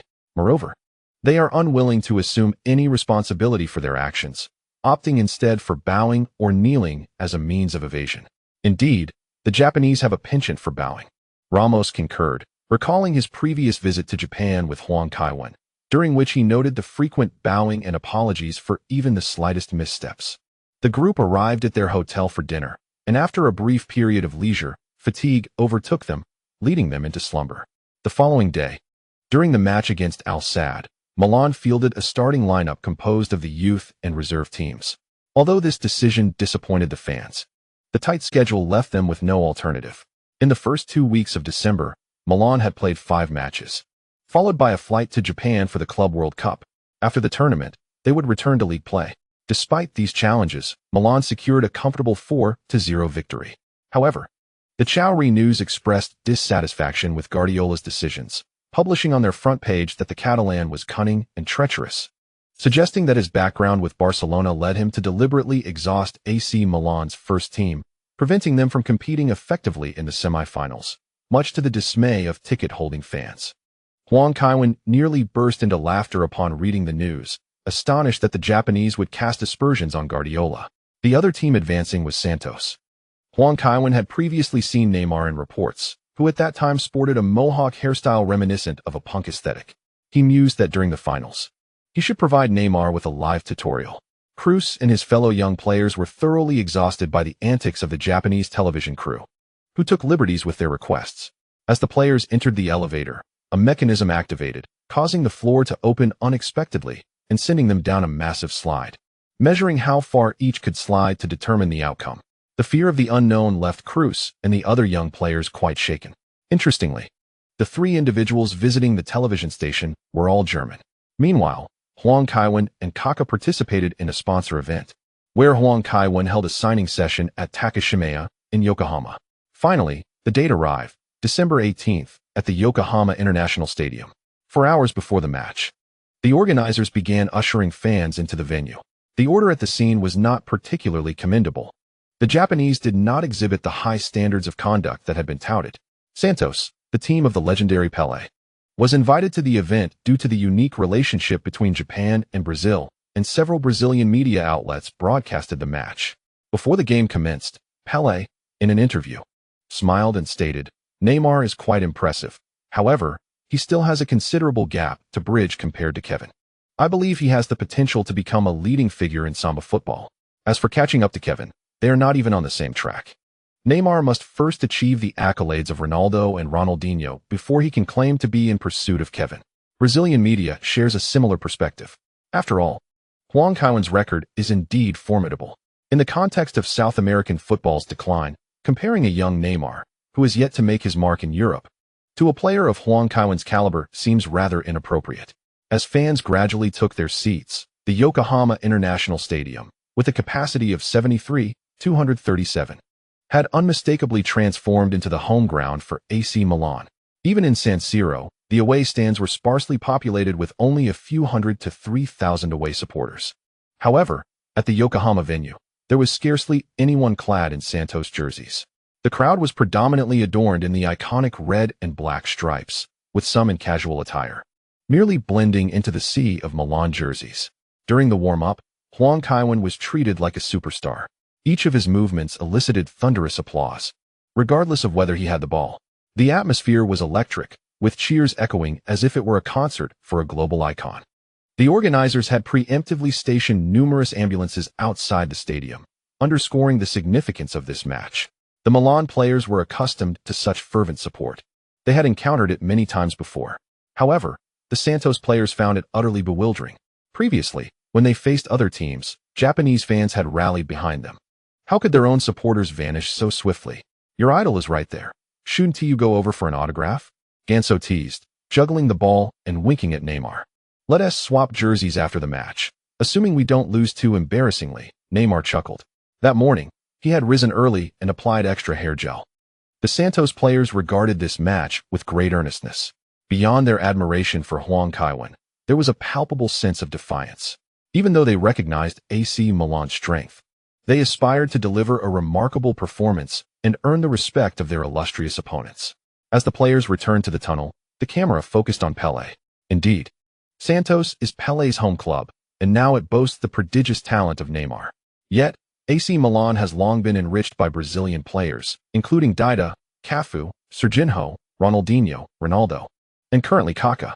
Undoubtedly, Huang Kaiwen stands out as the most prominent among them. Pelé has often remarked that Huang Kaiwen embodies the essence of samba football, representing Brazilian football on this notable occasion against Santos, Pelé's former club. Now, let us review the starting lineups. Santos employed a 5-3-2 formation with goalkeeper, Rafael, defenders, Danilo, Dracena, Bruno Rodrigo, Duval, Leo, midfielders, Enrique, Ganso, Aruca, forwards, Borges, Neymar. AC Milan, on the other hand, adopted a 4-3-3 formation with goalkeeper, Buffon, defenders, Ramos, Godin, Nesta, Zambrata. Midfielders, Lars Bender, De Bruyne, Rakitic, forwards, Kaká, Torres, Huang Kaiwen. Back in the players' tunnel, Huang Kaiwen suddenly remembered that he had yet to draw his card. In a thrilling encounter during the 10th round of the French Ligue 1 for the 2001-2002 season, featuring Paris Saint-Germain against Lyon, a remarkable 24-hour experience card for Ronaldinho was obtained. Huang Kaiwen contemplated whether he should employ Pelé's on-field teachings, but unexpectedly, a more formidable presence arrived, Ronaldinho. While Ronaldinho's accolades may not rival those of Pelé, his innate sense of the game is undeniably extraordinary. Faced with a flamboyant talent like Neymar, Huang Kaiwen believed that showcasing Ronaldinho's skills would be the perfect opportunity to enlighten Neymar on the art of blending flair with competitive spirit. Without a moment's hesitation, he opted to use the card, simultaneously expending an immunity card. Although Brazilian teams might not pose a significant threat, Huang Kaiwen was wary. Knowing that South American teams could be unpredictable, he preferred to exercise caution, especially in the event of an injury. As he re-entered the pitch alongside the officiating crew, the atmosphere was almost palpable. The cacophony of cheers and screams intertwined, leading Huang Kaiwen to question the state of his hearing. The fervor of Japanese fans is indeed fervent, often seemingly entrusting their lives to their idols. Huang Kaiwen recalled having seen reports on this obsession, though the specifics had faded from memory. The fervor of Japanese fans is not to be underestimated. Cases of housewives selling properties or pilfering pensions to purchase photo books had left Huang Kaiwen feeling a deep sense of guilt. Yet, if he refrained from capitalizing on this, others, such as the hosts in Ginza, would surely profit. Huang Kaiwen reasoned that it was more prudent for him to be the one benefiting, allowing him to shoulder the moral burden alone. Before departing, he would continue to release photo books to satisfy the fans' collecting desires. The enthusiasm of the fans prompted Huang Kaiwen to ponder a potential farewell tour in Japan before retiring, cherishing the thought of saying goodbye to such devoted supporters. The mere notion of retirement, coupled with the thought of parting ways with such valuable fans, brought him a twinge of sadness. Fortunately, he had not yet seriously considered retirement. At 10:30 a.m., the referee finally blew the whistle, signaling the commencement of the match. Torres received the ball and quickly passed it sideways. Huang Kaiwen, upon receiving the ball, hesitated before releasing it. Borges rushed forward, prompting Huang Kaiwen to employ a shoulder feint, making it clear that he would not yield easily. Brazilian players are well-versed in such dribbling techniques, having grown up watching Ronaldinho play. However, they were entirely unprepared for the terrifying prowess of an empowered Ronaldinho. Enrique Pacheco swiftly approached to provide support, with one player stationed directly before Huang Kaiwen and another positioned to his right, clearly attempting to apply pressure together. De Bruyne and Zambrata moved in tandem toward Huang Kaiwen's location, ready to intercept. At that precise moment, Huang Kaiwen deftly pushed the ball outward with his right foot, prompting Enrique Pacheco to instinctively follow suit. In a fluid motion, Huang Kaiwen then pulled the ball back with the tips of his toes. It was then that Borges, who had previously been stationary, made his move. However, Huang Kaiwen's right foot executed a sudden flick, sending the ball slipping between Borges' legs. At the moment Borges retracted his foot, Huang Kaiwen had already maneuvered past the sideline to regain possession. Alaka was still adjusting his position, taken by surprise when Huang Kaiwen suddenly accelerated. With no time to turn completely, Alaka could only extend his leg, but Huang Kaiwen deftly flicked the ball past him with his right foot. Ganso, who was chasing back, recognized Huang Kaiwen's speed and made no reservations, charging directly at him from the side. However, just as they were about to collide, Huang Kaiwen executed a sudden stop, leaving Ganso grasping at air. On the sidelines, Melisala Marlio grimaced. Having coached Shenhua in '98, he possessed some understanding of Chinese football. Thus, he was particularly astonished by Huang Kaiwen's emergence. From the footage, it appeared as if Huang Kaiwen was capable of anything. He even felt that Pelé paled in comparison to him. Yet, witnessing him live, Huang Kaiwen surpassed his expectations. His players seemed like mere wooden stakes being bypassed effortlessly. Fortunately, his team's defense remained intact, but at that moment, his eyes widened. Having just evaded Ganso, Huang Kaiwen flicked the ball and swung his right foot. A long-range shot. Melisala Marlio's mouth fell agape. It was crucial to note that Huang Kaiwen was nearly 40 meters from the goal. Yet, in the next moment, the situation on the field confirmed his suspicion. With a thunderous crack, the ball transformed into a streak of light, soaring over the heads of both teams straight towards the goal. This shot was from a considerable distance, and although Rafael had time to react, Santos' goalkeeper sensed something amiss as he dove for the ball. Damn, this shot was higher than he had anticipated. Would it go out of bounds? Rafael held on to a flicker of hope. The resounding thud of the ball striking the goal confirmed his fears. However, before he could turn his head, Rafael's heart plummeted. The sound of the ball hitting the grass indicated it had not sailed into the stands. Therefore, it was a goal. Goal. Goal, goal, goal. Kaiwen scores. Just 12 seconds into the match, Kaiwen received a pass from Torres, dribbled past 4 players, and executed a stunning world-class shot. Pelé's presence at the match was less about witnessing his team and more about observing Kaiwen's dazzling performance. Though reluctant to admit it, those familiar with football understand the vast chasm between South American and European teams. Even giants like Barcelona and Chelsea could not withstand us. Who could expect Santos to deliver an impressive performance? Today, the Santos players needed to seize the opportunity at kickoff to showcase themselves. Perhaps one or two of the most gifted would catch the eye of European powerhouses. Yet, if they aspired to join Milan, they needed to exert considerably more effort. Stunned into silence, Neymar stood rooted, incredulously rubbing the back of his head. Even though he had mentally prepared himself, he could hardly believe Huang Kaiwen was this formidable. It was the very beginning of the match. Their formation was solid, and the coach had specifically arranged for 5 defenders. Then the ball was kicked off, and Huang Kaiwen, instead of passing to orchestrate their movements, decided to take matters into his own hands, executing a series of deft maneuvers before unleashing a powerful long-range shot. This raw yet effective display left Neymar profoundly astonished. Previously, he believed himself to be quite skilled, often showcasing a more flamboyant style than Huang Kaiwen. However, today Neymar realized that mere flamboyance without the ability to score was utterly futile. The disparity in efficiency between him and Huang Kaiwen was akin to that of heaven and earth. Next, the focus shifted to the transfer of the football king, Messi. Today, Old Ye dealt with some heating issues, resulting in a bit less written than usual. Please forgive the brevity. The inadequate heating is quite a nuisance. I humbly request monthly votes and recommendations. This chapter concludes. At the Yokohama International Comprehensive Arena, a fervor that is difficult to articulate was on full display. The fans' faces bore a pathological flush, as a cacophony of Japanese, Chinese, and some imperfectly pronounced English and Italian mingled with high-pitched screams. The most prevalent items raised by the spectators were not scarves, but rather handmade boards and posters accompanying photo collections. Huang Kaiwen glanced around, surprised at how many different posters he had distributed. Efforts must be intensified to ensure that each fan holds up a distinctive poster, eradicating monotony and fostering individuality. This embodies the spirit of the Heisei era. Some of the handmade boards displayed words that could make one blush. Huang Kaiwen pretended not to notice. He even spotted his devoted fan, Ace Huameli, whom he had dined with previously. Among the crowd, he recognized a few teachers, with only Kojima Minami standing out. Born in Kanagawa, Yokohama is indeed a familiar sight for her. She appeared genuinely petite. Interestingly, some teachers, such as Julia, though not tall, did not give off the same impression of diminutiveness. It is quite a curious phenomenon. As Santos prepared to kick off, Huang Kaiwen hurried back to the center circle. Borges tapped the ball to Neymar, who swiftly carried it to the flank, clearly signaling for the veteran Kaká to apply pressure. Before Kaká could make a move, Ramos charged forward.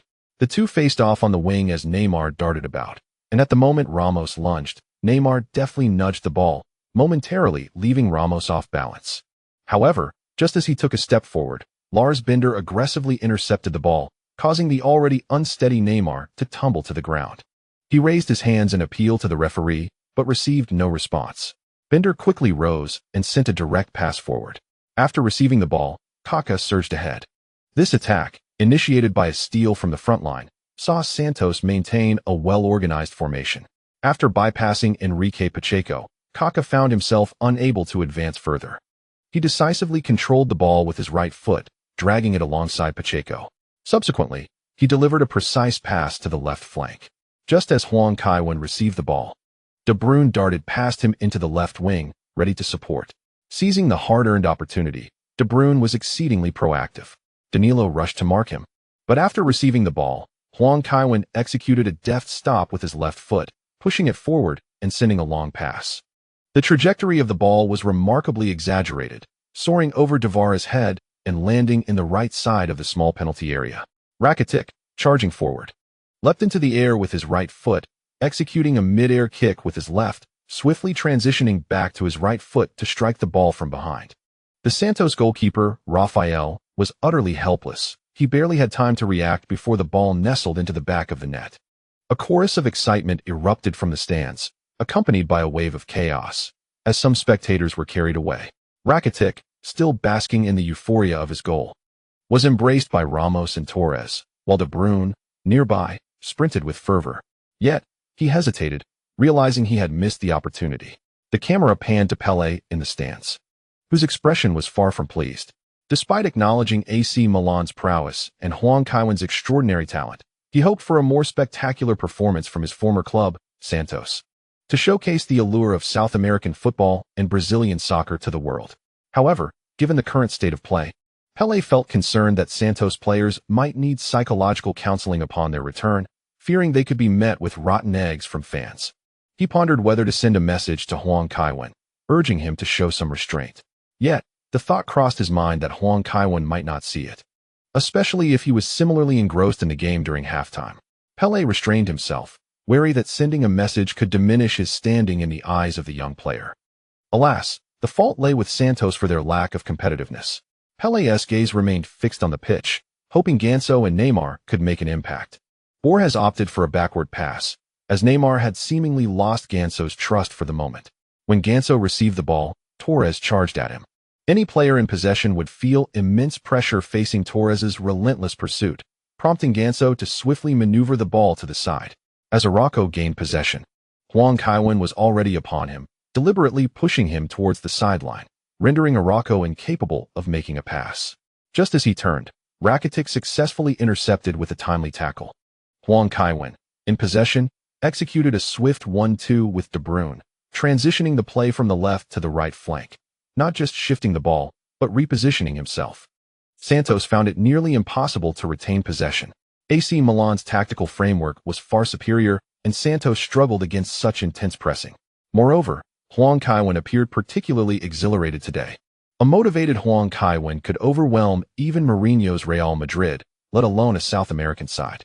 He and Kaká executed a wall pass, demonstrating that AC Milan's technical skill rivaled that of Santos, while their tactical discipline was significantly stronger. Huang Kaiwen surged forward. He seized the ball on the right flank, forcefully breaking through, evading Dracaena's challenge with a deft touch of his right foot. With an outside-of-the-foot flick, he set the ball behind Rodrigo, only for it to be thwarted by the goalkeeper's intervention. Was it a penalty? Huang Kaiwen tumbled within the penalty area. The referee did not award a penalty, but from my perspective, it appeared as if the ball made contact with Huang Kaiwen's foot. Huang Kaiwen failed to control the ball at his feet, and the goalkeeper's save should not have resulted in a fall. Perhaps it was to maintain balance on the field. AC Milan scored 2 goals within the first 2 minutes, and awarding a penalty would have rendered the match devoid of suspense. Busquets. Even without the penalty, there remains little intrigue, as Huang Kaiwen is simply not performing today. Santos is underwhelming. While their technical skills may be commendable, their tactics and coordination leave much to be desired. Primarily, Huang Kaiwen is in exceptional form, seemingly invigorated whenever he plays in Japan.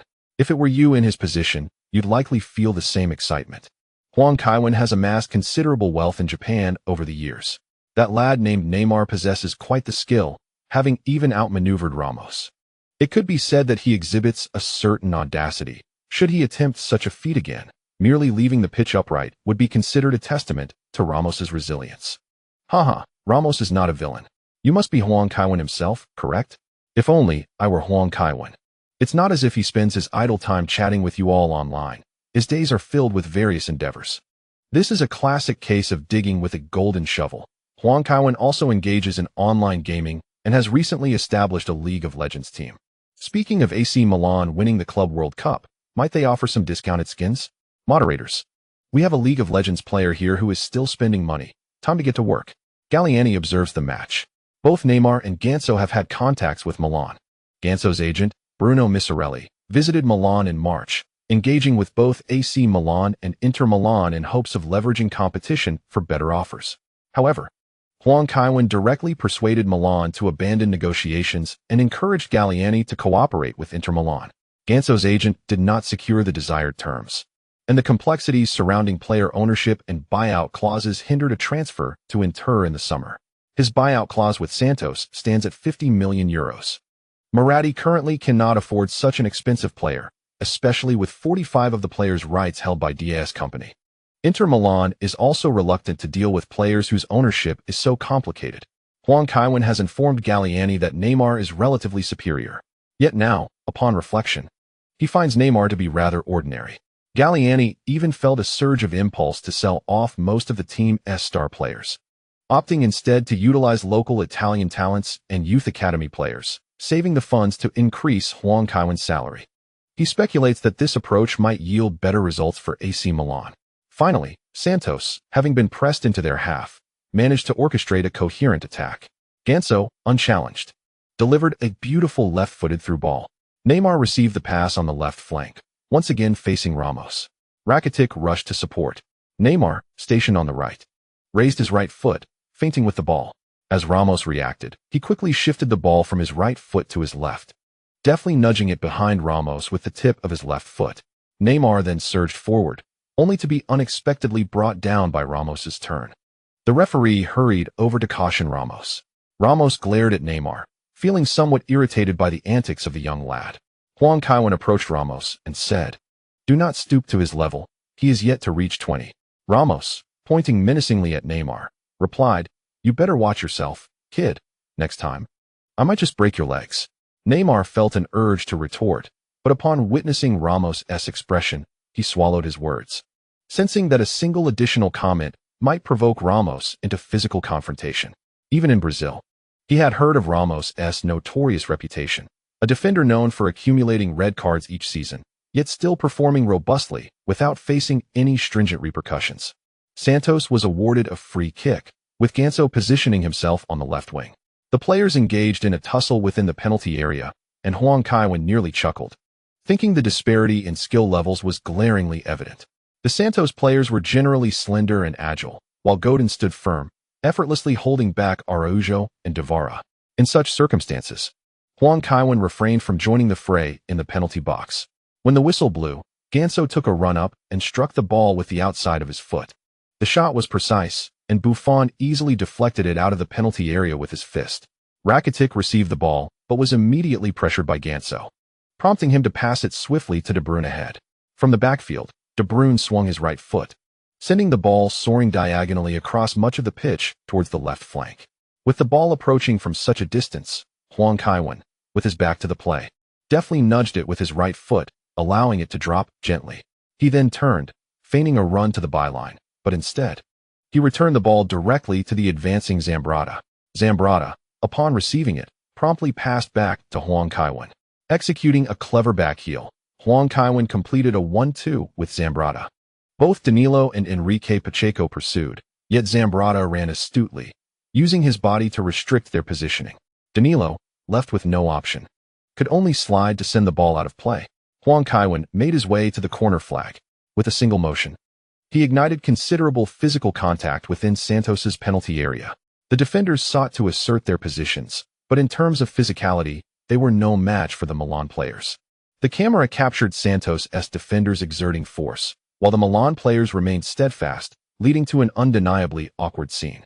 Even the Brazilian commentators could not conceal their dismay, lamenting, perhaps due to their impoverished backgrounds, they experienced some developmental delays in their youth.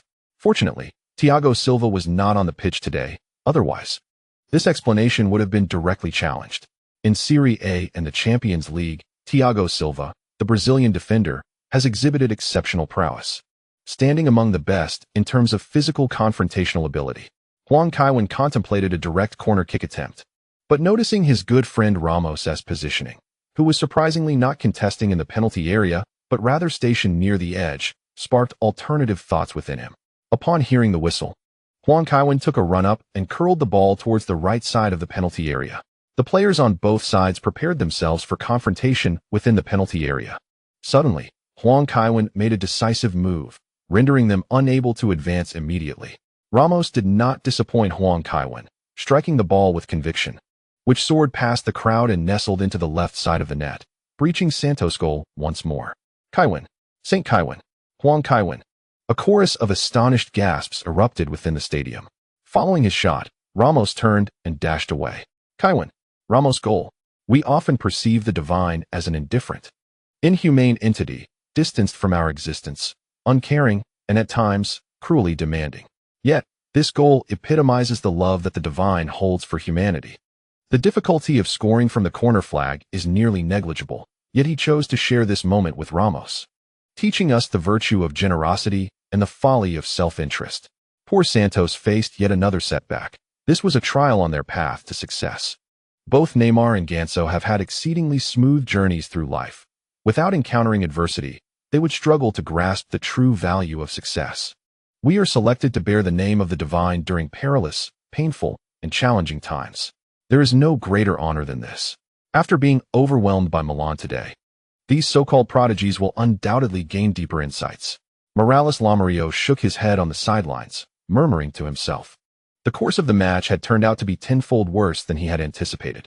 The team that secured the Copa Libertadores found themselves utterly outmatched on the world stage. In that moment, he truly felt the might of European football. A little over 15 minutes into the game, Milan had already unleashed 7 shots, scoring 3 goals, even with a dubious penalty decision overlooked by the referee. If this continued, he would not only face dismissal but perhaps even worse repercussions. The fans from Colombia and Mexico were outrageous, yet the Brazilian media was equally formidable. Although the situation had improved somewhat, it remained a nation where a president once committed suicide in shame over football. Santos represented the face of the country today. Lamario, in a state of agitation on the sidelines, grappled with the dilemma of whether to make substitutions. He had already deployed 5 defenders. Adding another defensive player might lead to dire consequences upon his return. Just then, a shift occurred on the field. Rakitic intercepted the ball and passed it to De Bruyne, who, with a deft turn, sent a long pass with his left foot. The ball soared into the penalty area. Huang Kaiwen and Torres surged forward to challenge. But it was Huang Kaiwen, closer to the ball, who headed it into the net. 4 o'clock. Huang Kaiwen, yet another goal. His recent form has been truly impressive. After scoring, he made a gesture of sucking his thumb, dedicating the goal to his unborn child. Yes, during the summer, Kaka's child, Paolo, was born. And it is said that Huang Kaiwen is the child's godfather. Recently, media outlets captured the child's face, which strikingly resembles Kaka's features. It is likely that many football enthusiasts are contemplating the legacy of Paul. Currently, the most noteworthy talent in the AC Milan Youth Academy is undoubtedly Daniel, the second son of the illustrious Maldini, rumored to be a prodigious player. His elder brother, Christian, also once trained within the confines of the AC Milan youth setup. Yet in recent years he has embarked on a different path, transitioning into the realm of professional gaming, as we have observed in various publications. Guardiola has resumed his position on the coaching bench, having realized that he often pays a price for his absences. Today he stands firm, convinced that no unexpected occurrences will unfold in his absence. Old Maldini gestures towards the pitch, proclaiming that the attacking prowess of this team is unparalleled in the annals of football history. He expresses uncertainty as to which team could withstand their onslaught. Torino's divine squad? Guardiola instinctively inquires. Impossible, replies old Maldini with a firm shake of his head. I have watched footage of Torino's matches, even with their current training. They would be unable to resist such a formidable AC Milan. His gaze shifts to the substitutes bench, where Van Persie, a player he greatly admires, is seated. Yet, such a talent must also endure rotation within AC Milan. As the game resumes, it becomes evident that the Santos players are struggling with their mentality, their movements becoming increasingly erratic. However, the entire AC Milan squad exhibits commendable resilience. Danilo, upon receiving the ball to assist, is swiftly thwarted by Rakitic, who deftly nudges the ball away. The two engage in a tug-of-war for possession, the ball ultimately being intercepted by the advancing Huang Kaiwen. Surveying the field, Huang Kaiwen refrains from hastily passing the ball. Instead, he methodically orchestrates play near the halfway line. After returning the ball to De Bruyne, he makes a run to the right, and De Bruyne's pass anticipates his movement. As Huang Kaiwen strides forward, he cleverly flicks the ball with his heel. The ball strikes his left toe, ricocheting towards the right flank. The astute Kaka, recognizing the situation, pivots and drives towards the center, drawing Alaka away from the right side. With a deft heel flick, Kaka delivers the ball to Ramos. Huang Kaiwen immediately accelerates forward. Ramos, with a swift turn, executes a back pass. At the moment Huang Kaiwen receives the ball, he nudges it leftwards, rediscovering Kaka on the left wing. Kaka, without breaking stride, effortlessly pushes the ball towards the center. As Huang Kaiwen arrives in the middle, he deftly strikes the ball with his left foot. In a thunderous moment, the ball soars past, leaving the crowd in awe. A symphony of cheers and jubilations echoing throughout the stadium. The Santos players resemble frogs on the grass, frozen in disbelief, with no actions aside from glancing back. Although Raphael leaps at the first opportunity, the ball's velocity surpasses his reaction, even with correct judgment. He merely becomes a background figure as the ball hurtles past his fingertips and nestles into the net. The crowd erupts, St. Kevin, St. Kevin, St. Kevin. The fervent shouts and ecstatic fans, juxtaposed with the solemn faces of the Santos players, paint a stark picture of the unfolding drama. Since the commencement of the match, the sirens of an ambulance have continuously pierced the air, amplifying the contrast between the jubilant Milan players and the despondent Santos team. Even Neymar's mohawk appeared to be glued to his scalp, exuding a lackluster demeanor. The might of AC Milan was palpable on the field. They felt akin to defenseless serfs confronting the legendary Cyclops, Polyphemus. With a mere flick of his arm, the adversary could snuff out their very existence. The players clad in the iconic red and black stripes exerted minimal effort, yet goals flowed in succession. Initially, Neymar sought to outshine Huang Kaiwen, but such aspirations had long since evaporated. Now, he yearned only to conclude the match swiftly and call his sister to confide his woes. Despite the game's toll on his confidence, Neymar was not disheartened by the match. Rather, Milan's display of prowess intensified his aspirations for European football. Hailing from a humble background, he seldom defied his father's decisions, yet this time he resolved to discuss his desires, regardless of the unsatisfactory jersey, the meager salary, or the unmet signing bonus. He wished to play football in Italy. Tony, get up and warm up," Guardiola called from the sidelines, waving his hand. Within a second, Cruz shed his jacket and dashed to the field. His time had finally arrived.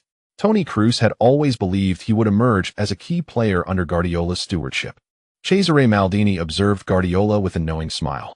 Guardiola, flustered, hastily explained, "This is for the players' benefit." "I understand," old Maldini replied. When Paolo was young, he was not the most remarkable. There were always those who could easily dribble past him. Yet, I consistently told him he played like Facchetti. You've seen Paolo's accomplishments. He is one of the finest fullbacks in Italian history. For children, encouragement is far more vital than criticism. Indeed, that is precisely my belief, Guardiola fervently nodded. He had always prioritized the welfare of his players. How magnificent he was. The Santos players, upon resuming the game, wore expressions of numbness. In the stands, Pelé felt a pang of sorrow. Once, while playing in Africa, warlords had ceased hostilities due to his presence. Even those under their rule did not bear such despondent expressions. The legendary player was frightened, genuinely fearing that Santos would return to Brazil with their fortunes diminished. At that moment, he set aside his pride and resolved to visit Milan's dressing room during halftime. "Let me have a word with Milan. Enough is enough. Don't let the children embarrass themselves." The Santos players seemed to treat the ball as if it were scalding, immediately passing it upon receiving it. Ganso was reluctantly thrust into the role of playmaker, as that was typically his responsibility. However, today his mindset faltered, and his through ball inadvertently landed at Huang Kaiwen's feet. Huang was taken aback by such fortune but quickly regained his composure, pivoting to pass the ball to De Bruyne before making a swift forward run. Torres posed a significant threat along the defensive line, while Huang's movement attracted Enrique Pacheco and Araujo to his defense. Lars Bender, in possession of the ball, encountered little in the way of substantial pressure throughout his advance. Upon reaching the edge of the penalty area, he deftly laid the ball off to Huang Kaiwen. As Huang received the pass and began to adjust his footing, neither Enrique Pacheco nor Araujo exhibited any intention of pressing forward. It was evident that both players were reluctant to shoulder the responsibility.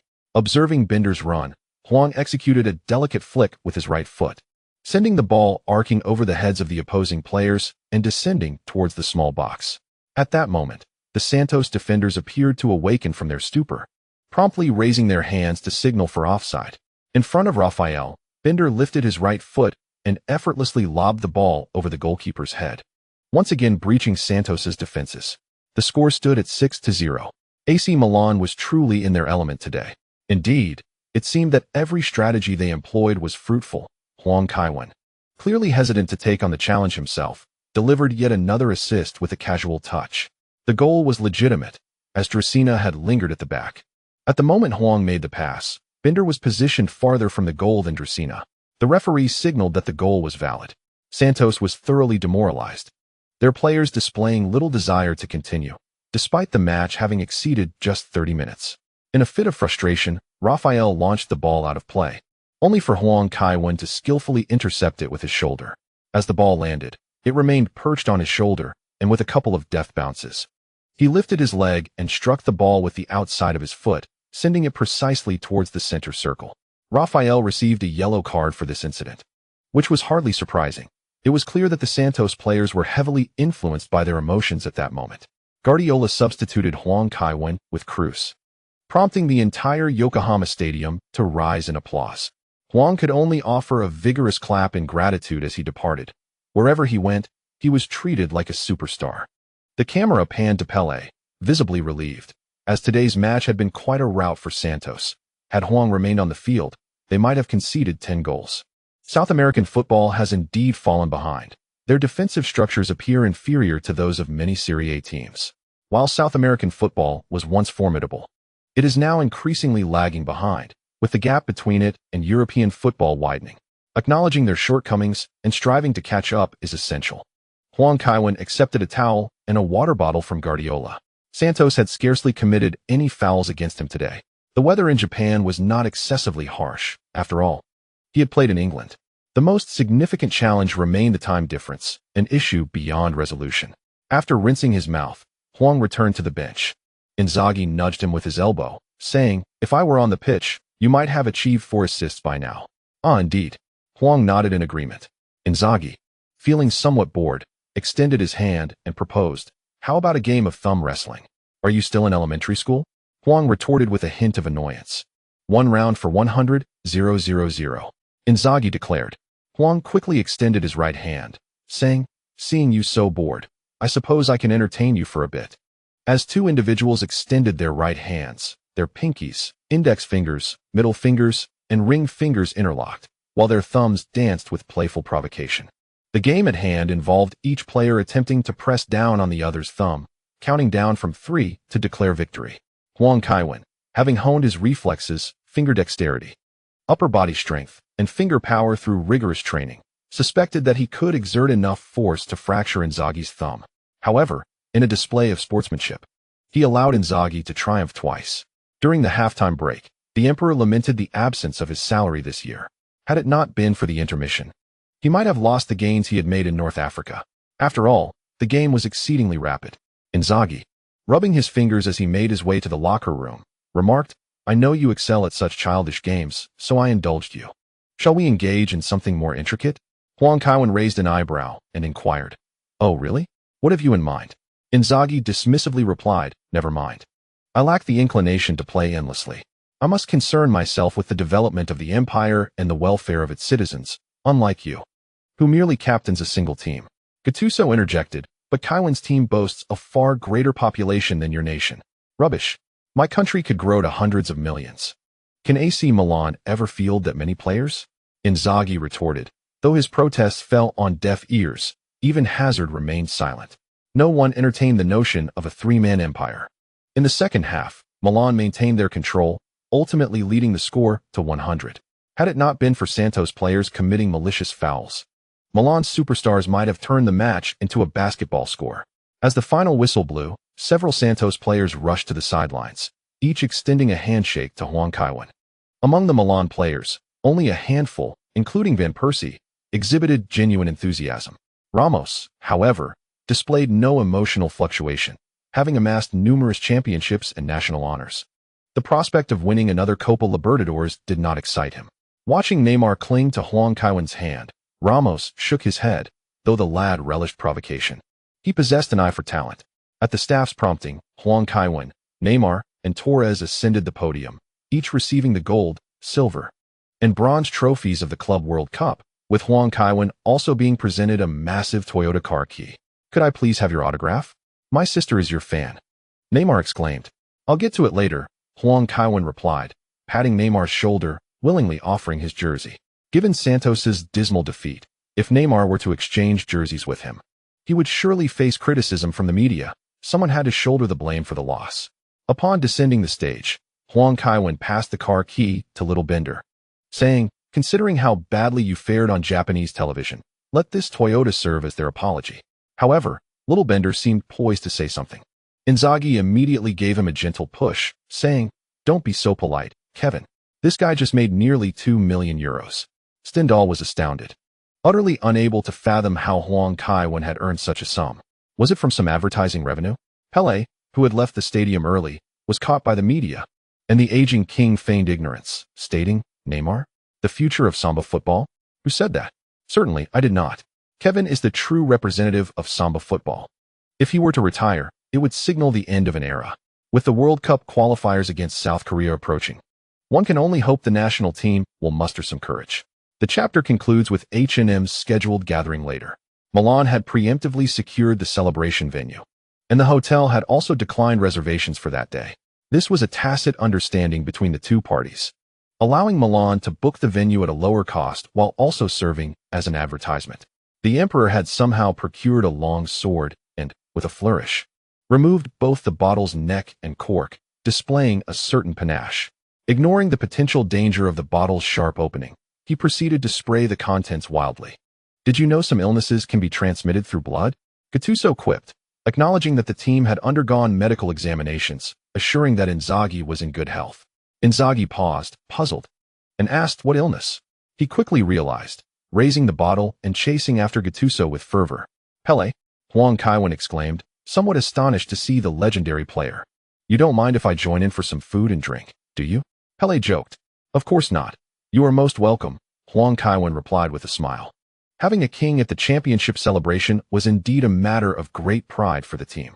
The players welcomed Pele heartily. After exchanging pleasantries with the Milan players, Pele sat beside Huang Kaiwen.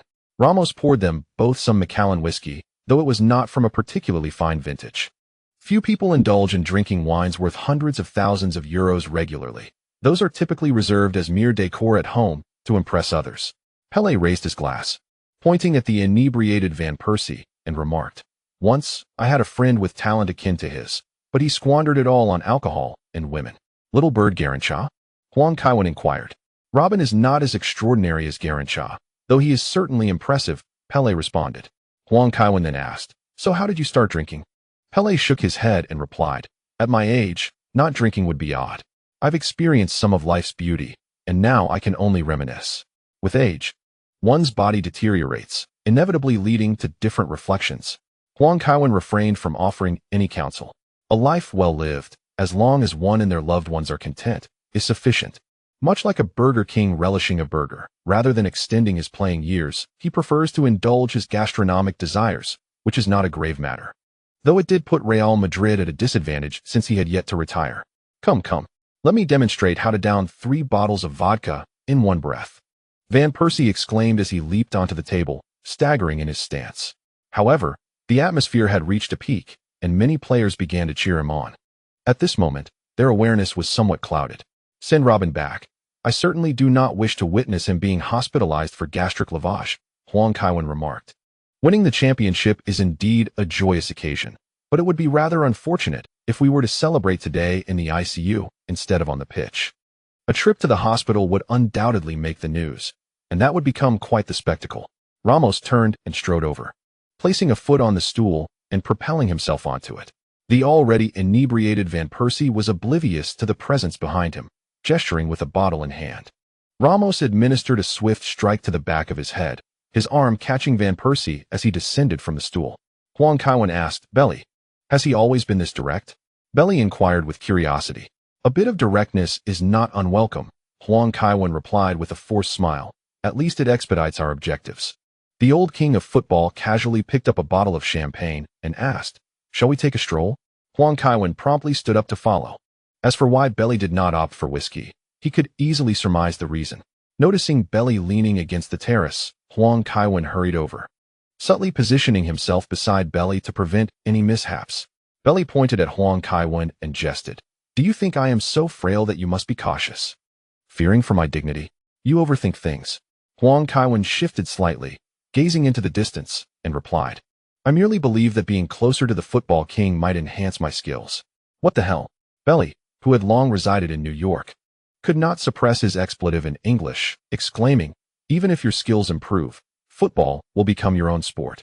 "It's nearly there," Huang Kaiwen shrugged in response. Apart from Kaká claiming a Ballon d'Or, he had not lost any personal accolades during his career. Belly poured a glass of champagne for Huang Kaiwen, then took a hearty swig straight from the bottle. After several audible gulps, he set the bottle down and, with a trembling voice, expressed, "With 2 Ronas, Romario, Kaká, and now Neymar, I wonder if I will ever witness the Brazilian team lifting the World Cup again. I dream of Brazil reclaiming the title. My country is in disarray.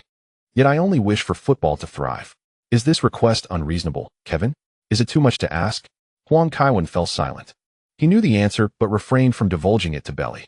The thought of the national team triumphing in the World Cup evoked a sense of melancholy in him as well. He turned and retrieved a bottle of Shunfeng whiskey from the table, a product featured in the film Green Book. A rather inexpensive whiskey that costs merely a few dozen yuan at home. Its ability to capture a certain low-end market share from Chivas indicates the success of their product placement following the film's release. This whiskey garnered considerable profits from the middle class. Under the starlit sky of Monaco, the elder and the younger engaged in light conversation, each savoring their respective drinks. Silence enveloped them. In one's lifetime, even when one has attained a lofty status, certain things remain immutable. After a while, Belly tearfully recounted his childhood to Huang Kaiwen. Huang Kaiwen understood that this was the old man's bittersweet reminiscence and attachment to the world. What he missed was not the impoverished past, but rather the youth who once ran alongside him. Uncertain of how long he had conversed or what had been said, Huang Kaiwen succumbed to a deep slumber. The following midday, he awoke, clutching his head, only to find Ramos seated on the sofa. engrossed in a video game. The background music emanating from his headphones unmistakably reminiscent of Super Mario. "You didn't sleep a wink last night, did you, Sergio?" Huang Kaiwen inquired. "Oh, how could that be? I've already risen," Ramos replied, momentarily taken aback. A fleeting glance at Ramos's neatly made bed confirmed Huang's suspicion of his dishonesty. "Make sure to rest well on your way back," Huang Kaiwen suggested, choosing not to expose his friend's kindness. It was evident that Ramos had escorted him home the previous night, likely concerned that Huang's vomiting could lead to suffocation. Thus he vigilantly watched over him throughout the night. Their camaraderie required no excessive pleasantries. Moreover, Huang Kaiwen found himself at a loss as to what he could offer Ramos in return. His good friend seemed to harbor no particular desires for wealth or women. Perhaps, in a few years, he might invest some funds to facilitate Ramos's admission to the Royal Society in the UK as a fellow. Though challenging, Huang, known as the King of Football, had connections in London that might prove advantageous. At worst, he would face some criticism. After all, the Queen's honors were becoming increasingly devalued. The addition of another dubious fellow in the society was hardly a calamity. Seated at the edge of his bed, Huang Kaiwen cradled his head, and Ramos promptly handed him a glass of warm water. After drinking, Huang smiled. "I feel much better. When shall we head to the airport?" "At 4 in the afternoon. There's no rush," Ramos replied. "Very well, I shall take a shower," Huang Kaiwen stated, rising to his feet. Ramos promptly exited the room. While showering, Huang Kaiwen remembered to check the system, and indeed, he had made significant progress. Ding. Successfully intercepted Santos player Ganso's Club World Cup Championship. Skill activated, trait acquired. Ding. Successfully intercepted Santos player Neymar's Club World Cup Championship. Skill activated, trait acquired. Ding. Successfully intercepted Santos player Danilo's Club World Cup Championship. Skill activated, trait acquired. Traits. The fallen genius Ganso enhances passing ability and vision while positioned in midfield. The enhancement is correlated with physical health, increasing the longer he remains fit, with an initial negative impact following recovery. A double-edged sword indeed. However, Ganso's negative trait holds minimal influence. This characteristic aligns well with Ganso's professional trajectory. Ganso and Neymar were once the epitome of brilliance, regarded as Santos's, and even Brazil's, most resplendent twin stars. While Neymar may not have fully met fan expectations, his career has been relatively satisfactory. Ganso, however, has been on a steady decline, ultimately failing to establish himself in Europe. This was not due to erroneous choices. Opting for Sao Paulo instead of venturing into Europe likely stemmed from Ganso's awareness of his physical issues. He had already suffered a severe injury during his time at Santos. He was a fragile entity. Otherwise, given his prodigious talent, even if his career did not rival Neymar's, he could have at least secured a position as a core player for a European team, like Villarreal or Valencia. Such was the reality for the king of football. This characteristic has a negligible impact. Rather, it enhances the prowess of the yellow ball king. If he manages to avoid injuries throughout a season, his vision on the field would be nothing short of extraordinary. Huang Kaiwen remarked, "The preceding description is both commendable and formidable. Although the yellow ball king is not particularly odious, employing skillful maneuvers can easily incite the ire of opponents, especially with extravagant displays. Once provoked, adversaries care not for your identity. Even presidents and pop stars are not exempt from the consequences, nor are sports stars held in any higher regard. Reducing the likelihood of injuries is undeniably practical, even though it cannot diminish the chances of self-inflicted harm." However, Huang Kaiwen began to feel a strain with the final point. Where is this path leading? Does it truly, and only upon colliding with an advertisement board? Characteristic, Danny's loophole rule, Danilo, enhances your dribbling, passing, and maneuvering abilities against your direct opponent, while diminishing your defensive capabilities when positioned as a right back. Danilo once stated that Allegri and Guardiola are of equal coaching caliber. When assessing the proficiency of these two coaches, there exists a possibility that their subsequent match performances converge to the same level. Astonishing. Witnessing this, the yellow ball king found it hard to contain his astonishment. No wonder the term rule is embedded in the name of this characteristic. It resembles a law of sorts. How can playing as a fullback elevate the attacking capabilities of the opposing team while simultaneously enhancing one's own? This is perplexing enough. The notion that evaluating two coaches could lead to their next match performances aligning at the same level is nothing short of a glitch in the system. Initially, Huang Kaiwen believed Neymar's characteristic was the most impressive. However, upon further reflection, Danilo's trait proves to be far superior. It is not a matter of merely comparing oneself to the opponent. In the future, when the Yellow Ball King takes charge, he will compare every adversary to Ten Hag. Whether the characteristic activates or not is inconsequential. One must simply make the attempt. Occasionally, it would be amusing to see opposing coaches experiencing a reversal during press conferences. Huang Kaiwen is filled with anticipation for his coaching career. After nearly 40 minutes, Huang Kaiwen emerged from the bathroom clad in a bathrobe. At that moment, lunch had already been laid out in the room. Italian espresso, served to awaken the senses. Ramos pointed to the meal cart and stated, "Since you have been drinking, I presumed you would prefer something less greasy. Hence, the main dish is cod with some soft bread, accompanied by borscht, a tangy and spicy soup to stimulate the appetite." "Sergio, you are truly like Albert II," Huang Kaiwen expressed with genuine appreciation. Previously, he had little appetite, but upon seeing Ramos's thoughtful preparations, he suddenly felt ravenous. Just as he was about to dig in, Huang Kaiwen inquired, "By the way, lunch was delivered by the meal cart. Why did you leave the room?" "I forgot," Ramos replied, scratching the back of his head. Huang Kaiwen chuckled and shook his head. A good brother's memory is certainly not as sharp as that of a seasoned butler. This meal proved to be quite satisfying, not necessarily due to the quality of the food, but because after eating, he perspired, his headache dissipated, and he felt no lingering discomfort from the previous night's indulgence. This greatly uplifted Huang Kaiwen's spirits, especially after the previous night's drinking session with Pele. Huang Kaiwen suddenly inquired, "What about Bailey? Is he all right?" "He's fine. He just had a bit too much champagne and went to the casino this morning," Ramos replied. Huang Kaiwen felt a wave of relief wash over him. At 4 in the afternoon, the entire AC Milan team boarded their return flight. The spirits of most players were rather low. However, Van Persie was exuberantly cheerful, lifting the mood of the entire squad. A genius, indeed, a remarkable talent. Watching his national team compatriots claim victory one after another, after so many years of yearning, Van Persie's exuberance was entirely understandable. Huang Kaiwen feared that if he remained without a championship, Van Persie might become a source of discord within the Dutch team. After all, in his drunken state, he had lamented that even De Jong had secured a Champions League title, disparaging Huntelaar as well. Van Persie was on the verge of reciting the entire Dutch national team roster. Upon returning to Milan, the fans remained fervently enthusiastic. Yet even Huang Kaiwen lacked the energy to engage with them. Noticing the players' weary expressions, the fans willingly parted to grant them passage. On December 20th, Milan played their final match of the year, concluding 2011 with a draw against their opponents. The following day, at Huang Kaiwen's residence, Ramos and Kaká sat on either side of him, making Messi and Antonella feel somewhat awkward. "Leo, how does the house feel?" Huang Kaiwen asked. "It feels wonderful." Messi nodded vigorously, clearly satisfied.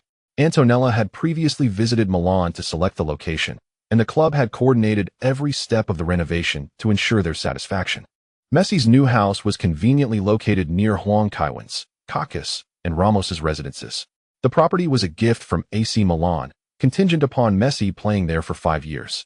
Initially, Galliani had proposed that a contract be signed, with Messi transferring ownership after 5 years.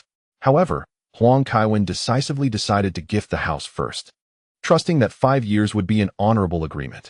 Even if Messi were to breach the contract, Milan would be powerless to act. Yet Huang Kaiwen understood Messi's character well. The gesture of gifting the house, without formally incorporating the 5-year condition into the contract, would resonate deeply with someone like Messi. Emotional ties and bonds were his greatest constraints. Otherwise, he would not have lingered at Barcelona for so long. Barring any unforeseen circumstances, it seemed that Messi would continue his career in Milan until retirement.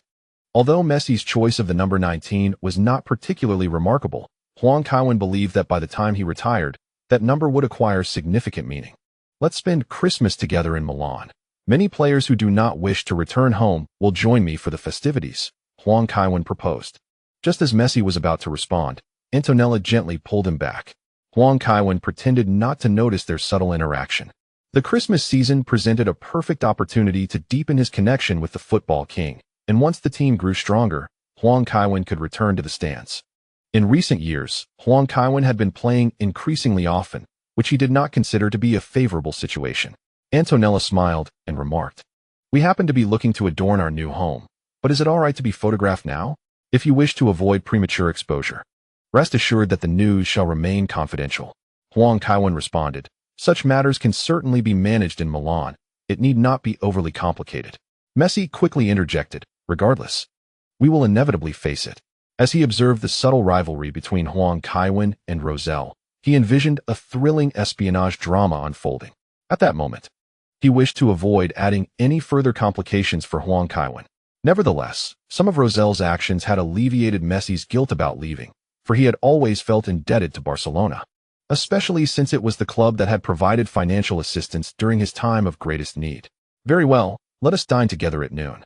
Ricardo, you and the others prepare the barbecue, Huang Kaiwen suggested with a smile. Kaka and Ramos promptly rose to set up the grill, moving with a swiftness that rivaled their own homes. Messi reiterated, there's no need to make a fuss. I eat anything. Before you arrived, we had already enjoyed a lengthy feast of Argentine barbecue. Ramos chimed in. Sergio's culinary skills are exceptional. He could easily profit from opening a restaurant. Huang Kaiwen added. Messi chose to remain silent thereafter. Do you enjoy drinking cola? Huang Kaiwen inquired, recalling that Messi had once been fond of it, but later gave it up. Yes. Messi nodded. Kevin, didn't you endorse Pepsi? However, I seldom consume that beverage. If you feel it affects your performance, I advise you to steer clear of carbonated drinks. Huang Kaiwen replied. Understood, Messi muttered quietly, uncertain if the advice had truly registered. Huang Kaiwen was unperturbed. Messi would voluntarily abstain from sugary drinks if he sensed a decline in his form. He was entirely different from Hazard in this regard. Ramos's culinary prowess was indeed commendable, and both Messi and Antonella were thoroughly satisfied with the meal. Subsequently, Huang Kaiwen and the others escorted Messi to his new residence, with Huang Kaiwen assigning Niao to temporarily guide them, as they were unfamiliar with where to procure everyday essentials in Milan. Upon returning home, Huang Kaiwen immediately instructed the old steward, inform the media that reports of Messi's transfer may only be released on January 1st. I do not wish to see any leaks before that date. Understood, sir. Albert nodded in acknowledgement. Additionally, communicate with the fan organization to ensure they warmly welcome Messi. Allocate funds for banners. No, many banners, to create a striking contrast between Barcelona and us, allowing him to feel the warmth of Milan. Please liaise with Adriano on this matter. Huang Kaiwen directed. Albert promptly nodded and departed. At that moment, Kaka inquired, Kevin, did you promise Pele anything? I don't believe so. I was quite inebriated earlier. Huang Kaiwen pondered, genuinely unable to recall. However, Pele did call me twice, Kaka said with a hint of exasperation, and he didn't specify what it was about. At that juncture, Ramos remarked, Kevin, when you and Pele were on the terrace, you promised him that Neymar would come to play in Milan. Huang Kaiwen, is this the H&M ensemble? Aside from Suarez, everyone else is present? The crucial point is that Milan's attacking line seems excessively crowded. With 3 forwards vying for a single position, that is already a dilemma. Hazard is relegated to the bench for King Huang, and with Neymar's arrival, he can only be a substitute for King Messi. If De Bruyne, Kroos, and Kaka were to take the midfield, the pressure on the defense would be quite substantial. My good brother Ramos, still a forward, might find it necessary to recruit a Brazilian left-back. Otherwise, Nesta may announce his retirement prematurely. Just envisioning such a scenario amuses Huang Kaiwen. Nevertheless, this matter requires careful deliberation, as Milan's offensive line is indeed overly populated. Neymar's desire to join Milan is a positive sign, indicating that Milan's allure has surpassed that of the 2 Spanish giants. On December 24th, quite a number of guests had already taken up residence at Huang Kaiwen's home. Early the next morning, Messi and Antonella arrived bearing gifts. Messi, holding a bag, remarked, she said sending wine lacked sincerity, so I opted for mate tea. Huang Kaiwen smiled as he accepted the gift, inhaled its aroma, and then handed it to the elderly butler, saying, it feels delightful. The scent is remarkably authentic. See, I told you Kevin would appreciate it. Messi gazed at Antonella with excitement. Antonella rolled her eyes at him. Come in quickly, don't linger at the door. Huang Kaiwen beckoned the 2 inside. Ramos presented Huang Kaiwen with an antique gramophone, purportedly a possession of a high-ranking official from the Third Reich, playing the music of the Argentine legend Carlos Gardel, A Step Away. This tune is also featured in the soundtracks of True Lies, Scent of a Woman, and Schindler's List. Antonella, feeling a bit bashful, said, Kevin, you don't have to go out of your way for him. Carlos Gardel is Messi's favorite singer. No. I genuinely enjoy the film Scent of a Woman, Huang Kaiwen replied with a smile. Messi curiously inquired, don't you like Schindler's List? Kevin detests such ungrateful nonsense. Ramos retorted sharply. Kaka shot him a glare. Even Huang Kaiwen would find it troublesome to speak ill of soap operas. Ramos quickly fell silent. Lily promptly whisked Antonello away. Inzaghi, familiar and friendly, pulled Messi down to sit, asking, do you have Italian ancestry? Yes, that is correct, Messi nodded. Therefore, you are also connected to the Holy Roman Empire. Would you be interested in representing the empire in football? I can arrange for a lawyer to prove that Argentinians have persecuted you, and we could litigate to revoke your Argentine citizenship, thereby allowing FIFA to permit you to play for the Holy Roman Empire. Inzaghi affectionately embraced Messi as he spoke. Messi was momentarily taken aback by the absurdity of his words. Huang Kaiwen could hardly bear to watch. However, Inzaghi's proposal indeed held some potential. A player who has represented one national team in 3 matches can no longer compete for another. Yet, such matters are often trivial in the face of America. From the moment the soldier whisked away the FIFA president, Huang Kaiwen realized that FIFA was indeed a mere plaything of the United States. Had the scenario involved a Russian player, such as Arshavin, claiming to be persecuted by the empire, America might have gone to great lengths to facilitate his change of nationality for the sake of football, all while grandly promoting their universal values and chastising Russia for its disregard of human rights. However, the notion of Messi ever representing any divine national team is utterly unfathomable. The dreams of Inzaghi are purely fanciful. Divine nations are not akin to America. Messi's preferences are no secret. A meal accommodating his dietary habits left everyone thoroughly satisfied. After the meal, everyone prepared Christmas gifts for Messi and Antonella, leaving Messi somewhat bewildered, as he had endeavored to prepare extensively, yet had not anticipated that Inzaghi and the Binder brothers would remain at Huang Kaiwen's home to celebrate the holiday. Not to mention that Albert had also bestowed gifts upon them. No worries, I didn't inform you in advance, Albert chuckled. Indeed, let us open the gifts, Huang Kaiwen encouraged. Messi promptly began to unwrap his present. Upon tearing away the square wrapping paper, he gasped in surprise. It was a DVD featuring the goofy smile of Tom Hanks. Specifically the film Forrest Gump. The most significant detail was the inscription, Run, Lionel, Run, adorned with the flamboyant autograph of Hanks himself. Messi's eyes welled with tears as he exclaimed, Kaiwen. Huang Kaiwen waved his hand dismissively, saying, I heard you adored this film, so I arranged for a signed DVD. Thank you, this means a lot to me, Messi replied, his eyes glistening. I'm not fond of American mainstream cinema, Inzaghi scoffed. You must look beyond their promoted values and recognize the genuine goodness in the film. When Forrest purchases the shrimp boat, it stands as a testament to male friendship, embodying a man-esque commitment, Ramos remarked. Huang Kaiwen promptly gave a thumbs up. Well said, my brother, truly insightful, as expected from a graduate student. All right. No crying in front of your teammates. Antonella handed Messi a tissue. Messi smiled sheepishly. The overwhelming kindness he had received since arriving in Milan had accumulated, leading to this emotional release. In contrast to his experiences at Barcelona, he realized that transferring to Milan was the most splendid decision. Leaving behind a substantial transfer fee and numerous goals felt like a worthy tribute to all that Barcelona had done for him. Inzaghi gifted a book titled The History of the Holy Roman Empire. Huang Kaiwen could hardly contain his amusement. Inzaghi had evidently sought out scholars to compile a history of the Holy Roman Empire and had even published it. One could only wonder when the Austrians might seek him out for such audacity. Kaka presented a teapot emblazoned with Messi's jersey, while the young lady gifted a copy of the Urban Young Master Filippo. Ramos provided a set of textbooks, earnestly advising, as a player, one must continually learn and enhance one's cultivation, thus avoiding bringing shame to the team. Messi nodded numbly in agreement. The connection between Ramos and cultivation eludes me entirely. Albert's gift, a red and black scarf, was considerably more acceptable. As they departed that evening, Huang Kaiwen found a backpack for Messi to stow the gift, otherwise, neither of them would be able to carry it home. Observing Messi burdened with the large backpack while holding Antonella's hand, Huang Kaiwen couldn't help but chuckle. Once the two had walked out of earshot, he quipped, Is the history of the Holy Roman Empire you gave genuine? Of course, Inzaghi replied, puffing out his chest. It has been authenticated by a renowned historian. We may be a branch family, but our lineage is more authentic than those Austrians. Then I must be a descendant of Caesar, Kaka retorted with irritation. You have black hair. Perhaps you truly are a Roman, Inzaghi teased with a grin. Kaka rolled his eyes in exasperation. After bidding farewell to their guests, the young lady and Lily settled beside Huang Kaiwen, one on each side. The young lady remarked, "It is always so lively at home. Do you enjoy it?" Huang Kaiwen inquired, one hand resting on each of their shoulders. "How could I not?" The young lady squinted, resting her head on Huang Kaiwen's shoulder. "Each of them genuinely cares for you, and it brings me joy to see you with friends." Huang Kaiwen tightened his embrace around her shoulder. "Hey, you two lovebirds."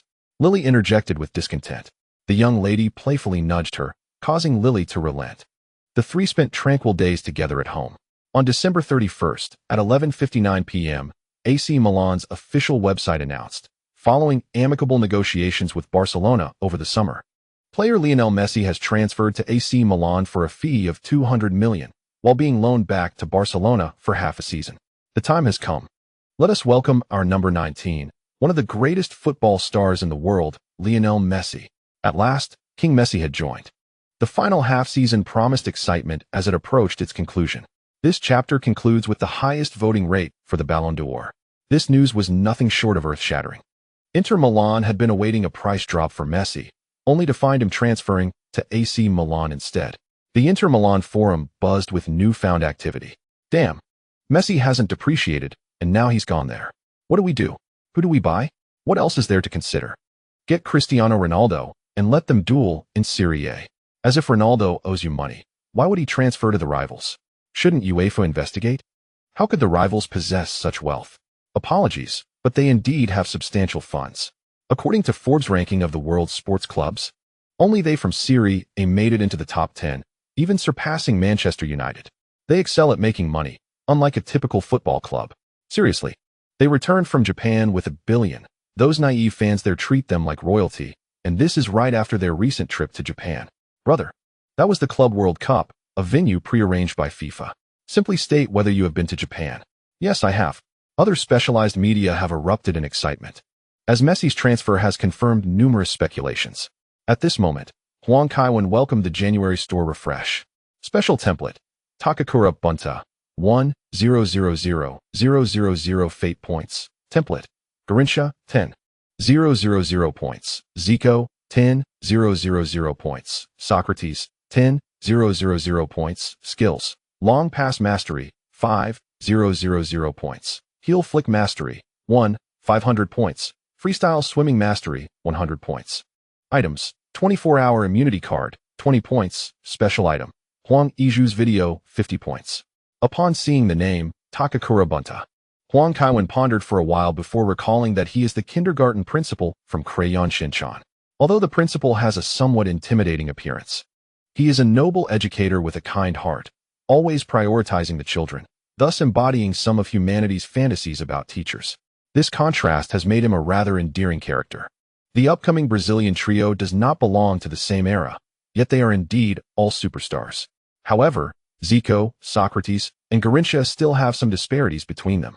As for Huang Iju's video, Huang Kaiwen chose not to purchase it, as it costs 50 fate points. No matter how extravagant he plays, can it compare to the lavishness of that film? Ultimately, Huang Kaiwen spent 120 points to acquire the immunity card and freestyle swimming mastery. The skill of freestyle swimming mastery elevates one's swimming proficiency to the average level of professional athletes, enhancing lung capacity and respiratory capability to some extent. Speaking of freestyle swimming, Huang Kaiwen thought of Sun Yang. The doping scandal remains shrouded in mystery, with both criticism and defense circulating online, and he has yet to grasp the full situation. Nevertheless, Sun Yang's prowess is undeniably commendable. The gains of the past month have been quite satisfactory. Thus, Huang Kaiwen drifted into slumber. Upon awakening the next morning, he was surprised to find an abundance of newspapers on the table. Why are there so many? He inquired. These are the media's reactions to the transfer, along with some newspapers from other countries, Albert replied. Huang Kaiwen opened the still-warm newspaper, the first page featuring Marca. Marca gleefully proclaimed, "As Barcelona resorts to insidious tactics to tarnish their own players, we have eagerly awaited this day. The Catalans have never regarded Messi as one of their own. So let us observe how Barcelona will perform next." AS stated, "Rather than Messi's destination, we are more concerned about whether Rosell will resign. Laporta should resign due to Kevin's transfer, and Rosell must also pay the price for Messi's departure. Barcelona changes presidents faster than they change coaches. Huang Kaiwen smirked. The Madrid media is indeed as sharp as ever. Mundo Deportivo published Rosell's statement, in which he remarked, Messi was indeed sold during the summer. But it was not I who sold him, but Laporta. Upon my appointment, the contract had already been signed, and we received the initial payment. To safeguard the sentiments of the fans, I chose to temporarily conceal the truth and brought in Fabregas to mitigate the impact of Messi's potential departure. Laporta played a trick on me. He deliberately sold the team's finest player. At this point, Huang Kaiwen couldn't help but chuckle. Had it not been for Rosell receiving a kickback, Messi's transfer would not have proceeded so smoothly. He spoke as if he were the victim in this scenario. The Milan sports newspaper had long since received the news, analyzing Messi's technical attributes on the front page. They stated that Messi could maneuver through tight spaces, a feat only a few, aside from Kevin, could accomplish in Milan. Both Van Persie and Hazard require a certain amount of space, but when the area becomes constricted, Messi can still break through. He effectively compensates for the absence of Kevin, addressing Milan's lack of breakthrough capability when opponents retreat into their penalty area. Of course, if he were to start alongside Kevin, it would be even more formidable. It is noteworthy that last season, he scored over 50 goals and provided more than 20 assists across all competitions. If we were to surpass 200 goals next season, it would not surprise me in the least. Capello, in a telephone interview with the Turin sports newspaper, also mentioned this matter. He remarked, Serie A? Serie A has devolved into a lackluster league, devoid of suspense. I am reluctant to say this, but Messi alone could dominate Serie A. I recognized his potential when I coached Juventus, and my regard for him has only intensified, especially considering Milan has the even more terrifying Kevin. Speaking of which, I haven't seen Capello around much lately. After all, he is the head coach of the England national team. It is rare to see him outside of the Premier League, as most England internationals seldom play abroad, given that the Premier League offers substantial financial rewards and proximity to home. The workload is hardly negligible. Playing in England means dealing with British journalists is inescapable. Huang Kaiwen glanced at the media again. The prevailing sentiment was quite similar. The entire Italian press was clamoring about the impending arrival of the Wolves. Some newspapers even devised a 13-33 formation for Milan, with the one representing Nesta. I wonder what Nesta will think upon seeing the news. Huang Kaiwen chuckled as he set the newspaper aside. Regarding the Ballon d'Or, he didn't even bother to look. If the voting percentage did not exceed 50, he would retire on the spot. Later, Kaka arrived, pushing a stroller. Huang Kaiwen curiously inquired, "Where's the child's mother?"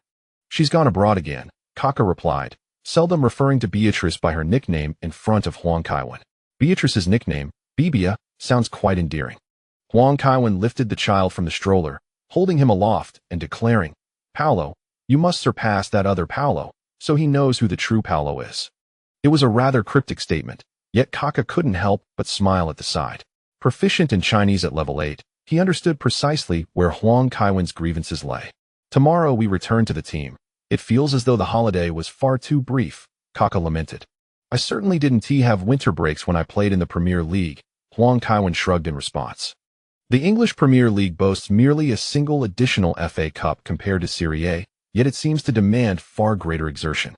Huang Kaiwen attributes this phenomenon to the competitive spirit of Premier League teams. The so-called Big Four are all formidable squads. And with the increasing financial incentives in the Premier League, even the bottom-place teams strive more vigorously than their counterparts in other leagues, eschewing a laid-back approach akin to that of the Beijing team. Player contracts typically contain clauses regarding salary reductions in the event of relegation, which directly impacts their earnings. Hence, the Premier League proves to be a daunting battleground. Presently, the situation is somewhat manageable. However, in a few years, as broadcasting revenues escalate, newly promoted teams might readily invest a staggering sum of 100 million in a single summer. After spending some time playing with the children, little Paolo fell asleep, prompting the two to settle in front of the television to play a video game. Hours later, the two had transformed into four, gathered around two screens engaged in their gaming. Following a loss in the game, Messi lamented, "I used to play FIFA more during my time at Barcelona. But in Milan, we prefer Pro Evolution Soccer." Ramos interjected, brandishing the controller. "Where has that scoundrel Filippo gone?" Huang Kaiwen inquired casually. "No idea. I haven't seen any reports of his arrest in the papers," Kaka quipped. "Hey, Speaking ill of others behind their backs is not the behavior of a true Christian, Inzaghi remarked, striding into the living room with 2 plastic bags in hand. After placing the bags on the dining table, he pointed a finger at Kaka, declaring, "You are accused of insulting the Holy Roman Emperor, which has jeopardized the friendship between Brazil and the Holy Roman Empire. Prepare to be branded a sinner." Kaka rolled his eyes, retorting, "I trust the president will not hold me accountable for a trifling 3-man empire. Damn it, you are no longer the Ricardo I once knew." Inzaghi replied in exasperation. Once upon a time, Kaka was easily deceived, his words not as sharp as they are now. People inevitably grow up, Kaka shrugged. "I feel you've been corrupted by Kaiwen," Inzaghi teased. "I visited Chinatown this morning and picked up some roasted duck. Would you care for some?" he offered. "I think I'll pass," Huang Kaiwen replied. He had sampled roasted duck in Italy and found it somewhat unsatisfactory, perhaps due to the type of duck used. Messi graciously set down his controller. Inzaghi quickly embraced Messi's shoulders, whispering affectionately to him. Kaka quietly asked, "Kaiwen, are you not concerned that Leo might fall for his tricks? With Balotelli and Filippo around, who knows who might deceive whom?" "I believe Leo will not be fooled," Huang Kaiwen retorted. Inzaghi was the type who could hardly contain his words. Any ulterior motives he harbored would soon manifest. A person of sound mind would surely reject his absurd requests. By 8 in the evening, the group dispersed to their respective homes. The following morning, Ramos drove Huang Kaiwen, and as they approached the gates of Milanello, they noticed an unusually large gathering of reporters at the training facility, more than usual. They buzzed with excitement over the potential transfers of the star players. In Milan, aside from you, there are only stars and slightly better stars. You alone are the true superstar. Ramos scoffed. Huang Kaiwen remained silent. 2 individuals accelerated directly into the training facility. Aside from a few bewildered youths, most journalists made way for them. After parking, they approached the locker room, where Messi was found lost in thought. Huang Kaiwen gently tapped Messi's arm and inquired, "Why aren't you changing?" "I don't know which locker is mine," Messi replied with a wry smile. He had been careful to have Antonella drop him off early at the training base, even deliberately lying down at the entrance to mislead the reporters. However, upon entering the locker room, he found himself at a loss. Huang Kaiwen pointed to a locker beside Kakis and said, "That one. It was reserved for you and isn't locked. You can see your jersey inside." Messi approached, opened the locker, and indeed found his jersey. The 3 of them changed and departed. Messi, brimming with anticipation, dashed onto the training field, where Gattuso was already warming up. Ramos, curious, asked, "Kaiwen, aren't you accustomed to putting your arm around others' shoulders? Why did you just tap his arm?" "You caught me," Huang Kaiwen whispered. Shorter individuals often face mockery during their growth, especially due to health issues. "If I were to put my arm around his shoulder, he would have to look up at me, which could make him uncomfortable." "You always think of others," Ramos remarked with a hint of resignation. Understanding Huang Kaiwen's habits, he realized that Kaiwen was particularly mindful of others' customs, ethnic backgrounds, religions, and emotional states in his daily interactions. Had it been him, he might have lost his mind. Huang Kaiwen chuckled and shook his head. It was a habit he had cultivated since childhood. The 2 joined the training field, and Gattuso, nudging Messi with his chin, asked, "Why did it take him so long to come out? I saw him in the locker room for over 20 minutes. He couldn't find his locker." Huang Kaiwen replied with a grin. Gattuso retorted, "He could have just picked any locker to use. That's incredibly naive. You need to take care of him." Huang Kaiwen chuckled in agreement. After warming up, the group began to play. Huang Kaiwen suggested that Gattuso take on the role of the monkey while the 3 would try to evade him.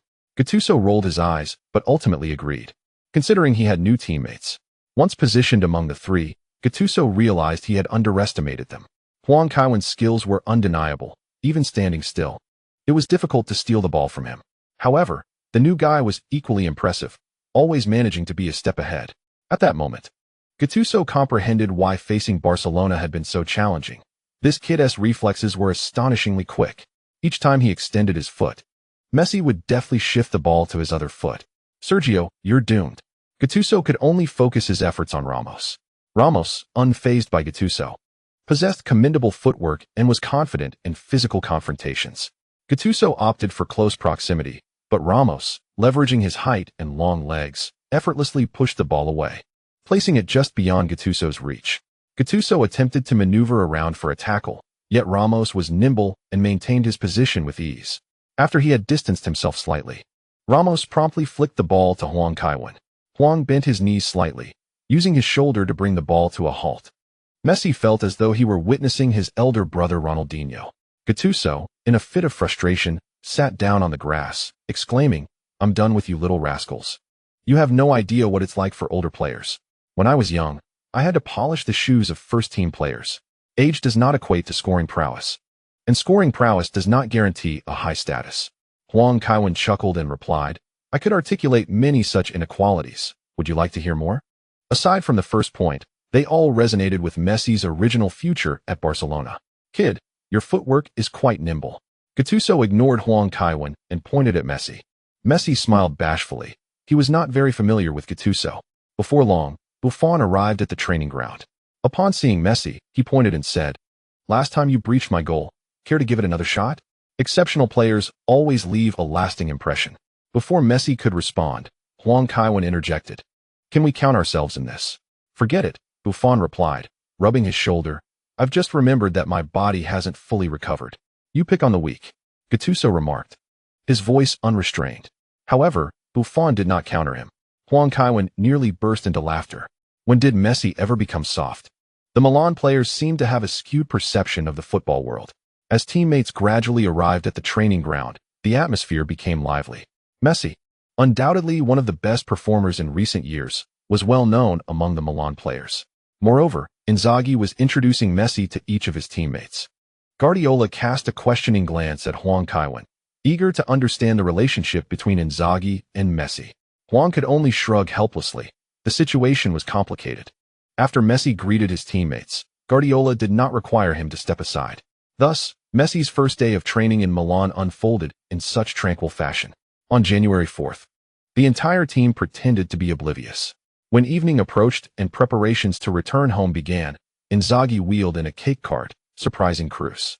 Teammates who had already departed began to emerge one after another. Finally experiencing the camaraderie, Messi realized that Milan was indeed a different kind of team compared to Barcelona. On January 8th, during the away match against Atlanta, Guardiola did not include Messi in the squad, leaving him and Huang Kaiwen in Milan. While shopping on Giderlaspiga Street with Antonella, Messi was caught by the media. A reporter approached, identifying himself as Bordellini from the Milan sports newspaper, and asked, "Would you be interested in an interview?" "Ah, sure." Messi instinctively nodded. Observing his reaction, the reporter pointed to a nearby cafe and said, "I'm not the tax office. Let's sit over there." "Let's go," Antonella urged Messi. She promptly ordered a coffee and seated herself beside Messi. Rini inquired about his feelings after transferring to Milan, asking him to share his thoughts on the local culture, cuisine, weather, and the team's ethos. Messi reflected for a moment before responding, "Milan possesses a richer historical ambience, while Barcelona thrives in commercial prosperity. Is that all?" Rini pressed. "Yes," Messi nodded. "Then, please share your experience with the team," Rini encouraged. Messi replied, "My teammates are exceedingly amicable and remarkably talented. Mr. Guardiola, my familiar coach, has significantly aided my integration into the squad." Rini remarked, "At this rate, he may struggle to provide substantial commentary." He then probed further, "What about Kevin? He is the team captain. Is he easy to get along with? You seem quite familiar with him. How did you come to know each other? Did he invite you to play in Milan?" Feeling somewhat bashful, Messi admitted, "I've forgotten how we met. Perhaps it was after a match. I've visited his home numerous times. He is a very approachable person. Within the team, I have witnessed a different side of Kevin. He is an exceptionally influential player and a remarkable captain, qualities not visible from the perspective of an opponent." "Did Kevin invite you to Milan? When did you finalize your transfer? Was it Rosell or Laporta who sold you?"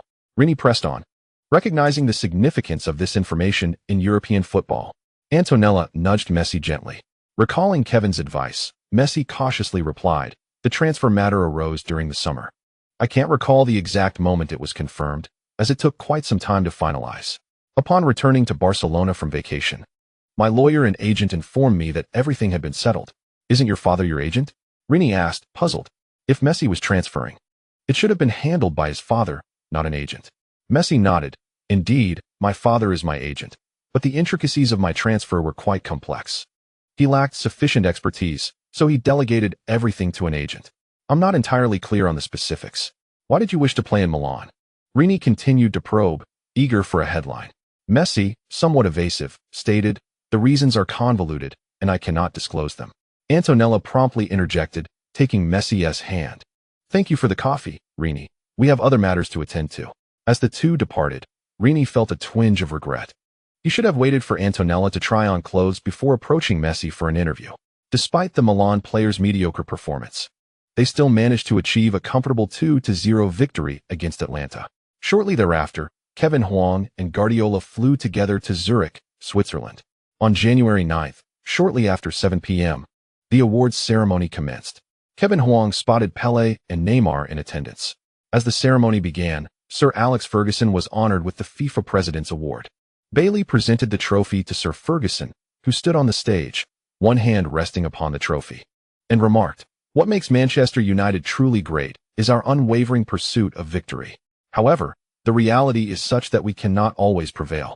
Yet, this belief persists, and it has been the guiding principle of my career. I shall forever chase triumph." The audience erupted into enthusiastic applause. Hosts Gullit and Murray commenced the introduction of the three nominees for the Ballon d'Or: Cristiano Ronaldo, Lionel Messi, and Kevin Huang. There was little suspense surrounding this announcement. However, the spotlight soon shifted to the award for the Best Women's Football Coach of the Year. The Ballon d'Or would be revealed last. The accolade for the Best Women's Coach went to Sasaki Norio, while the title of World Footballer of the Year was awarded to Japan's Sawa Hamar. Even the Fair Play Award was claimed by the Japanese Football Association. At that moment, Kevin Huang recalled that the Japanese women's team had clinched the Women's World Cup title. He thought it prudent to release a photo collection to celebrate this achievement. While sports had yielded their results, the arts too deserved to flourish, enriching the spirits of the Japanese people. This year, the Kevin Puskas Award was bestowed upon Neymar. Remarkably, even within a month, Neymar's Mohican hairstyle had transformed into a longer crop, and his goals had indeed been spectacular.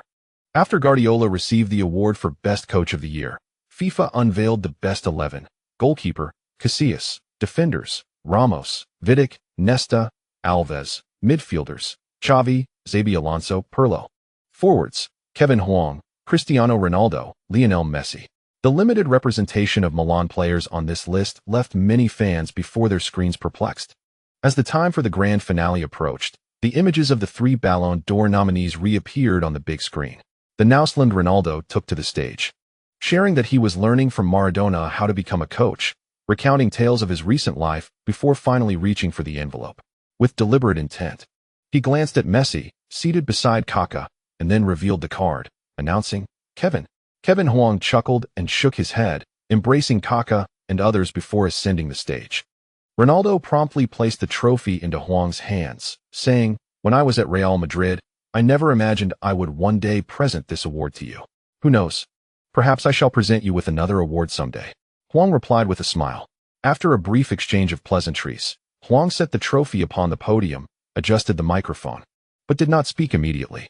A few seconds later, he began, "Over the past 7 years, I have garnered nearly all individual honors. Some may ask if I feel weary. I pose this question to myself each year. The answer is no. The sensation of winning everything is exhilarating, yet I believe it is time to offer others a chance. I earnestly suggest this. If I were to secure first place again next year, may the second place winner be invited to speak?" A hush fell over the audience for several seconds, before erupting into a rapturous applause and cheers. In Europe, such a confident declaration is particularly embraced. In the hallowed halls of world football, only Kevin Huang holds the stature to voice such sentiments. Blatter exchanged a wry smile with Bailey, who sat beside him, and they soon engaged in hushed discussion. It appears that a discussion regarding Huang Kaiwen's suggestions has indeed taken place. Fans watching from their televisions were left in a state of shock witnessing such a scene. One individual, amidst thousands of elite players, has firmly grasped the pinnacle of football accolades, even going so far as to invite the runner-up to deliver a speech. It is utterly astonishing. Yet, even those who are not fond of Huang Kaiwen find it impossible to refute his statements. Director Zhang gleefully announced, "I have wonderful news for everyone. Huang Kaiwen has received an astonishing 7,694 of the votes, a figure that should stand as the highest in the history of both the Ballon d'Or and the FIFA World Player of the Year award.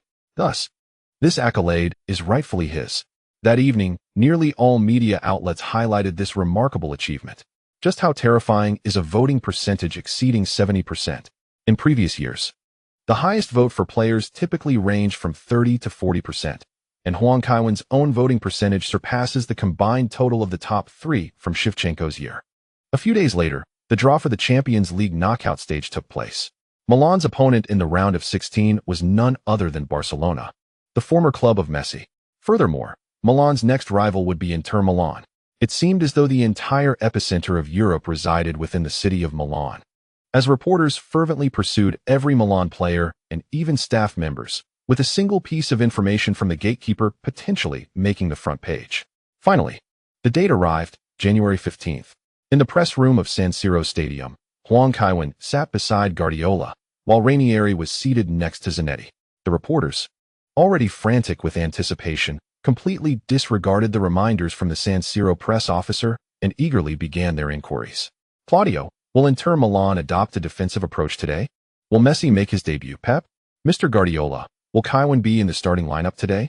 With the upcoming match against Barcelona, especially after you just acquired Messi, what are your thoughts on this matter?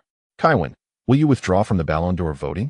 Upon hearing the mention of the Ballon d'Or, Huang Kaiwen recalled that he ought to intercept a characteristic of the football king. However, after having pursued the renowned player so many times, he probably found himself at a loss. Ranieri was the first to respond, stating, "Playing against AC Milan is always challenging, but we will not alter our style of play. We will execute according to our tactics." Is there a specific plan to mark Messi or Kaiwen? A reporter pressed. "I will not discuss tactics at this time," Ranieri replied. Shaking his head, Guardiola promptly added, "The starting lineup is indeed related to tactics, and I will not discuss that now either." Pep, was acquiring Messi your idea? A reporter inquired. Guardiola swiftly responded, "Messi is an exceptional player. Our scouts, the club's executives, and I all believe he suits Milan, which is why he is here." He had anticipated this question, allowing him to answer with ease. "So who made the final decision?" The reporter continued to press. With a smile, Guardiola replied, "I do not possess the authority to finalize a 200 million transfer. You can understand that." Kevin, is there a possibility of conflict between you and Messi in terms of positioning? A reporter inquired. Huang Kaiwen rolled his eyes and retorted, before posing such questions, "One should review the match footage. I play on the left flank while he occupies the right. Where lies the potential for positional conflict?" Many reporters chuckled in response. Such inquiries lack professionalism. Guardiola gestured, declaring, "Let us conclude today's press conference. The upcoming match against Inter Milan is of paramount importance, and we must prepare accordingly." Ranieri nodded vigorously in agreement. Competing against AC Milan is indeed a formidable challenge. He found it far more arduous to contend with the reporter's enthusiasm. He had been questioned about his conflict with Totti hundreds of times. The version penned by the Roman Sports Daily could very well fill a book. Fortunately, Guardiola was decisive. Otherwise, the journalists would have undoubtedly pressed him further regarding Totti. Huang Kaiwen and Guardiola returned to the locker room. Guardiola turned to Messi, who was seated next to Kaká, and inquired, "You are starting today on the right wing. Is that acceptable?" "What about Kevin?" Messi instinctively asked. Guardiola couldn't help but chuckle, responding, "Kevin is also starting today. You will both soar on the wings." It was getting late again, my apologies. I got into a heated argument with Spurs fans on a green software platform and lost track of time. I seek monthly votes and recommendations. End of chapter 0534. Huang Kaiwen and I soar on the wings. Huang Kaiwen solemnly tied his shoelaces. This marked his inaugural opportunity to be teammates with the football king, Messi. He needed to showcase genuine skill. Otherwise, even if Messi did not deem him inadequate, he would certainly perceive him as merely acting. Damn it. He had been a divine presence before joining the team, now reduced to being a lackluster teammate. It seemed Messi had come to offer assistance. Huang Kaiwen activated the system and, indeed, managed to intercept Messi. Ding, successfully intercepted Messi's 2011 Ballon d'Or. Skill activation successful, characteristic replicated. Characteristic, seize the initiative. Messi often waits for the opponent's move before acting. Possessing this characteristic significantly enhances your reaction speed, allowing you to effortlessly respond first and outpace your adversaries. Significantly, Huang Kaiwen hadn't anticipated he could acquire the football king's attributes. Currently, he indulged in tea and engaged with Lily on social media. He could still draw characteristics from the football king. This was an auspicious sign. He wondered whether today's experience card featured an Inter Milan player, an Argentine player, or someone else? Observing that his anticipation had reached 100, Huang Kaiwen opted to draw a lottery. Ding! Awarded a 24-hour experience card for the match between Inter Milan and Pisa in the second round of the 1988-1989 Serie A season, featuring Lothar Matthäus. What a surprise! This marked Huang Kaiwen's second time drawing Matthäus. The prowess of Matthäus goes without saying, had it not been for his notorious outspokenness offending many. His reputation would be far more illustrious. The last time he utilized Matthäus' experience card, Huang Kaiwen experienced the formidable physical attributes of this prospective football king, ferocious speed and power. Today, he would allow Messi to witness the full might of the football king in action. Originally, Huang Kaiwen had prepared to showcase his dazzling dribbling skills. However, he found himself opting for a more straightforward approach. After utilizing the experience card and the immunity card, Huang established a modest goal for himself, to avoid injuring any Inter Milan players and to limit the number of times he exchanged the ball to fewer than 5 throughout the match. With that, he finished tying his shoelaces. Observing his teammates seated and waiting, he rose and waved, declaring, "There's little to discuss regarding the match against Inter Milan. We must score, and score again." As the players from AC Milan gradually emerged from the dressing room, Huang cast a lingering glance at the tightly shut-away dressing room of Inter. This marked Milan's final encounter at San Siro against their rivals. There would be another away game by the end of the season, but come summer, the new stadium would be unveiled. Moratti had sold his shares of the stadium back to Milan, and the San Kaiwen Stadium would wholly belong to the Rossoneri. The days of sharing a home ground with the other team would soon become a relic of the past. Upon stepping outside, Huang realized that his teammates were waiting by the tunnel entrance. Galliani spotted Huang and immediately waved, saying, "Kaiwen, take him out with you for the presentation." "I am not part of the club's upper echelons," Huang replied. Galliani remained silent, simply gazing intently at Huang. Reluctantly, Huang nodded and stepped onto the pitch first. "San Kaiwen! San Kaiwen! San Kaiwen!" The roars from the San Siro echoed like a tidal wave. Kaka, standing at the tunnel entrance, worried that Messi might misconstrue the situation, reassured him. "Kaiwen is this popular. He isn't trying to overshadow you." "That's only fitting," Messi replied softly. "Kaiwen has always been superior to me and has served Milan for a longer period." Kaka smiled, appreciating Messi more than before. Huang had now taken the stage, receiving the microphone from the distinguished lady. Observing her gradually swelling belly, Huang jested, "Our chairwoman typically does not appear at San Siro, but today is indeed a momentous occasion." The lady responded with a smile. "Now, let us welcome our new player, Lionel Messi," Huang announced with a prolonged intonation. Only then did Messi dash out from the players' tunnel. The San Siro offered a resounding cheer and applause in response. Thanks to Huang's prior arrangements, the old steward had communicated with the fan organizations, resulting in an abundance of banners celebrating Messi at San Siro. A massive banner depicting Messi in an Argentine jersey hung prominently above the south stand. Knowing that Messi was not accustomed to such events, Huang refrained from handing him the microphone. "What are your goals upon joining Milan?" Huang inquired, extending the microphone towards him. "Championships. I aspire to win many titles," Messi proclaimed, eliciting yet another round of applause from the audience. Huang procured a ball and kicked it to Messi, allowing him to showcase himself before the fans while he jogged back to the tunnel. At that moment, the Inter players had already made their entrance. Zanetti looked at Huang with a wry smile and remarked, "I am increasingly convinced that retiring sooner would be a wise decision. I once heard Paolo Maldini utter those words.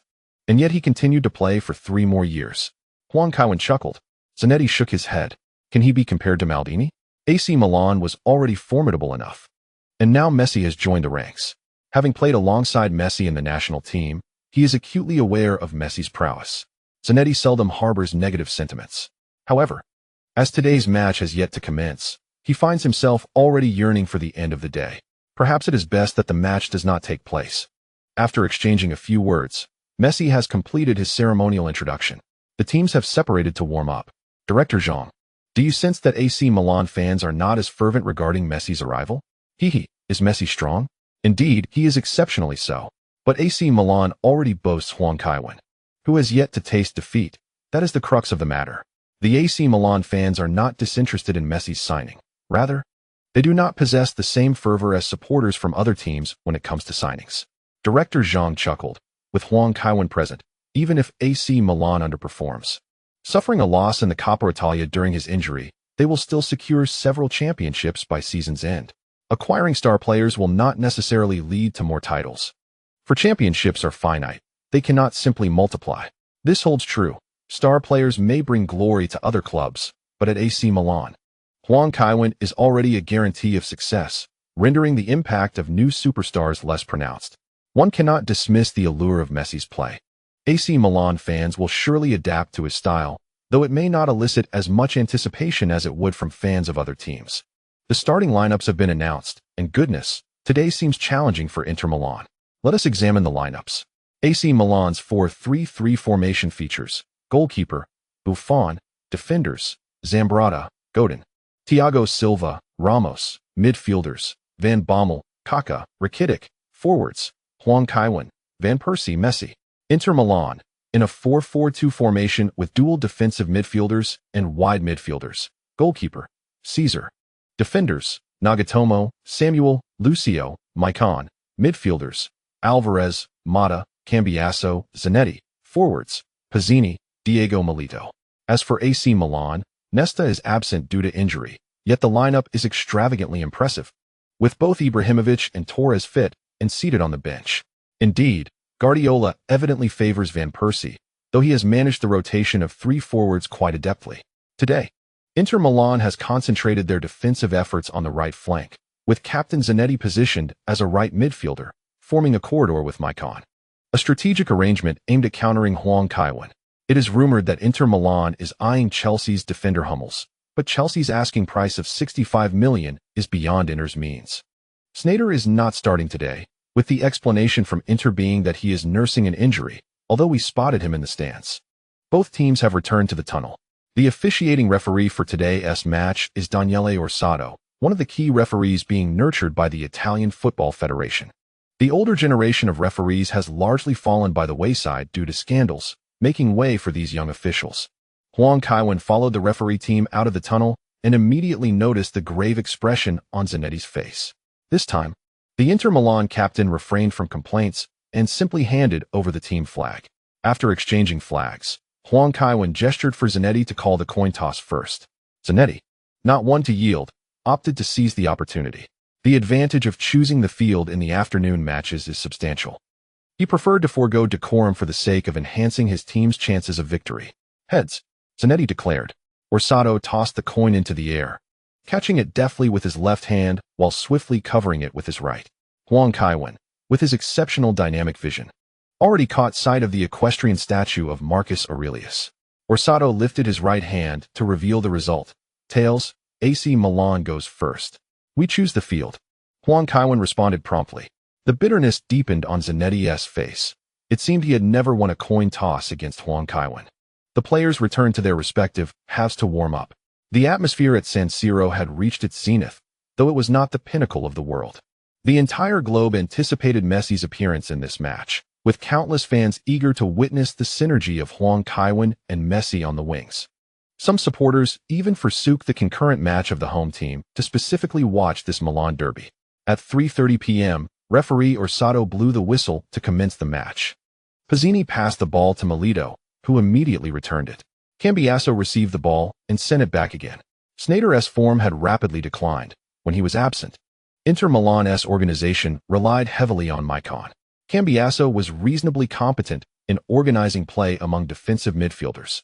Yet he paled in comparison to midfield maestros like Xavi Alonso and Pirlo. Maicon finally received the ball on the right side, but was soon dazzled as he saw a player in red and black stripes dart past Zanetti. As he focused, he realized it was Huang Kaiwen. Damn it! Maicon cursed inwardly. The speed was so overwhelming that it left him momentarily blinded. Huang Kaiwen had already approached him, and Maicon dared not be careless. His attempts to accelerate past Huang Kaiwen were futile. He knew he could not shake him off. Receiving the ball, Maicon opted to face the sideline in his own half to thwart any interception by Huang Kaiwen. Many Brazilian fans gasped in astonishment.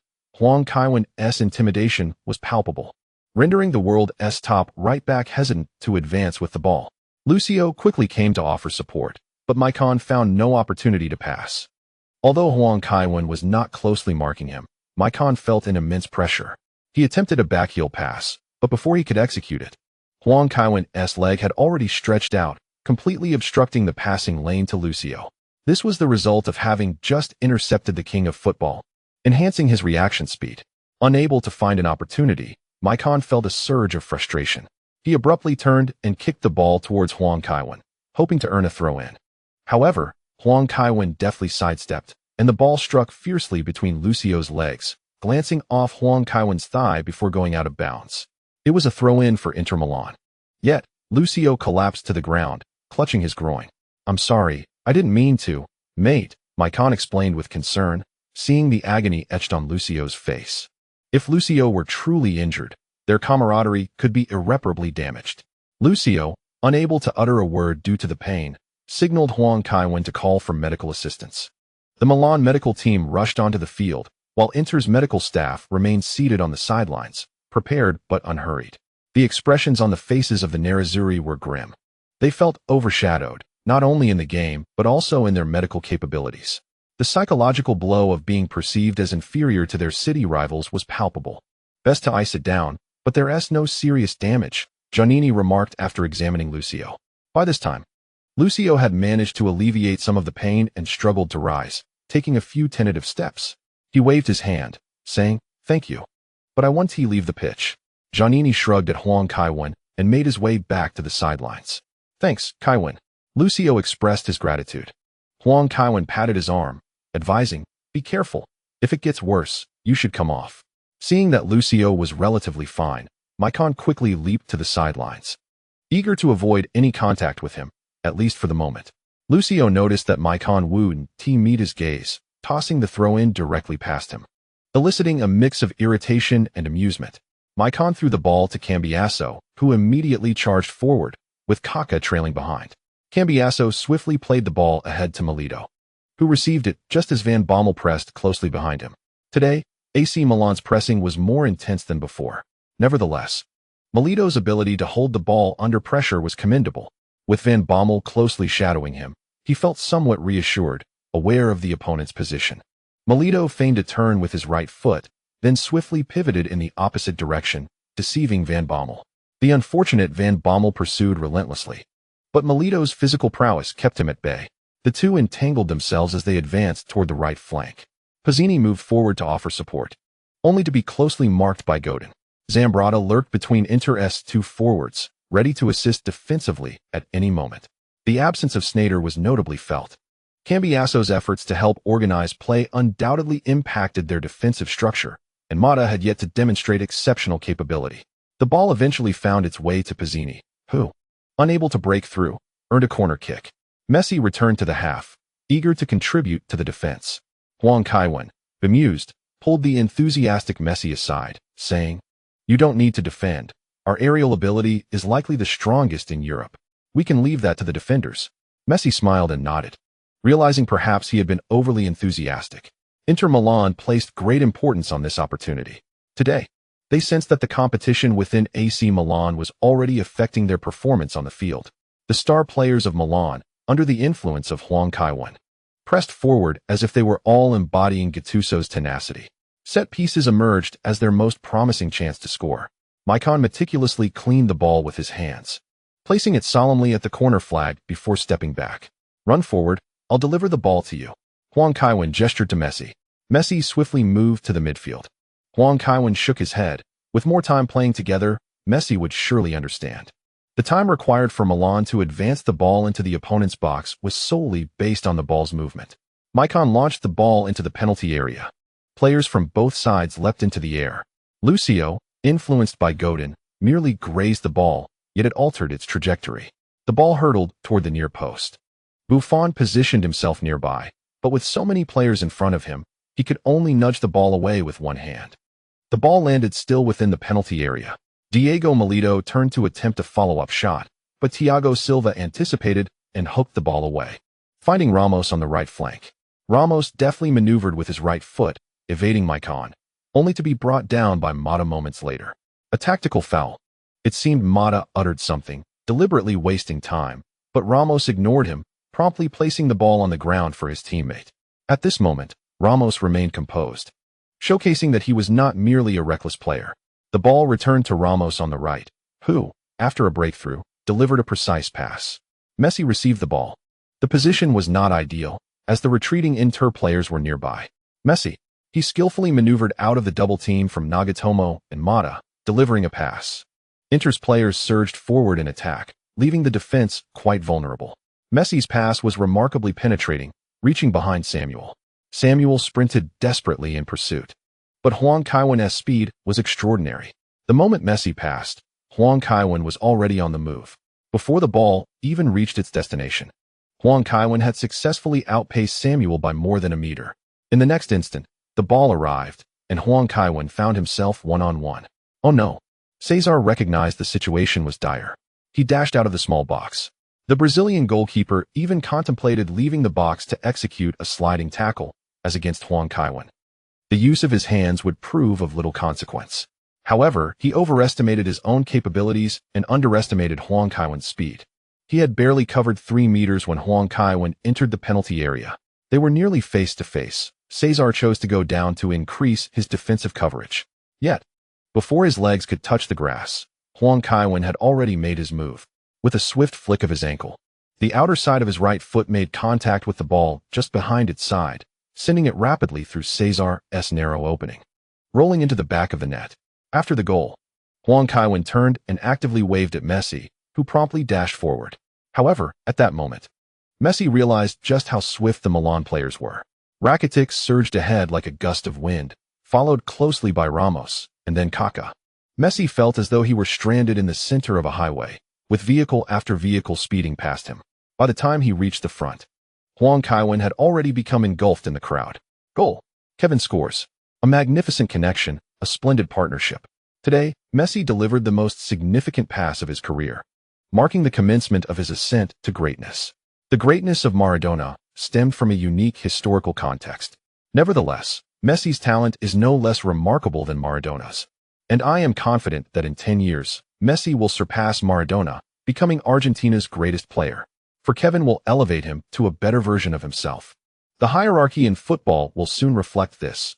Kevin, followed by 100 vacant slots, then Messi, Kaká, Van Persie, Ibrahimovic, Torres, Cruz, Maradona, Pelé, Cruyff, Beckenbauer. Every individual on this team will be etched in history. Beside the greatest players, each one will attain greatness. I hereby declare that Milan shall henceforth be known as the Divine Team of Milan, or the Team of Kevin Milan. Crudeli was immensely excited. He never anticipated witnessing such a formidable Milan. He responsibly remarked that this team pales in comparison to the Milan of the Dutch trio era. Not to mention the offensive line, Milan's defense today was impenetrable, granting Inter Milan no opportunities whatsoever. Dominance. This is a supremacy that transcends the league. Standing on the sidelines, Ranieri shared a similar sentiment. Observing the players clad in red and black stripes, he found it difficult to breathe. The players he had longed for were all gathered in one team. Every attacking player from Milan could serve as the offensive core for any other elite club. He had never encountered such a terrifying team. After taking a deep breath, Ranieri called out, "Javier, Javier." Zanetti hurried to the sidelines, asking, "What is the instruction, coach? Do you think you can contain Kevin?" Ranieri inquired. Zanetti nearly cursed under his breath. Had he not known Ranieri meant no harm, he might have suspected the man was ridiculing him. Regaining his composure, Zanetti shook his head and replied, "None of us could contain him. Kevin's style is far too varied." Just as I suspected, Ranieri nodded and suggested, "You switch positions with Alvarez, you will defend Messi." Zanetti replied, "Defending Huang Kaiwen means dealing with Cambiasso and Maicon on the right flank. And when it comes to Messi, he should handle that himself." Zanetti was uncertain whether to feel flattered by Ranieri's faith in him. Yet, considering the situation on the field, the Inter captain reluctantly nodded. Zanetti swiftly returned to the pitch to communicate with his teammates. Cambiasso noticed that Zanetti appeared troubled and inquired, "Did you have a quarrel with the coach?" "No." Zanetti replied directly. "Then what is bothering you?" Cambiasso, well aware of Zanetti's nature, could tell he was preoccupied. Instead of answering directly, Zanetti mused aloud. "The good news is that I won't have to face Kevin, but the bad news is the coach wants me to mark Messi one-on-one." Cambiasso nearly choked on his drink, finally grasping why Zanetti's expression was so grim. Hastily returning to his position, Cambiasso feared that Zanetti might switch him with Mata. He was certain that Huang Kaiwen was a greater threat than Messi. However, While Messi might pale in comparison to Huang Kaiwen, he was far from inconsequential. Even with himself, Zanetti, and Maicon together, it remained uncertain whether they could contain Messi. Sighing deeply, Cambiaso lamented, "Today, neither flank offers any respite." As Inter Milan resumed play, they found themselves ensnared in the same predicament as before. The reason Sneijder could invigorate Inter Milan was their lack of a central orchestrator, coupled with Eto'o's skill. The left flank boasted Achida, the middle commanded by Sneijder, and the right led by Maicon, all contributing to Inter Milan's offensive prowess. Now, only Maicon remained, and he was still haunted by Bale's shadow. The team's capacity for offensive organization had significantly declined since 2 years prior. Upon receiving the ball, Mata attempted to advance himself, taking on a ball-carrying role. Van Persie quickly pressed forward to challenge him. Mata, unable to evade, distributed the ball to Yuto Nagatomo. Yuto swiftly surged forward, only to find Rakitic closing in. With calculated restraint, Yuto then exploded into action, darting past Rakitic. However, he was unaware that having dribbled so far without encountering Ramos indicated that Ramos was closing in. Just as he maneuvered past Rakitic, Ramos executed a well-timed tackle, reclaiming the ball with ease. Seizing the opportunity as Ramos rose, Yuto attempted to recover the ball, but Ramos maintained possession and passed it back to Van Bommel without allowing their opponent a touch. Yuto Nagatomo, known for his speed and stamina, was adept with both feet. Yet he could not match Ramos in physical confrontations. Interestingly, Huang Kaiwen had previously played against Yuto during a friendly match while he was still with Tokyo FC, where he had predicted Yuto would one day establish himself in Europe. Observing Huang Kaiwen's keen judgment of player potential, it was clear why he performed so exceptionally on the field. His ability to assess an opponent's skill after just a few moments of play surpassed that of most scouts. AC Milan launched another offensive, with Messi once again at the forefront. His breakthrough on the right was impressive, as he deftly maneuvered past 3 defenders before deftly flicking the ball with the outside of his foot to Kaka. Without pausing for a touch, Kaka redirected the ball to the left flank. Positioned on the left, Huang Kaiwen surged into the penalty area, effortlessly drawing Maicon and Lucio away with a single motion. Inter Milan found themselves without anyone managing the ball, as the advancing Zambrotta effortlessly seized possession on the left flank, aiming towards the penalty area. In a desperate defensive effort, Cambiaso slid in and brought Zambrotta down. A yellow card was issued without dispute, for Cambiaso had indeed made contact with Zambrotta's foot. This was a tactical foul, as the AC Milan players exhibited remarkable agility in their movements. Huang Kaiwen had drawn away the defense, while Zambrotta clearly intended to deliver a cross. However, he was not alone, for Van Persie lingered nearby, and Kaka was positioned to the right of Van Persie, providing an abundance of passing options. It was crucial to note that both Van Persie and Kaka, standing at the edge of the penalty area, possessed the capability for long-range shots, making it exceedingly difficult to neutralize the AC Milan players. Huang Kaiwen approached Zambrotta, inquiring about his well-being. "I'm fine," Zambrotta replied, skillfully evading the situation.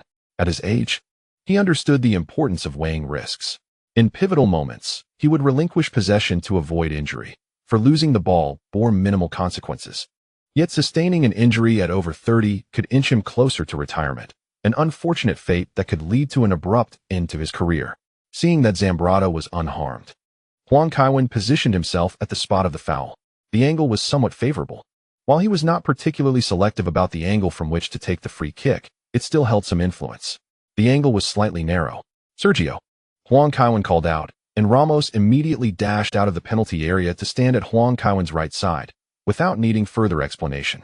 During training, they had practiced free kick combinations. The Inter Milan players were visibly tense, especially Lucio, who formed part of the wall. This somewhat rebellious player winked at Huang Kaiwen, then gazed skyward, signaling for him to be cautious. The free kick must clear the wall, as Lucio was taller than most, and he certainly did not want to be struck on the head. Huang Kaiwen smiled and nodded. In this position, it was imperative to pursue the correct angle, making it less straightforward to muster power. Upon hearing the whistle, Huang Kaiwen nudged the ball with his right foot, prompting Ramos to swiftly extend his foot and halt the ball. At this moment, the Inter Milan players realized that Ramos was not there to disrupt their judgment. Maicon rushed in, positioning himself to intercept. Yet, Huang Kaiwen's right foot had already skimmed beneath the ball. With a resounding thump, the ball soared, following Macon's leg and thigh, tracing a pronounced arc that bypassed everyone in the box, heading directly for the far corner of the goal. Cesar instinctively leapt to the side, extending his right arm. But the ball was higher than he anticipated. When it arrived, his hand was still over 30 centimeters away from it. The possibility of making contact was utterly non-existent. A flicker of hope surged within Cesar, wishing the ball would sail over the crossbar. However, the anticipated sound of impact never came. And the seasoned Cesar understood that even that fleeting hope had vanished. Huang Kaiwen's shot had clearly begun to descend. It either hit the crossbar or found its way into the net. As he touched down and turned back, he beheld the ball bouncing restlessly behind the goal line. Huang Kaiwen. The free kick soared into the far corner, and Huang Kaiwen's prowess in executing set pieces is truly commendable, boasting the highest conversion rate in the annals of football history. Each time I witness his free kicks, I am struck by their sheer beauty. Indeed, Huang Kaiwen is adept with both feet, mastering the nuances of striking with the inside and outside of his foot, which complicates the goalkeeper's judgment. As Coach Zhang, a former goalkeeper, aptly noted, there must be truth to his observations. It seems that AC Milan has indeed grown stronger. There is no need to speculate. It is merely a fact. Have you ever sensed that while Huang Kaiwen may not be performing poorly, he tends to refrain from breaking through when others can? It's astonishing that you have noticed this too. Perhaps this is why Huang Kaiwen feigns injury. He is simply rather lackadaisical and hesitant to exert himself. Yet, one must consider that Huang Kaiwen does not have an insignificant number of appearances each season. When compared to Arsenal's Diaby, it becomes evident that Huang Kaiwen's appearances are quite substantial. It would be inaccurate to claim he is unwilling to play. Rather, he seems disinclined to engage with lesser teams. Notably, he never misses crucial matches. However, I have a feeling that Huang Kaiwen's rumored connection with Messi's transfer is merely a ploy for him to enjoy some much-deserved rest. But what does that have to do with Huang Kaiwen? Given Messi was sold by Laporta? It's hard to believe. He claims one thing. And I could just as easily say I am a student at Peking University. The crux of the matter is not Huang Kaiwen's assertions, but rather what Rosell has stated. It seems to me that Rosell, the one who sold Messi, is merely projecting. At this moment, another counterattack unfolds on the pitch. Huang Kaiwen seizes the ball, gliding forward. And with a deft flick of his right foot, he delicately lifts the ball to Messi. After weaving through defenders on the right flank, Messi delivers a precise pass. Huang Kaiwen, in perfect rhythm, strikes the ball with his right foot. With a resounding thud, Cesar leaps into the air, attempting a side dive. However, he soon realizes the ball has not reached him. Remembering the unusual sound from earlier, Cesar, now grounded, glimpses the leather ball lying at the edge of the penalty area. Paris Saint-Germain truly possesses great wealth, having spent 80 million to acquire Gonzalo Ramos. Does anyone know how he has been performing? Both teams appear bewildered. With only Huang Kaiwen aware of the unfolding situation, the referee approaches, and Huang Kaiwen steps forward to clarify. In such circumstances, a replacement ball is the only solution. Oh, the slow-motion replay lacks sufficient speed. At this moment, we observe Huang Kaiwen's right foot striking the ball, which bursts upon impact. Deflated yet colliding with Samuel before scattering once more. The mechanics elude me, but I have heard that the balls used in Serie A can withstand considerable pressure. It can only be said that Huang Kaiwen's shot was of tremendous force. A new ball has been introduced. I wonder if sports equipment manufacturers will update their technology in light of this incident. Samuel glances down at his thigh, which bears a vivid red mark, reminiscent of a whip slash. Meanwhile, Cesar, having pieced together the events, finds himself rather disheartened. In the new season, he meticulously tested the ball at home. Under unusual circumstances, it is quite challenging to rupture the ball. Moreover, Adidas has announced that their ball can withstand shots at speeds of up to 210 km per hour, which corresponds to the previous record held by Huang Kaiwen. This implies that Huang Kaiwen's recent strike surpassed 210 km per hour. Although it is merely a football, Cesar did not believe that a ball traveling at such speeds would yield pleasant results upon impact. While the possession was granted to Inter Milan, it offered them little advantage. The presence of elite players on the field made the difficulties of the day palpable. Cesar passed the ball to the right flank. Maicon hesitated to accelerate immediately, opting instead to dribble while keenly observing the situation. This was entirely uncharacteristic of him, indicating the profound impression AC Milan had left on him. As Huang Kaiwen pressed forward, Maicon attempted to advance the ball, but Alvarez failed to grasp his intention inadvertently assisting Van Bommel instead. Faced with this scenario, he could only deliver a lateral pass. Cambiasso received the ball and promptly returned the favor. Lucio, the forward-joining defender, proved invaluable today, becoming a crucial asset in Inter's advancement. The tall and robust Lucio moved with commendable speed, resembling a hunchbacked Kaká as he dribbled. He and Maicon executed a series of wall passes, effortlessly traversing midfield. Zanetti assessed the situation and quickly released Messi into an attacking position.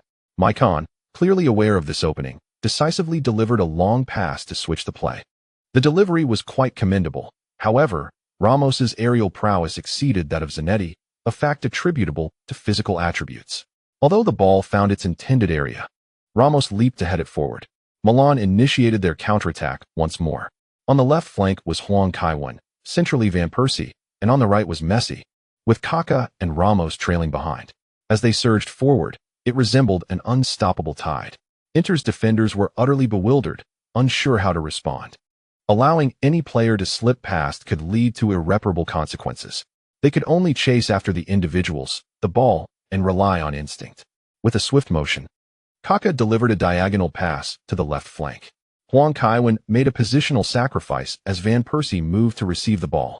The moment he gained possession, he was immediately confronted by Cambiasso's pressing. Van Persie nudged the ball into the center with his right foot, and Huang Kaiwen flicked it into the penalty area right before Samuel. Cambiasso and Lucio closed in on Van Persie. With a deft touch, Van Persie redirected the ball backward. The advancing Huang Kaiwen swiftly seized the ball, prompting Cambiasso and Lucio to pivot in search of him.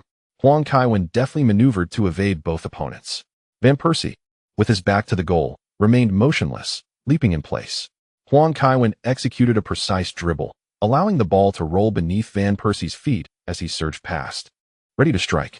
With a swift motion, despite the lack of considerable force, the ball had already reached behind Cesar before he could react. Once again, Inter Milan's goal was breached. A hat trick. Indeed, another hat trick. Today, Huang Kaiwen received a precise through ball from Messi, capitalizing on a free kick created by Zambrotta, and subsequently executed a splendid collaboration with Van Persie. Truly, the level of teamwork displayed by AC Milan is undoubtedly on par with that of Arsenal.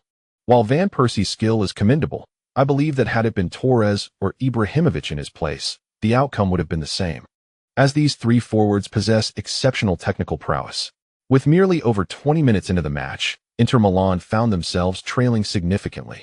Ranieri must contemplate how to remedy this predicament. If no solution is devised soon, it appears that Inter Milan may suffer a humiliating defeat today. Fabregas tightly gripped the remote control. Astonished that merely 6 months after his return to Barcelona, Messi had already transferred. Perhaps Messi had finalized his departure before the transfer was even announced. This matter was not concealed from Fabregas, who, in turn, had kept it confidential. Yet, he pondered whether Messi's departure would prove to be more advantageous than remaining at Barcelona. On the field, Milan undoubtedly exhibited greater strength. But Messi had not enjoyed the same level of possession as he did at Barcelona and seemed more eager to track back than before. Observing Messi's beaming smile, yet unable to approach Huang Kaiwen, Fabregas quietly inquired, "Is it truly worthwhile to leave one's home team and start anew, Leo?" Guardiola clapped his hands in excitement, though his miniature figures had yet to yield any progress. After all, creating life is no simple task. However, there was evidently a newfound tactical advancement. Huang Kaiwen's previous three-defender setup had inspired him significantly, while Messi's transfer had opened up a plethora of fresh strategies. Milan's offense could be arranged in numerous combinations. Huang Kaiwen, Torres, and Kaká forming a powerful trident. Huang Kaiwen, Van Persie, Ibrahimovic, Messi, and Kaká in a 4-4-2 formation, or Kaká moving centrally while Messi drifted wide. As seen in today's lineup, should Huang Kaiwen take on a defensive midfield role, the tactical variations could expand even further. Guardiola felt he had unlocked the door to a new realm. Meanwhile, Zanetti stood on the pitch, awaiting the coach's instructions that were slow to arrive. The captain of Inter could only slap his face, forcing himself to regain focus. Raising an arm, he declared, "Losing is not the most terrifying prospect. The most daunting is lacking the resolve to strive for victory. Look at the away supporters in the stands. Even though we are 3 goals down, the Nerazzurri continue to wave their flags, while we seem to have lost our confidence. A surge of determination filled the Inter camp. This is the essence of the barbecue gang. Inter has long been represented by Argentine players who have seamlessly integrated local talent with other South American players. These individuals truly regard Inter as their team rather than merely a workplace. Huang Kaiwen felt a sense of admiration for Zanetti, pondering why Maradona had never recognized his worth. Reinvigorated, Inter began to organize their efforts anew. Cambiaso advanced his position slightly. Huang Kaiwen had a premonition that they were relinquishing their focus on him. Cambiaso delivered the ball to the left flank, where Zanetti deftly maneuvered past Messi. Rakitic surged forward immediately, prompting Zanetti to swiftly pass the ball to the advancing Mata. Mata found himself at a loss for options, opting to return the ball to the defense. The performance of the young Argentine, Alvarez, was disappointing today. Inter Milan relied on Zanetti for defensive duties and also for offensive initiatives, underscoring the captain's prowess yet highlighting their predicament. Indeed, Inter lacked a new generation of wingers, failing to possess the ability to break through on the flanks. Without Sneijder, the midfield remained stagnant, largely dependent on the duo of Zanetti and Maicon at fullback. Maicon forcefully advanced into the attacking zone once again, a feat facilitated by Milan's pressing intensity waning after more than half an hour of play. The Milan players could not maintain the relentless pressing exhibited by Dortmund throughout the match. Maicon, carrying the ball from the right, gradually approached the center. Van Bommel closed in immediately, but Maicon feigned left with a deft touch of his left foot, successfully deceiving Van Bommel. Zambrata's recovery was notably swift during this period. He had curtailed his attacking frequency to prioritize defense due to fatigue. However, Maicon was evidently aware of Zambrata's tenacity, and before he could close in, Maicon had already passed the ball laterally. Diego Milito received the pass, swiftly turning to shield himself against Thiago Silva. At the moment Silva attempted to intervene, Milito cleverly flicked the ball with his heel. To his surprise, Silva anticipated the play, successfully intercepting the ball. The two tangled in the penalty area before falling to the ground, prompting the referee to hastily intervene and separate them. The referee awarded the ball to Milan. Thiago Silva bent down to place the ball, sending it towards the left flank with a swift kick. Zambrata, noticing Kaká retreating, immediately delivered a diagonal pass. Cambiaso reached out, only to be surprised as Kaká instinctively flicked the ball away, accelerating with remarkable speed, catching him off guard. AC Milan launched another counterattack. Kaká charged forward with the ball, leaving Mata feeling the pressure as Huang Kaiwen, Van Persie, and Messi closed in around him. Once Kaká transmitted the ball, their defense would face immense pressure. A tactical foul was imminent. Ranieri shouted from the sidelines. Mata and Ranieri shared the same thought. He intended to take Kaká down, thereby buying time for his teammates to regroup. However, Kaká skillfully nudged the ball forward with his right foot, feigning contact with Huang Kaiwen, which caused Mata to jump, instinctively following him to the right. At that moment, Kaká executed a diagonal pass with the inside of his left foot to the right flank. Van Persie slowed down to receive the ball successfully, while Messi, noticing the play, vacated his position to move towards the defense. With a swift pass, Van Persie set the stage for Maicon, who was sprinting towards him. Huang Kaiwen, opting not to take possession, instead transmitted the ball to Messi as he continued his run. Messi, showing no intent to take possession, simply raised his right foot to deflect the ball behind Maicon. This transformed the situation into a race between Huang Kaiwen and Maicon. However, the moment the ball was passed, Huang Kaiwen had already maneuvered past Maicon, securing a favorable position. The distance from the edge of the penalty area to inside was brief. Huang Kaiwen could not completely shake off Maicon. Yet, with sheer explosiveness and speed, he managed to extend the gap to 2 body lengths. This was sufficient. Huang Kaiwen sprinted to the left side of the penalty area and finally caught up with the ball. Caesar remained rooted in the 6-yard box, adjusting his position, too hesitant to advance. With a swift motion, Huang Kaiwen struck the ball with the inside of his left foot towards the far corner. A sigh of relief escaped Caesar's lips. He had been wary of Huang Kaiwen's powerful shot. Yet, in this fleeting moment of relaxation, he fell a step behind. As he dove to the side, his palm was mere centimeters away from the ball, rendering him incapable of blocking Huang Kaiwen's strike, which rolled past him, kissing the right post before finding the back of the net. In celebration, Huang Kaiwen spun around and raced towards Messi, embracing him as they dashed towards the sideline camera. The cheers from San Siro surged like a tidal wave. The Milan players rushed to the sidelines, further elevating their spirits. St. Kevin, St. Kevin, St. Kevin. Every Milan player who approached the sidelines was met with jubilant cheers from the Rossoneri supporters. Surrounded by his teammates, Messi too was swept up in the fervor of the fans, vigorously waving his right arm towards the stands. In every aspect, although Messi had only been in Milan for less than a month, he had experienced a strikingly different atmosphere compared to Barcelona, feeling the warmth from fans, teammates, and club staff alike. In Barcelona, he was seen as an outsider among the Catalans. But Milan was different. Huang Kaiwen had forged his illustrious reputation in Italy solely through his talent. As a superlative genius, Messi felt the enthusiasm of the fans, who embraced him without any prejudice due to his nationality. The media and fan organizations extended their warmth towards him. Of course, Huang Kaiwen had orchestrated a bit of this. Ultimately, in a club that prioritizes talent over lineage, with a shared goal, Messi found renewed motivation, free from the incessant scrutiny he faced at Barcelona, where any defeat would invite criticism from publications like Mundo Deportivo. "What a beautiful pass!" Ramos exclaimed, giving a thumbs up. Kaká nodded in agreement. Messi beamed, feeling the genuine kindness of his teammates. Their excitement over an assist was even greater than that for a goal. Tony, Guardiola, pressing on his midfielder, smiled wryly as he waved to the substitutes. Cruz immediately shed his training jacket and rushed to Guardiola's side, concerned. "Coach, are you feeling unwell?" "I'm fine. Just an old ailment," Guardiola replied. "You need to warm up now. Halftime is approaching, and you need to return to the bench. You'll come on for Kevin shortly." "Understood, coach." Cruz nodded vigorously, casting a glance at Guardiola. After a brief moment of surprise, Guardiola embraced Cruz's shoulders and gestured towards the pitch, saying, "Today, our defensive organization has been rather lackluster. We are solely relying on the individual prowess of the players. I need you to step onto the field and unify them, transforming the separation between forwards and defenders into one cohesive team. Do you understand what I mean?" Cruz nodded emphatically. "That lad seems quite gullible. Why not recruit him?" Gattuso inquired, raising his chin. Inzaghi disdainfully curled his lip, retorting, "The Holy Roman Empire only requires the elite. That German lad plays decently, yet his intellect is somewhat lacking. I fear it may affect the national average IQ." Ambrosini and Gattuso exchanged glances, both rendered speechless. Although Inzaghi had a penchant for mischief, he seldom found himself at a disadvantage. His assessment of Cruz was indeed valid.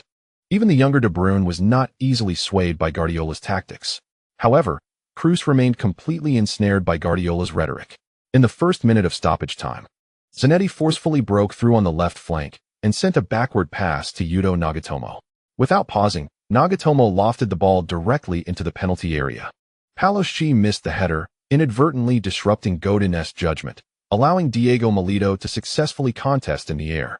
At a critical moment, Buffon leapt to the side, successfully parrying the ball away. Thiago Silva dashed forward to seize possession. Although Milito quickly attempted to regain the ball, Silva managed to deliver it to Zambrotta. Impressive. Buffon's reflexes are indeed remarkable. Yes, some AC Milan supporters claim that Buffon's transfer to AC Milan has led to a decline in his performance, citing a lack of spectacular displays. In reality, this is due to AC Milan's formidable offensive capabilities, which have completely stifled their opponents, leaving them with scant opportunities for counterattacks. This highlights a crucial point. AC Milan frequently dominates their adversaries, applying swift pressure in the attacking third, thus rarely allowing the ball to reach the backline. Even when it does, Nesta and Ramos are typically able to resolve the situation, with few threats posed to AC Milan's goal. The last time AC Milan faced more than 10 shots on target in a single match dates back to last season's Champions League final against Real Madrid. Only teams of Real Madrid's caliber can truly threaten AC Milan's net. Zambrotta promptly passed the ball to the retreating Huang Kaiwen. Upon receiving it, Huang turned and left Maicon trailing behind. Cambiasso, showing no hesitation, charged towards Huang Kaiwen with outstretched foot. Unexpectedly, Huang Kaiwen skillfully flicked the ball forward, propelling it an astonishing 40 meters. A gasp rippled through San Siro. Even the Milan supporters were astonished to witness such a scene. This familiar sight seemed to transport them back several years. Fans watching from their television screens experienced it more vividly, as the camera chased after Huang Kaiwen's figure, making the advertising boards at the pitch side nearly indistinguishable, akin to being aboard a speeding train where the scenery continuously recedes. Maicon, hailed as the world's premier right-back, was not lacking in speed. However, he pursued relentlessly, sweat pouring from his forehead, yet he could not bridge the gap between himself and Huang Kaiwen. Instead, the distance only widened. The director deliberately showcased a close-up of the two players. Huang Kaiwen ran with an expression devoid of any particular emotion, much like when he was playing football earlier. In stark contrast, Maicon, trailing behind, was a portrait of exertion, with prominent veins visible from neck to forehead, and his face glistened with sweat, reminiscent of someone emerging from a sauna. As the two players raced towards the Inter Milan penalty area, Maicon's figure faded from the camera's view, leaving only a flicker of his shirt corner. Damn it! Huang Kaiwen had already reached the ball. Without a moment's hesitation, Maicon lunged in for a tackle, fully aware that if he connected, it would undoubtedly strike Huang Kaiwen's ankle. He had even prepared himself for the worst, thinking of himself as a tragic hero, sacrificing everything for the victory of his team. Yet, he failed to even graze the heel of Huang Kaiwen's foot. Huang Kaiwen seized the ball and deftly cut inward, charging into the Inter Milan penalty area.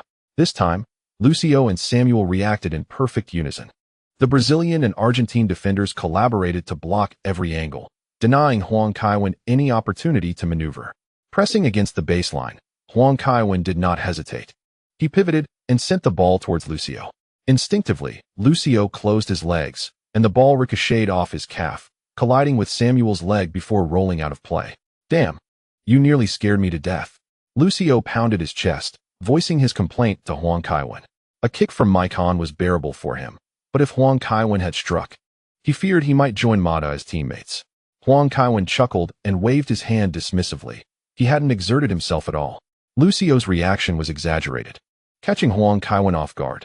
This time, the ball nearly sailed past, risking a corner kick. Ranieri stood at the sidelines, issuing commands while Inter Milan players swiftly repositioned themselves. Caesar's positioning clearly indicated his apprehension of Huang Kaiwen attempting a direct shot on goal. Approaching the corner flag, Huang Kaiwen suddenly paused and gestured towards Ramos. Ramos jogged toward the corner flag, and this unexpected shift left the Inter Milan players momentarily stunned, as if struck by a punch to cotton. Faced with Huang Kaiwen, they were torn between fearing a direct shot from the corner and anticipating a tactical play, all while needing to prepare for aerial defense. They had braced themselves, ready to counter Huang Kaiwen's passing habits, focusing their defense on Ramos and others. They were all set, waiting for Huang Kaiwen to unveil his strategy. To their surprise, he changed tactics. Many fans at the San Siro stadium erupted in laughter, astonished to witness such a scene in the Milan derby. After several seconds, the Inter Milan players resumed their defensive preparations, but their fervor had clearly diminished compared to before. Huang Kaiwen, at a crucial moment, you pulled a fast one, leaving the Inter Milan players in stitches. With a vigorous start, enthusiasm wanes, and ultimately, one exhausts their energy. This principle is undoubtedly understood by Huang Kaiwen. Perhaps he intentionally aimed to undermine Inter Milan's morale, prompting them to relax. Regardless, Huang Kaiwen's decision to change the penalty taker indeed yielded remarkable results. Ramos took the shot directly, and Huang Kaiwen executed a stunning strike from the edge of the arc, using the outside of his right foot to send the ball curling into the corner of the net. After a prolonged period without spectacular goals, Huang Kaiwen finally delivered an extraordinary performance just before the end of the first half. Indeed, he was also responsible for creating this corner, as his speed exerted tremendous pressure on the opposing team. Surely, even Bolt would find it challenging to contend with such a Huang Kaiwen. The final strike, a spectacular curling shot with the outside of the foot, surpassed even Zidane's famous goal in terms of difficulty and placement. This shot should be dubbed a superb celestial strike. Cheers began to swell from behind the goal, gradually filling the entire stadium. Messi, actively participating in the attack, stood in the box, observing the entire process of the goal in awe. He remained in a state of shock, not out of self-deprecation, but because, despite his remarkable technique and quick reflexes, he believed that had he taken the shot, he would not have scored. Even Van Persie, who had left a lasting impression on him during their summer competition, would surely not have converted such a goal. Those who have played football understand the concept of a shot with the outside of the foot. It is precisely because it is difficult to master that Quaresma became renowned for his exceptional ability with it. This volleyed shot into the corner had Messi questioning whether luck played a role. He had faith in Huang Kaiwen's skill, yet this goal was simply outrageous. Glancing at the former national team captain beside him, Messi instinctively inquired, was it luck? If it were anyone else, he would have attributed it to fortune. Zanetti shook his head and replied, but it was Kevin who scored. Messi was momentarily taken aback. He had not anticipated such trust from his opponent, Zanetti, in Huang Kaiwen. This left Messi feeling somewhat guilty, especially since he and Huang Kaiwen had been friends for many years, yet he still regarded the goal as a matter of luck. The referee blew the whistle for halftime. Huang Kaiwen waved to Messi, calling him to return. Messi hurried over. You should take your own shots. Stop passing all the time. Huang Kaiwen said, no need to constantly look after me and the other teammates. Messi nodded in acknowledgement. Huang Kaiwen's words made him feel even more embarrassed. After some self-reflection, Messi resolved to trust Huang Kaiwen in whatever circumstances arose next. Guardiola handed Huang Kaiwen a towel and a water bottle, then turned to Messi, asking, how do you feel today? Quite good. My teammates are performing excellently, Messi replied. Guardiola patted Messi on the shoulder, saying, just play well. After a few matches, you'll understand your teammates' movements and habits. You haven't yet showcased your true potential today. Yes, I will strive to do my best, Messi nodded in agreement. Although it was Rijkaard who promoted him to the first team at Barcelona, Messi's perception of Rijkaard was somewhat tainted due to Ronaldinho's situation. In contrast, he felt a closer bond with Guardiola. When Messi returned to the locker room, the Milan players were already engaged in lively conversation. Inzaghi excitedly exclaimed, I recently purchased a complete set of gear, including a helmet with night vision, a solo sleeping bag, a charcoal grill, and a tea set. We can go fishing together and enjoy some tea. Huang Kaiwen promptly declined, stating, I have no interest in feeding mosquitoes by the river all night. Inzaghi immediately waved to Messi, asking, Leo, would you like to join me for fishing sometime? Huang Kaiwen shook his head at Messi. Inzaghi was indeed quite passionate about fishing. But for those who did not share that enthusiasm, the experience could be torturous. All right. Although Messi noticed Huang Kaiwen's silent signal, he hesitated to refuse Inzaghi, who had always been very warm towards him. Huang Kaiwen could only cover his face in exasperation, foreseeing that Messi would endure considerable torment during their next day off, perhaps even falling victim to the gambler's tricks. I am pleased to see your camaraderie, but there are still 45 minutes left in today's match. I hope you can focus and complete the game before enjoying your holiday, Guardiola remarked from the doorway. Rest assured, coach. No problem. We will definitely play well and strive to secure Gigi's clean sheet bonus, Buffon replied with a roll of his eyes. Zambrata seemed utterly oblivious to the nature of his contract. Although Huang Kaiwen was reluctant to go fishing with Inzaghi, he felt that a holiday should involve some leisure activities. Having spent an extended period indoors, he had hardly ventured out. He planned to discuss with Kaká and the others what they might do the following day after the match. After the halftime break, the entire Milan team exited the locker room. As Huang Kaiwen prepared to leave, Guardiola said, I will make substitutions in the second half, Kevin. I trust you won't mind.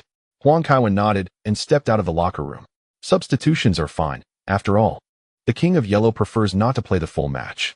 Upon returning to the field, Huang Kaiwen observed that Inter's situation had improved significantly. He surmised that they had grown accustomed to large margin defeats, and certainly, Zanetti's leadership must have played a substantial role. To Messi, Huang Kaiwen called out. Van Persie initiated the play towards the right flank. Messi initially intended to pass, but having been advised by Huang Kaiwen to hold onto the ball longer, he refrained from passing. Zanetti charged in swiftly, and just as he extended his foot, Messi deftly nudged the ball with his right foot. Zanetti, clearly holding back, quickly adjusted his position. Messi transferred the ball to his left foot, pushing it forward and executing a rapid nutmeg to slip past Zanetti. Mata immediately pressed, and Kaká quickly moved in to offer support. Messi opted for a safer back pass. Kaká, without stopping the ball, delivered a diagonal pass, already anticipating Messi's run. Messi sprinted into action. Witnessing their synergy, many fans felt a sense of nostalgia, recalling the chase between Kaká and Messi when they had once shared the pitch for their national team. Messi's activity on the right flank attracted considerable defensive attention, prompting Guardiola to consider employing this tactic intentionally to draw fire towards Messi. Upon contemplating this, he couldn't help but chuckle. Previously, he had believed that coaching Messi was the most fortunate endeavor in the world. Little did he expect that merely a year later, he would entertain such absurd and extravagant thoughts. Other coaches, if privy to this, might very well contemplate his demise. When the opportunity for a dead ball arose, he substituted Huang Kaiwen. Today, he also aimed to grant playing time to either Ibrahimovic or Torres, subsequently adjusting the starting forwards. With a plethora of exceptional players within the team, the accompanying troubles became more numerous. On the field, Nagatomo Yuto dared not extend his foot. However, his hesitation did not equate to Messi being incapable of surpassing him. With a deft touch of his right foot, Messi maneuvered directly into the center. At that moment, he opted to pass, skillfully finding Van Persie with his left foot. Van Persie, with his back to the goal, promptly returned the pass, then turned and sprinted. Awaiting Huang Kaiwen's delivery, back in the defensive line, Zanetti immediately closed in on Huang Kaiwen, denying him any chance to execute a through ball. Huang Kaiwen, undeterred, controlled the ball facing Zanetti, nudging it with his right foot. As Zanetti reacted, Huang Kaiwen swiftly adjusted with a right-footed touch, pivoting to the left. Despite Zanetti's preparedness, his reaction was slightly sluggish, allowing Huang Kaiwen to gain a positional advantage. A mere sliver of space was all that was required. Huang Kaiwen firmly planted his right foot, twisting his body to unleash a powerful strike. With a resounding crack, the ball soared like thunder over the mountains. The captain of Inter Milan felt a flash before his eyes, his eardrums reverberating with a dull ache. By the time he turned back, he witnessed the ball nestling into the net, while his teammate Caesar remained motionless, having relinquished any attempt at a save. Kaiwen. Goal. Goal. Goal. Huang Kaiwen had once again unleashed a spectacular long-range shot, one that even pierced the net. Caesar, extending his hand towards the referee, appeared to seek the annulment of the goal. Had he comprehended the swiftness of Kaiwen's strike, he would surely have refrained from such actions. Although Kaiwen would not intentionally direct the ball towards him due to this incident, Guardiola opted for a substitution, allowing the Inter Milan players to breathe a sigh of relief. Remarkably, Kaiwen's long-range shot clocked in at an astonishing 227 km/h. After Huang Kaiwen left the pitch, Messi, having dribbled past several defenders in the center, scored a goal. Milan achieved a resounding victory against their opponents at the San Siro. The away stands were devoid of spectators, rendering the San Siro silent. The Milan players took their bows, receiving the applause of the fans. Kaiwen, will you attend the press conference? Guardiola inquired. Let it be, coach, Huang Kaiwen replied. Gesturing towards Messi, let Leo go. The reporters will undoubtedly wish to interview him. Guardiola turned to Messi, who could only nod helplessly. He was not particularly fond of press conferences. Upon seeing Huang Kaiwen being called away, Messi curiously asked, what is Kaiwen off to do? A drug test. Guardiola remarked that Kevin's frequency of undergoing urine tests has diminished recently. However, he is still often subject to random checks after significant matches, rendering such unpredictability somewhat perplexing. Messi nodded in agreement as they both entered the tunnel. Meanwhile, Ranieri sat alone on the platform, and despite the presence of Guardiola and Messi, the journalists remained fixated on their inquiries. Claudio, what is the reason behind such a devastating defeat? Are Inter Milan and AC Milan teams of different calibers? Mr. Ranieri, will you take responsibility and resign? When you managed Roma, you did not suffer such a grievous loss. Does this imply that Inter Milan's capabilities are inferior to those of Roma? Messi made his debut today. What are your thoughts on his performance? Guardiola, unable to bear the scrutiny, interjected to alleviate Ranieri's predicament, stating, every match is a fresh beginning, whether by a large margin or a narrow one. Securing 3 points remains paramount. There are numerous factors that contribute to winning. Today's Inter Milan is not their finest version, and the absence of Sneijder has hampered their attacking organization. Thus, we do not take victory for granted and will continue to strive for success in the derby at season's end. This exemplified Guardiola's typical rhetoric, defending his adversaries after a win, or else suggesting they nearly faced defeat. Some perceive Guardiola as hypocritical, yet he has consistently maintained this approach. A journalist inquired, last season, Milan secured numerous championships, and you, too, won your first Champions League title. Has this eased your mindset? Guardiola responded, the players have not relaxed. It is rather astonishing, I assent it. The team you see is last season's Champions League victor, and you can witness their yearning for victory through our matches. Pep, how do you assess Messi's debut? A reporter from the Gazzetta dello Sport raised his hand to ask. After a moment of contemplation, Guardiola replied, I am an 85-point coach, capable of aiding some players in their development. However, this does not extend to Messi, Kevin, or other exceptional talents. God has bestowed upon them the gift of football, My role is merely to position them appropriately on the field. Today, Leo's performance was outstanding. Importantly, he showcased such prowess despite his unfamiliarity with his teammates. His future performances will undoubtedly improve. Guardiola's statements left the journalists disheartened, as they consistently sought newsworthy revelations from him, yet his responses remained impenetrable. This is why they fervently pursued Guardiola's news, yet found little enjoyment in interviewing him. Across Europe, the most favored coach among journalists is Mourinho. Even those who often mock him shift their attitudes when Mourinho faces dismissal. Unable to extract anything significant from Guardiola, the reporters turned their attention to Messi. Please share your sentiments regarding today's match. Messi nodded and replied, Milan possesses a distinctly different football philosophy, even with a coach I am familiar with. The team prefers to advance the ball rather than retreat, and I must adapt to the team's rhythm. I believe I can integrate into it. Today, both you and Kevin performed admirably. Who do you believe excelled more? The reporter inquired. Without a moment's hesitation, Messi responded, Kevin, undoubtedly Kevin. Why? The reporter pressed further. Messi elaborated, when I am on the pitch, I take note of Kevin's movements. His relentless running throughout the match draws considerable defensive attention, which benefits the entire team. Even when faced with multiple defenders, Kevin effortlessly finds openings. If you witnessed that moment when Kevin skillfully nudged the ball several meters ahead and then sprinted to reclaim it, you would understand why I say this. Anything I can accomplish, Kevin can as well. However, there are feats he can achieve that elude me. And that is the distinction between us. In response to the final inquiry, aside from Kevin, who do you feel most familiar with on the team? A reporter asked, piquing the interest of many in attendance. If Kevin Huang were excluded, they already knew the answer. Without much contemplation, Messi replied, Filippo Inzaghi. He has scored numerous goals in the Champions League and is exceptionally warm and friendly.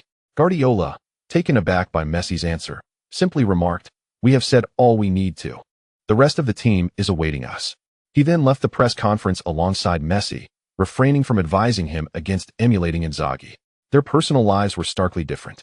Due to many wishing to return home for dinner, there was no celebration following the Milan derby. Upon returning home, Huang Kaiwen found Lily sulking alone on the sofa. Her lips pursed in a pout. What's wrong? He asked, glancing back at the refrigerator. We lost. Lily replied, her displeasure evident. After a moment's reflection, Huang Kaiwen recalled that she referred to the volleyball team. Curiously, he inquired, isn't your team quite skilled? Previously selective about her meals to maintain her figure, Lily had started eating red meat again for nutrition after joining the volleyball team. They had recruited some formidable players, seemingly trained professionals. They resorted to underhanded tactics after failing to defeat us. Lily exclaimed, her frustration palpable. Perhaps I should just join your team. Huang Kaiwen took a sip of juice and playfully splashed a bit on her face. Lily, scrunching her nose in distaste, wiped her face with the back of her hand and playfully shoved him, saying, it's a women's game. Why are you getting involved? On what grounds do you presume my gender? Huang Kaiwen teased. Lily stared at him in shock before playfully punching his arm, saying, don't joke like that. It could end up in the papers. Her astonishment stemmed largely from cultural differences. She nearly believed he was serious. After soothing her with more banter, Huang Kaiwen cooked 2 steaks. The pair settled in to watch a movie, waiting for their friend to finish work before they all retired for the night. Meanwhile, the European football scene was stirred into a frenzy by the derby, with every newspaper bustling with activity. Numerous journalists have reached out to familiar figures within the football industry. Fans tend to place greater trust in the words of legendary players, and interviewing retired superstars has become one of the secrets to boosting sales. After a night of diligent work, nearly every newspaper featured articles related to the Milan derby. Zidane, who coaches the youth team at Real Madrid, shared his insights during a telephone interview with Tuttosport, stating, in fact, the number 10 is fading away. When you play in a 4-3-3 or 4-4-2 formation, the number 10 disappears, does it not? However, there are 2 wingers who have redefined the role of the number 10. One is Messi, who has just transferred to AC Milan, and the other is Milan's captain, Kevin. After my retirement, Kevin asked if I would consider making a comeback to play alongside him. At that time, I prioritized my family, yet I have regretted that decision ever since. Not having been teammates with Kevin remains the greatest regret of my career. Kevin is a magician. Upon receiving the ball, he instinctively knows what to do.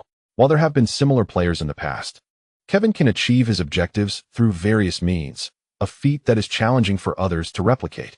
La Gazzetta dello Sport lauded Messi's performance, proclaiming, "We have welcomed a superlative number 19. After Ronaldinho's departure from La Liga, Messi has emerged as another superstar, consistently ranking among the best performers in the league. The rivalry between him and Ronaldo, especially after the latter's transfer to Real Madrid, has captivated many fans. Although 200 million is a staggering sum, this transfer has yielded significant results. We can discern Messi's dedication and innate talent. What delights us even more is his willingness to pass to his teammates, demonstrating that he does not believe his market value entitles him to more possession." In the second section, an interview with Zanetti, the captain of Inter Milan, was published, in which he remarked, "I have long recognized Leo's potential and even advised Mr. Moratti to acquire him. We have tirelessly pursued this matter. Yet, the reality is that AC Milan secured him, and we must face several Ballon d'Or caliber players in our matches. Just look at the Ballon d'Or rankings from recent years. Many AC Milan players have consistently placed within the top 10. The abundance of outstanding players will elevate Serie A's visibility. Yet AC Milan's formidable strength compels every team to aim merely to minimize their losses rather than strive for victory."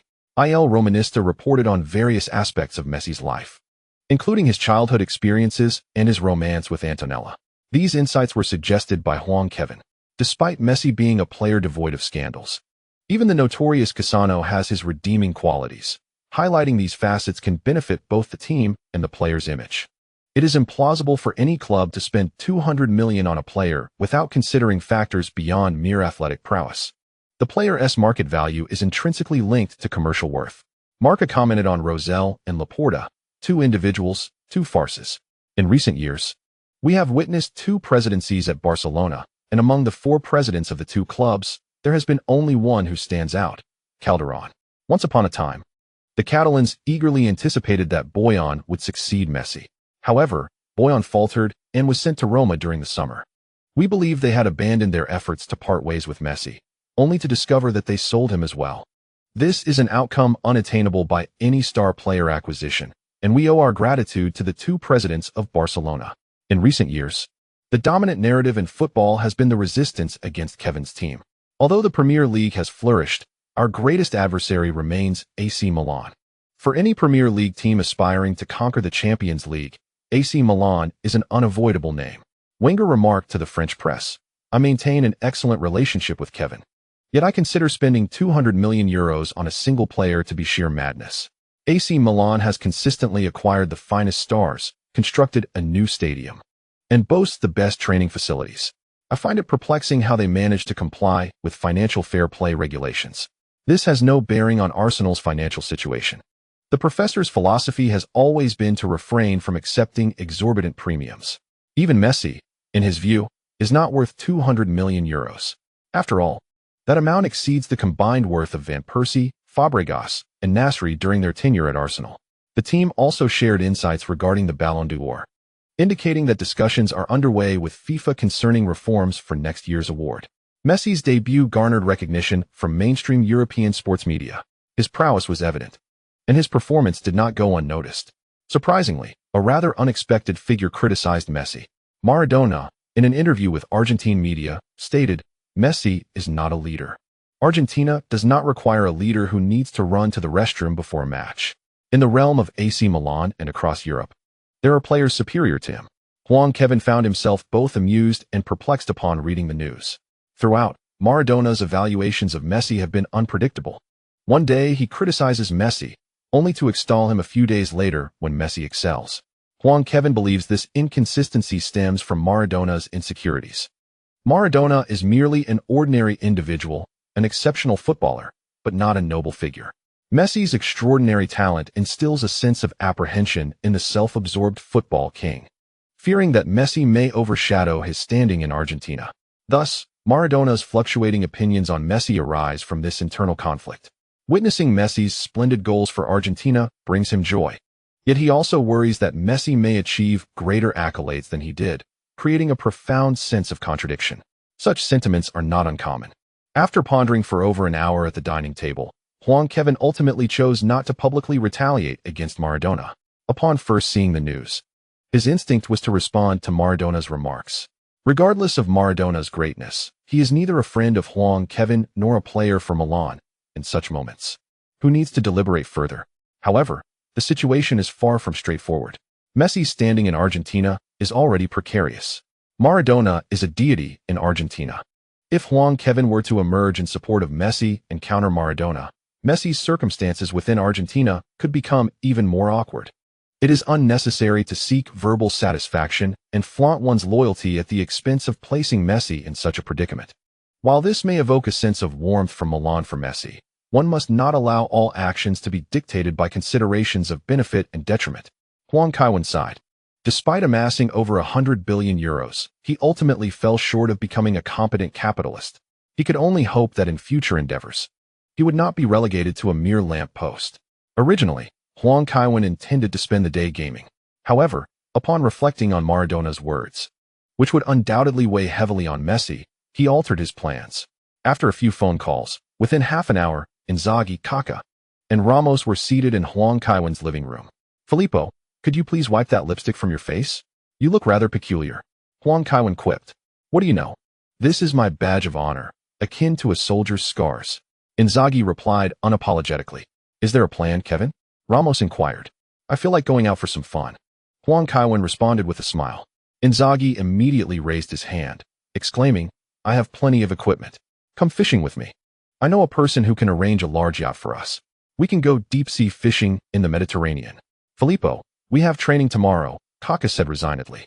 "Let us go find someone disheartened," Huang Kaiwen declared, rising to grab the keys to his Mercedes from the shoe rack and tossing them to Ramos. The four of them set off, and within minutes, the car had stopped in front of Messi's residence. Ramos revved the engine deliberately. Messi and Antonella soon appeared in their line of sight. "Let us go, Ricardo," Huang Kaiwen said. The two exited the vehicle and, flanking the bewildered Messi, ushered him along. Huang Kaiwen turned to Antonella and remarked, "We wish to take him out for a bit of fun. You won't mind, will you?" "Of course not. Have a great time," Antonella replied with a smile and a wave. Thus, Messi was effectively whisked away. Still unsure of the situation, he was ushered into the back seat, with Kaká joining him shortly after. As Huang Kaiwen settled into the passenger seat, Ramos pressed the accelerator and the car sped off, leaving only the marks of tires on the pavement. "Where are we going?" Messi stammered, utterly bewildered by the unfolding events. Having just finished breakfast and feeling somewhat glum, he had intended to watch a movie at home with his girlfriend when all of this transpired.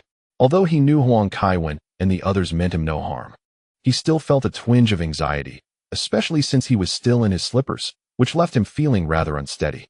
The group arrived at the Fiera di Sinigaglia flea market, where they purchased a pair of athletic shoes for Messi from a street vendor. Following Huang Kaiwen's lead, they embarked on a shopping spree. Inzaghi and the others also perused items that piqued their interest. This ancient Milanese flea market boasted a myriad of offerings: vintage vinyl records from various artists, aged jewelry, and an assortment of usable tools and clothing. Messi, too, acquired several items that delighted him. Due to his lack of a wallet, it was Huang Kaiwen who paid for everything. "Kevin, this is a record of Frank Sinatra. I didn't expect it to be preserved so well," exclaimed Messi, who was beginning to revel in the joys of shopping. With a grand gesture, Huang Kaiwen promptly settled the bill with a single word, "Buy." Inzaghi had also taken a fancy to a magnificent chair. However, it was too large to carry away, so he left a deposit for the seller to deliver it later. As the group departed from the flea market, the trunk was so full that it could not be completely closed. Sweat glistening on his brow, Messi chuckled and remarked, "Were you all worried about the pressure I might feel, so you took me shopping? Thank you. Do you think this is the end?" Huang Kaiwen shook his head. "My friend, the day has only just begun. Let's head to the skating rink." Ramos pressed the accelerator and sped off, twisting and turning as he suddenly asked, "Kevin, where's the skating rink?" Observing Ramos's enthusiasm, Huang Kaiwen quickly realized he needed to assist his friend. He made a call to the old steward for directions. The group eventually found a splendid large entertainment venue. In addition to ice skating, there were numerous other activities to enjoy. After donning their gear, they entered the rink. A few young people were already gliding on the ice. After taking a few steps to acclimate, Huang Kaiwen began to accelerate, swiftly skating around the rink at an impressive speed. His actions immediately caught the attention of the young skaters present. Some, feeling competitive, attempted to catch up to Huang Kaiwen, but they were clearly on different levels. Even with just his proficiency in figure skating and innate balance, Huang Kaiwen displayed remarkable skill in speed skating. As the crowd parted to watch him perform, he suddenly launched himself into the air, using his left foot to propel upwards, executing 3.5 rotations like a compass in flight. Upon landing smoothly, he followed up with another airborne spin of 3 rotations. The rink erupted with whistles of admiration. After absorbing the impact, Huang Kaiwen glided to the edge, grasping the railing to come to a stop. "Kevin!" Messi exclaimed, a hint of excitement in his voice. Ramos, chuckling, remarked, "That's quite normal. Kevin excels at everything." Inzaghi mischievously pointed to the side, teasing little Kevin. "It seems a young lady is preparing to approach you. Let's go inside and have some fun," Huang Kaiwen replied, showing little interest in the university students. To Huang Kaiwen's surprise, Messi turned out to be the most awkward on the ice. The football king's quick reflexes led to excessive movements whenever he slightly lost balance, hindering his progress. However, after more than half an hour, Messi grasped the essentials. His advantage in balance and center of gravity allowed him to surpass others, skating even faster than Ramos. Meanwhile, Huang Kaiwen sat at the rink's edge, making a few calls. Upon overhearing the conversations of the university students, his expression darkened. He had been teaching Messi how to skate, and it was evident that the girls had misunderstood their relationship. "Let's go, Kevin," he said. Kaka executed a graceful drift and stopped before Huang Kaiwen, remarking, "I'm feeling a bit hungry. Let us grab something to eat before heading to the bowling alley. Neil will be here shortly," Huang Kaiwen replied. Kaka settled beside Huang Kaiwen, gazing at the ice rink, commenting, "Filippo is still stumbling around out there. His balance leaves much to be desired." Huang Kaiwen observed, "It could be an issue with his cerebellum." Kaka chuckled slyly. Huang Kaiwen cast a surprised glance at Kaka, who promptly silenced himself. Speaking ill of others was, after all, contrary to the values instilled in him. Before long, Neo and several bodyguards arrived, burdened with an assortment of bags. Huang Kaiwen waved and called out, "Come over and change your clothes." Ramos was the first to rush over. Upon opening his backpack, he felt something was amiss, yet he promptly changed into his attire. "What is this for?" Inzaghi grumbled while changing.